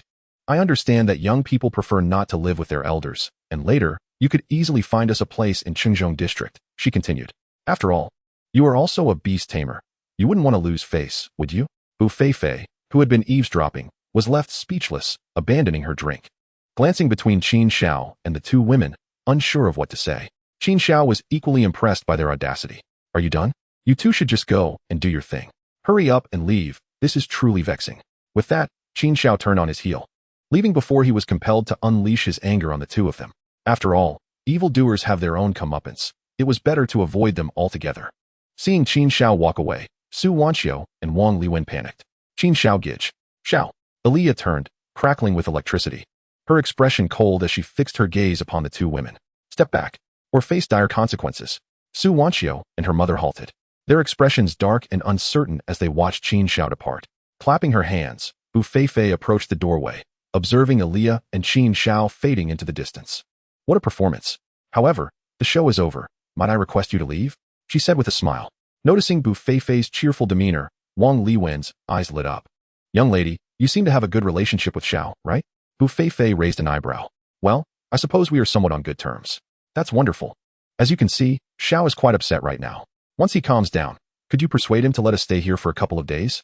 Bu Feifei chuckled softly, pressing her finger to her lips, her eyes glinting mischievously. Oh, no can do. If you don't leave immediately, I shall take action. After all, I am the vice president of the Beast War Association, and I am far more formidable than Xiao. As she spoke, Bu Feifei let out a soft call, and a blood-red crow swooped down, cawing loudly, sending forth an invisible wave of sound. Su Wanxiu and her mother were immediately entranced, their features awash with blood. Su Wanxiu snapped back to reality, realizing the situation, and screamed. Bu Feifei delivered a sharp slap to her face. Get out. Wang Liwen and Su Wanxiu fled in terror from Bu Feifei's villa, sprinting toward the community exit. Security guards, having observed the commotion via surveillance, followed and escorted the two women out. At the entrance of the community, Su Wanxiu and her mother appeared disheveled, their faces stained with crimson, resembling ghosts. Standing at the gate, Su Wanxiu was lost in thought, reflecting on the tumultuous events of recent times, her emotions a tumultuous blend of regret, fear, and resentment. Overwhelmed, she burst into tears. I do not want to be a prostitute. I do not want to be a prostitute. Wang Liwen, equally bewildered, suddenly said, Wanxiu, we must run. Su Wanxiu lifted her tear-streaked face. But what about Dad? We cannot worry about that now. We must hide. If they cannot find us, they may release your father. She murmured, her voice dwindling. Will Su Wanxiu and her mother truly escape? Qin Xiao remained indifferent. He had no concern for their plight. Upon returning to his villa, he sipped a chilled beverage and eagerly descended to the basement. However, given the peculiar nature of the black whale, the template fusion could only occur within the monster realm. He placed the requisite spirit crystals and the remains of the exotic beast into the black whale's space. Beep, detected that fusion materials are complete. Would you like to initiate the god-level template, Qinping fusion? Yes. Following the familiar procedure, the spirit crystals shattered, and the avian beast remains dissolved into primeval essence. This essence, infused with an undying spiritual light, entered the black whale's body. Within the space, the black whale's large eyes curiously observed the luminescence until an unusual sensation overwhelmed it. The black whale let out a resounding cry, a haunting and ethereal sound that echoed continuously. It was difficult to discern whether it was a cry of pleasure or agony, more like a heartfelt call. The once pitch-black black whale transformed into a deep blue hue, so dark it was almost black, with a sharp horn sprouting from its forehead, entwined with tendrils of air and moisture. Suddenly, the black whale opened its ice-blue eyes, which glimmered with gold, its pupils morphing into slits. Throwing its head back, it emitted a high-pitched call. The black whale burst through the water's surface, soaring through the air amidst the dazzling light, morphing into a dark golden bird. Its wings were robust, its gaze piercing, and its beak and claws shimmered with a cold light. With a powerful flap of its wings, it shot into the sky. In mere moments, Qin Xiao felt as though the vast space had been traversed by the small black figure in its peng form. Qin Xiao was overjoyed. Despite his speculation about whether the Qinpeng would manifest in its peng form, witnessing it firsthand filled him with exhilaration. Eagerly, he opened the black whale's panel. Qinpeng, qualification, colorful, attributes, ice, wind, water, loyalty, 100, rank, golden 2 stars, talent, wind rises, colorful, skills, carefree journey, colorful, ice soul profound nether, colorful, rising wind, gold, wind rises, allows transformation between Qin and peng forms, ascending to the heavens and diving into the waters. Carefree journey, in Qin form, it roams through the void, rendering it untargetable. When attacking, it exits this state. Ice soul profound nether, in Qin form, it controls ice and water energy, capable of creating profound ice, with freezing power increasing with rank. Rising wind, in peng form, it harnesses wind energy, achieving increased speed with rank. Colorful qualification, colorful talent, with 2 colorful skills and 1 golden skill. What an astonishing revelation. Each god-level template dazzles the senses. Such a beast. Even an ordinary person possessing one or two could stride with confidence. Even those highly advanced beast tamers, Qin Xiao harbored doubts about whether their beasts could rival such strength. High potential, high growth, high status, and all-encompassing dominance. Perhaps only the colorful exotic beasts of this world would be worthy of such a claim. However, Qin Xiao believed that his divine beasts were not merely colorful. The distinction of rank merely stopped at colorful. Qin Xiao took a moment to calm himself and began to communicate with the black whale. Xiaohe, the black and blue beast, shifting into its Qin form in the spatial realm, abruptly paused. Who is Xiaohe? A melodious voice, reminiscent of a youthful maiden, rang out. Qin Xiao's expression darkened. Do not play coy with me, Xiaohe. How do you feel? I feel splendid. I do not want to be called Xiaohe. Master, please give me another name. Qin Xiao nodded, noting the high intelligence of the creature, indicating a promising situation. Well, your sister's, Yulia has her own name, and Bai Ling's name was given by me. As Linger is entirely white, how about we call you Hei Ling? Suddenly, Bai Ling's voice interjected, you insufferable master, you truly infuriate me. What girl has the surname Hei? Then what would you suggest? Bai Ling hesitated and suggested, let's call her Xian Ling, as Xian also means black. So Xiaohe, what do you think of the name your sister Linger has given you? All right, I shall be called Xian Ling, as long as it is not Xiaohe. Xian Ling fluttered joyfully in the contract space, occasionally emitting ethereal sounds of excitement. The Qin form swam through the void, appearing as a remarkably vivid projection, yet unaffected by any barriers. Qin Xiao smacked his lips. I shall give you a nickname. Let us call you Yu, to avoid confusion with your sister Bai Ling. Oh, master, that nickname sounds delightful. Bai Ling exclaimed. Master, please let me go out and play. Upon hearing Yu's request, Qin Xiao smiled gently. I can let you out, but Yu, with your size, might frighten others. Yu's eager voice responded, I can make myself smaller. Qin Xiao raised an eyebrow, intrigued. You possess such a capability? Isn't that akin to Bai Ling's transformation? Yet it lacks any inherent skills. How peculiar. Then Yu, shrink a bit, and I will release you. Upon hearing Qin Xiao's command, Yu shrank to half a meter in size. Qin Xiao freed her from the contract space. Yu swam around Qin Xiao, occasionally emitting her charming sounds. Soon, Yu ventured through the basement floor, swimming upwards. Wait, Yu, do not leave the villa. This is a trump card. I do not wish to reveal it so soon. He followed her upstairs. In the kitchen, Yu circled around Yulia, even swimming into a pot for a brief moment. This Qin was small enough to fit in a single pot. Observing carefully, Qin Xiao noticed a detail. Yu, cannot you pass through living bodies? He noticed that while Yu's movements were unimpeded by obstacles, she had never passed through his or Yulia's bodies. Yu floated toward Qin Xiao, hovering before him. You cannot, master. There is a special barrier on your bodies that prevents Yu from entering. Thus, one of Qin Xiao's ideas fell through. He had initially contemplated having Yu infiltrate someone's body to launch an internal attack or materialize directly, whisking the opponent away. Qin Xiao took out a glass of cola and poured it. Here, Yu, help your master chill this, but take care not to freeze the glass or the cola. Yu nodded. Her petite form seemed to solidify slightly, and a frosty blue mist emanated from her horn. With a gentle twist, the glass was covered in white frost, and a thin layer of ice formed atop the cola. Qin Xiao lifted the glass, and the ice shattered, allowing him to take a sip. The icy shards mingled with the cola, refreshing his senses. Good girl. Now I need not fear the heat. Yu's large eyes twinkled as she approached Qin Xiao, her body emanating a faint chill, creating an icy aura around her. It felt as though a powerful air conditioner had been activated, instantly cooling the air around them. Master, is Yu comfortable? The innocent and delicate voice chimed in, causing Qin Xiao to wear a wry expression. Bai Ling emerged from the contract space, feeling the chill atop Qin Xiao's head. Yu is truly impressive. Yu flitted about excitedly. Master, reward me. I desire to eat that sparkling thing. Yu pouted playfully.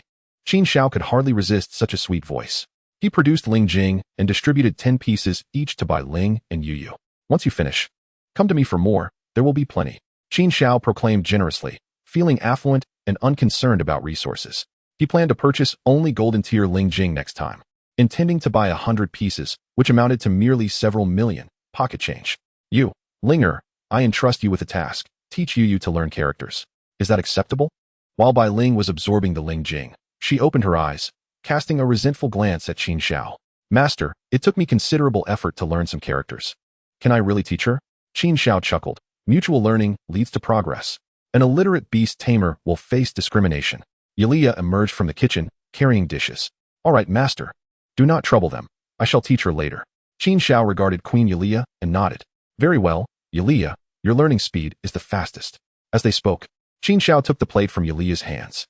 Soon, 5 dishes and a soup were prepared, all 3 meats sourced from exotic beasts within a secret realm. Just as they were about to commence their meal, the doorbell rang. Qin Xiao glanced at Bai Ling and Yu Yu. Yu Yu, please return to the space to absorb Ling Jing. You do not care for these dishes anyway. Yu Yu nodded, clutching the Ling Jing tightly. Qin Xiao returned Yu Yu to the space. And only then did Yulia approach the door and open it. Bu Feifei walked in, twitching her small nose. It smells so good. Xiao Xiao, what are you eating? Sister has yet to eat, as I was busy comforting your little girlfriend. Bu Feifei blinked her eyes at him. Qin Xiao felt slightly awkward and coughed. If you don't mind, please join us for a meal. We have just begun. Bu Feifei was utterly unperturbed, directly adjusting her form-fitting skirt and seating herself beside Qin Xiao. A wave of enticing fragrance enveloped the air, tinged with an underlying wildness. She reached for Qin Xiao's chopsticks, beginning to serve herself. Qin Xiao's eyelids twitched. You are quite forward, aren't you? Yulia returned to the kitchen for another set of chopsticks, handing them to Qin Xiao. Thus commenced an unusual dinner. At the dining table, aside from Bai Ling's glances, silence reigned. Bai Ling pondered in her heart. Master, you cannot possibly have taken a liking to her? Upon hearing Linger's question, Qin Xiao's expression faltered, and Yulia regarded him curiously. Linger, what gives you the impression that I am interested in her?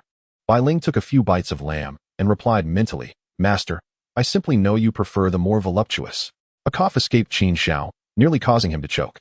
Yulia's face flushed with embarrassment. Bu Feifei paused in her dining, glancing at the reddened Yulia, then at Qin Xiao, and with her blood-red lips adorned in lipstick. She uttered a line that left everyone speechless. So, I have become a part of your circle, Haven Ti? Qin Xiao's face morphed into one of utter confusion. Not to be rude, but is it really appropriate to utter such harsh words face to face? If you wanted to express yourself, you could have simply written a little something online. Doing it in person feels rather awkward. Cough, cough. Feifei Jia, you seem to be overthinking this. I am not that kind of person. Bu Feifei wore a half-smile, leisurely resuming her meal. Soon, as the meal approached its end, Yulia cleared the dishes and returned with a plate of fruit. Bu Feifei, having removed her high heels, elegantly perched herself on the sofa, her smooth, silk-clad legs crossed. Qin Xiao sat at the opposite end of the sofa, feeling slightly uncomfortable as he glanced at her, inwardly lamenting her reluctance to leave. Cough, cough. Feifei Jia, have some fruit. Bu Feifei nodded, naturally reaching for a slice of melon. In that moment, Qin Xiao couldn't help but notice the tantalizing sight of her thigh-high stockings, nearly stretched to their limits by her voluptuous figure. Bu Feifei subtly curved her lips into a smile. Well, Xiao Xiao, shall we discuss some serious matters? Would you be interested in joining my faction? Qin Xiao thought to himself. As expected, she has made her intentions clear. This is far more enticing than the old man with the white beard. Chapter 63. The College Entrance Examination League commences. To be frank, I have received numerous invitations to join various organizations lately, but I currently have no intention of aligning myself with any of them, Qin Xiao stated candidly. Bu Feifei chuckled, unfazed by his response. My organization is not just any ordinary one. If you join me, I will protect you. The resources at your disposal will be beyond your wildest dreams, including the possibility of acquiring even rare and powerful beasts. Qin Xiao looked at her, bewildered. Is the Beastmaster Guild truly that formidable? Is she attempting to ensnare me? Noticing the confusion on Qin Xiao's face, Bu Feifei smiled knowingly, understanding his thoughts. I know what you're pondering, but my organization is not the Beastmaster Guild. It is a far more powerful entity, one that exceeds your imagination. The specifics can only be divulged once you join, but I can assure you that if you do, you might just gain my favor as well. Bai Ling became alert, sitting up straighter to scrutinize Bu Feifei. Master, you must reject her promptly. Bai Ling urged Qin Xiao internally. 3 seconds passed, and Qin Xiao remained silent. Bai Ling gazed at him incredulously, her expression reflecting her realization of his true character. Qin Xiao, however, was not entertaining such notions. Instead, he furrowed his brow. A more powerful organization, shrouded in mystery, could it be a cult? Moreover, it was evident that this woman was merely after my body. I'm sorry, Feifei Jia, but I still prefer not to join any organization. Qin Xiao replied with a composed demeanor. Bu Feifei was not angered. Instead, she smiled alluringly, smoothing her cascading waves of hair. Xiao Xiao, my offer stands indefinitely. Should you choose to join, I shall not intrude further. Tomorrow marks the commencement of the College Entrance Examination League, and I wish you success in claiming victory. This year's Qinzhou College Entrance Examination League promises to be quite intriguing. As she spoke, Bu Feifei stood up, waved goodbye, and gracefully departed in her heels. Qin Xiao closed the door after seeing her out, and turned back to the living room. Intriguing indeed. This Bufeifei seems to have an extraordinary background. Qin Xiao murmured to himself. Yulia, deep in thought, remarked, Master, that woman does not appear to be a conventional beastmaster. Qin Xiao looked at her curiously. Why do you say that? Is there an issue? Yulia frowned slightly, unsure. It's just a feeling I have. Qin Xiao chuckled lightly, dismissing her concerns. Regardless, I shall not dwell on her. Tomorrow, I will participate in the college entrance examination league, seize the championship, gain admission to the finest Beastmaster University, and focus on my growth. That is what truly matters. With that, Qin Xiao ascended the stairs with a smile. Well then, I should take a shower. Yulia's face flushed instantly, softly saying, Of course, master, I'll scrub your back. I want to join too. Bai Ling exclaimed, springing into Qin Xiao's embrace. The intoxicating atmosphere was palpable, understood by those who knew. The following day, Qin Xiao awoke to Yulia's gentle morning greetings. After dressing and washing up, he tidied up his belongings. At 8 in the morning, he mounted Yulia and headed towards the Qingzhou Beastmaster department. Having visited once before, Qin Xiao arrived swiftly at the square in front of the department in less than half an hour.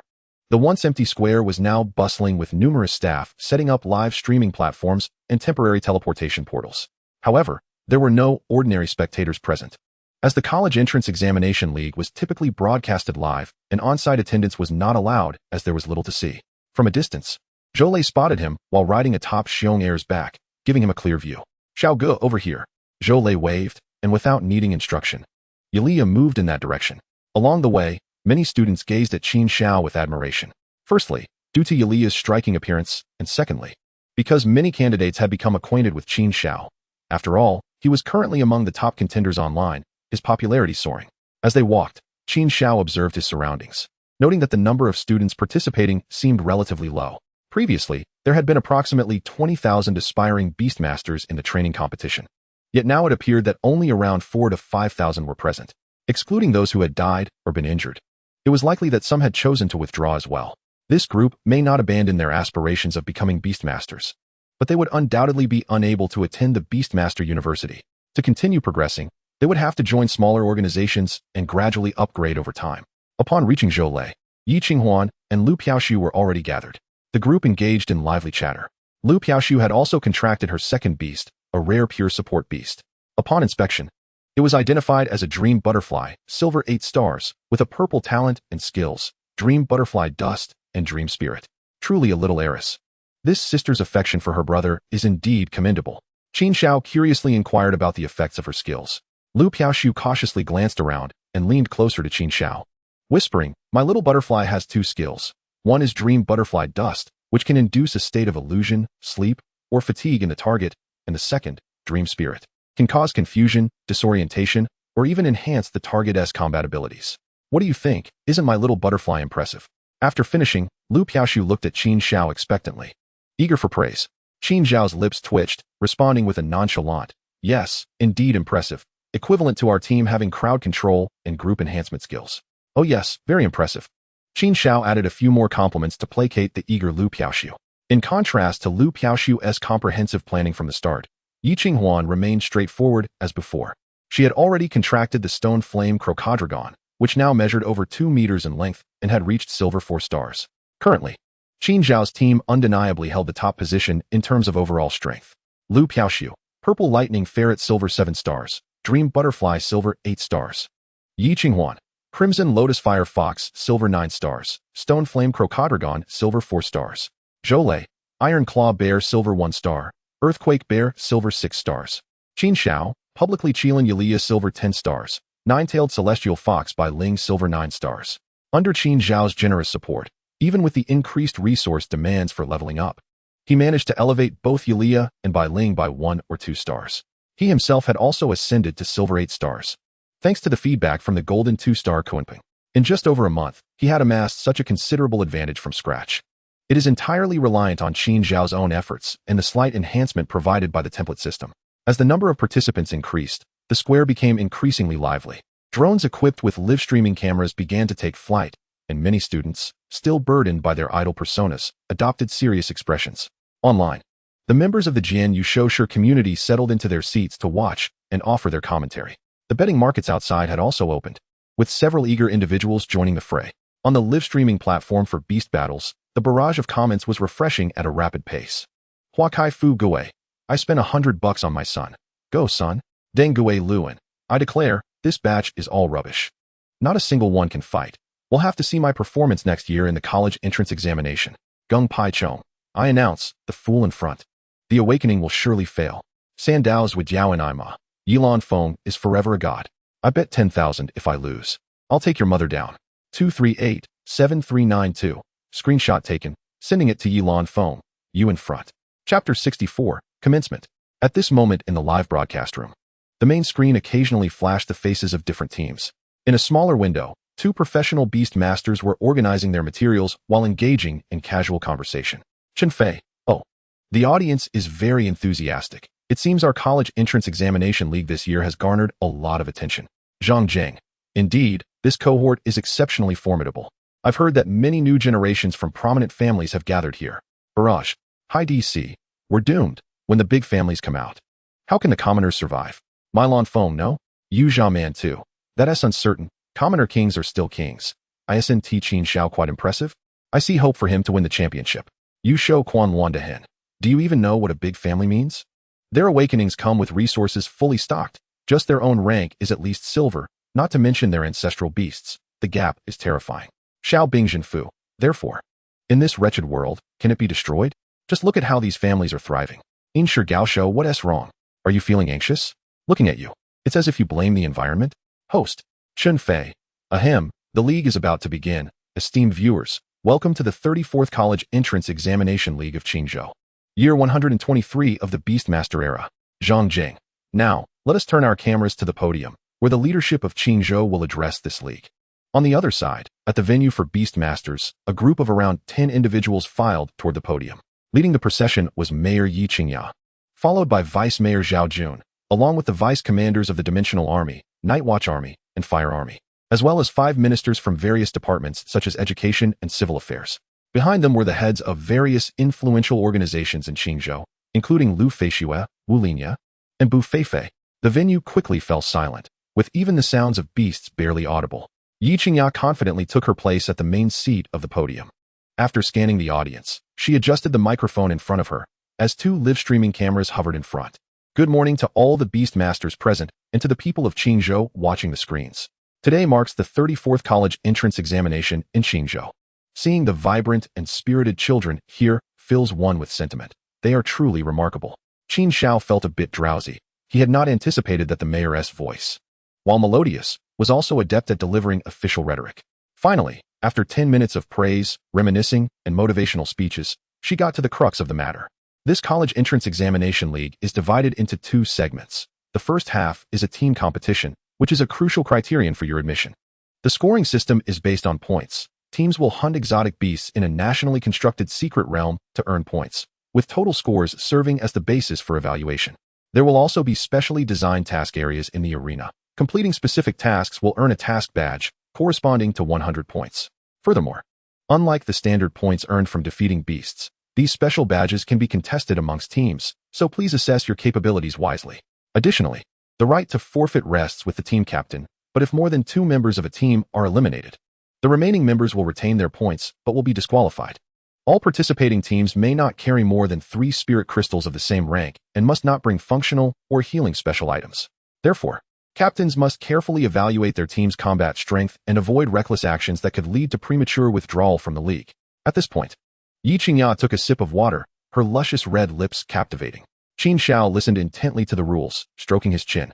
So this is an attempt to simulate real conditions in the secret realm? The badges equate to precious resources like rare herbs or beast eggs, inherently instigating potential conflicts. The second half of the league will consist of individual competitions, with the top 100 teams from various cities having the freedom to choose whether to participate. This individual competition serves as an additional measure, beneficial for increasing personal assessment weight and attracting the attention and admission of better Beastmaster universities. However, the risks associated with the individual competition are high, so combat-oriented Beastmasters should consider their decisions carefully and not participate blindly. The rules of the competition were promptly clarified by Yi Qingya.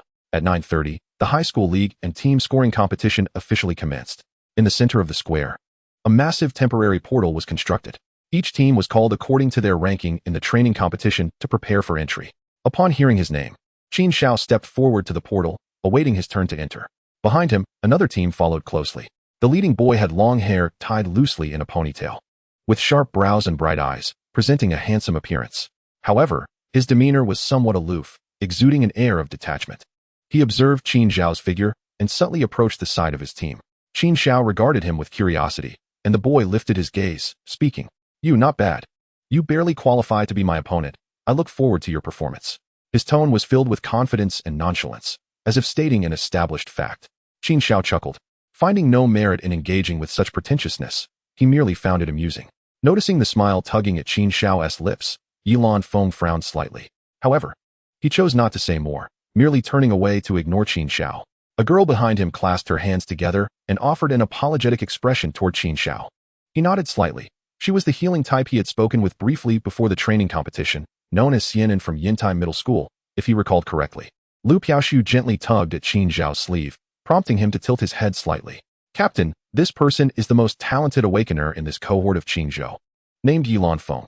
I've heard he has been courted by the Spirit Contract Association, and his beast is a descendant of the president of the association, possessing an impressive orange-level talent. To ensure his performance, his team comprises 3 healers." Upon hearing this, Qin Xiao cast a curious glance at the boy, but noticed no beast by his side. Has he awakened a beast space? Qin Xiao pondered, but soon shifted his focus elsewhere. Before long, as the teams entered, Qin Xiao and his trio also stepped into the examination secret realm. In the blink of an eye, they found themselves on a sandy beach, with the faint scent of salt and the sea breeze wafting around them. This team competition in the secret realm did not provide any maps. Each team was randomly teleported into the area. Thus, upon entering the examination site, the first task was to familiarize themselves with the surrounding terrain and understand the distribution of exotic beasts. By the looks of it, it seems we have been teleported to the edge of the secret realm. Zhou Lei stood atop Xiong'er's shoulders, his hand shielding his eyes as he gazed into the distance. On the surface of the sea, a shimmering light flickered not far away, delineating this arena. Yi Qinghuan pondered for a moment before addressing Qin Xiao. "Captain, I suspect that the closer we approach the center, the higher the density and rank of the exotic beasts. Should we not head towards the center immediately?" Though merely a conjecture, her tone was resolutely confident. Qin Xiao glanced at her, recognizing her as the mayor's daughter, privy to some insider information. "However, my dear young lady, is it truly wise to make such statements while broadcasting live? Ahem, let us advance towards the center then. We have merely 3 days for this examination, and there is no need to squander time on the periphery." The remaining members nodded in agreement. They were seasoned individuals who had trained in the Golden Tier secret realm, and such minor matters posed no question. Qin Xiao summoned Ilya and mounted her, while Yi Qinghuan rode on the crocodile dragon, and Zhou Lei took to Xiong'er. Only Lu Piaoshu looked longingly at Qin Xiao. Qin Xiao's lips twitched slightly. "Come up." Lu Piaoshu's eyes sparkled, curving into crescents as she nestled into Qin Xiao's embrace. Bai Ling turned her head in displeasure, wrapping around Qin Xiao's tail and tugging firmly. Chapter 65, Leading Ahead. Outside, in the Beastmaster Department's plaza, Lu Feishu and others had dispersed from the podium, each settling into makeshift booths. As this annual examination held immense significance, the higher-ups would not miss this opportunity to scout for talent. Lu Feishu observed the live stream, her expression darkening at the sight of Lu Piaoshu, smugly nestled in Qin Xiao's arms. Hu Buquan cautiously sat beside her, finding the situation somewhat amusing. "Old Hu, do you think my sister still needs a highly mobile mount?" Hu Buquan's eyelid twitched.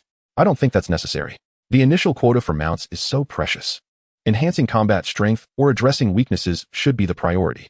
I don't care, find me a mount that can both ride and fight." Within the secret realm, the quartet advanced at a commendable pace. They swiftly crossed the coastline and entered a dense forest. The trees here were not particularly tall, but grew densely, leaving little room for passage. Bai Ling and Yi Qinghuan's Ali utilized their skills to carve a path, forcefully clearing a way forward. Meanwhile, other teams in the secret realm were either cautiously scouting the surroundings or searching for campsites to establish outposts. The atmosphere of Qin Xiao's team starkly contrasted with the others. Consequently, the live stream shifted its focus to Qin Xiao's team. "Behold, this is the essence of strength. When there is no path, I shall forge one." Some viewers commented, "Come on, this brute force will soon attract a horde of exotic beasts.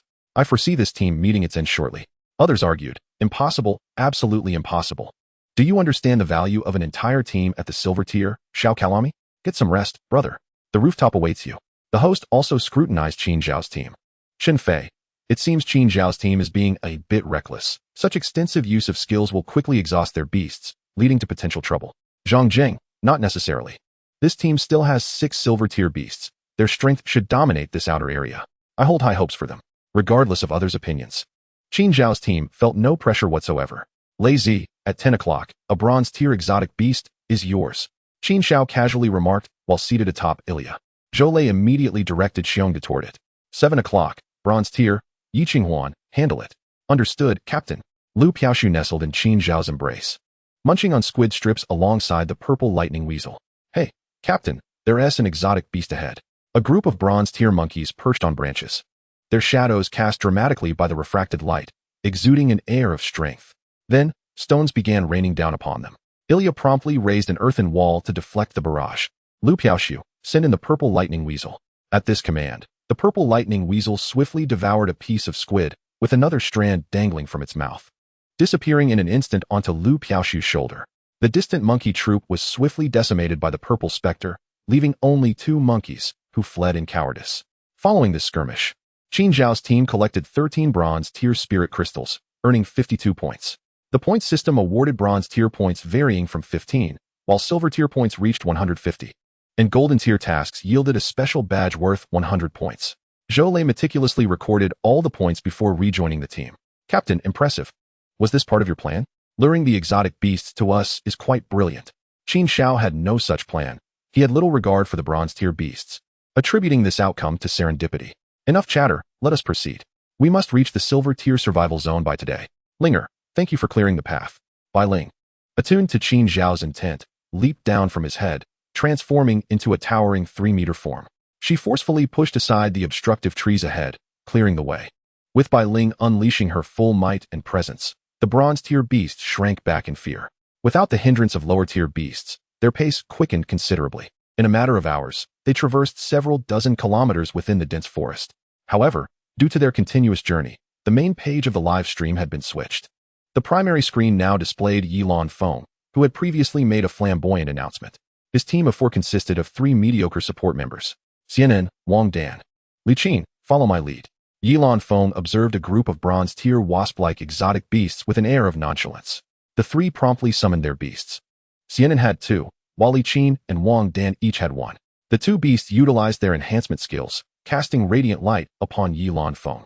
He gently stretched his neck, his demeanor shifting from aloof to exhilarated. With a soft whoosh, a green energy blade manifested in his right hand, swirling around him with a gentle breeze. In an instant, Yilan Feng leaped into the midst of the exotic beasts. The wind blades he wielded were fearsome, effortlessly slicing through foes as if they were mere chaff. In a flash, dismembered limbs and carcasses were scattered everywhere. The horde of oversized wasp-like exotic beasts was swiftly annihilated. With a powerful gust, Yilan Feng reappeared before his team. Go collect the spoils. Wang Dan and Li Qin stepped forward, pulling out their devices to record points. Xianen checked Yilan Feng's condition through his beast. Lan Feng, isn't this too perilous? What if they are toxic? Yilan Feng raised a hand, interrupting her. It's nothing to worry about. For me, this level of engagement hardly qualifies as combat. Though this assertion carried a hint of arrogance, Xianen surprisingly refrained from retorting and instead nodded earnestly. After her team disbanded, the Qilin Association approached her, providing details about Yilan Feng's prowess. This convinced her that joining Yilan Feng's team in this examination would surely lead them to victory in Qingzhou City. Yilan Feng, 18 years old, possessed an orange talent level, ranked at silver 4 stars, with beast master skills. 1. Beast space. 2. Super synchronization. His beasts: a purple talent silver 9 stars Gale Falcon and an orange talent silver 9 stars Windblade Mantis, were both top-tier offspring of the Qilin Association's president's beasts. Meticulously nurtured, this narrative unfolds after the adversary's contract with the Swift Falcon, following the advancement to silver rank and the awakening of the super synchronized skill. President Wu has substantially increased his stakes once more. The super synchronized ability allows one to utilize all skills of their summoned beasts, as long as they do not exceed their innate talent. This grants Yilan Feng the complete inheritance of the attributes and skills of 2 high-level wind-type summoned beasts. Skills such as Windblade, Swift Strike, and Slashing Attack. With such power, the college entrance examination is merely child's play for him. In Chapter 66, The Mountain Lord Temple, Yilan Feng indeed possesses the confidence to be proud, for once he surpasses the initial stages, he is destined to become a formidable force. It can be said that the super synchronized skill endows him with an innate intimidation factor against other beast masters. After all, aside from their summoned beasts, The general strength of most beast masters is not particularly formidable, especially at lower levels. Lanfeng, what shall we do next? Yi Lanfeng controlled the airflow. Casting away the dust that clung to him, he advanced towards the center, engaging foes along the way, eager to locate the special task site swiftly. As the bronze-tier exotic beasts were hardly worth any significant points, Sienna nodded, having anticipated this, knowing Yi Lanfeng would undoubtedly pursue the special task. In the Beast Battle live streaming room, Wangzai and Yopi Tang commented, "Look, this is the top seed contestant. What is Qin Xiao but trash, utterly annihilated by Yi Lanfeng?" A concerned citizen, 9527, retorted, "Is this an attempt to undermine? The quality of usernames this year is quite alarming." Reasonably speaking, another added, "Yi Lanfeng indeed has a higher chance of victory, but we shall see what the individual competition holds. Both are combat-type beast masters, and a clash is inevitable." On the hosting platform, the two hosts offered their praise. Chun Fei remarked, "Yi Lanfeng's talent is indeed terrifying. He might just have a shot at becoming the national champion this time." Zhang Jing agreed, "One can only say there is hope. But I am aware that there are still strong competitors this year." Meanwhile, in the secret realm, Qin Xiao's team had traversed for the better part of the day, slaying numerous exotic beasts along the way. Standing atop a small hill, the four of them surveyed their surroundings. It seems this secret realm is mountainous, with dense vegetation. Zhou furrowed his brow. This complex terrain implies our hunting efficiency will be diminished. Lu Piaoshu pointed towards a distant mountain. Is there a red tower atop that hill? Her innate talent granted her heightened observational skills, allowing her to notice the unusual structure from afar. Qin Xiao followed her gaze and indeed spotted a triangular red edifice standing atop the mountain. That appears to be the site for the special task. "Let us proceed there to complete our mission," he decisively stated, as they could not locate any other sites. The quartet hastily descended the hill, aiming to reach the foot of the mountain before nightfall. In another corner of the secret realm, Yi Qinghuan's cousin, Yi Fei, led his team through the dense forest. However, their actions appeared rather peculiar. They neither sought to eliminate exotic beasts nor searched for a camp, but instead wandered aimlessly within the realm. Yi Fei toyed with a long, strip-like object in his hand, a sinister expression crossing his face as if struck by a thought. Soon, he muttered, casually discarding the strip-like token, which landed on the ground, its crystal top radiating a faint glow. Simultaneously, at the location where Ilya had emerged, the secret realm had been thoroughly surveyed by the Flame Army, and the unexpectedly open passage had been sealed with special means. At the entrance of the isolation zone, a tense young man was registering his information, applying for entry. The information displayed his name, Gu Xiaohong, Silver 1 star, with 3 teammates. Middle-aged beast masters at Silver 5 to 6 stars. Having completed the registration, Gu Xiaohong took a deep breath, leading his 3 middle-aged companions into the secret realm. The dimensional military guarding the realm jested. "This young master from a prominent family is indeed different. The protective measures are unparalleled. Let us not dwell on that. After all, isn't the secret realm still not open? Is it appropriate for him to enter? What will you do? Apprehend him. He possesses the Night Watch Army's deputy commander's secret order. What can you possibly do?" Another dimensional soldier fell silent, his expression one of indignation. Within the realm, the stationed dimensional soldiers and the Flame Army, still developing the area, moved about. Occasionally, curious eyes would glance at the group, yet no one approached to inquire further. Gu Xiaohong waved his hand, leading the 3 middle-aged men past the defenses, heading deeper into the secret realm. "Today, we must reach the heart of the secret realm." As they spoke, all 4 summoned their beasts, whether resembling goats or massive wolves, swiftly disappearing across the desolate terrain. In the college entrance examination secret realm, after a day of travel, Qin Xiao's team finally reached the base of the mountain before nightfall. Under Ilya's control, the surrounding trees were cleared away, and earthen walls were erected, swiftly forming a makeshift camp. The group gathered around a campfire, consuming some food while dispatching a few unwary exotic beasts drawn by the scent of their meal. The night passed uneventfully, and at dawn, Qin Xiao rose early, surveying the mountainous forest before him. The mountain was steep, and the trees loomed significantly larger. Soon, the other 3 awoke. "Let us make haste. This mountain is considerable. We must aim to reach the summit by noon." After packing their tents, they remounted their beasts and set forth towards the peak. Along the way, they encountered several silver-tier exotic beasts. However, facing Qin Xiao's assault, they fell effortlessly. Before long, the quartet stood atop the mountain. The summit appeared as if carved by a sword, revealing a vast flat expanse upon which a modestly peculiar structure stood, resembling a temple. It was constructed entirely of dark stone, exuding an aura of simplicity. Upon the entrance, a small plaque displayed the words Shan Jun Miao. Shan Jun Miao? A tiger, perhaps? Qin Xiao murmured to himself. What shall we do, Captain? Yi Qinghuan inquired softly. Without responding, Qin Xiao turned his gaze to a nearby stone tablet. Let us first examine what is inscribed here. The four approached the stone tablet, where several lines of small red characters were written. Shan Junmiao, special task.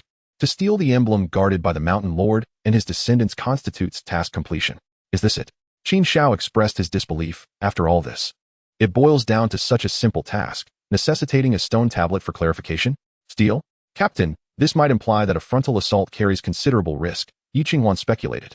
Analyzing the stone tablet, Zhou Lei nodded in agreement. The simpler the rules, the greater the implied challenge. Such a task is inherently difficult, thus requiring no additional rules to deter participants. Yi Qinghuan, have Ali send a beast to scout the situation, Qin Xiao suggested after a moment of contemplation. Opting for cautiousness, Yi Qinghuan complied, commanding Ali to summon a fire-type beast, transforming it into a small mouse. The diminutive dark red mouse-shaped beast scurried towards the temple. Soon, Yi Qinghuan and Ali engaged in communication. The three awaited her report. 10 minutes later, Yi Qinghuan's expression grew grim as she opened her eyes.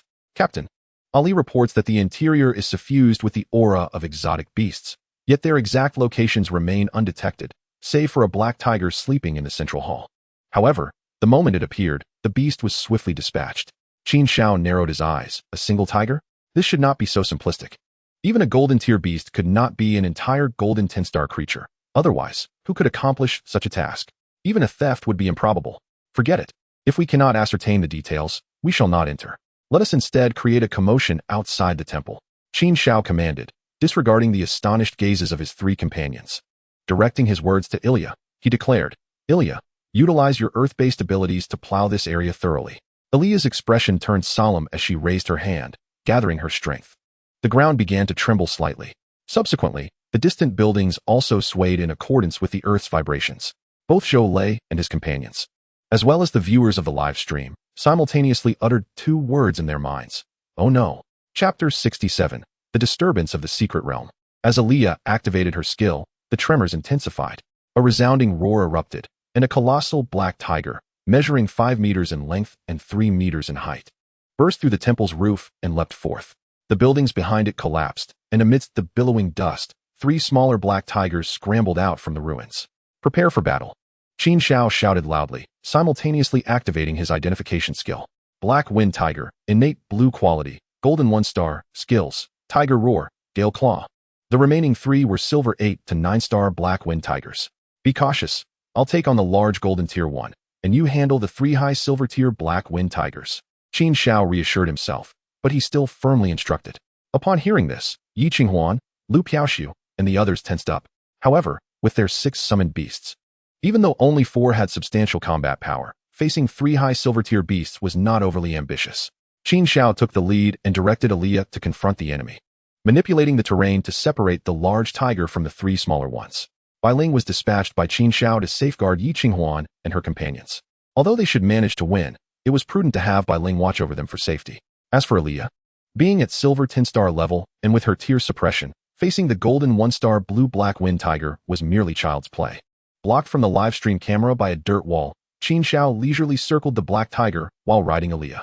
Ilya raised her hand and launched a lightning spear, which shot toward the black tiger in an instant.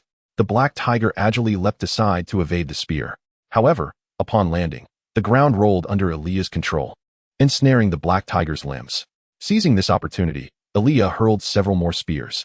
The black tiger, with its long fur and wide eyes, struggled fiercely to extract its forepaw, managing to shatter one spear while deflecting another. Yet, a third spear struck its shoulder, producing a crackling sound of electricity and leaving a charred mark on its back. Qin Xiao nodded. The black tiger's defenses were notably superior to that of the previous golden tier monkey, which had been pierced through by Ilya's spear.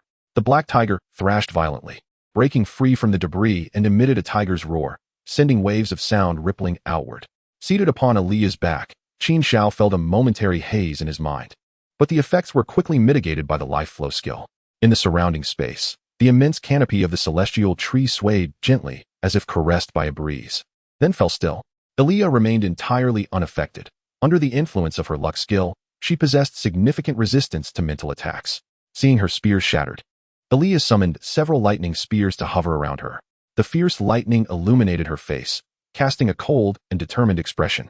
Had it not been for Qin Xiao on her back, she would have already charged forward with the lightning spears. Nonetheless, Aaliyah opted for the most cautious approach. She controlled her movements with the Central Earth skill, continuously hurling lightning spears. It could be said that a formidable warrior was effectively transformed into an archer. Such high intensity and frequent attacks left few anomalous beasts capable of withstanding them. Soon, the black tiger was covered in electric burns and puncture wounds, limping on its hind legs. The black tiger emitted a low growl, arching its back as it slowly retreated, attempting to flee. Qin Xiao dismounted from Aaliyah's back, saying, "Aaliyah, it's your turn. Take it down." Aaliyah excitedly lifted her hooves, waved her hand, and a spear appeared in her grasp, charging swiftly toward the black tiger. Having endured long-range suppression, the black tiger summoned its last reserves of strength and lunged at Aaliyah with its massive body.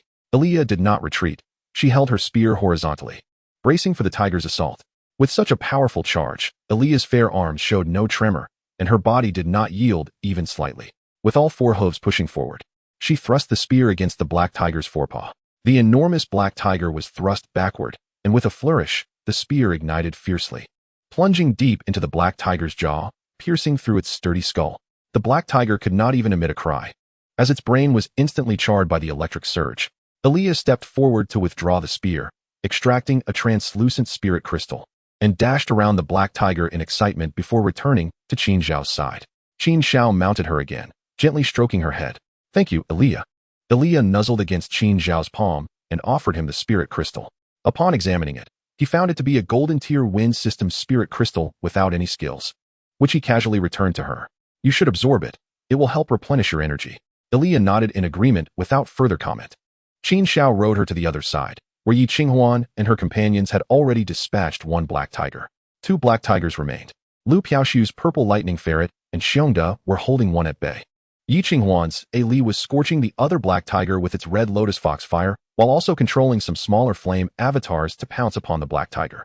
The direct attacks from the black tiger could be dodged or countered with skills, but the tiny flame avatars were relentless, continuously assaulting its body and leaving it charred. Before long, the severely burned black tiger was taken down by Li's flame needle skill, turning it into a sieve. Meanwhile, the black tiger facing the purple lightning ferret endured considerable suffering, although it remained alive. Xiongda and Xiong Air had sustained some injuries, with claw marks raking their bodies. As the purple lightning ferret darted past once more, it blinded one of the black tiger's eyes. "Now's the time. Xiong Air, use Earth Surge."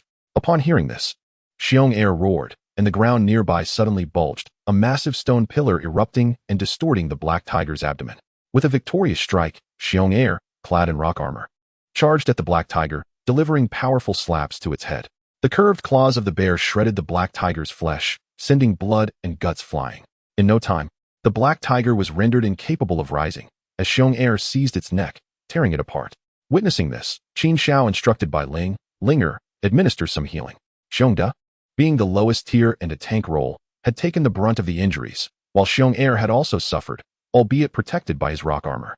Under Bai Ling's healing, both bears quickly recovered most of their wounds.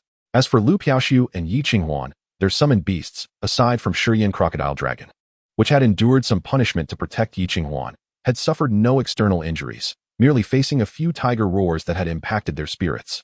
"Let us take a short rest, and then we'll head down the mountain to hunt a few silver-tier anomalous beasts. Today should suffice." Once Qin Xiao deemed the healing sufficient, he issued this command and walked toward the collapsed buildings, their SA badge buried beneath.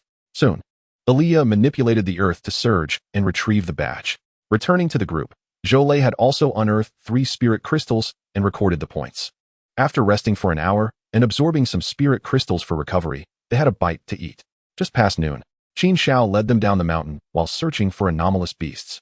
Upon reaching the foot of the mountain, they heard a commotion in the distant forest. A horde of low-tier anomalous beasts was stampeding toward them. Above, a blood-red light curtain slowly formed, gradually enveloping this secret realm. The live broadcast camera nearby seemed to have lost all control, plummeting abruptly from the sky. Chapter 68, Blood Beast Clan. Qin Xiao furrowed his brow as he gazed at the crimson light curtain in the sky, feeling a sense of confusion. At that moment, as if sensing something, he retrieved an object from the beast control space. It was an elongated token, embedded with an unknown crystal at its top. "Xiaoge, what is going on?" Qin Xiao focused on the token, feeling a slight pulling force emanating from it. He tightened his grip and shook his head. "I don't know." Yi Qinghuan's expression was grave as well. "Something has happened. The live camera has ceased to function, and it seems we are completely cut off from the outside world. The three of them turned to Qin Xiao, awaiting his decision. The Blood Spirit Society? Qin Xiao contemplated, guessing. This token had been confiscated from a follower of the Blood Spirit Society, said to be meant for someone known by the code name Blood Crow. Thus, was this Blood Crow currently within the secret realm? It appeared that the secret realm had been sealed off. Was the intention to eliminate all of them, the candidates? But what purpose would that serve? Were they truly that significant? Let us investigate the situation. After a moment's thought, Qin Xiao resolved to see for himself. After all, he had promised Elia that he would settle accounts with the Blood Spirit Society. Without hesitation, Qin Xiao mounted Elia and, accompanied by his teammates, rushed towards the direction indicated by the token. Along the way, they encountered panicked beasts fleeing, as well as students participating in the examination. Qin Xiao intercepted some individuals to inquire, learning that ahead lay special beasts hunting down students. They quickened their pace, and an hour later, the token's sensations grew increasingly agitated. Ahead, in a vast clearing where a forest had been decimated, a blood-red portal opened. Surrounding it were figures cloaked in scarlet hoods, discarding the corpses of beasts and humans into a massive vortex, incessantly siphoning their blood. Some towering figures, wielding enormous wolf-toothed clubs, strode heavily back and forth. In the center of the clearing, a figure knelt on the ground, hair disheveled. Yilanfeng raised his head, panting heavily. Confronted by a blood-colored humanoid monster towering over 3 meters, grinning at him. Beside him stood a man clad in a blood-red robe trimmed with gold, laughing boisterously. Ha ha. So you are the most exceptional genius of this year's Qin Xiao? Fantastic. Killing a genius like you is truly exhilarating. Yilanfeng spat out a mouthful of reverse blood. Who are you? This is the College Entrance Examination League. The powerful guardians of Qin Xiao are outside. Do you think you can escape? The man in the golden-trimmed robe covered his forehead. Me? I am the faithful bloodhound of the Archbishop, a sinner of utmost depravity. Ha ha ha, foolish genius. About to meet your demise, ha ha. Another fit of inexplicable, manic laughter erupted. Yilanfeng's expression darkened. Half an hour ago, he had believed the commotion here was due to a special task site, hastily bringing his team. He never anticipated being blocked by these bizarre monsters, especially with a fellow candidate aiding their malevolence by selling him out. Behind this deranged figure, Yifei stood with 3 teammates, bowing respectfully. Noticing the man had become overly excitable, he furrowed his brow and stepped forward. My lord, please eliminate this person swiftly. Our time for containment is limited. The man who called himself the Bloodhound turned, his eyes filled with bloodshot madness. Are you instructing me on my duties? Yifei felt a chill run through him. Hastily replying, I dare not, my lord. Merely, the Archbishop's mission must be completed promptly. You are instructing me. A thunderous shout erupted as the man seized Yifei by the throat, his expression twisted with rage. Yifei struggled violently, while his 3 teammates rushed forward to intervene. Only to be crushed into a pulp by the blood-colored giant wielding a wolf-toothed club, their remains left hanging from the club. With a surge of strength, the man's grip snapped Yifei's neck with a sharp crack, rendering him limp. The man was momentarily taken aback, shaking his hand. Oh, dead. He curiously waved his arm, reaching to prod Yifei's head. What a useless waste, dead so easily. He muttered, tossing Yifei's body to the enormous blood-colored beast. The beast caught Yifei's corpse and devoured it in one bite, crunching his skull and shoulder. Yilanfeng watched in shock as blood dripped from the giant beast's mouth, and the lifeless feet of the headless corpse dangled grotesquely. His nerves were set ablaze. He widened his eyes, unleashing a furious roar. He completely broke down, seeking to escape, turning to see Xian Un and Wang Dan staring in horror at the bloody scene, while Li Qin lay unconscious on the ground. Where do you think you're going? The deranged man asked curiously, his tone filled with confusion. Yilanfeng trembled, desperately imploring, You all, run. I will hold them off. Turning, Yilanfeng's body surged with energy, gathering wind blades in his hands. Wang Dan dashed towards the woods, pursued by a beast man wielding a wolf-toothed club. Xian En's face turned pale. Though trembling, she did not flee but instead controlled her beast to bolster Yilanfeng's state and heal him. She understood that even in flight, they would meet a grim fate here. It was better to fight with all they had. Yilanfeng soared like a cerulean meteor, his wind blade laboriously slicing through the beastman's chest. Yet, in comparison to the creature's massive form and vigorous vitality, it was but a trifling surface wound. He turned, charging toward the unsuspecting deranged man. However, the man greeted him with a malicious grin, laughing uproariously as his muscles rapidly swelled, his body grotesquely enlarging, leaving only a tiny head atop the mass of muscle. His eyes turned a blood red, pupils shrinking to pinpricks, a ferocious aura radiating, causing several beastmen to hesitate and retreat. Gritting his teeth, Yilanfeng activated his slashing skill, swinging the wind blade downward. The man caught the wind blade with his hand, his palm cleaved open. Yet he used his bones to trap the blade. His twisted expression revealed an unusual flush of excitement, the bones creaking as he forcefully twisted. Until Yilanfeng's wind blade and hand were distorted, he extended his other hand, grasping Yilanfeng's head with ferocious strength. Yilanfeng felt as fragile as a delicate glass orb in his grip. His eyes bulged under the immense pressure, blood trickling from his ears and the corners of his eyes. NNGH, don't die yet. I'm not finished playing. Give me more pain. He leaned in, his tiny, misshapen head close, shaking Yilanfeng, who was on the verge of unconsciousness. Though dazed, Yilanfeng's hand secretly gathered a dim wind blade, and with all his might, he swung it. The wind blade severed the deranged man's throat, flesh rolling away as torrents of dark red blood gushed forth. Drenching Yilanfeng, the man flung Yilanfeng away. His body crashed against a great tree, rolling to a halt. Ha ha.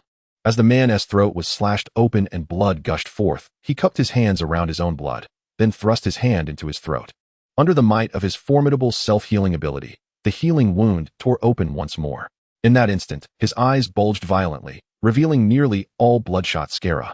The surrounding beastmen watched in silence as Xian trembled, crawling toward Yilanfeng to heal him, no one daring to intervene. The scene fell into an eerie silence. Only the man's sounds of either agony or ecstasy echoed. Chapter 69, Instant Kill. Xian's beast was a small carrot-like creature, with a green sprout atop its tiny head. The CNBOBO emitted a series of shimmering green lights. After XNN absorbed them, she released her hands once more, directing the healing energy towards YLNF-ing. The fractured bones of YLNF-ing began to mend, and even his waning spirit and psychic energy were gradually restored. However, as he opened his bloodshot eyes, a bitter smile crossed his lips. It's futile, XNN. You should flee for your life. XNN remained silent, her determination evident as she persisted in her healing efforts. Observing her resolute expression and pale cheeks, YLNF-ing seemed to understand something and smiled with resignation. He pushed the weakened XNN aside and struggled to stand, realizing he might perish here today. If that were the case, he would dance with the wind one last time. As if coming to terms with his fate, YLNF-ing's spirit became tranquil. The wind blades in his hands transformed, becoming quieter, yet the currents within surged with urgency. The wind, omnipresent in the world, enveloped him, gentle, fierce, and free. A faint breeze brushed past, and he vanished, merging with the wind. In the next instant, the blood-colored man turned, a dim and calm wind blade sweeping through his instinctively raised hand. With a swish, half of his palm fell away. His wild gaze glanced at the severed hand before he turned to meet YLNF-ing's counterattack. Like a gentle breeze, YLNF-ing swiftly inflicted numerous wounds upon him. Retreating several meters, he stood panting. At that moment, the man's muscular body suddenly erupted with injuries. Yet, YLNF-ing's eyes gradually dimmed. The wounds on the man's body began to heal rapidly, nearly vanishing within mere breaths. How could one combat such an immortal creature? Ah, what a delightful experience. Is this the ecstasy of genius? The brilliance of near-death flickered. The man could hardly contain his exuberance. As he approached YLNF-ing, whose eyes were filled with despair, he drew closer. However, this too would come to an end. He reached out, intending to seize the weakened YLNF-ing by the head. Suddenly, a deafening gust of wind erupted as a spear, crackling with blue-purple lightning, shot forth.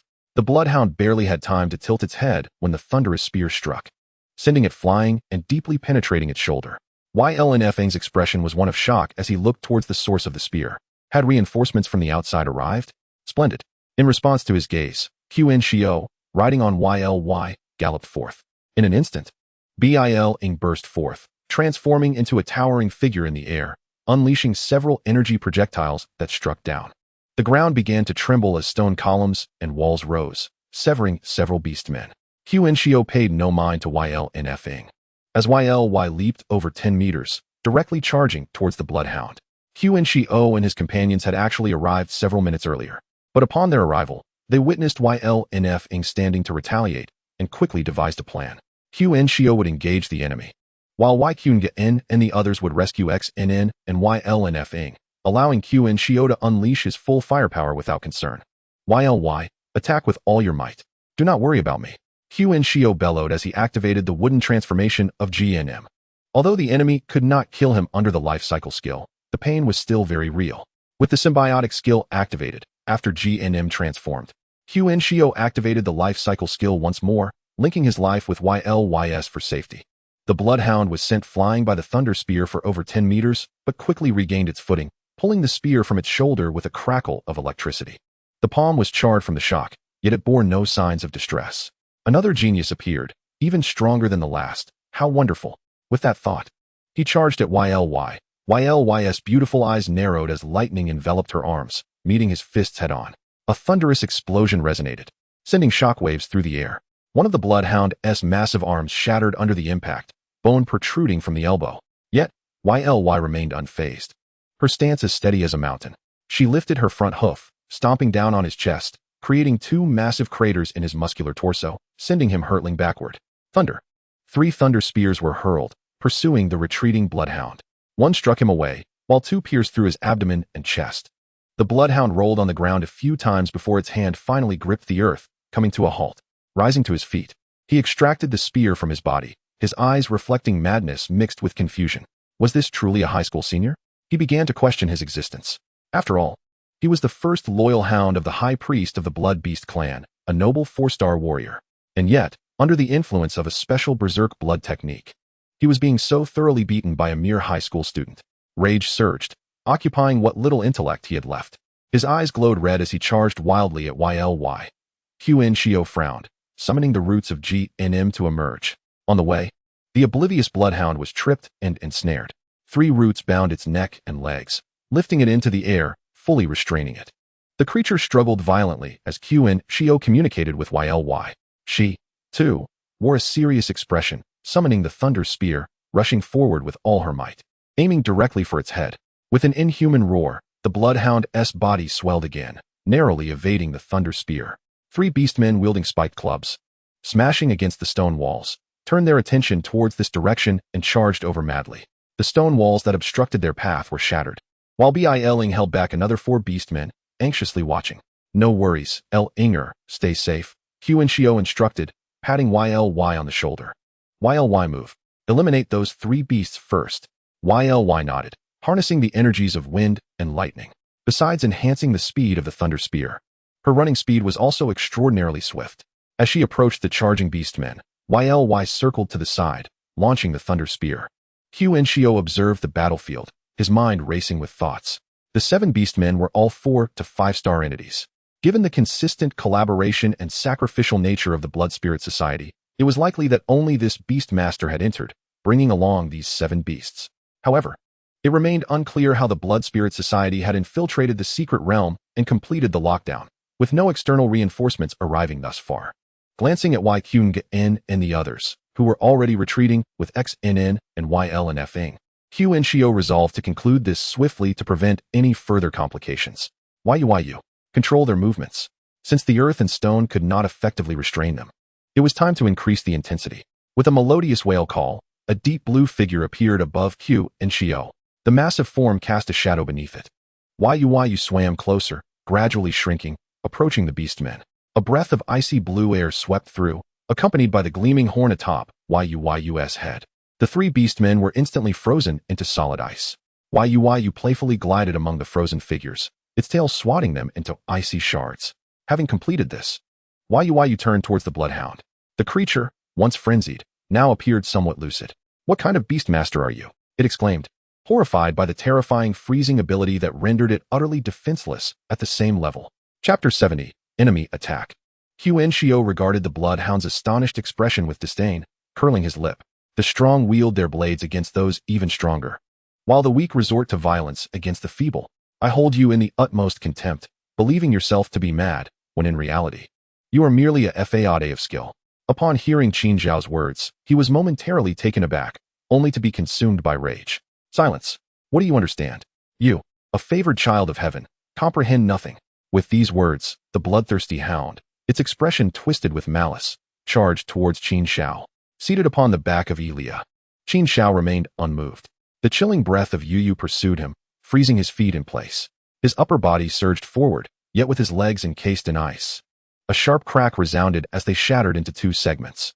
The bloodhound lunged several meters ahead, incredulously glancing back at its feet, now encased in crystalline ice. Before it could rise again, Yu's frost enveloped it, sealing its horrified visage within the icy prison. Elia stepped forward, raising her foreleg to trample down, shattering the bloodhound's body into fragments. Having dealt with this foe, Bai Ling had already slain one orc, and the remaining three, upon witnessing the scene, prepared to flee. Yu Yu emitted a piercing cry, swiftly darting to the apex of their heads. 3 massive ice-blue crystals materialized, revealing the orc's expressions of terror within. Bai Ling unleashed 2 colossal energy missiles, obliterating the ice crystals. Thus, the Blood Spirit Society, 1 human and 7 beasts, was annihilated. Master, Yu Yu is amazing. Qin Xiao smiled, gently petting the now smaller Yu Yu's head. Yu Yu is truly remarkable. Yu Yu tumbled in the air, playfully seeking affection. Bai Ling shook off the blood from her fur, unleashing her energy to cleanse herself, and leaped atop Elia's head. Big tail, wrap around Linger too. Qin Xiao coughed lightly. All right. Linger is also impressive. After uttering this, Qin Xiao affectionately patted Elia's head. My queen Elia is splendid too. Elia's demeanor softened, her previously fierce expression transforming into one of gentleness as she recalled her kin. Observing her, Qin Xiao reassured her, as long as I am here, I will always be by your side. The 3 beasts present felt encouraged and comforted. Only the Beastmaster's realm remained, where the towering tree of Tongtian gently swayed its crown. Thus, love may not vanish, but it certainly can shift, may it not? Soon, Qin Xiao had harvested the spirit crystals, holding a skill orb named Frenzy Blood. He pondered in silence, ultimately deciding against allowing his comrades to absorb it, for such a dumbing skill is more harmful than beneficial. Following the path taken by the others, Qin Xiao pursued them. Eventually, he found them in a valley 10 kilometers away, where an orc lay dead at the entrance. Yi Qinghuan and her companions greeted him. Their condition appeared relatively intact, suggesting that the loss incurred in defeating that aberrant beast was not severe. Linger, having rested a while, leaped down and began casting healing spells upon the group. Finally, Qin Xiao inquired of Yi Lanfeng and Feng. Having received treatment, Yi Lanfeng had recovered significantly, though still bore signs of fatigue. His expression was complex as he regarded Qin Xiao, vividly recalling the events from 2 days prior when they had entered the secret realm. In an instant, he had been reduced to a pitiful state, reliant on others for survival. The peculiarities of fate truly compel one to marvel. So, you are unaware of how these cultists from the Blood Spirit Society emerged? Yi Lanfeng nodded, admitting ignorance but mentioning a student who seemed connected, referred to as Yi Fei. Qin Zhao's countenance shifted, and Yi Qinghuan looked at him in surprise. Yi Fei, are you certain? Yi Lanfeng affirmed with a nod, confident he had not misheard. Though that individual had perished, his body consumed by the orcs. Qin Xiao instinctively glanced at Yi Qinghuan, who appeared equally bewildered. I genuinely have no knowledge of this. My mother never spoke of it. As she pondered, Qin Xiao refrained from pressing further, instead stating, currently, it appears this college entrance examination is doomed. Many have perished. The live broadcast has ceased, and the secret realm is sealed. We can only wait for the closure to lift. The group nodded in dismay, lapsing into silence. Outside the secret realm, 3 hours earlier, within the realm where Elia resided, Gu Xiaohong and his teammates were searching in a mountain forest. Their instruments detected spatial fluctuations. Beep, beep, beep. An urgent sound resonated. A flickering red dot appeared. Gu Xiaohong's expression brightened. We found it. Quickly, set up the instruments. He called out to his teammates. The 3 indifferent men each retrieved components from their spatial orbs. Shortly, a small triangular device was assembled and placed on the ground. Gu Xiaohong produced a multitude of spatial crystals, inserting them into the peculiar device. As it vibrated, an invisible wave emanated, causing ripples in the space around them. Gradually, as the ripples intensified, a concealed transmission portal slowly materialized. Gu Xiaohong's eyes sparkled as he increased the power, with the spatial crystals vanishing rapidly. At the entrance of the secret realm, the station dimensional and Xinhua troops were on high alert. Red lights blazed, and urgent alarms filled the fortifications. What is happening? Shouted a soldier clad in the dimensional military uniform. Nearby, a soldier monitoring the instruments quickly located the source of the alarm. Captain Zhang, the passage has been opened. A spatial fluctuation has occurred. Captain Zhang's expression darkened. Damn it. First, second, and third teams, follow me. Fourth team, secure the fort. He barked orders, and over 30 soldiers quickly fell into step behind him. The 3 teams hastily departed the fort and entered the secret realm, while the remaining 4th team grew tense. Returning to their posts, Wang Xiong was in his room, training with his moonwolf. Upon hearing the alarm, he swiftly made his way to the hall with the moonwolf and spirit mouse. Xie Qingyun's team had already completed their reconnaissance mission and departed, leaving him behind due to some known but unavoidable mysterious force, serving as a guard for the Xinhua troops. The atmosphere in the hall was tense as Wang Xiong turned to a fellow squad leader with whom he had maintained a decent rapport. "Brother Wang, what is happening?" The soldier, fixed on the monitoring screen, replied without looking back. "Another sealed passage in the secret realm has opened. Captain Zhang has gone to investigate." Wang Xiong nodded, deciding to sit beside him, both watching the still monitor. Soon, an hour passed, and the tension in the hall escalated. Captain Zhang and his team, equipped with the internal transmission device, should have returned swiftly. The lack of news was disconcerting, indicating potential trouble. As time dragged on, the group's spirit sank further. Suddenly, Brother Wang beside him stood abruptly. "Brother Wang, you..." Wang Li's expression turned grave. "Execute the emergency backup plan. Seal the secret realm passage. Send word to the outside." Without waiting for a response, Wang Li dashed towards the portal, ignoring the astonished Wang Xiong. The remaining 10 or so personnel in the hall sprang into action. At that moment, the entire defensive structure trembled violently, throwing everyone to the ground, disorienting them. A colossal hand burst through the top of the fort, grasping the transmission portal and severing all connecting cables. This massive hand, crimson and rough-skinned, belonged to a giant with a single horn and eye, looming above the breach. Enemy attack! Enemy attack! Chapter 71, The Oath. The piercing alarms blared, chaos ensued, and Wang Xiong was propelled by the initial shock. In his dazed state, someone hastily carried him away. When he finally regained his senses, he found himself amidst a swirling world, trees rushing past him. "Where am I?" The rapidly moving trees abruptly halted, and a breathless voice emerged.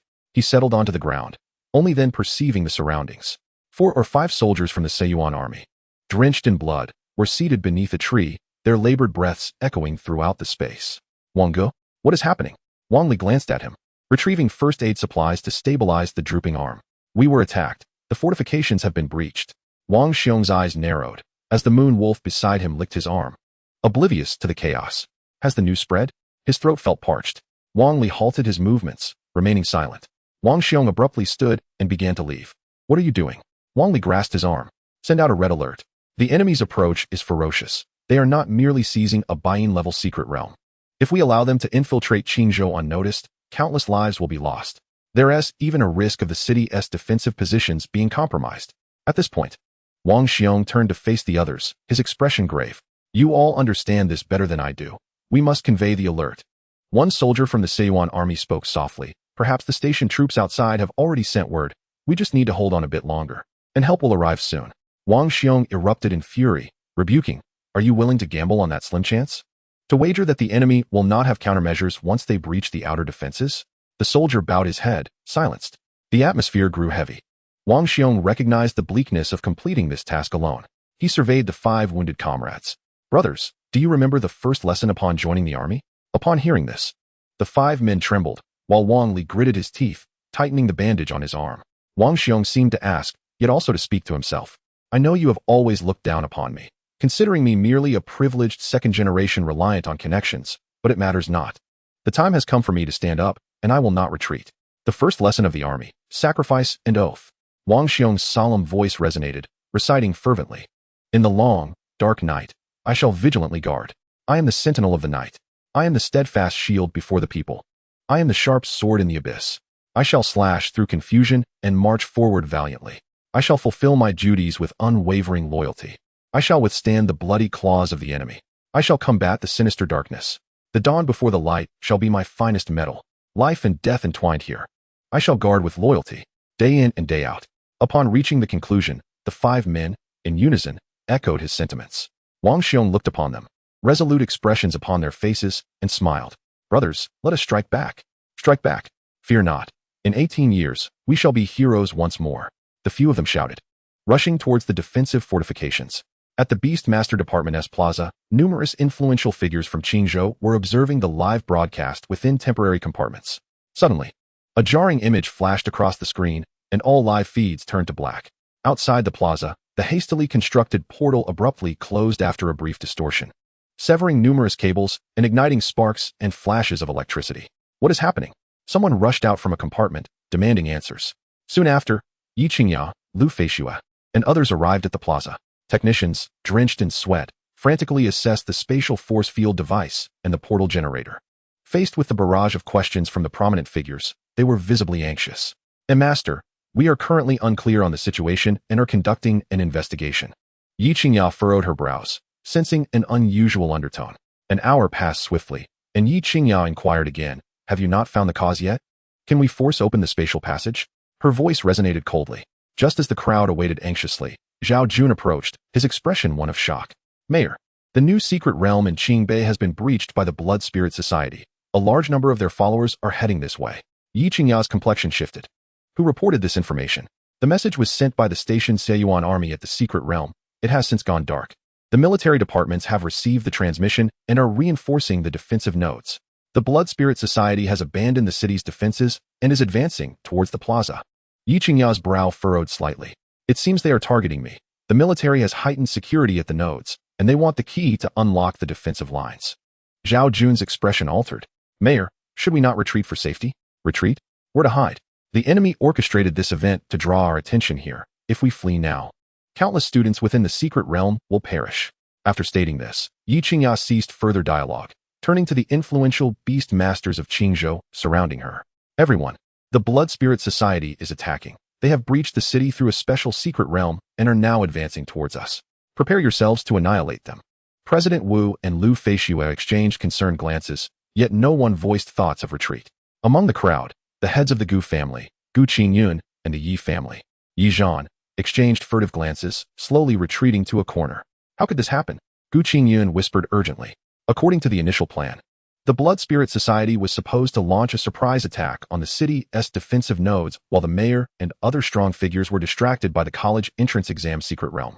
Then breach the defenses, incite chaos with otherworldly beasts, and seize resources from the prearranged Qingzhou treasury amidst the turmoil, leaving a plethora of high-ranking officials to face consequences post-incident. They would then maneuver themselves into positions of power, given the limited number of strong figures in Qingzhou. Their chances were substantial. You ask me how I know? It's all in disarray now. The Blood Spirit Society seems intent on a do-or-die approach to eliminate Yi Qingyao and seize the key to unlock the protective positions." Yi Zhan's expression was equally grim. Gu Qingyun's countenance darkened. "If a great battle erupts here, what use will we be? What shall we do now? Should we intervene?" Yi Zhan's eyes gleamed with malice. "Of course, we must intervene. Yi Qingyao is gravely wounded and has been hiding for over half a year. She is now merely a shadow of her former strength, barely holding on.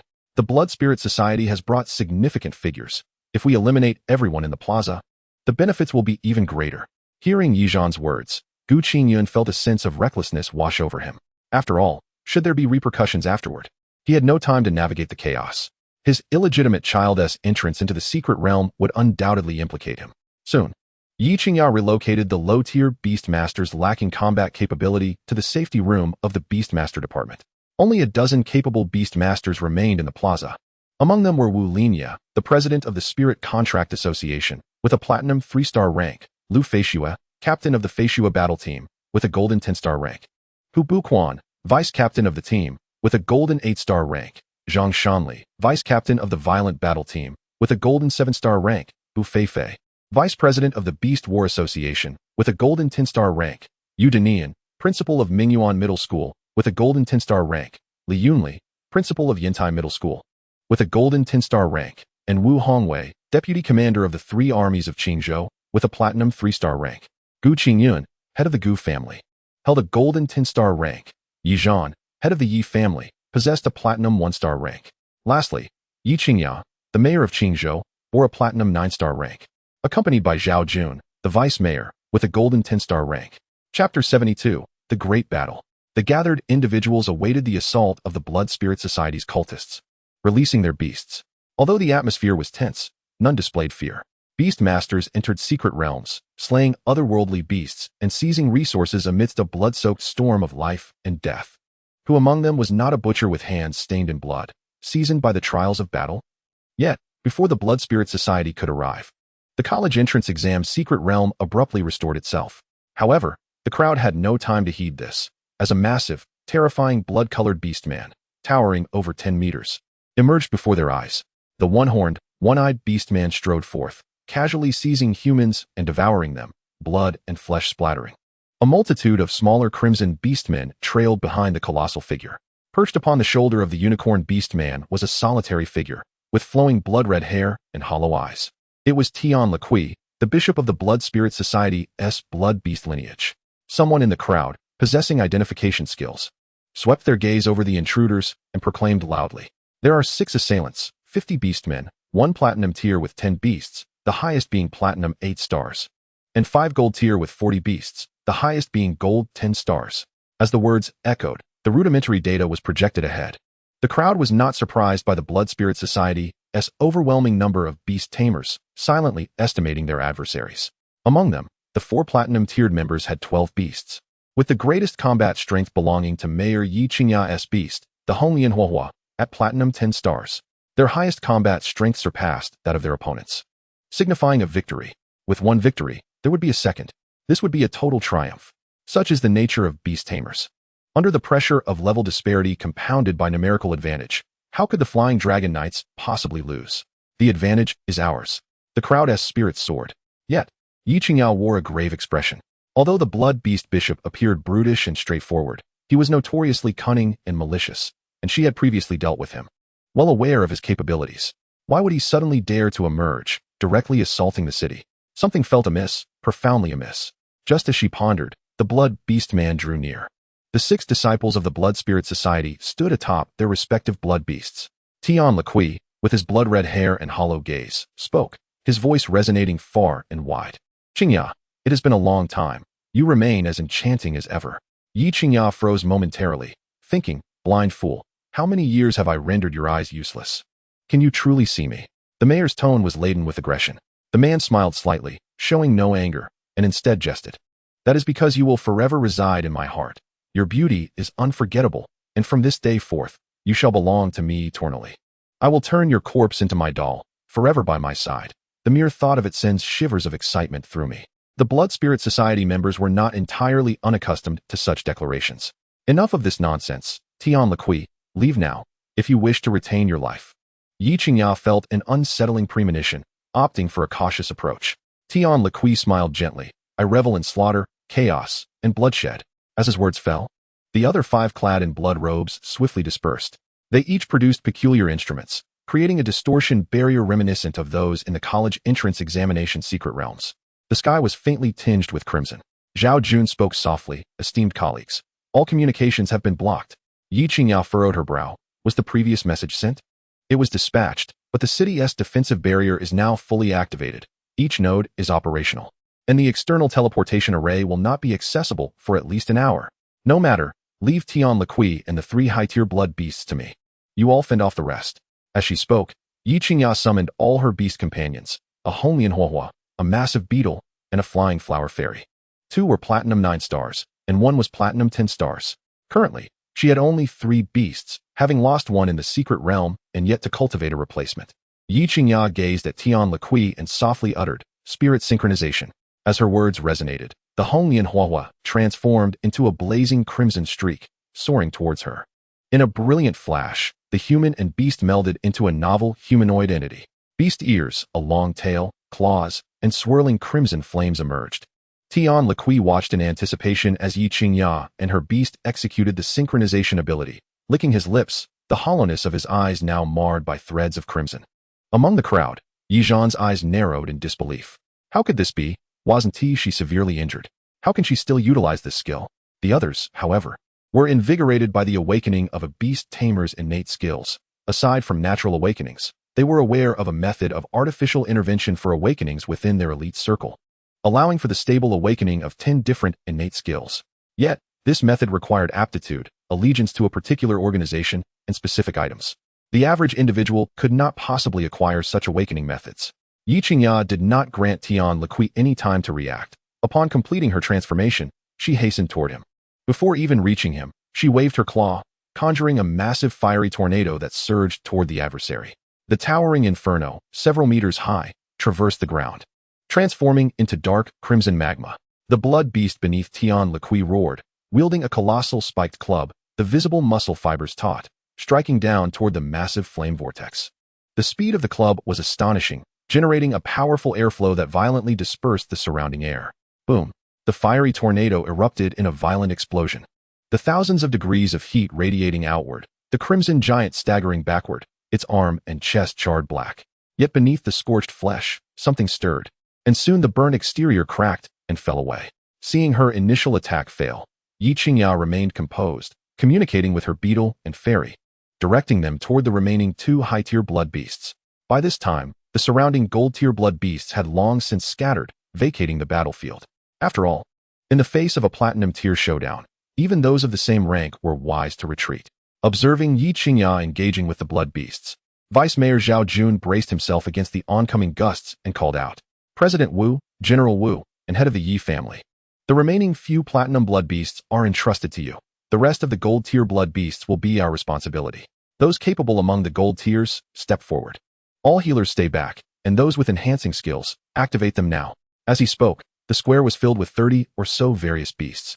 Following Zhao Jun's command, the principal of Yinta High School, Li Yunli, and the principal of Mingyuan Middle School, Yu Dajing, withdrew their beasts. San Bao, unleash Life Surge. Yu Ling, cast the cool skill.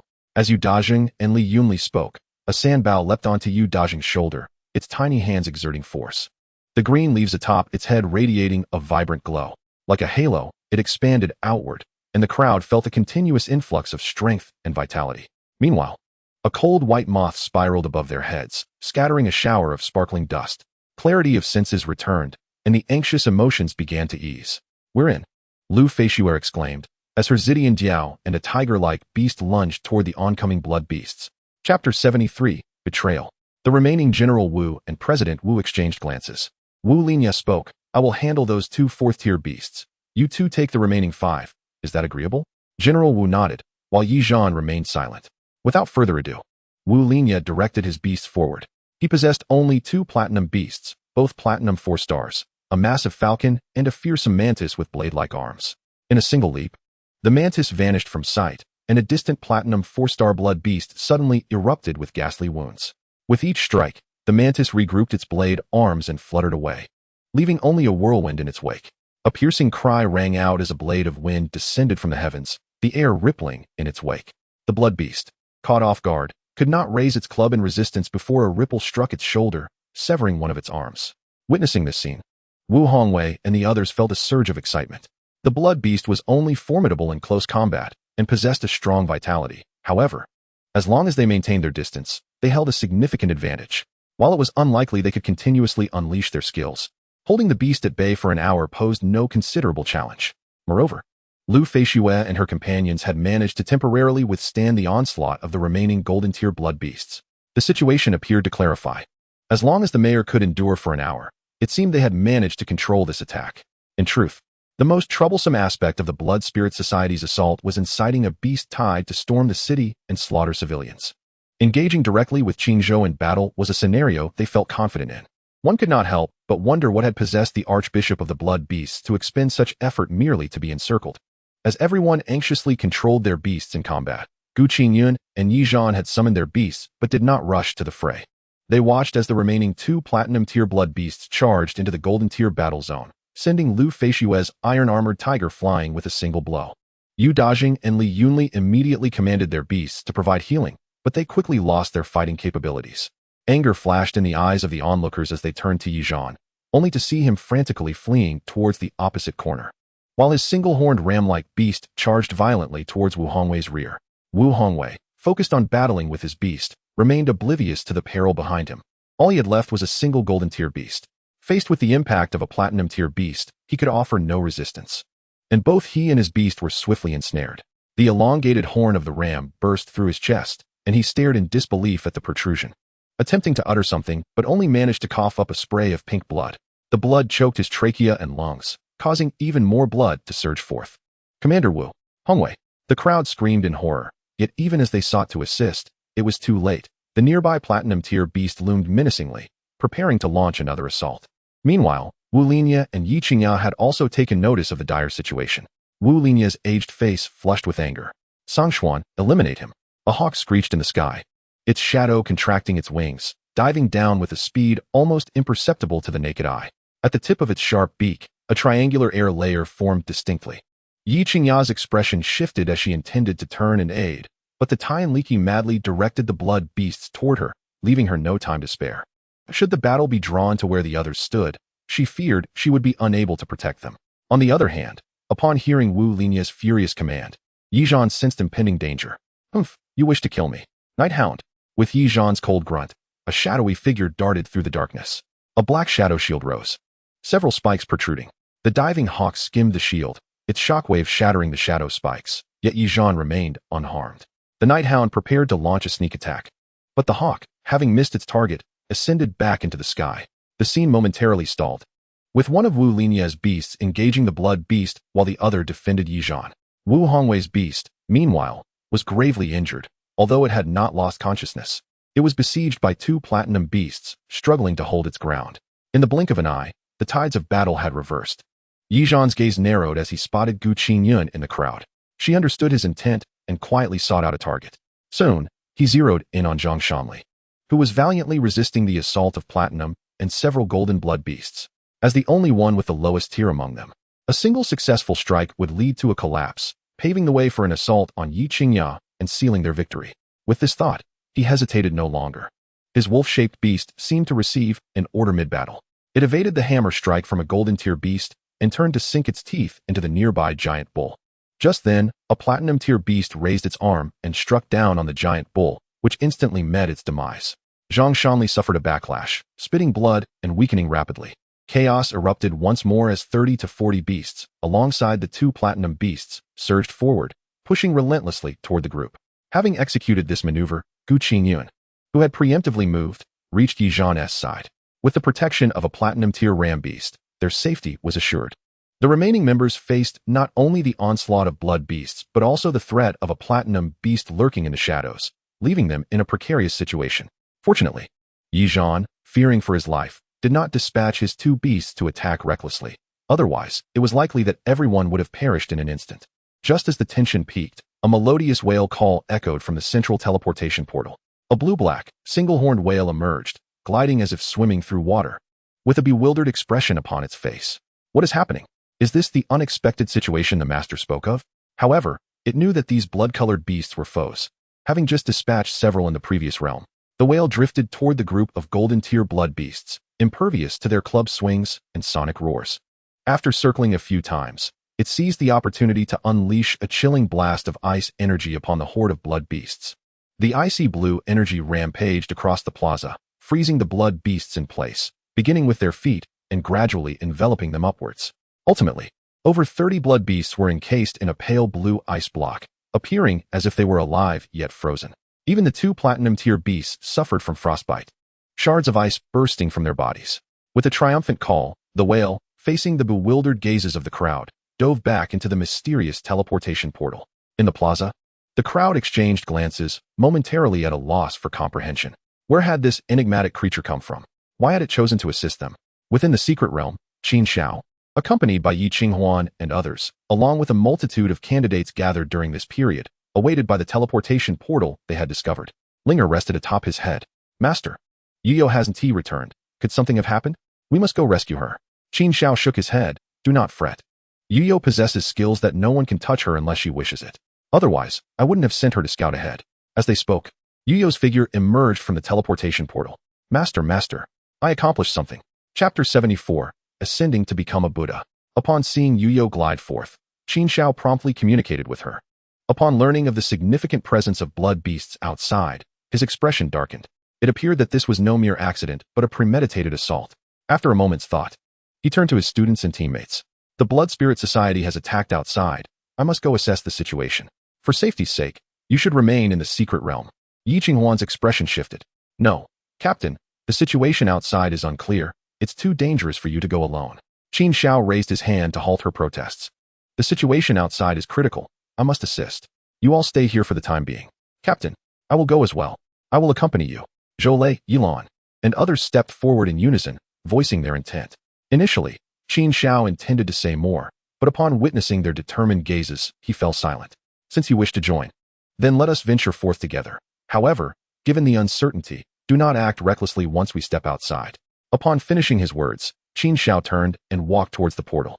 Outside, the astonishment of the crowd had yet to dissipate, and merely 2 minutes later, the portal began to rotate once more. Someone was arriving. Everyone's hearts tightened. Their eyes fixated on the portal. Even Yizhan and his companion felt a surge of tension. A tall centaur emerged, carrying a young man on its back. Lu Feishue and the others brightened at first, but their expressions soon shifted to anxiety. Just as they were about to speak, from behind Qin Xiao, Lu Piaoshu, Yiqinghuan, Zhou Lei, Yilanfeng, and Xin and stepped out one by one. Qin Xiao surveyed the chaotic scene, riding on Yulia as he approached Zhao Jun and the others. Mayor Zhao, what is the situation now? Zhao Jun, observing the numerous candidates emerging from the portal, wore a grave expression. Qin Xiao, quickly take them back to the secret realm. The Blood Spirit Society is about to invade. Casualties could occur at any moment. Indeed, Qin Xiao's heart understood the urgency. Qin Xiao, did you hear me? Seeing Qin Xiao lost in thought, Zhao Jun asked anxiously. A whale's call echoed above, and the creature Yu swam above Qin Xiao's head. Qin Xiao reached out to embrace Yu, gazing into her eyes. Don't worry, I will soon deal with those blood beasts. Zhao Jun was momentarily taken aback. Qin Xiao, is this your contracted beast? Qin Xiao nodded, of course. But I must go deal with those blood beasts first. He spoke calmly, his hand gently stroking Yulia's shoulder to soothe the agitated creature.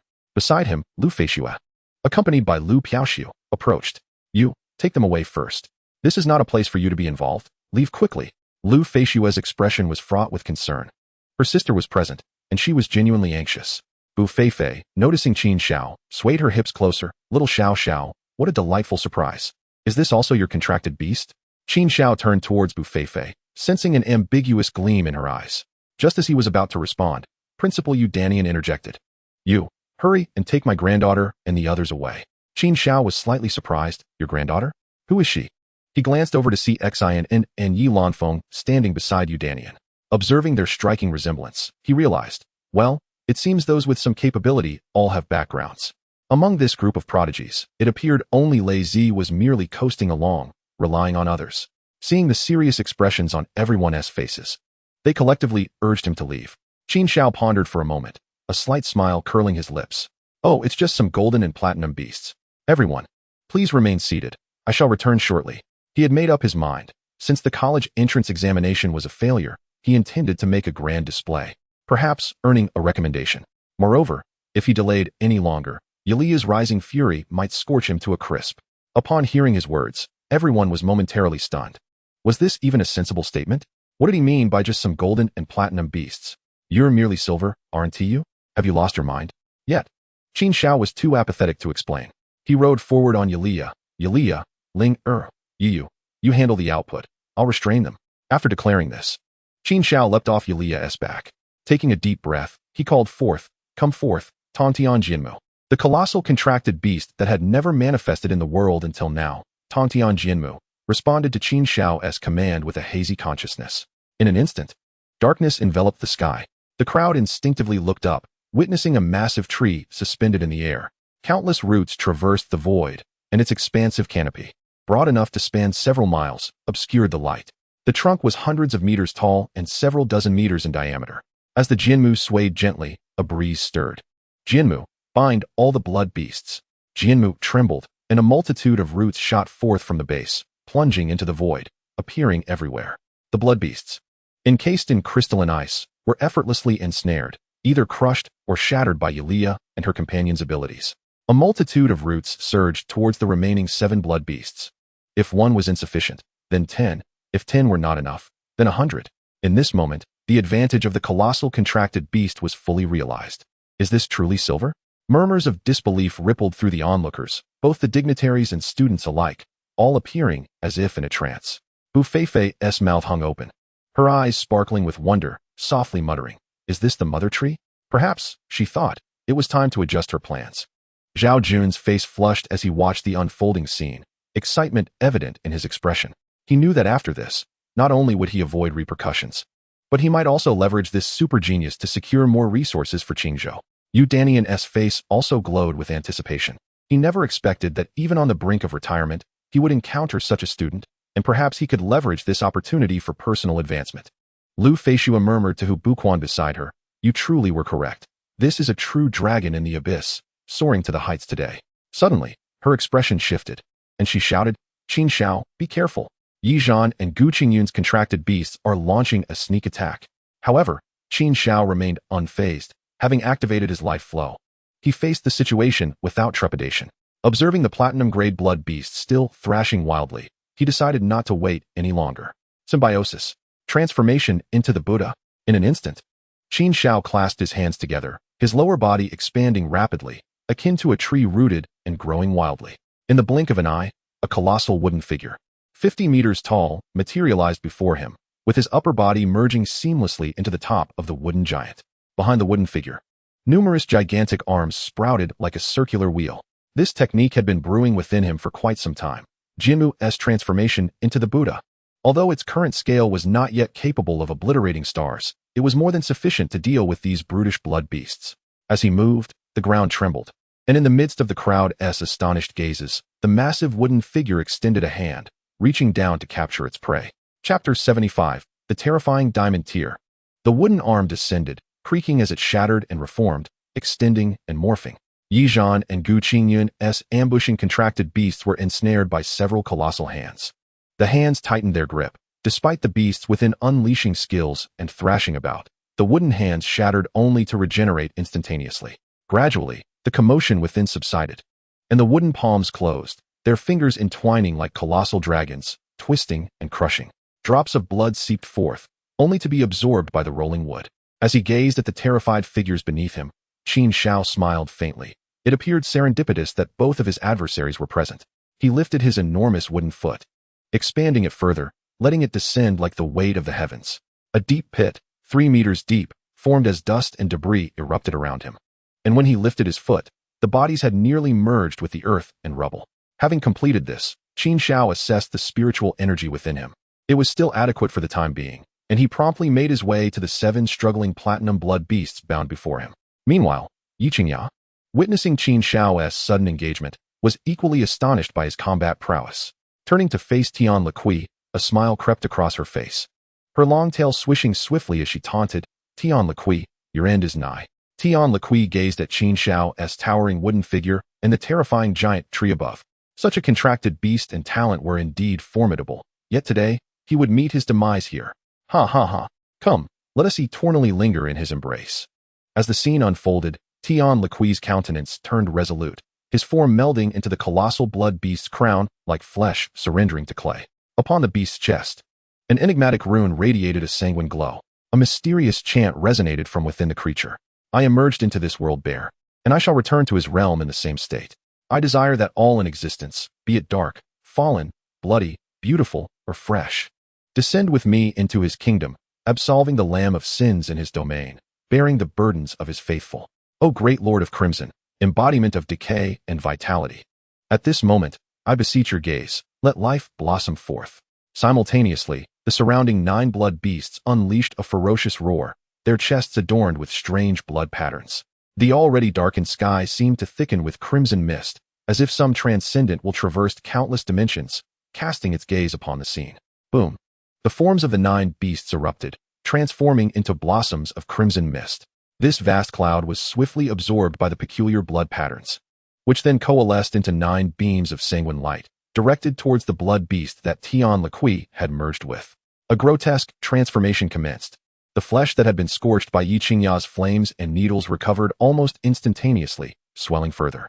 Pale bones pierced through the flesh with agonizing cries from the blood beast. Soon, the grotesque metamorphosis was complete. A pale skeletal armor formed externally, bone blades sprouted from its arms, and vicious spines emerged from its joints. The blood beast rose, reaching a height of 30 meters, its physique perfectly proportioned, exuding an eerie beauty. The giant beastman scratched its forehead, tearing the flesh apart, revealing Tian Liqui's visage emerging from the center. Ah, splendid. This is the sensation of power. I feel an unending surge of strength within me. I praise you. O incomprehensible greatness. Please, behold your acolyte's rebirth. No sooner had he uttered these words than a thunderous vibration erupted beside him. An expanding giant wooden hand struck towards his head, accompanied by Qin Xiao's booming voice. Do you dare to praise? Prepare to perish. Boom. The air rippled violently, shattering the stillness as a tempest swept through, sending people and beasts soaring from the square, demolishing nearby structures. Qin Xiao involuntarily staggered backward, each step leaving immense footprints as countless roots burrowed into the ground to stabilize him, only to be severed. After retreating over 100 meters, he barely regained his footing. Astonished, this creature is a platinum 10-star. Has it truly become so much stronger than the lower tiers? At that moment, Yiqingya dashed towards Qin Xiao. Climbing swiftly onto his shoulder, she exclaimed, Qin Xiao, he is no longer of the platinum tier. He has invoked the dark god, gaining its favor. He is now at least a diamond tier aberration. What the hell is this dark god? Qin Xiao retorted, bewildered by the sudden strangeness of this world. A heretical cult has truly summoned a dark deity, hasn't he it? Yi Qingya hesitated, unable to articulate her thoughts immediately. But your talents will surely earn you an invitation to the trial from the Divine Temple upon entering university. You will understand then. For now, we must find a way to deal with this monster. Qin Xiao furrowed his brow, suppressing his complaints. I wish I could, but how can I contend with it? That surprise attack was easily countered. Yi Qingya's expression was equally anxious. Can we devise a method to control it? I will find a way. Qin Xiao instinctively glanced at her, questioning her capability. Yet, he realized they had no other option. Everyone with spirit crystals, bring them out now. He shouted to the students and assembled individuals behind him, while mentally communicating with Jinmu. Jinmu had been at the pinnacle of silver for several days. Perhaps this was an opportunity for it to break through, increasing their chances of survival. Under the mobilization of Lu Feishue and others, the crowd produced their spirit crystals. Jinmu's roots began to fervently absorb the energy, spreading across the area. Among the crowd, Wu Feifei wore a grave expression, observing the beleaguered Qin Xiao, her thoughts swirling. The gaze of the divine was upon them. The implications exceeded their control, and even she lacked the confidence to retreat unscathed. Suspended high above, Jinmu trembled, its canopy rustling. A refreshing breeze wafting through. Its form expanded dramatically, the trunk resembling a coiling dragon, growing more than twice its size. Qin Xiao frantically proliferated the wood, ensnaring the colossal beast tightly. This creature, with each movement, shattered layers of wood several meters thick. Witnessing Jinmu's transformation invigorated Qin Xiao. Jinmu, save me. Jinmu swelled to 1,000 meters, quaking, its trunk descending swiftly. Yet, beneath such immense size, its speed was astonishing. The densely packed roots, capable of inducing panic in those with a fear of clusters, surged toward the beast. The scene resembled countless serpents constricting a small rabbit. However, this rabbit was exceptionally ferocious. Even Jinmu, now evolved to gold, could not prevent the roots from breaking under the beast's might. Despite Qin Xiao's control over the wood and Jinmu's roots continuously binding and constricting, each time the creature's sanguine glow flickered, a significant portion of the attacking roots and wood decayed. Nevertheless, Jinmu's actions seemed to attract the attention of some unseen force, the scrutiny from the heavens intensifying.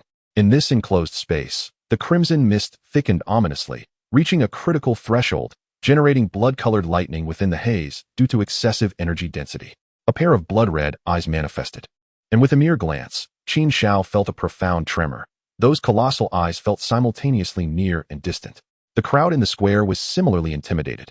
Tears of blood streaming down their faces as tendrils resembling tentacles emerged from their eyes, yet they remained fixated on the giant eye. As Qin Xiao stood frozen, his bindings gradually slackened, and Jinmu began to quiet, as if the flow of blood had come to a standstill. The blood beast fell from hundreds of meters above, kneeling in fervor upon landing. The giant eye's focus became almost entirely fixated on Jinmu, revealing a hint of interest within its blood-red depths. Jinmu's canopy began to yellow, the edges shifting to crimson. Sensing a crisis, Jinmu's vague consciousness resonated in Qin Xiao's mind. Yet, Qin Xiao remained entranced, staring at the giant eye, unmoving. Master, please awaken. Echoed the voices of Bai Ling and Yu Yu simultaneously. Aaliyah, observing the scene, grew anxious, leaping onto Yu Yu's back. Yu Yu, fly to the master's side. At her command, Yu Yu swiftly glided toward Qin Xiao. Soon, Aaliyah landed before Qin Xiao, who was partially fused with Jinmu's wood, raising her hand and targeting his mind with her skill. Color luck. A ripple of energy flowed into Qin Xiao's mind. Gradually, his consciousness, engulfed by the blood mist, began to stir. What is this? Master, you are awake. The voices of Bai Ling and Yu Yu resounded. Qin Xiao regained his senses, observing Aaliyah's fatigued face before turning to survey the surroundings. The crowd in the square was nearly obliterated, their eyes streaming blood, locked onto the giant eye, slowly succumbing to its crimson influence. Even Yi Qingya was struggling in apparent resistance at this moment. However, one individual remained unaffected, standing out prominently among the crowd of gazing figures. Wu Feifei? Why is she unscathed? A wave of confusion arose within Qin Xiao, but before he could ponder further, the faint consciousness of Jinmu echoed in his mind, awakening him. As he gazed at the colossal eye in the sky, he instinctively attempted to draw Jinmu into his space. Yet, the demonic realm space proved incapable of accommodating Jinmu, as if it were isolated by some inexplicable force entirely outside this realm. Without hesitation, Qin Xiao charged toward Jinmu's location, with Aaliyah and Bai Ling trailing closely behind. Soon, the surrounding scarlet mist thickened, overwhelming him with a potent sense of corrosion and decay. Aaliyah, Bai Ling, and Yu each summoned their respective elemental shields. Yet they were quickly dissipating within the crimson haze. Just as Bai Ling and Yulia's shields vanished, Qin Xiao reached Jinmu's side. He placed his hand upon Jinmu, activating the demonic realm, causing Jinmu to abruptly vanish. This action seemed to provoke a swarm of hornets, as the vast scarlet mist surged toward Qin Xiao. The giant eye, too, appeared to take notice of Qin Xiao, the diminutive figure that had stolen its cherished toy. The mist transformed into lightning, the crimson bolts cascading like dense raindrops, shattering Qin Xiao in an instant. Yet, in the next moment, he reformed anew. His wooden form had yet to dissipate, and he had also drawn Yulia and Bai Ling into the demonic realm. The power of this lightning was terrifying, accompanied by an inexplicable will that sought to erode him. But fortunately, it was countered by a form of life energy emanating from Jinmu. Enduring the divine wrath and punishment, Qin Xiao marveled at the prowess of the divine template. Although the distance from this so-called evil deity diminished its attack potency, there was no denying the exceptional stature of his summoned beasts. Suddenly, the sky cracked open as if the gods had been incited once more, and the blood-red thunder intensified. Just as Qin Xiao struggled to open a root passageway to escape, a booming voice echoed, audacious. A colossal dragon-shaped projection of a summoned beast materialized in the heavens. From a vantage point beyond the blue star, within the Huawu kingdom, numerous grand cities illuminated, forming a magnificent and awe-inspiring dragon. Amidst the surging spiritual energy, a colossal claw emerged, accompanied by a resonant dragon's roar. This claw seemed to pierce through layers of space, directly seizing the giant eye. Suddenly, the exuberant scarlet mist and lightning coalesced in resistance, yet within a blink, they were vanquished, followed by an earth-shattering roar. Like thunder rolling through the heavens, the ground trembled. In an instant, the giant eye vanished, and the scarlet mist in the space began to dissipate slowly. Qin Xiao, grasping the root passageway, felt utterly bewildered. Was that it? Had he just showcased a series of maneuvers beneath the gaze of a deity, only to have an abstract spiritual dragon emerge and repel the adversary, and he remained alive? Incredible. But who had executed such a feat? To repel a projection of an evil deity with a single strike, what level of beastmaster must they be? Qin Xiao was momentarily stunned, but upon glancing at the unconscious crowd in the plaza, he quickly regained his focus. There were still foes left standing, and he wondered if the mysterious benefactor could strike again to eliminate this aberration. However, it seemed unlikely, for before him, only Yi Qingya remained, her eyes streaming with blood tears as she gasped for breath, while the others appeared pale and unconscious. The blood beast knelt, its muscles ruptured, exuding a mist of blood. Qin Xiao's eyes gleamed with determination. It was time to seize the opportunity. It seemed the evil deity had been repelled, leaving the blood beast vulnerable. Mayor, can you still fight? Qin Xiao bellowed. Yi Qingya lifted her head wearily from her labored breaths and gave a slight nod. Seeing this, Qin Xiao hesitated no longer and once again merged with Jinmu. Although Jinmu had just endured a powerful attack, the damage was manageable, not yet at the brink of death. Qin Xiao rallied his strength, transforming into a colossal wooden giant, thundering toward the blood beast. Seizing the moment while the enemy struggled to rise, Qin Xiao unleashed a flurry of attacks. With numerous hands extending from his form, he unleashed a barrage of strikes, delivering thousands of blows that knocked the blood beast to the ground. Qin Xiao was puzzled. Why was this creature so weak? Regardless, he initiated a powerful binding maneuver, encasing the blood beast with his wooden form, restricting its limbs and head. As the wooden grip tightened, Yu unleashed a chilling breath around them. The extreme cold froze everything in its path, while Bai Ling and Yulia, having regained a modicum of energy, unleashed flames and thunder, ravaging the blood beast's chest into a pulpy mess. Mayor, attack now, Qin Xiao shouted, witnessing his summoned beast in a state of peril. Yi Qingya, amidst her preparation for an attack, nearly faltered at his shout. Between her hands, a crystalline red lotus began to form, threads of red flame flickering upon it. This lotus represented the advanced skill of the Honglian Huahulai, a highly concentrated and compressed flame of the red lotus fox. Upon seeing this crimson lotus, Qin Xiao's expression shifted in astonishment. The words Buddha's wrath lotus lodged in his throat. Qin Xiao move, Yi Qingya shouted, forcefully casting the concentrated fire lotus toward the ensnared blood beast. Qin Xiao swiftly relinquished his wooden form, solidifying it entirely, and opened a root passageway. Swiftly maneuvering alongside his summoned beasts, the fire lotus struck the frantically thrashing Tianliki's face. Boom! A towering inferno erupted, reaching skyward. Chapter 77, Blood Crow. Is it dead? Qin Xiao inquired, his heart racing with curiosity as he gazed at the explosion. After exerting himself thus far, he had anticipated a thrilling battle. only to be confronted with the treachery of the evil deity's ritual. Moreover, that wretched god had been drawn forth by Jianmu's allure, manifesting in projection. This battle had been fraught with challenges. Should any further complications arise, his heart might truly not withstand it. As he observed the explosion, Qin Xiao noticed Yiqing, having released the fire lotus, standing momentarily before plummeting from the sky. In a flash, Qin Xiao teleported to catch her, cradling her soft waist. "Mayor, are you alright?" Yiqing lay in Qin Xiao's embrace, eyes closed and breathing heavily. "I'm fine, just exhausted." "Is the beast dead?" Qin Xiao gazed at the slowly dissipating cloud of smoke. "It should be dead, right?" They landed, and Qin Xiao placed Yiqing beside Yiqing. At this moment, his teammates lay unconscious. Qin Xiao produced the last 2 spirit crystals and handed them to Bai Ling Linger. "Focus on recovery and heal them all. Regardless of the efficacy, they needed treatment." Though fortunately, it seemed the evil deity's corruption had also been dispelled by the dragon-shaped entity. After issuing his command, Qin Xiao mounted Yulia with Yu, heading towards the site of the explosion.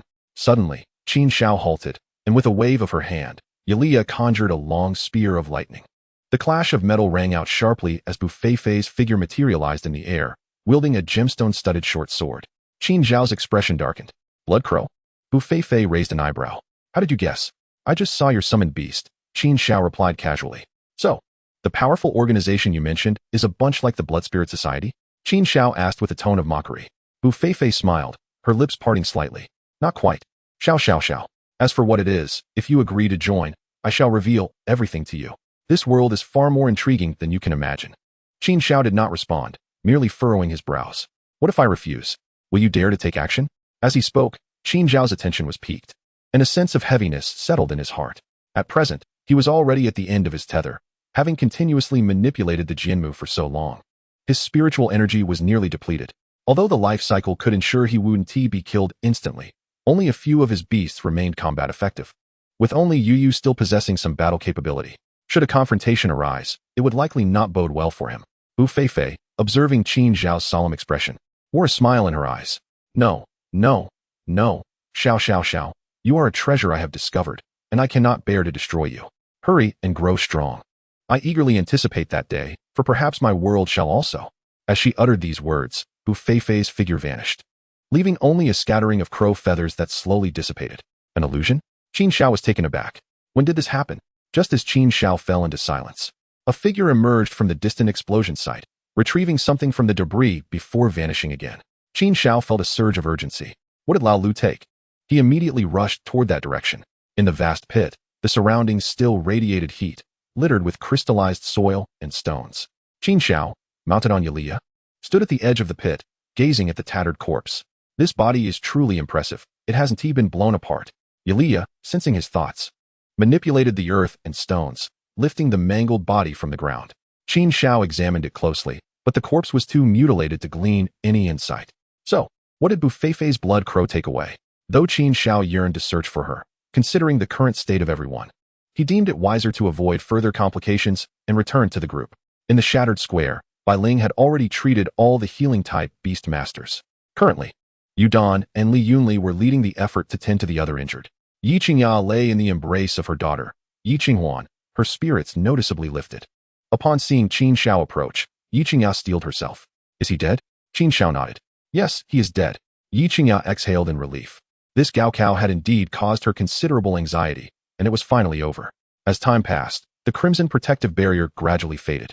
A large number of Dimension Army Night Watch troops hurriedly arrived. The commander of the Qingzhou 3 armies, Zhou Yuanji, gasped upon witnessing the scene.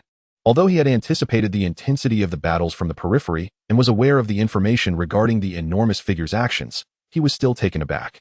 The Blood Spirit Society's invasion, collusion with internal members, slaughter of students, encirclement of Qingzhou's upper echelons, and the ritual to summon the evil deity, culminating in the confrontation between the evil deity's projection and the spirit of Huawu Kingdom. All of it could only be described as surreal.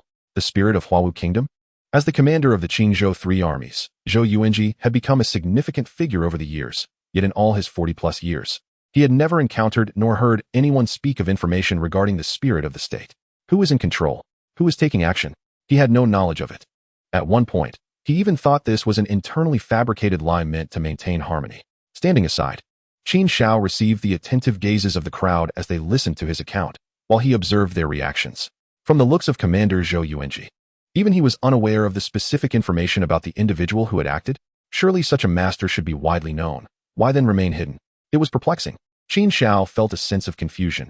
Recalling the memories of his former self, it seemed there had never been concrete information regarding the combat capabilities of Huawu Kingdom's higher-ups.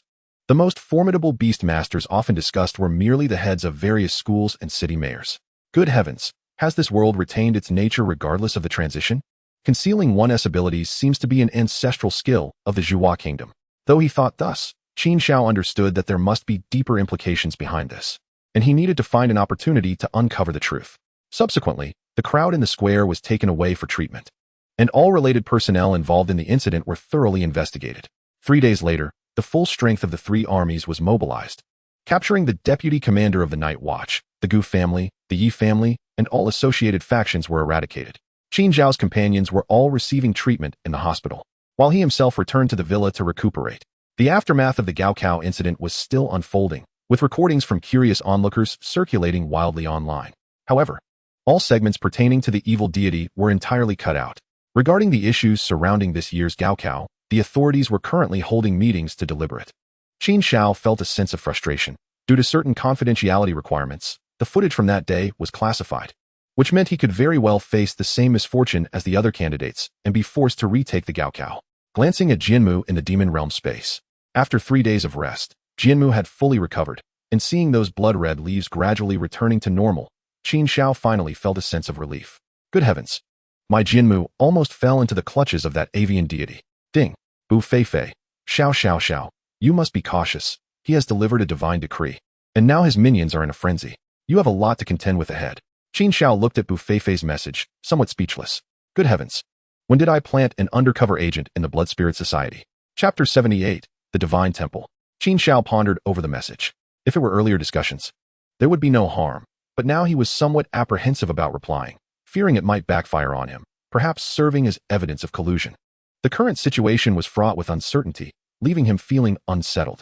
After a long deliberation, curiosity overwhelmed him, and he couldn't resist responding. Qin Xiao, so, when do you plan to take action again? Bu Feifei, are you a fool, or do you think I would divulge such matters?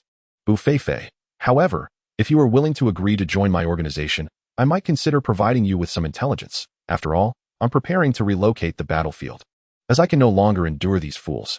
Qin Xiao, so, you intend to catch a wolf empty-handed? At least offer some incentive. It's not that I don't trust you, but I'm someone who doesn't act without assurance. Bu Feifei, I've already said that as long as you join my organization, I will be yours. I am a diamond tier, under the great tree spirit Naomi. I shall not go back on my word. Key information. Qin Xiao curiously regarded this tree spirit Naomi. So, is this the evil deity that Bu Feifei worships? It appears that the internal members of the Blood Spirit Society also have different deities they revere, indicating the presence of factions? No, not necessarily. It could also be a smokescreen. After contemplating for a moment, Qin Xiao replied. Qin Xiao, so, is the greatest bargaining chip of your organization merely you? I see no promising future in that. Bu Feifei, you jerk. Go play by yourself. Qin Xiao waited for a long while. But Bu Feifei did not reply again. Great, he had effectively exhausted their conversation. He rubbed his nose, feeling somewhat exasperated. After this brief interlude, on the second day of his recuperation at home, Qin Xiao received a message from Mayor Yi Qingya. He mounted Yilia and curiously made his way to Yi Qingya's residence. Although he was unaware of the reason, since the mayor mentioned there was good news, he decided to check it out. He easily found his way back to Yi Qingya's home. Qin Xiao knocked on the door. The door opened, but it was not Yi Qingya or Yi Qinghuan who appeared, but a woman he had never seen before. This woman had deep purple short hair, a tall figure, donned a black leather jacket, and blue jeans, with a peculiar smile gracing her lips, as she scrutinized Qin Xiao with an evaluating gaze, furrowed his brow slightly, disliking the gaze of the other party. The two stood at the door, locked in a tense silence for a moment, before the woman stepped aside and said, "Come in, you must be Qin Xiao." As she spoke, she turned and gracefully walked to the sofa, settling into it with an air of relaxation, her arms stretched out over the backrest. Qin Xiao clicked his tongue softly and took a seat across from her. "So who are you? Where is the esteemed mayor?" The woman leaned forward, an air of subtle aggression in her demeanor. "The mayor merely serves as a messenger. Today's meeting is confidential. Allow me to introduce myself. I am Lu Qingxiao, a third-year student at Huawu Yuling Academy, and also your future senior, a platinum 10-star beast master." After finishing her introduction, She regarded him with a hint of a smile. Qin Xiao's lips twitched. What a peculiar name. I am Qin Xiao, and you are Qin Xiao, I presume. However, he did not show any sign of concern and inquired in return, wait a moment, who said I would definitely choose Huawu Yuling Academy.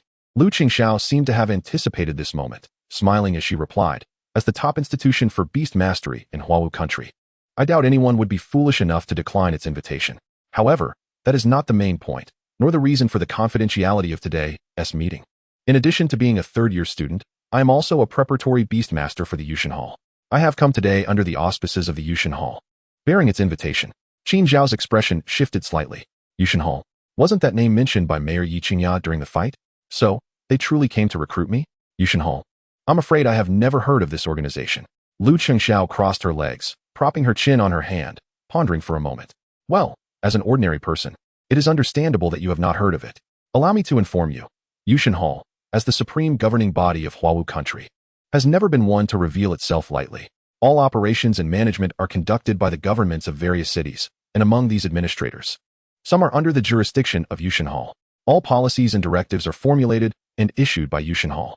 Each year, during the college entrance examination, Yushin Hall selects suitable talents for recruitment into a special training program. The number could be a few dozen or perhaps none at all. Therefore, you are fortunate. This year, you are the first fresh graduate to receive an invitation from Yushin Hall. However, this is merely an invitation.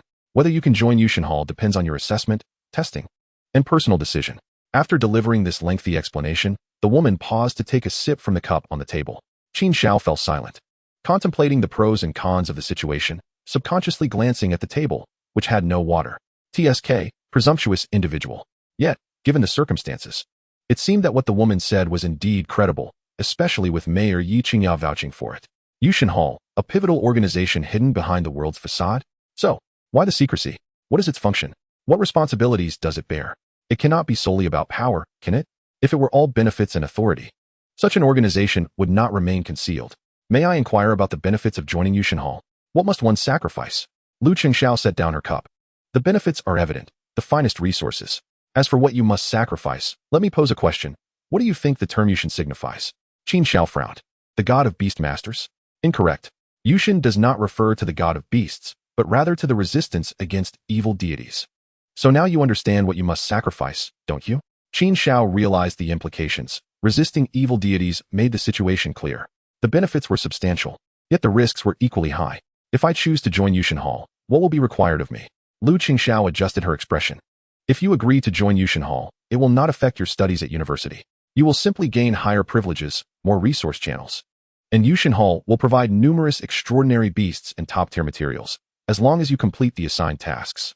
Once you graduate and reach the diamond tier, you can officially join Yushin Hall, at which point even greater benefits and responsibilities will await you. Qin Xiao wore a peculiar expression.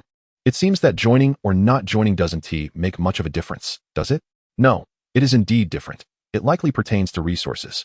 After all, this world is one where the secret realms are tightly controlled and monopolized. The secret realms represent the most significant resources in this world. The better and more powerful secret realms are certainly within Yushin Hall's jurisdiction. However, the threshold for the diamond tier is indeed quite formidable. Most individuals likely cannot even reach it. Even those with decent talent might theoretically be able to attain the diamond tier, yet practically speaking, the difficulty remains substantial. Moreover, it is likely that those who barely scrape into the diamond tier would not be accepted by Yushin Hall. So, you came to find me because you took on a task from Yushin Hall. What benefits can you gain upon completing this task? Lu Qingxiao smiled. Oh, such minor tasks yield me 100 Yushin points, which would at least grant entry into a rare diamond tier secret realm. So what is your response? Chapter 79, The Return of the Spirit. A diamond tier secret realm? Such a simple task can grant access? Qin Xiao inhaled deeply. My choice is, of course, to accept the invitation. Lu Qingxiao stood up immediately. That is settled. Come, I will provide you with the code. The excitement and joy on Lu Qingxiao's face were palpable. Qin Xiao, bewildered, was pulled to his feet, and his wristband received an installation package. The package automatically detected the environment and began installation, soon displaying an icon of a swirling dragon on his wristband. Now, if you wish to know anything, refer to the Yushin software. I shall not disturb you further. Farewell. With that, Lu Qingxiao left the room, her demeanor lighthearted, and as the door closed, Qin Xiao remained in a state of confusion. Why did it feel as if he had boarded a pirate ship? And what was this lofty Yushin Hall? Only to present him with this? Was there not to be some sort of ceremony? An oath of loyalty? Where was the headquarters? The operational departments? This felt rather hasty. Master, is it possible that Yushin Hall has conducted a thorough investigation into your ancestry? The voice of Yulia echoed in his mind. Qin Xiao's expression froze. It was a heavy blow indeed. With resignation, he opened the Yushin software. He bound his personal information and iris gene. Upon entering the software, the first page displayed the Yushin Hall's code of conduct. 1. As a preparatory member of Yushin Hall, you may accept one task per month to receive corresponding rewards, with level restrictions detailed in the tier introduction. 2. As a preparatory member, you must reach Diamond tier within 5 years of activation. Otherwise, you will automatically forfeit the benefits of Yushin Hall. 3. As a preparatory member, you must combat evil cults at all times and safeguard the lives of ordinary citizens. 4. In special circumstances, you may mobilize up to 100 military personnel using the code and must cooperate with subsequent investigations. 2 privileges and 2 requirements. Quite reasonable. Qin Xiao nodded and delved into the internal sections of the Yushin software. The entire software was remarkably simple, divided into 3 sections: Yushin Plaza, personal information, and task acquisition. Upon accessing Yushin Plaza, Qin Xiao felt as though he had altered the course of the world line, as the distinct atmosphere of an online game forum enveloped him. Numerous posts emerge in abundance, ranging from instructional content to displays of ostentation, alongside calls for teammates to strategize in certain secret realms. However, perhaps due to permission constraints, it seems that discussions from high-level beast masters are noticeably absent. Shaking his head, Qin Xiao accessed his personal information, which consisted merely of his name, beastmaster rank, task level, and divine points. Qin Xiao, silver rank, level, 0 points. The task level indicated that upon completing 3 tasks of the same rank, one could elevate their task level by 1 tier. If one disregards the factor of strength, it might take approximately 3 months to achieve such an elevation. Ridiculous, thought Qin Xiao, as the sensation of playing an online game became increasingly palpable. Turning to the task section, it currently displayed a list of tasks at level. The tasks were not numerous, comprising only around 200, most of which involved exploring certain secret realms or collecting specific resources, with rewards being either divine points or spirit crystals. Prominently featured at the top were 3 long-term tasks aimed at newcomers using the software for the first time. 1. Achieve first place in the National College Entrance Examination, with a reward of a unique beast. 2. Attain first place in the College Alliance competition, with rewards including a unique beast and one-time access to a special secret realm. 3. Win the World Youth Beast Master competition, with rewards of 1 special secret realm, a customized spiritual tool, and a choice of awakening any beast master talent skill. In disbelief, Qin Xiao's eyes widened as he fixated on the rewards of the 3rd task.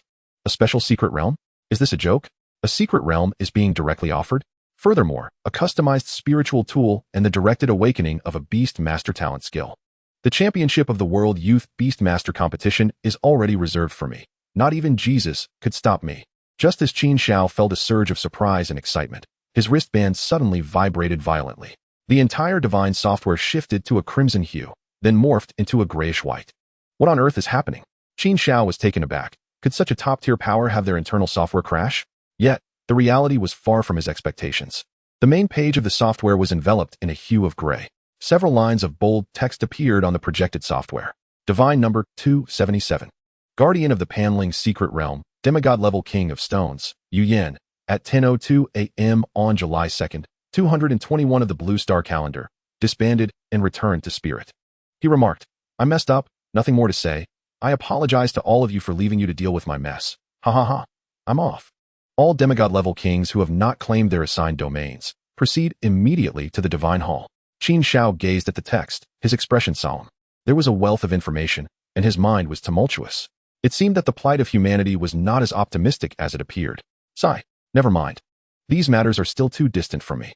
Qin Xiao composed himself and proceeded to claim his tasks, for now. He could only accept the task for the National College Entrance Examination. Having completed these actions, Qin Xiao stood up, preparing to leave, as it seemed inappropriate to remain alone in the mayor's residence after Lu Qingxiao had departed. Just as he was about to exit, footsteps echoed from above. Qin Xiao looked up to see Mayor Yi Qingya descending the staircase in a silk camisole dress, her fair collarbone, ivory shoulders, and delicate feet on full display. Observing her subtle movements, Qin Xiao inexplicably felt a wave of nervousness wash over him. Who could withstand such a sight? Flirtatious vixen. White Spirit's voice suddenly pierced through his thoughts, causing Qin Xiao to jolt. Regaining his composure, he averted his gaze slightly and greeted, Good morning, Mayor. Yi Qingya took a seat where Lu Chengxiao had just been, bending down to retrieve a kettle and other utensils from beneath the table. Qin Xiao's eyes involuntarily followed her graceful motion, causing his eyelids to flutter. Sit, Xiao Qin, have some tea. His heart raced as he perched half on the sofa. No need to trouble yourself, Mayor. Yi Qingya busied herself with boiling water and preparing tea leaves. Try this tea. It is a special ancient tea from the Diamond Secret Realm, and it tastes delightful. Qin Xiao felt a pang of bitterness. He was not accustomed to such extravagance. Soon, a steaming cup of fragrant, crystal-clear tea was presented before him, accompanied by an alluring scent emanating from her. Qin Xiao, feeling somewhat constrained, lifted the teacup and took a gentle sip. A refreshing essence flowed through him, leaving a lingering fragrance and invigorating his spirit. Drinking more of this is beneficial for spiritual energy cultivation. I believe you are on the verge of breaking through to the golden rank? Yi Qingya gazed at him with a gentle smile while holding her teacup. Qin Xiao nodded, responding, Yes, Mayor, it should not be long now. He estimated that with the current feedback from Jinmu and Yu, alongside his absorption of spirit crystals, it would likely happen within a few days. Yi Qingya acknowledged with a nod. Due to your exceptional performance this time, the higher-ups have decided to initiate the process for you to be directly recommended to the Huawu Beast Spirit Academy. What do you think? Chapter 80. In this world, heroes are as plentiful as fish crossing a river. Qin Xiao readily accepted the opportunity. With his inclusion in the Divine Hall, this recommendation was fortuitous. I have no objections. Mayor. Qin Xiao responded promptly. Yi Qingya smiled faintly. Then her expression turned somewhat hesitant. Xiao Qin, I have a small request. I hope you can consider it. Mayor. Please go ahead. If it's within my capacity, I will certainly comply. Yi Qingya sighed in relief. Xiao Qin, although you have been recommended, would you mind participating in the National College Entrance Examination? The ranking holds significant implications for resource allocation in Qingzhou. A good ranking would likely minimize the impact of this incident. Qin Xiao was momentarily taken aback. He had anticipated a grave matter, yet this was the request? Was such a fuss necessary? He discerned that the mayor's attire and demeanor, while conversing with him, seemed somewhat awkward. Whether for his own sake or for the future of Qingzhou, it was evident that the mayor bore a heavy burden. Indeed, in this era of fierce competition, one must strive to secure every advantage. Nevertheless, this matter aligned perfectly with his task and personal aspirations, thus posing no difficulty. That is no problem, Mayor. I can participate and contribute to Qingzhou. That is wonderful. Thank you so much, Xiao Qin. With your involvement, we are sure to succeed. Yi Qingya expressed her gratitude, visibly relieved, as she placed a hand on her chest, her joy apparent. Qin Xiao was acutely aware of her understanding of his capabilities. Without his intervention, the recent crisis would have likely ended disastrously. With him on board, victory was almost assured. After all, even those formidable candidates with significant backgrounds would struggle against a platinum 10-star extraordinary beast. Yi Qingya appeared considerably more relaxed thereafter and discussed the opening of the individual competition scheduled for the following day and the upcoming awards ceremony, mentioning rewards awaiting him. Qin Xiao maintained a calm demeanor. For him, typical rewards no longer held the same allure as before. Before long, he rose to take his leave. Within the villa, Yi Qingya remained seated on the sofa, instinctively touching her shoulder, her face flushed with a blush that had not been there moments before. Outside, Qin Xiao exited the estate and made his way towards the city hospital in Qingzhou, seizing the opportunity to check on his teammates. Soon, at the city hospital, he approached the front desk to inquire about his teammates' names. A young nurse, who had been engrossed in reviewing records, suddenly looked up with surprise upon recognizing several names. You are that wooden man. Qin Xiao's expression darkened. Wooden man? What kind of ridiculous name is that? I am Qin Xiao, he replied. The nurse quickly realized her mistake and apologized. I am so sorry. I was just thrilled. You are a great hero of our Qingzhou. Now they have given you a nickname online, calling you Mu Tu Zhan Shen. With the nurse's words, the front desk nurses and passing patients turned their curious gazes toward him. Is this the wooden giant? Incredible, indeed. Hey, could you give me an autograph? The crowd became somewhat agitated, surrounding Qin Xiao. Feeling overwhelmed, Qin Xiao reluctantly accepted a dozen signatures and photographs before hastily departing with the ward information. As he walked down the corridor, he awkwardly rubbed his backside. While taking pictures with a few girls, he distinctly felt someone touch him. Goodness. He was groped by a girl. Soon, he arrived at the special care ward, which was a 3-person room, where Zhou Lei and Yi Qinghuan, along with Lu Piaoxiu, were present. All three appeared to be in decent spirits, as their injuries were not severe. They mainly needed ongoing treatment and monitoring due to the psychological impact of the evil deity. This arrangement was made by the higher-ups. as typical hospitals lacked experience in dealing with injuries inflicted by such entities. To be honest, if it weren't for this incident, they wouldn't even have been aware of the existence of gods. Qin Xiao Gich, Lu Piaoshu exclaimed excitedly, her mouth full of chips as she wiped her hands on the blanket, eager to rush towards Qin Xiao. However, her caretaker, Lu Feishue, swiftly restrained her by the scruff of her neck. Hello, Qin Xiao, Yi Qinghuan greeted, her demeanor calm, holding a novel about beast taming and blushing slightly. Finally, Zhou Lei raised his eyebrows with a smile and said, Xiao Gu, you've become quite the sensation. The internet is buzzing with news about you, calling you the light of Qin Zhou and the bane of blood spirits. Qin Xiao seated himself at Zhou Lei's bedside. You should be wary of exaggerated claims. By the way, how are you all doing? Zhou Lei chuckled. In 2 days, we can be discharged. Interestingly, we've been fortunate. Thanks to your influence, Xiao Gu. We were directly recruited by the academy. By the way, have you received the early admission notice? Qin Xiao smiled in response. I did. I've been accepted to Huawu Yuling Academy. Wow, that's amazing, Xiao Gu. But you and Yi Qinghuan will be at the same academy. As for me and Piaoshu, we were specially recruited by Wudu Yuling Academy. Piaoshu could have gone to Modu, but Captain Feishue said it was too far, so she didn't let her. Zhou Lei then lowered his voice and shared their situations clearly. Qin Xiao nodded, noticing Yi Qinghuan listening attentively beside him. He smiled and said, So Yi classmate, please take good care of me in college, fellow townsman. Yi Qinghuan, recognizing his teasing, blushed and replied, Captain, with your brilliance, you will shine wherever you go. It is you who should take care of me. Qin Xiao did not deny this, feeling it would be disingenuous. Just as he was about to speak again, Lu Feishue approached him. Standing before Qin Xiao, her long legs and shorts gleamed, and she scrutinized him with a complex expression. You're impressive, she finally remarked before returning to Lu Piaoshu's bedside, visibly annoyed. Zhou Lei's curiosity piqued. Xiao Gu, since you've been directly admitted, will you participate in tomorrow's individual competition? Of course. I promised the mayor I would strive for a championship for Qingzhou, Qin Xiao replied. Zhou Lei's expression turned concerned. He had just emerged from the secret realm and was still disoriented from the shockwave. Thus, he was unsure of what had transpired afterward. Although he knew Xiao Gu was strong, he lacked a concrete understanding, especially since many online videos had been blocked. The only footage available was of Qin Xiao dealing with the initial beasts. Nonetheless, it was said that this year's competition included formidable opponents with powerful backgrounds, which naturally worried him. Xiao Gu, do you feel confident about the individual competition? Will it affect your admission?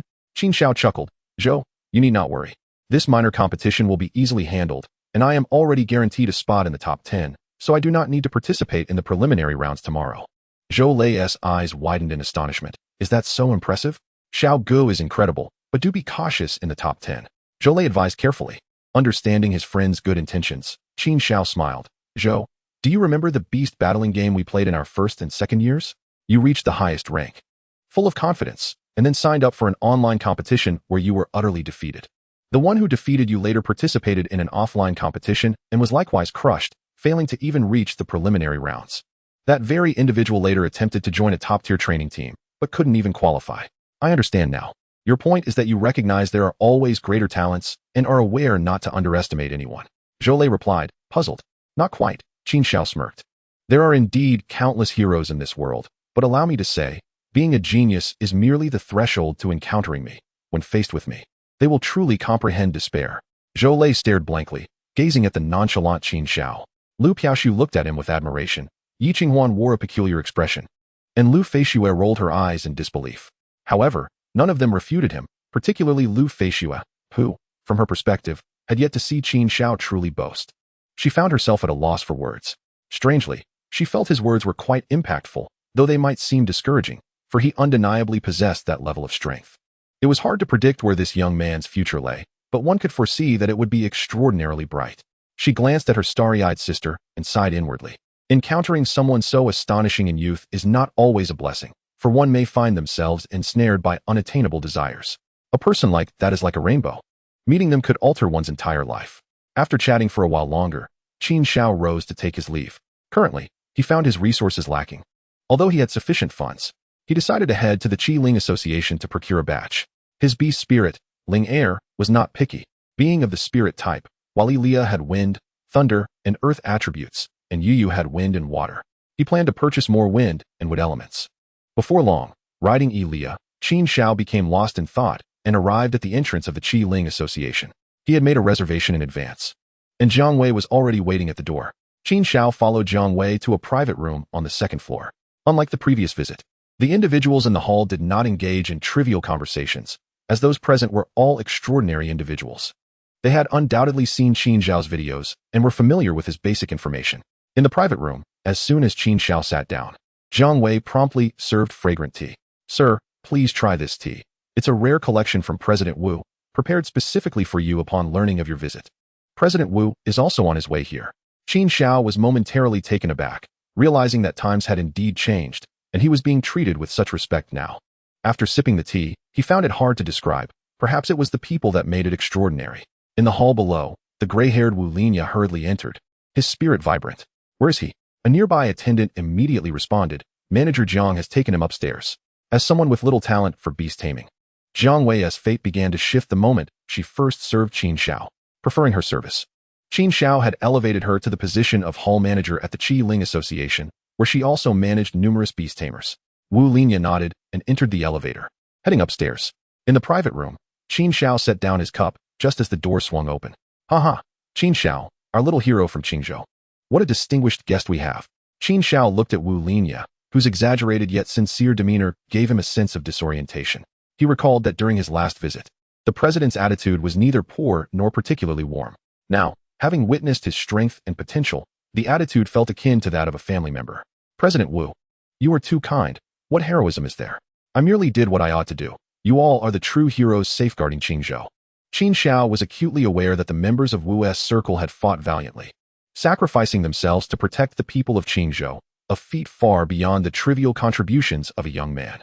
With genuine sincerity, Qin Xiao's demeanor caused Wu Linya to pause in surprise, but soon the joy on his face deepened. What a remarkable young man.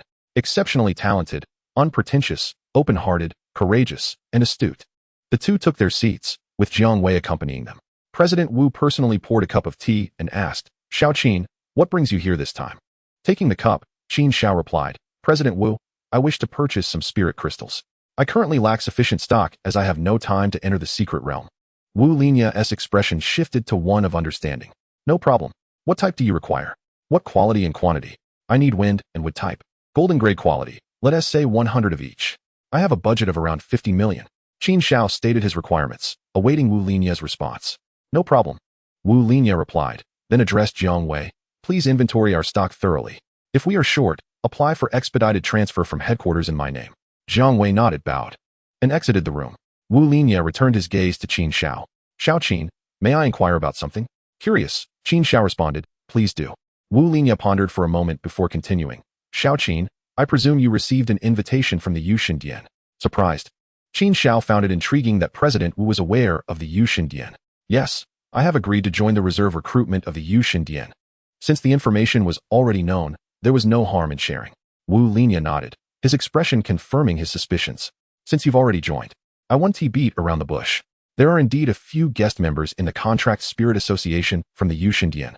They have communicated with me over the past few days and requested to know your interest in joining the Contract Spirit Association. It's important to note that this is not a binding agreement. Rather, it offers mutual support and resource exchange within the community." Upon hearing this, Qin Xiao was enlightened. No wonder they were aware of the Yushin Dian. It seemed this invitation stemmed from that. However, what did joining imply? Was there factional division within the Yushin Dian? Curious, he asked directly. Wu Linya promptly clarified, "Not exactly. The principles of the Yushin Dian are unwavering and cannot be altered. However, regarding its operational model, you will understand in due time. Once you become an official member and reach a certain level, you will have access to abundant resources. There is often a fixed circle for resource exchange, allowing for swift acquisition of what you need and assistance with resource allocation at times. This joining is non-compulsory, without obligations or responsibilities, merely a means of networking and collaboration. For even the strongest individuals must engage in communication." Though somewhat vague, Qin Xiao grasped the essence. Essentially, it resembled a council system, he speculated, as he had not yet reached that level. Nonetheless, it seemed promising. While everyone shared a common goal, there would inevitably be divergences and disputes. There likely existed a mechanism akin to council voting to facilitate decisions. Yet, given the absence of obligations, it appeared quite favorable. He was curious about the number of members in the Contract Spirit Association. Qin Xiao anticipated that if he ascended to that stature, he would undoubtedly carry several labels, Qingzhou and Huawu Yuling Academy. Thus, what difference would another label from the Contract Spirit Association make? Wu Linya observed Qin Xiao deep in thought and decided to further entice him. Xiao Qin, should you agree to become a guest member of the Contract Spirit Association, all resources will be fully accessible to you at cost price, with an annual subsidy of 1 billion until you become a formal member of the Yuxindian. Should you not attain formal membership, the subsidy and privileges will remain, although you would need to officially join the Contract Spirit Association then. How does that sound? Raising an eyebrow, Qin Xiao acknowledged the attractive terms. Nevertheless, he opted for caution. President Wu, please hold on a moment, Qin Xiao said, opening his wrist device to switch it to a visible mode, sending a message to Lu Qingxiao. Inquiring was harmless and would not cost him anything. He briefly outlined his situation and sent the message. Soon, Lu Qingxiao's response arrived. Of course, join. Not joining would be foolish. Why pass up such free benefits? For significant figures, it's merely a small investment for goodwill and opportunity. Once you grow, no one will be able to hinder you. I've already benefited from several organizations without having to step foot in the secret realm, soaring through my first 2 years in college. It's incredibly lucrative. Moreover, the Contract Spirit Association is no small entity. I hear it has considerable scale. I even wish to secure additional resources, but sadly, they haven't shown me any favors. Perhaps you could make an introduction? Senior sister will surely remember your kindness, and I'll arrange everything for you when you return to campus. Reading the lengthy message, Qin Xiao furrowed his brow. It seemed this abstract senior sister was not a viable option. All right, I'll inquire and get back to you, Qin Xiao replied. Concluding the conversation, reflecting on Wu Linya's invitation, he decided, I accept your offer. Wu Linya's eyes brightened. It was no small feat to persuade him, marking the completion of a significant task. After all, it was Wu Linya who submitted Qin Xiao's video. Securing such a prodigy before he emerged in the eyes of all factions would benefit everyone involved. Excellent, Xiao Qin. On behalf of the guest members of the Contract Spirit Association, I welcome you. However, due to certain special circumstances, they cannot communicate with you directly for now. They will reach out once you become a formal member. Qin Xiao nodded, finding this inconsequential. Since we've settled the matter, I will arrange the transfer for this year's subsidy, and the earlier batch of resources will be deducted from the funds, Wu Linya remarked, opening his wrist device to initiate the transaction. Before long, Qin Xiao's wrist device vibrated, revealing a real-time transfer of 950 million. His membership level in the Contract Spirit Association upgraded accordingly. The two engaged in a light conversation until Jiang Wei returned, first acknowledging President Wu before approaching Qin Xiao with spirit crystals. Sir, here are 200 spirit crystals, all of golden 3 to 7 stars. Qin Xiao casually examined them before accepting. After some further conversation, he took his leave. Upon returning to Yinshan Yuan, Qin Xiao settled onto the sofa and released several of his spirit beasts. Yu excitedly swam around the room. Yu, don't get mischievous and run outside. Qin Xiao cautioned the spirit beast that had stealthily approached the villa's entrance. Linger nestled in his embrace with the spirit crystals. Master, I'll prepare dinner, said Aaliyah, rising to fetch an apron from the kitchen door before entering the kitchen. Qin Xiao gradually relaxed, the day's events having dramatically altered his status, leaving him somewhat weary from the overwhelming influx of information. Bai Ling leaped onto his head, exclaiming, Master, let me give you a massage. Master. Yuyo also wants to massage you. As Yuyo spoke, observing Linger had vacated, she nestled into his embrace, playfully exposing her little belly and wagging her tail in invitation. Qin Xiao smiled faintly, amused by the cleverness of the little girl, eager for his attention. His large hand descended upon her, prompting Yuyo to emit a chirping sound instinctively. That warm, fleeting moment soon passed. The following day, Qin Xiao stood before a mirror, with Yulia kneeling behind him, gently adjusting his collar. Dressed in a dapper suit and with his hair styled in a mature manner, he prepared for the single-player competition. Although he was not required to compete, his presence was still necessary due to the day's memorial and commendation ceremonies. Reflecting on this, a heaviness filled the air. In the recent invasion by the Blood Spirit Society, numerous citizens and hundreds of soldiers had perished. Thankfully, due to timely alerts, the Blood Spirit Society had been unable to wreak havoc within the city or breach its protective barriers, instead heading directly to the square, thus minimizing casualties. At the Yusho Department Square, 3 days had passed, feeling like a lifetime. The immense crater, shattered ground, and collapsed buildings had mostly been repaired or cleared away. A light drizzle fell from the sky, and at the entrance, candles and flowers were densely arranged. On the side walls, portraits of the fallen soldiers and deceased citizens were displayed. The gathering crowd held flowers, dressed in solemn dark attire. Qin Xiao dismounted Yulia at a distance, walking slowly towards the square alongside her. Upon reaching the entrance, he paused, gazing at the martyr's wall, focusing on the first name in the front row, Deputy Commander Wu Hongwei. He was the highest-ranking military officer to perish in the Blood Spirit Society's attack, having fallen victim to a traitor's ambush, a lamentable fate. In the second row, a familiar face caught Qin Xiao's attention. He recalled their encounter upon exiting Yulia's secret realm, where his first impression was that the individual was a rather foolish second-generation military heir. Unbeknownst to him, this peculiar beast master, eager to grow stronger and prove himself, now found his name etched upon the wall. Qin Xiao pondered whether the young man had any regrets, whether he had fulfilled his desire to prove himself, or if he had achieved the goals he so fervently sought. Lost in thought, he noticed Xie Qingyuan assisting a white-haired woman approaching him. Clad in a black dress adorned with a white flower, her nameplate read Martyr's Family. Her eyes were red, and her complexion pale. Upon spotting Qin Xiao, Xie Qingyuan paused momentarily, giving a slight nod. The woman reached the martyr's wall, her lifeless gaze flickering with life as she stepped forward, trembling as she caressed her son's photograph.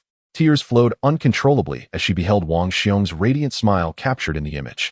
Qin Xiao departed, feeling a heaviness in his heart. The Dimensional Army, the Firelight Army, and the Night Watch Army were not merely protectors of the people. They were flesh-and-blood individuals, cherished by others. Upon arriving at the makeshift venue for the teleportation portal, Qin Xiao took his seat. Soon, the national single-player competition preliminary round and the memorial for the Qingzhou 629 bloodshed incident commenced. Mayor Yi Qingya ascended the podium, clad in a sleek black jumpsuit. Good morning to the citizens of Qingzhou, the soldiers of the three armies, and our compatriots watching the live broadcast from across the nation. She began, her tone somber and measured. On June 29th, the Blood Spirit Society brazenly attacked Qingzhou, utilizing a traitor to open a special two-way portal to invade our city. This tragic event resulted in the sacrifice of 117 soldiers and the loss of 35 citizens. Today, we gather with heavy hearts to once again honor and mourn the fallen martyrs and the departed citizens. Please rise, adjust your attire, remove your hats, and observe 3 minutes of silence. As her words concluded, thousands in the square rose in unison, bowing their heads in silence alongside countless viewers on screens across the nation. The 3 minutes of hushed reverence swiftly passed. Though they have departed from this world, their names and deeds shall forever reside in the hearts of the people of Qingzhou. May the martyrs rest in peace, their noble spirits enduring, and righteousness prevail. Chapter 83, The Firework Medal.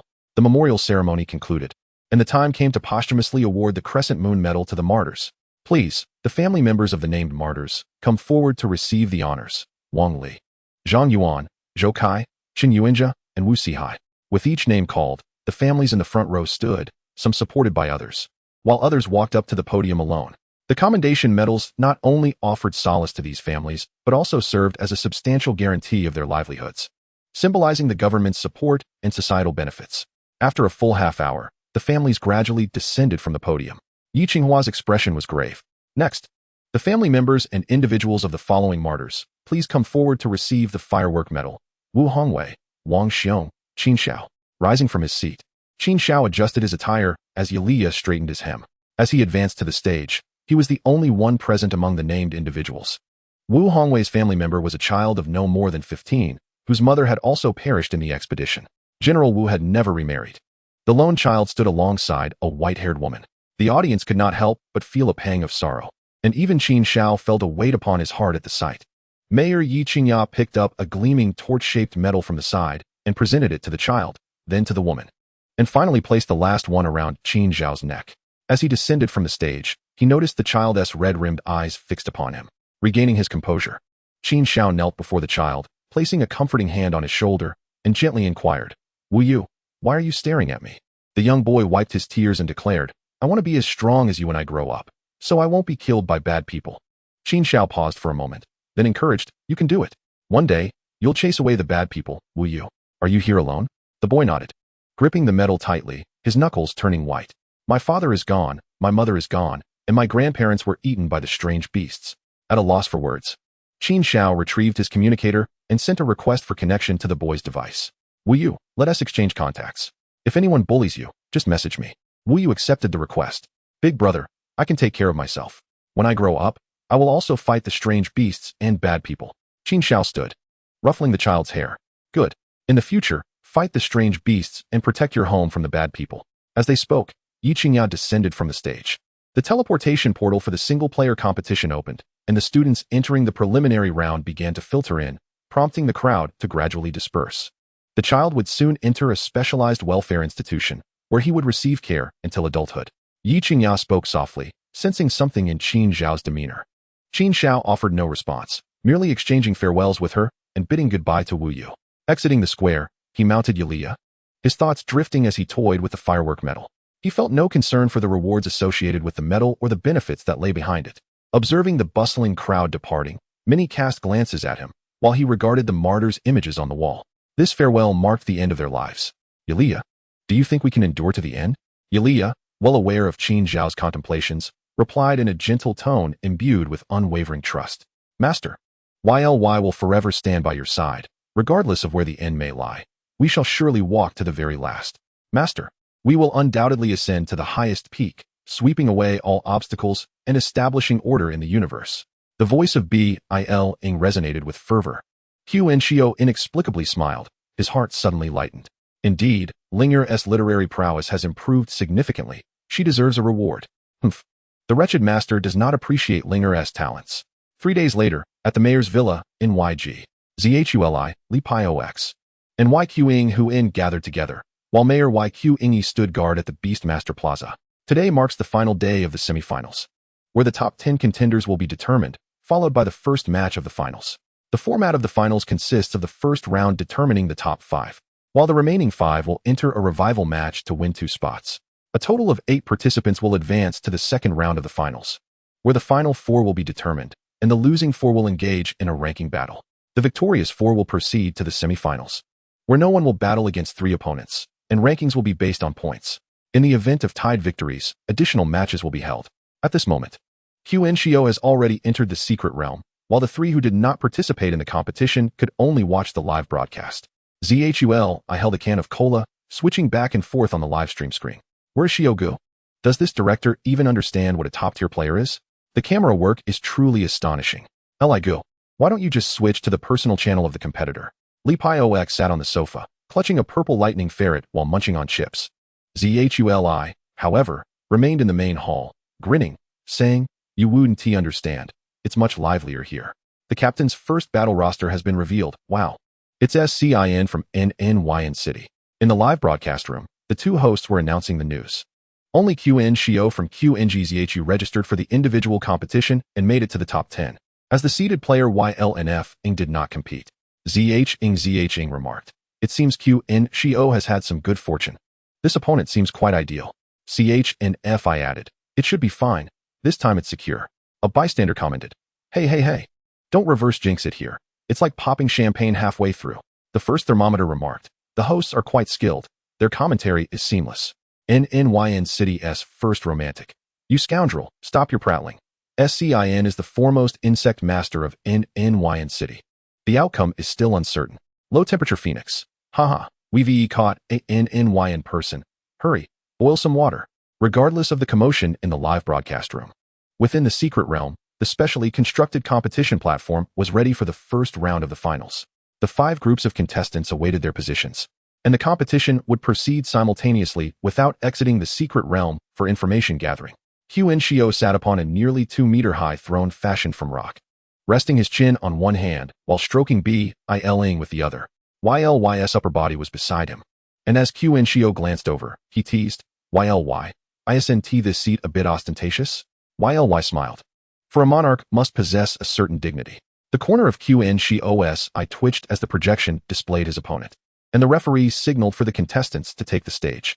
On the platform, his opponent was Scin from NNYN City. Qin Xiao nodded, not pondering much, and rose from the rocky throne, mounting YLY as they proceeded toward the arena. The surrounding contestants and some staff members regarded him with complex expressions. Everyone knew he was formidable, yet the videos were not particularly comprehensive, leaving doubts about the extent of his strength. Nevertheless, his aura and prestige effectively quelled the surrounding noise. On the platform, Qin Xiao cautioned YLY, My queen, take it easy, do not eliminate her outright. Although numerous healing beast masters surrounded them, a swift defeat would pose its own challenges. YLY nodded silently, her forehooves moving restlessly. Opposite them, a dark-skinned, fiery girl approached, accompanied by a vibrant butterfly. Scin's eyes sparkled with excitement as she tightly grasped her hands. Scin, with her slightly dark complexion, wore a flowing dress adorned with colorful patterns, and her face bore traces of unknown face paint. Qin Xiao observed her, muttering to himself. What is this girl so thrilled about? The referee, a middle-aged golden-tier beast master, stood at the center of the arena. Qin Xiao. NNYNSCIN. Please prepare yourselves. The use of enhancement items is prohibited in this match. Understood? Qin Xiao silently nodded. SCIN remained silent, retrieving a piece of fabric and a pin from her spatial bead. The referee, seeing both sides adequately prepared, stepped aside. YLY took 2 steps forward, elegantly conjuring a thunder spear in her hand, and declared with grace and confidence, I am YLY, Queen of the Moon Forests, MS and Tribe. I seek your guidance. The sparkle in SCIN's eyes intensified, her face flushed with excitement. Oh, how magnificent. Finally, SCIN spoke, rushing forward with her butterfly. YLY's gaze sharpened as she raised her weapon, sensing the impending danger. Qin Xiao quickly intervened. Wait, YLY, something feels off. YLY stepped back, observing SCIN rushing towards them with a dazed look. Qin Xiao, I admire you so much. I've watched all your videos. Can I have your autograph? Oh, and I concede. SCIN raised the colorful fabric while calling out to the referee in the corner. The referee, momentarily at a loss for words, could only maintain an awkward silence. Linger and Qin Xiao's arms squirmed slightly. Here we go again. Ahem, this isn't quite right. This is a competition arena. SCIN disregarded the objection, stating, It's fine. I've seen the videos. I can't possibly defeat you. My mother said I should just be happy. All right. Qin Xiao was left speechless, dismounting from YLY to awkwardly sign the colorful fabric. SCIN activated her wristband's camera function. Can we take a picture together? Sure. Qin Xiao, feeling stiff, was awkwardly embraced by the dark-skinned girl. Qin Xiao, could you please hold the signed fabric up in front of you? At this moment, Qin Xiao was somewhat bewildered, glancing instinctively at the referee, questioning his very existence. This will do. Qin Xiao, could you turn into a wooden figure for the photo? It doesn't have to be big. Just let me sit in your hand, please. Thank you. Qin Xiao, I need to go queue for the revival match. Goodbye. The dark-skinned girl blew a kiss and exited the platform. Qin Xiao, feeling somewhat strange, returned to his throne. Sitting upon the rocky seat, he belatedly asked, Linger, did I just get manipulated? Linger rolled her eyes, clearly having been taken advantage of. That girl's expression was one of sheer bliss. Meanwhile, the live broadcast room erupted with chaos. Various viewers furiously criticized the apparent bias, lamenting why the person on stage was not themselves. Qin Xiao sat expressionless on his throne, ignoring the intentional and unintentional glances from the broadcasting cameras. His emotions were complex as he maintained a stoic facade. Due to finishing the battle early, Qin Xiao was the first to return to the preparation area. However, due to information restrictions, he could not observe the other platforms, leaving him to wait in boredom. Approximately half an hour later, medical personnel hurriedly moved about. After another half hour, the first round of the finals finally concluded. Qin Xiao felt little, only perceiving it as somewhat trivial. On the big screen, the final list of the top 5 and the 3 victors of the revival match appeared, alongside the second round's matchups. Qin Xiao, NXZHU XingZH. In the prestigious capital, Su Xingdou and Wu Shanyu from the north of Dolua Mountain, alongside Ning Yunming and Yunfu Kaiyun from the southern regions, and Zhang Yu and Ming Yuan from the coastal areas, gathered together. 5 young men and 3 young women, all distinguished prodigies hailing from various cities across the nation, stood together. Qin Xiao glanced over the personal profiles of these individuals, which bore no intelligence-related information. To his disappointment, apart from himself, it appeared that none of them were common folk. All were born into illustrious families, enjoying the privilege of abundant resources from the moment they awoke. Each possessed at least a purple-level talent, leaving one to ponder whether this was due to extraordinary items or their own innate awakening. Their summoned beasts were primarily offspring of their family elders or powerful beasts meticulously cultivated. The arena had been restored, and the contestants' injuries and conditions were fully healed. The second match of the finals commenced officially. Qin Xiao ascended to the first arena once again. From another direction, a tall and poised young man approached the stage. Zhou Xingzhu, a silver 10-star beast master, wielded 2 summoned beasts, though Qin Xiao had yet to observe even one. Perched upon the back of Yulia, Qin Xiao quietly observed his opponent, appearing relaxed, while Zhou Xingzhu bore a serious expression. It was likely that these prodigies had watched his combat videos, possessing a deeper understanding of his abilities than what was conveyed online. Zhou Xingzhu took his stance, and the referee stepped forward to announce the rules and signal the beginning of the match. Taking a deep breath, Zhou waved his hand, and a long spear materialized in his grasp, glimmering coldly with a hint of crimson light. Qin Xiao was somewhat astonished. Was this an equipment or a summoned beast? However, given the rules prohibiting special equipment, it must be a summoned beast. Yet, did such a type of summoned beast even exist? The spear emanated tendrils of black and red mist, gradually coiling around Zhou Xingzhu. Without uttering a word, he charged toward Yulia. Yulia summoned a thunder spear with a wave of her hand, her 3-meter height giving her a distinct advantage. She struck down with her hoof. Zhou Xingzhu executed a sliding maneuver, thrusting the spear toward Yulia's abdomen. Yulia's expression soured. While combat was to be expected, such an attack was rather vexing. Earth and stone surged upward, lifting Yulia and using the force of the impact to retaliate against Zhou Xingzhu. Zhou remained silent. Yet the force of his thrust was already waning, and he had no choice but to endure the blow. A tremendous clang echoed as Zhou was sent flying. However, as he rolled, a piece of armor, matching the style of his spear, appeared around him, effectively mitigating the impact. Zhou leaped from the ground, hurling the spear directly at Yulia. In response, Yulia also threw her thunder spear, deflecting his attack. The long spear lodged itself at an angle in the ground, trembling as Zhou Xingzhu approached. With the empty-handed Zhou drawing near, the spear seemed to be moved by an unseen force, rising once more into his hand. In the blink of an eye, Zhou was upon Yulia. Although Yulia had yet to position her thunder spear, she commanded the earth and stone to directly assault Zhou. He persistently shattered the stone spikes, stubbornly advancing toward Yulia. Clad in this armor, Zhou's attack power and speed were immensely augmented. As Zhou drew closer, his expression grew increasingly grave. This was exceedingly difficult. What manner of monster was Qin Xiao? Merely relying on a previously unimpressive Centaur summoned beast from the videos, he could withstand Zhou's full-on assault. Under the enhancement of his armor, Zhou felt capable of battling and even triumphing over a golden-tier extraordinary beast.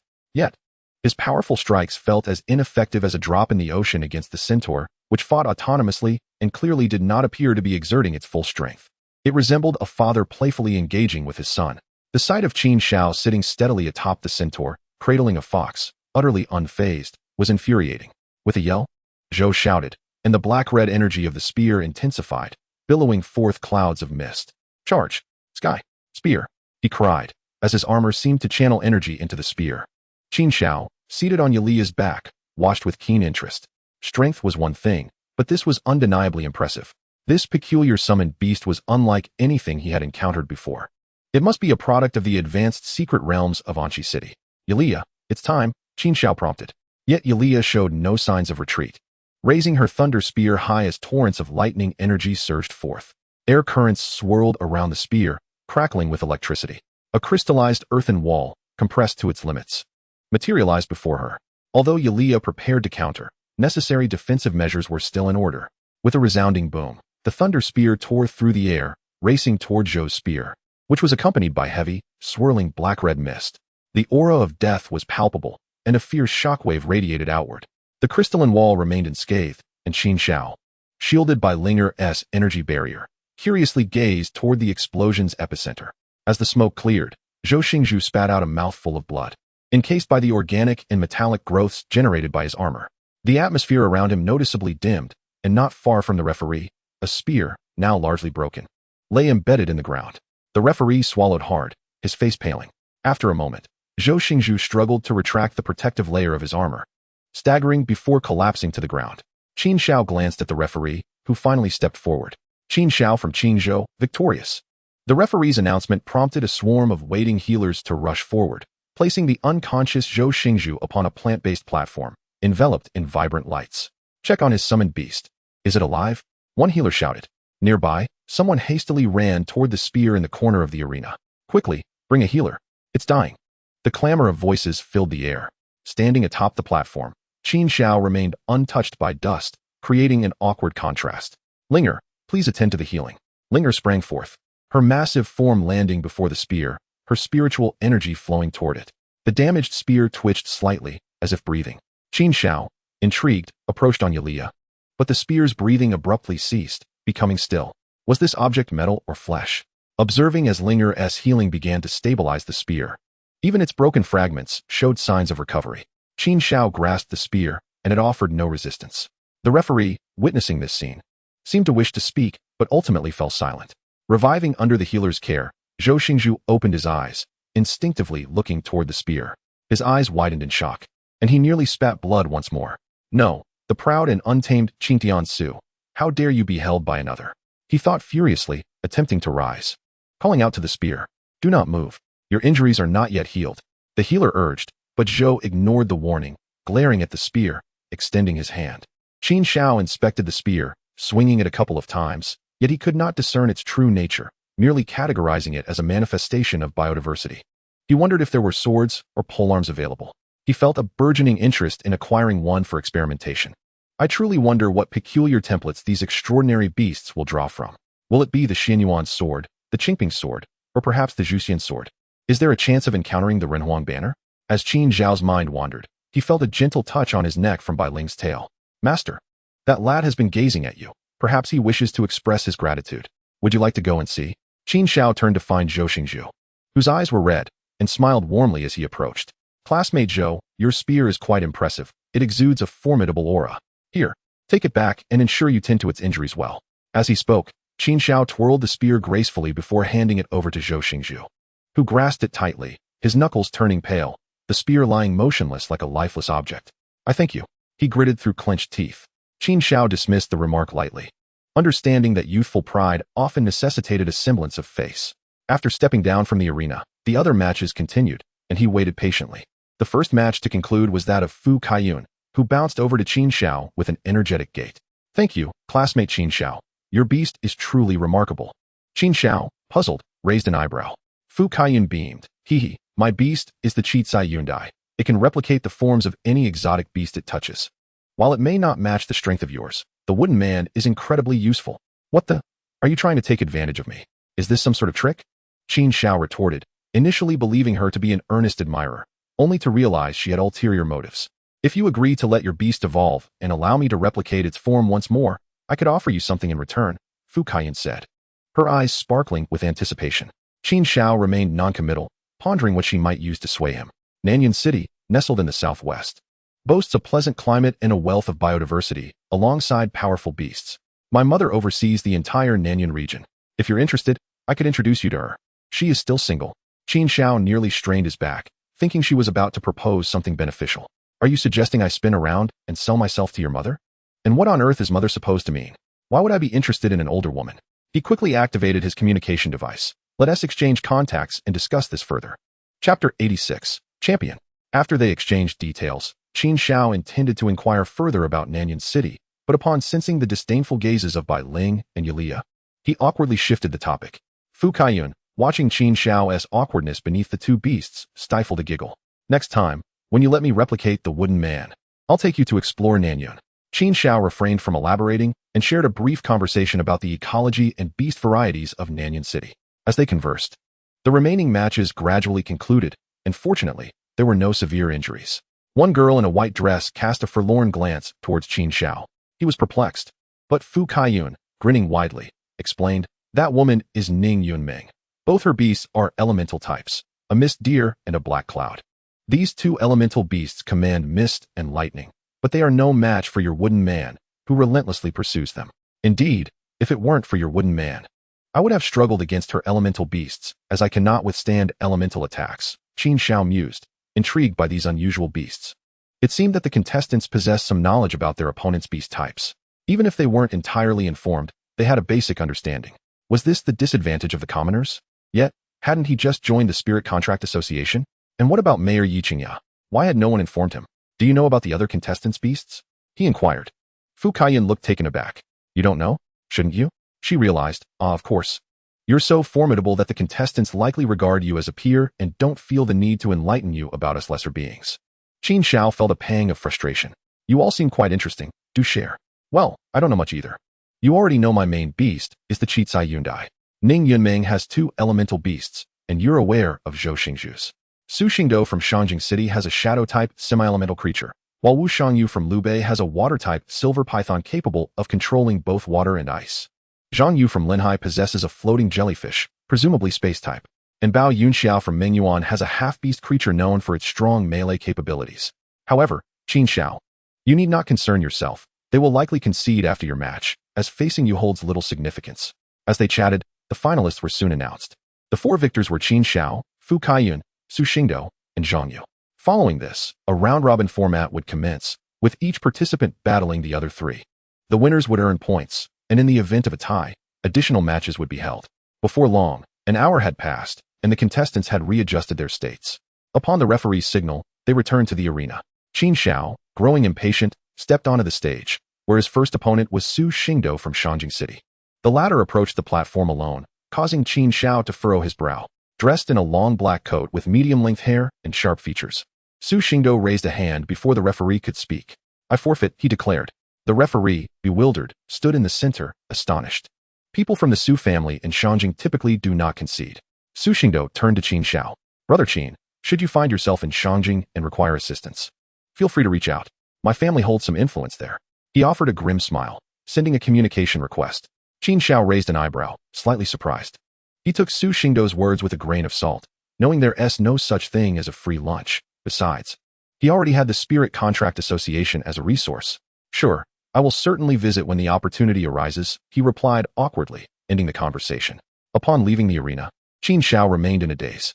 About half an hour later, the event organizers approached him. "Classmate Qin Xiao, based on the previous participants' decisions, the other two contestants have chosen to forfeit against you. Congratulations, you have secured the championship in advance." "What?" Qin Xiao was taken aback. Was he being isolated? It seemed no one wanted to compete with him. Soon, he followed the organizers to a makeshift office adorned with tables and floral decorations, the venue for the upcoming award ceremony. "Please wait here for a moment, classmate Qin Xiao. The rankings will be finalized shortly, and the awards will be presented here." Gazing at the empty hall, Qin Xiao felt utterly speechless. He randomly selected a seat and closed his eyes to take a brief respite. In the live broadcast room, millions of viewers watched Qin Xiao resting, the comments flooding the screen. The two hosts were left speechless, attempting to highlight the champion from Qingzhou while he was asleep, with no words to share, as the championship was already secured. Zhang Zheng. Ahem, it appears that classmate Qin Xiao's prowess has been entirely acknowledged by everyone. Chen Fei. Indeed. Congratulations to classmate Qin Xiao for reaching the pinnacle of the high school league and bringing glory to Qingzhou. Approximately an hour later, individuals began to enter the hall in succession. Contestants from various cities, including the top 10 competitors, had all arrived. Neither the staff nor the participants made any attempt to awaken the sleeping figure. The top 10 prodigies who had just descended from the stage felt somewhat awkward, questioning whether their rank and honor meant much at all. Just look at him. Unfazed by praise or disgrace, he displayed the known limits of this year's competition. With a silver-tier triumph over the Blood Spirit Association and easily claiming first place in the College Entrance Examination League, he had reached the national zenith, all while soundly asleep at the awards ceremony. Fu Kaiyun, noticing Qin Xiao peacefully slumbering, could not help but smile as she took a seat beside him, flashing a peace sign to the camera capturing the moment. The remaining top 10 competitors settled into their seats, thus marking the complete assembly of this year's elite young talents in the College Entrance Examination League. A striking figure emerged from backstage, and the host of the event took to the stage. As the champion of the College Entrance Examination League, the mayor of the winning city would present the awards. Yi Qingya, clad in a fitted black gown adorned with a sparkling spirit gem, radiated elegance. Chapter 87, Invitation. Let us extend a warm round of applause as we invite the top 10 competitors of this year's National College Entrance Examination solo competition to the stage. The host greeted the audience and proclaimed with fervor. Thunderous applause erupted from the crowd. Fu Kaiyun, Zhou Xingzhu, Su Xingdou, and others stood gracefully. Classmate Qin Xiao, it is time for your award. Fu Kaiyun gently tugged at Qin Xiao's sleeve. Qin Xiao opened his eyes, momentarily disoriented by the bright lights on his face. He instinctively stood up. He had truly fallen asleep, reassured by the safety of the venue and the watchful presence of Ilya in the spirit realm. As they approached the podium, the host, microphone in hand, positioned himself before Qin Xiao. Classmate Qin Xiao, as the champion of this solo competition, signifies your status as the strongest among this year's college entrants. Do you have any intentions regarding your choice of school? Qin Xiao was taken aback, glancing instinctively at Yi Qingya, the mayor standing beside him, her hair elegantly styled, her complexion radiant, with the spirit gem on her chest gleaming. Can I mention the guaranteed admission? Yi Qingya clearly understood his hesitation and blinked knowingly.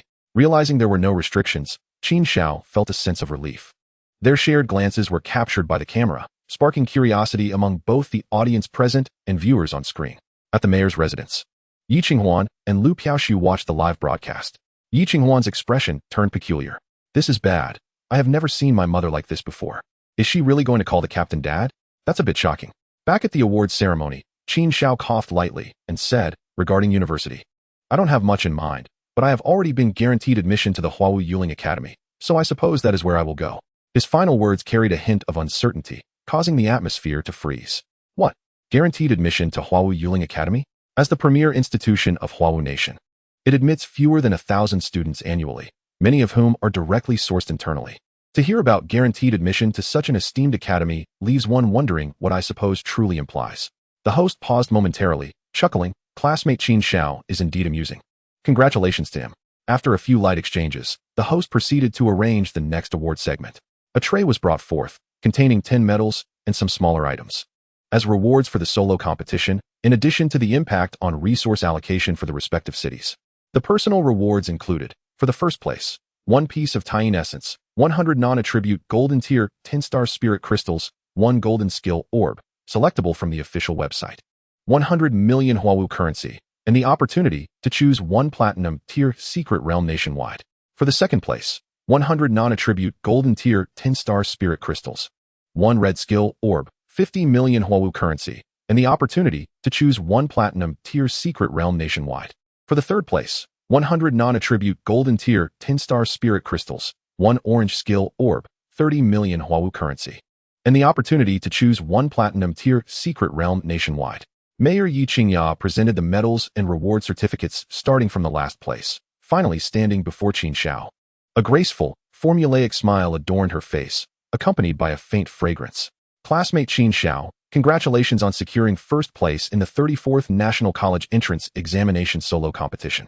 As she spoke, Yi Qingya took the medal from the tray, not handing it directly to him, but instead leaning down to personally affix it to his chest. After adjusting the medal and Qin Xiao's collar, she picked up a crescent-shaped gem and a spatial orb to present to him.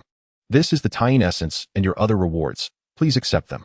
Qin Xiao accepted the items, examining the Qilin essence. Do you still need this, Mayor? Yi Qingya hesitated. Recalling their previous conversation and the miraculous healing she had received, her cheeks flushing. Ahem, I no longer need it, classmate Qin Xiao. After your treatment, my injuries have mostly healed. You should keep it to enhance your abilities. As they conversed, their dialogue continued. With only a couple of individuals nearby unaware of the content of their exchange, observers could only see Yi Qingya's flushed face, punctuated by occasional smiles. Fu Kaiyun observed Yi Qingya's countenance, and then glanced at her figure, subconsciously comparing her to her mother. Though there was a slight height difference, her mother was not lacking in stature. The host, witnessing the two's shared smiles, felt compelled to interject. Ahem. Thus concludes the introduction of the 34th National College Entrance Examination Solo Competition. Thank you all for tuning in. With that, the crowd gradually dispersed from the hall, and the remaining top 10 competitors flocked toward Qin Xiao, eagerly greeting him and exchanging contact information. It was evident that, while these prodigies might not achieve great heights, someone like Qin Xiao was destined to become a significant figure in the future. Having already demonstrated the ability to withstand platinum-tier cultists, he had seemingly surpassed his vulnerable phase and was growing stronger at an astonishing rate. As the crowd thinned, Qin Xiao and Mayor Yi Qingya walked side by side toward the teleportation portal. Qin Xiao, do you have any plans for the month leading up to your admission to the Yuling Academy? Upon hearing the mayor's inquiry, Qin Xiao paused momentarily. Well, I haven't thought it through yet, but for now, I suppose I should advance to the golden tier and then contract some new spirit beasts.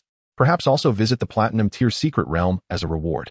Yi Qingya comfortably followed behind Qin Xiao, her fitted gown and high heels necessitating a slow pace to avoid any mishaps, while Qin Xiao matched her pace, clearly considerate of her. For reasons unknown, Yi Qingya felt a flutter of excitement, reminiscent of her university days, and instinctively spoke up. Once you advance, would you like to team up with me to explore the diamond tier secret realm? The resource rewards for this year have just been released, and I have yet to find suitable teammates. Qin Xiao halted, surprised by her suggestion. Yi Qingya met his gaze, her ears slightly flushed. Mayor, would it be inappropriate for me to join? Even if I level up, I would only be at the golden tier. Am I even eligible? She instinctively tucked a strand of hair behind her ear. In truth, the diamond tier secret realm is not solely designed to confront the diamond tier, and your strength is not inferior to mine. After this advancement, I anticipate you will only grow stronger, making you entirely capable of participating in this secret realm. At this juncture, Yi Qingya hesitated for a moment. However, during our last entry into the secret realm, our quartet suffered a casualty, and the risks remain considerable.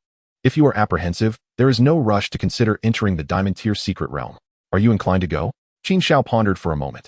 This is, after all, the diamond tier secret realm. Merely qualifying to enter signifies access to resources. Hesitation is futile. Not going would be foolish. Of course, I shall go, esteemed mayor. provided there are no issues on your end. Yi Qingya's eyes brightened, and a smile graced her lips. Very well, since you have agreed, I shall submit the information. I will send you the details of the secret realm shortly for your perusal. Chapter 88, The Golden Skill Orb. After conversing with the esteemed mayor for a while, Qin Xiao took his leave from the secret realm. He had a plethora of tasks to attend to over the next few days, claiming rewards, organizing resources, planning subsequent routes, and most importantly, advancing. Soon, Qin Xiao rode back to his villa on Yulia. He instinctively glanced at Bu Feifei's courtyard, where the door was tightly shut. Yet the roses and unknown red flowers within bloomed vibrantly. Master, those flowers are truly beautiful, Linger exclaimed, perched atop his head, her tone brimming with eagerness. Qin Xiao scratched his head, and Linger wriggled her rear in response to the scratch, pondering the appropriateness of her desire, considering this was someone else's territory. What does it matter? Such a cult member requires no adherence to any moral code. Seize what you can. Qin Xiao was taken aback. Although he found the notion somewhat peculiar, it seemed to possess a certain logic. Linger indeed had a penchant for peculiar flowers. Qin Xiao activated his wristband and sent a message to Bu Feifei. Hey, Feifei-chan, the red flowers in the courtyard have bloomed. I hope you don't mind if I take some. Ding. Instant reply. Bu Feifei. Image of cherry blossoms. They are indeed lovely. What a pity. Qin Xiao was startled and scrutinized the image closely, yet it bore no clues as to its origin. Bu Feifei, that flower is called the Sijihua. A beautiful bloom from my homeland. It brings back fond memories. Please take good care of them. After exchanging a few more messages, the conversation fell silent. Qin Xiao felt exasperated. He contemplated reporting the matter, but since there might be valuable information to glean, thus he hesitated. Well then, go ahead and tend to them. Don't let them get stripped bare. Linger joyfully leapt from his head and dashed toward the thicket of red, thorny flowers. She uprooted a substantial patch. Master, hurry and store this in the space. Qin Xiao's eyes twitched in disbelief at her relentless enthusiasm. He collected the red flowers, while Yulia picked one and brought it to her nose. Master, this flower exudes a potent essence of nature, although it contains some toxins. Qin Xiao remained noncommittal. After all, the Sijihua was not an innocuous name. He was unsure whether this plant was in, but it seemed ordinary enough. Turning to leave, he and his companions soon returned to their villa. Yu burst forth from the space, flitting around the room. Qin Xiao settled onto the sofa and retrieved the rewards from the recent competition, the Taiyin essence and a golden tier spirit crystal. He first grasped the Taiyin essence, channeling his spiritual energy to absorb it. A chilling sensation enveloped him, invigorating his mind as if he had undergone a refreshing cleanse. His talent elevated from green to blue. It had been a challenging journey, from a white talent to now being an elite with blue talent. Qin Xiao, feeling quite pleased, picked up the golden tier spirit crystal. Emboldened by his current state to attempt a breakthrough into the golden tier, he lightly closed his eyes to absorb its energy, sensing the flow of spiritual power. An hour later, he conceded defeat. Blue talent is utterly useless. Damn it. Linger, Yu, come here. The frolicking Linger and Yu rushed towards him. Now, don't say that your master doesn't care for you too, especially you, Linger. You are the lowest tier. You must strive harder. You are at silver 8 stars. And yet you still sleep soundly? Just look at Yu. Qin Xiao spoke earnestly, prompting Yu to excitedly flutter about before nestling into his embrace. Bai Ling lay on the sofa, turned away from him, sulking. Qin Xiao smirked, reaching out to stroke Bai Ling's 2 long tails. You have 20, and Yu has 20. Make sure to absorb them diligently. As he spoke, Qin Xiao cradled Bai Ling in his arms. He allocated 20 spirit crystals each to Jinmu and Yulia, reserving the remaining 20 for emergencies. He had no expectations for his own advancement. His primary focus now lay on Yulia and Linger. With their advancements, he would undoubtedly surge into the golden tier. Jinmu and Yu were already at the golden tier, and short-term ascension would yield minimal returns. After distributing the spirit crystals and sending Linger and Yu off to absorb them, Yulia headed to the kitchen. Only then did Qin Xiao activate his wristband and log onto the official website of Huawu Kingdom. He still possessed a golden skill orb, which was no trivial matter. After searching for some time, he finally located the section for the top 10 national rewards from the college entrance examination. He clicked in, entered his student ID number, password, and underwent iris and genetic verification. The system automatically redirected him to select from the inventory of golden skill orbs. Upon inspecting the inventory, Qin Xiao was at a loss for words. What a rare opportunity. Huawu Kingdom's inventory contained merely 5 golden skill orbs. This was utterly absurd. He could not discern whether they were genuinely so rare or simply in high demand. Patiently, Qin Xiao clicked on each of the 5 skill orbs. Thunder Command, Mastery over the lightning element. Shadow Traverse, Freedom of movement in the shadows. Golden Gleam, emitting intense golden light that temporarily solidifies all objects illuminated by it, requires synergy with light abilities. Silent Mist C, releasing a dense fog, within which all sound sources are relentlessly attacked by the mist, requires synergy with water abilities. Mark, release 1 to 3-dimensional markers that can sense and track across dimensions, requires synergy with space abilities. These 5 golden skills are indeed remarkable.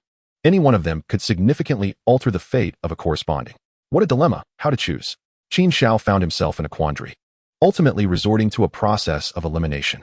First to be dismissed was Golden Gleam. 1. He was uncertain of its potency. He could not gauge the skill's confinement effect. 2. He had no to complement this skill. He currently lacked a light type. Next to be excluded was Shadow Traverse, a skill seemingly suited for a powerful assassin. However, for the same reasons, it was incompatible with Qin Xiao's current. Although it appeared similar to Thunder Command in that it directly enhances a certain attribute of the rather than being a singular attribute skill, it was still not ideal for him. After all, if he were to contract a Shadow-type assassin, 2 or 3 Shadow-type golden skills along with other colored skills would suffice, rendering this skill unnecessary. The third to be eliminated was Thunder Command, primarily due to its compatibility with Yulia, yet her wind and thunder powers were already sufficient. Qin Xiao was also uncertain if this skill would stack. If it did not, that would be a significant loss. Even if it could, it would be challenging to elevate it to a colored skill. Moreover, the skills of his would naturally improve with their tier advancement, which was the strength of the divine template. The acquired ability is rooted in attributes and will grow in accordance with strength. At last, the remaining 2 skills were Silent Mist C and Mark.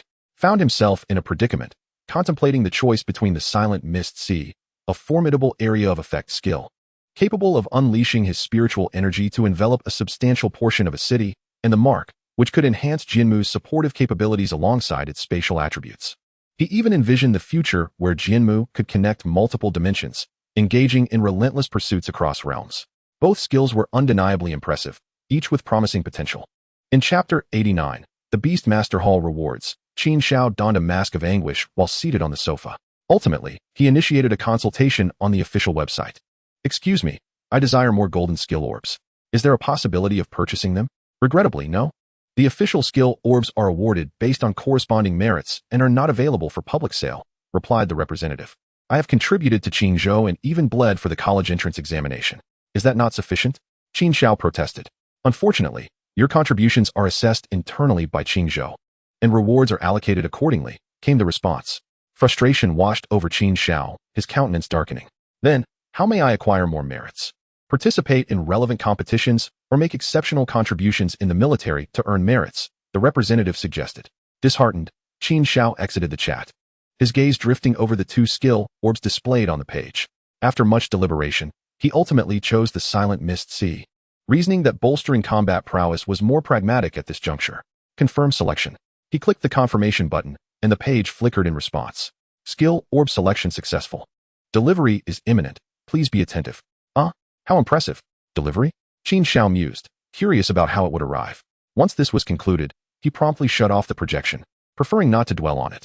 Aaliyah, he called out.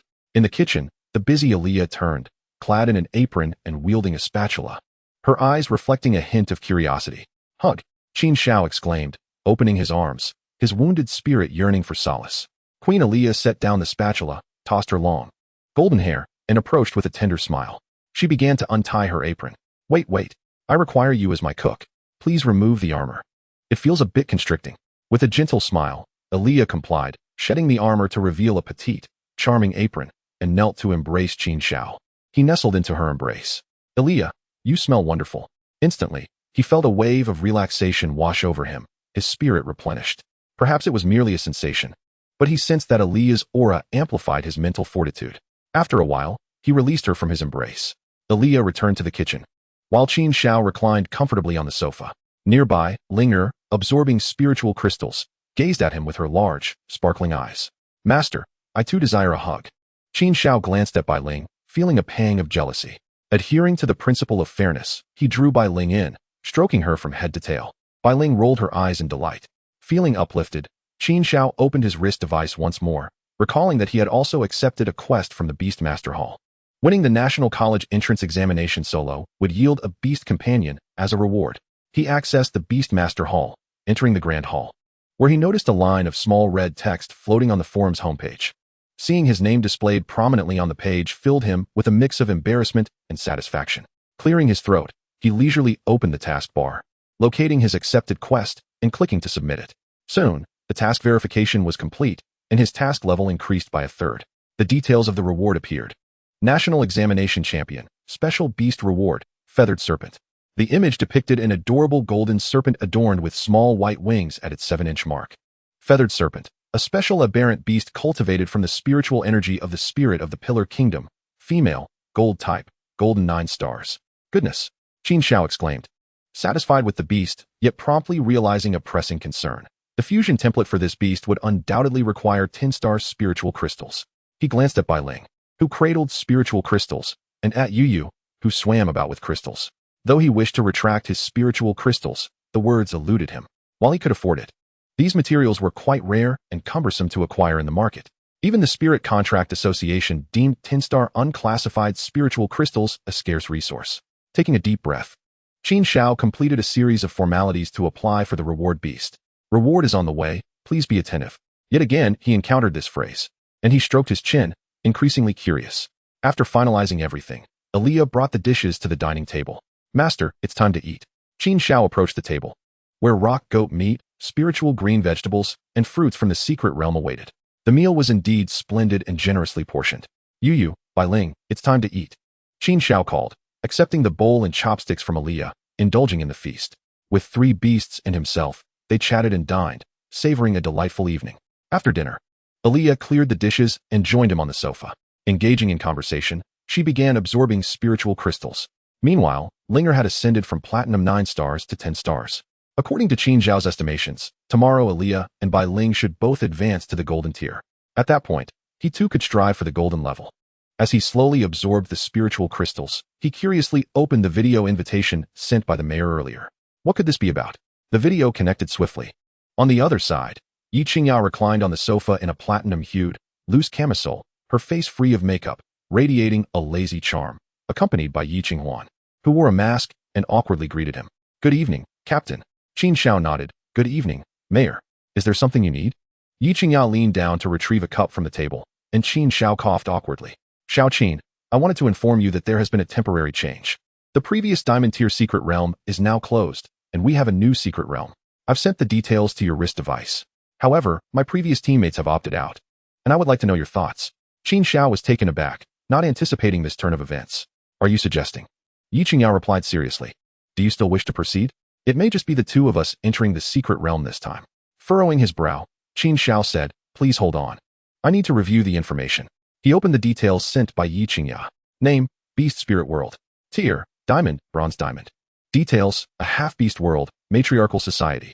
With a relatively developed social system, yet backward productivity, populated by various races and city-states and villages, with 3 major resource points in the secret realm. Suggestion, those capable of beast transformation or fusion with beast companions should enter. Platinum tier is optimal. Pure humans will find it exceedingly challenging in this secret realm. Goodness. A paradise for beast tamers. Qin Xiao thought, realizing why the mayor's teammates had chosen to withdraw. Yet, it seemed the mayor could merge with the Honglian Firefox. Chapter 90. Advancing to the Golden Tier. Esteemed mayor, what is your intention? After reviewing the materials, Qin Xiao felt rather indifferent. The pure humanoid form is somewhat cumbersome, yet he could still merge with Jianmu. Moreover, Elia should fare quite well in this situation. Yi Qingyao, holding a cup, exhibited a faint blush on her cheeks. I believe it is worth a try. The uniqueness of this secret realm has yet to be thoroughly explored. Although the information is scant, it also signifies the availability of more first-hand resources. Qin Xiao nodded. Since you, esteemed mayor, find it acceptable, let us proceed. With just the 2 of us, there should be no significant issues. Yi Qingyao concurred, stating, very well, I shall officially register. We plan to enter the secret realm the day after tomorrow, and there are no time constraints. Please prepare on your end, and come to the Beastmaster Department on the morning of the day after tomorrow. Understood, esteemed mayor, Qin Xiao replied, briefly discussing any essential items to bring before ending the communication. At the mayor's residence, Yi Qinghuan scrutinized her mother with a peculiar gaze beneath her facial mask. My esteemed mayor, is this secret realm truly indispensable? Yi Qingyao, oblivious to her daughter's scrutiny, also prepared to apply her mask. Of course, this is a diamond tier secret realm. Moreover, since my beast perished last time, I have yet to acquire a new one. I intend to bond with a new beast. The materials indicate that this realm operates under a matriarchal system. Yi Qing'ao affirmed, indeed, it is still within a tribal settlement structure, with a diverse array of races. Yi Qinghuan's expression grew strange. However, the materials state that male beings here are relegated to the status of servants or even slaves, holding a remarkably low position. Are you idle? Once your mask is off, hurry and wash the dishes, then get to bed. Yi Qingyao retorted with irritation. Yi Qinghuan removed her mask. I fear the esteemed mayor may have ulterior motives, luring unsuspecting young men in search of companions. With that, she tiptoed away. Yi Qingyao attempted to catch her. But upon seeing her daughter's escape, she exclaimed irritably, "Can't you ever think of me?" Unaware of the events unfolding, Qin Xiao focused intently on the materials. It appeared to be merely a matriarchal society of half-beasts, seemingly lacking in anything extraordinary. However, 3 already identified resource points piqued his interest. Given the existing foundation of societal civilization, the largest and safest resource point is undoubtedly the royal city of this secret realm, Swan City, known as the gathering place of the most powerful tribes. However, acquiring resources and benefits here can be quite troublesome, necessitating a certain exchange of value. If one opts for a no-cost venture and hunts independently, 2 other discovered resource points are rather intriguing. The official designates 2 wilderness resource points as the Endless Forest and the Bloody Cavern. One is a vast forest situated to the southeast of the secret realm, randomly populated with numerous exotic beasts and several intelligent races. This reminded Qin Xiao of Ilia's tribal secret realm, suggesting similarities. The other belongs to a unique topography of this secret realm, featuring an alternative ecological mechanism beneath. The exotic beasts here have been assigned names familiar to human society, such as goblins and gremlins. In essence, this is a complete tribal era, with barely any significant settlements, where exotic creatures primarily belong to the dark and flesh categories. As for more information, the authorities have yet to disclose it, possibly indicating that comprehensive reconnaissance is still incomplete. After studying the materials for a while and checking his inventory from the demon realm, Qin Xiao ascended the stairs with Ilia and Bai Ling, preparing to rest. The following day, in the basement, Ilia, Bai Ling, and Qin Xiao sat in meditation.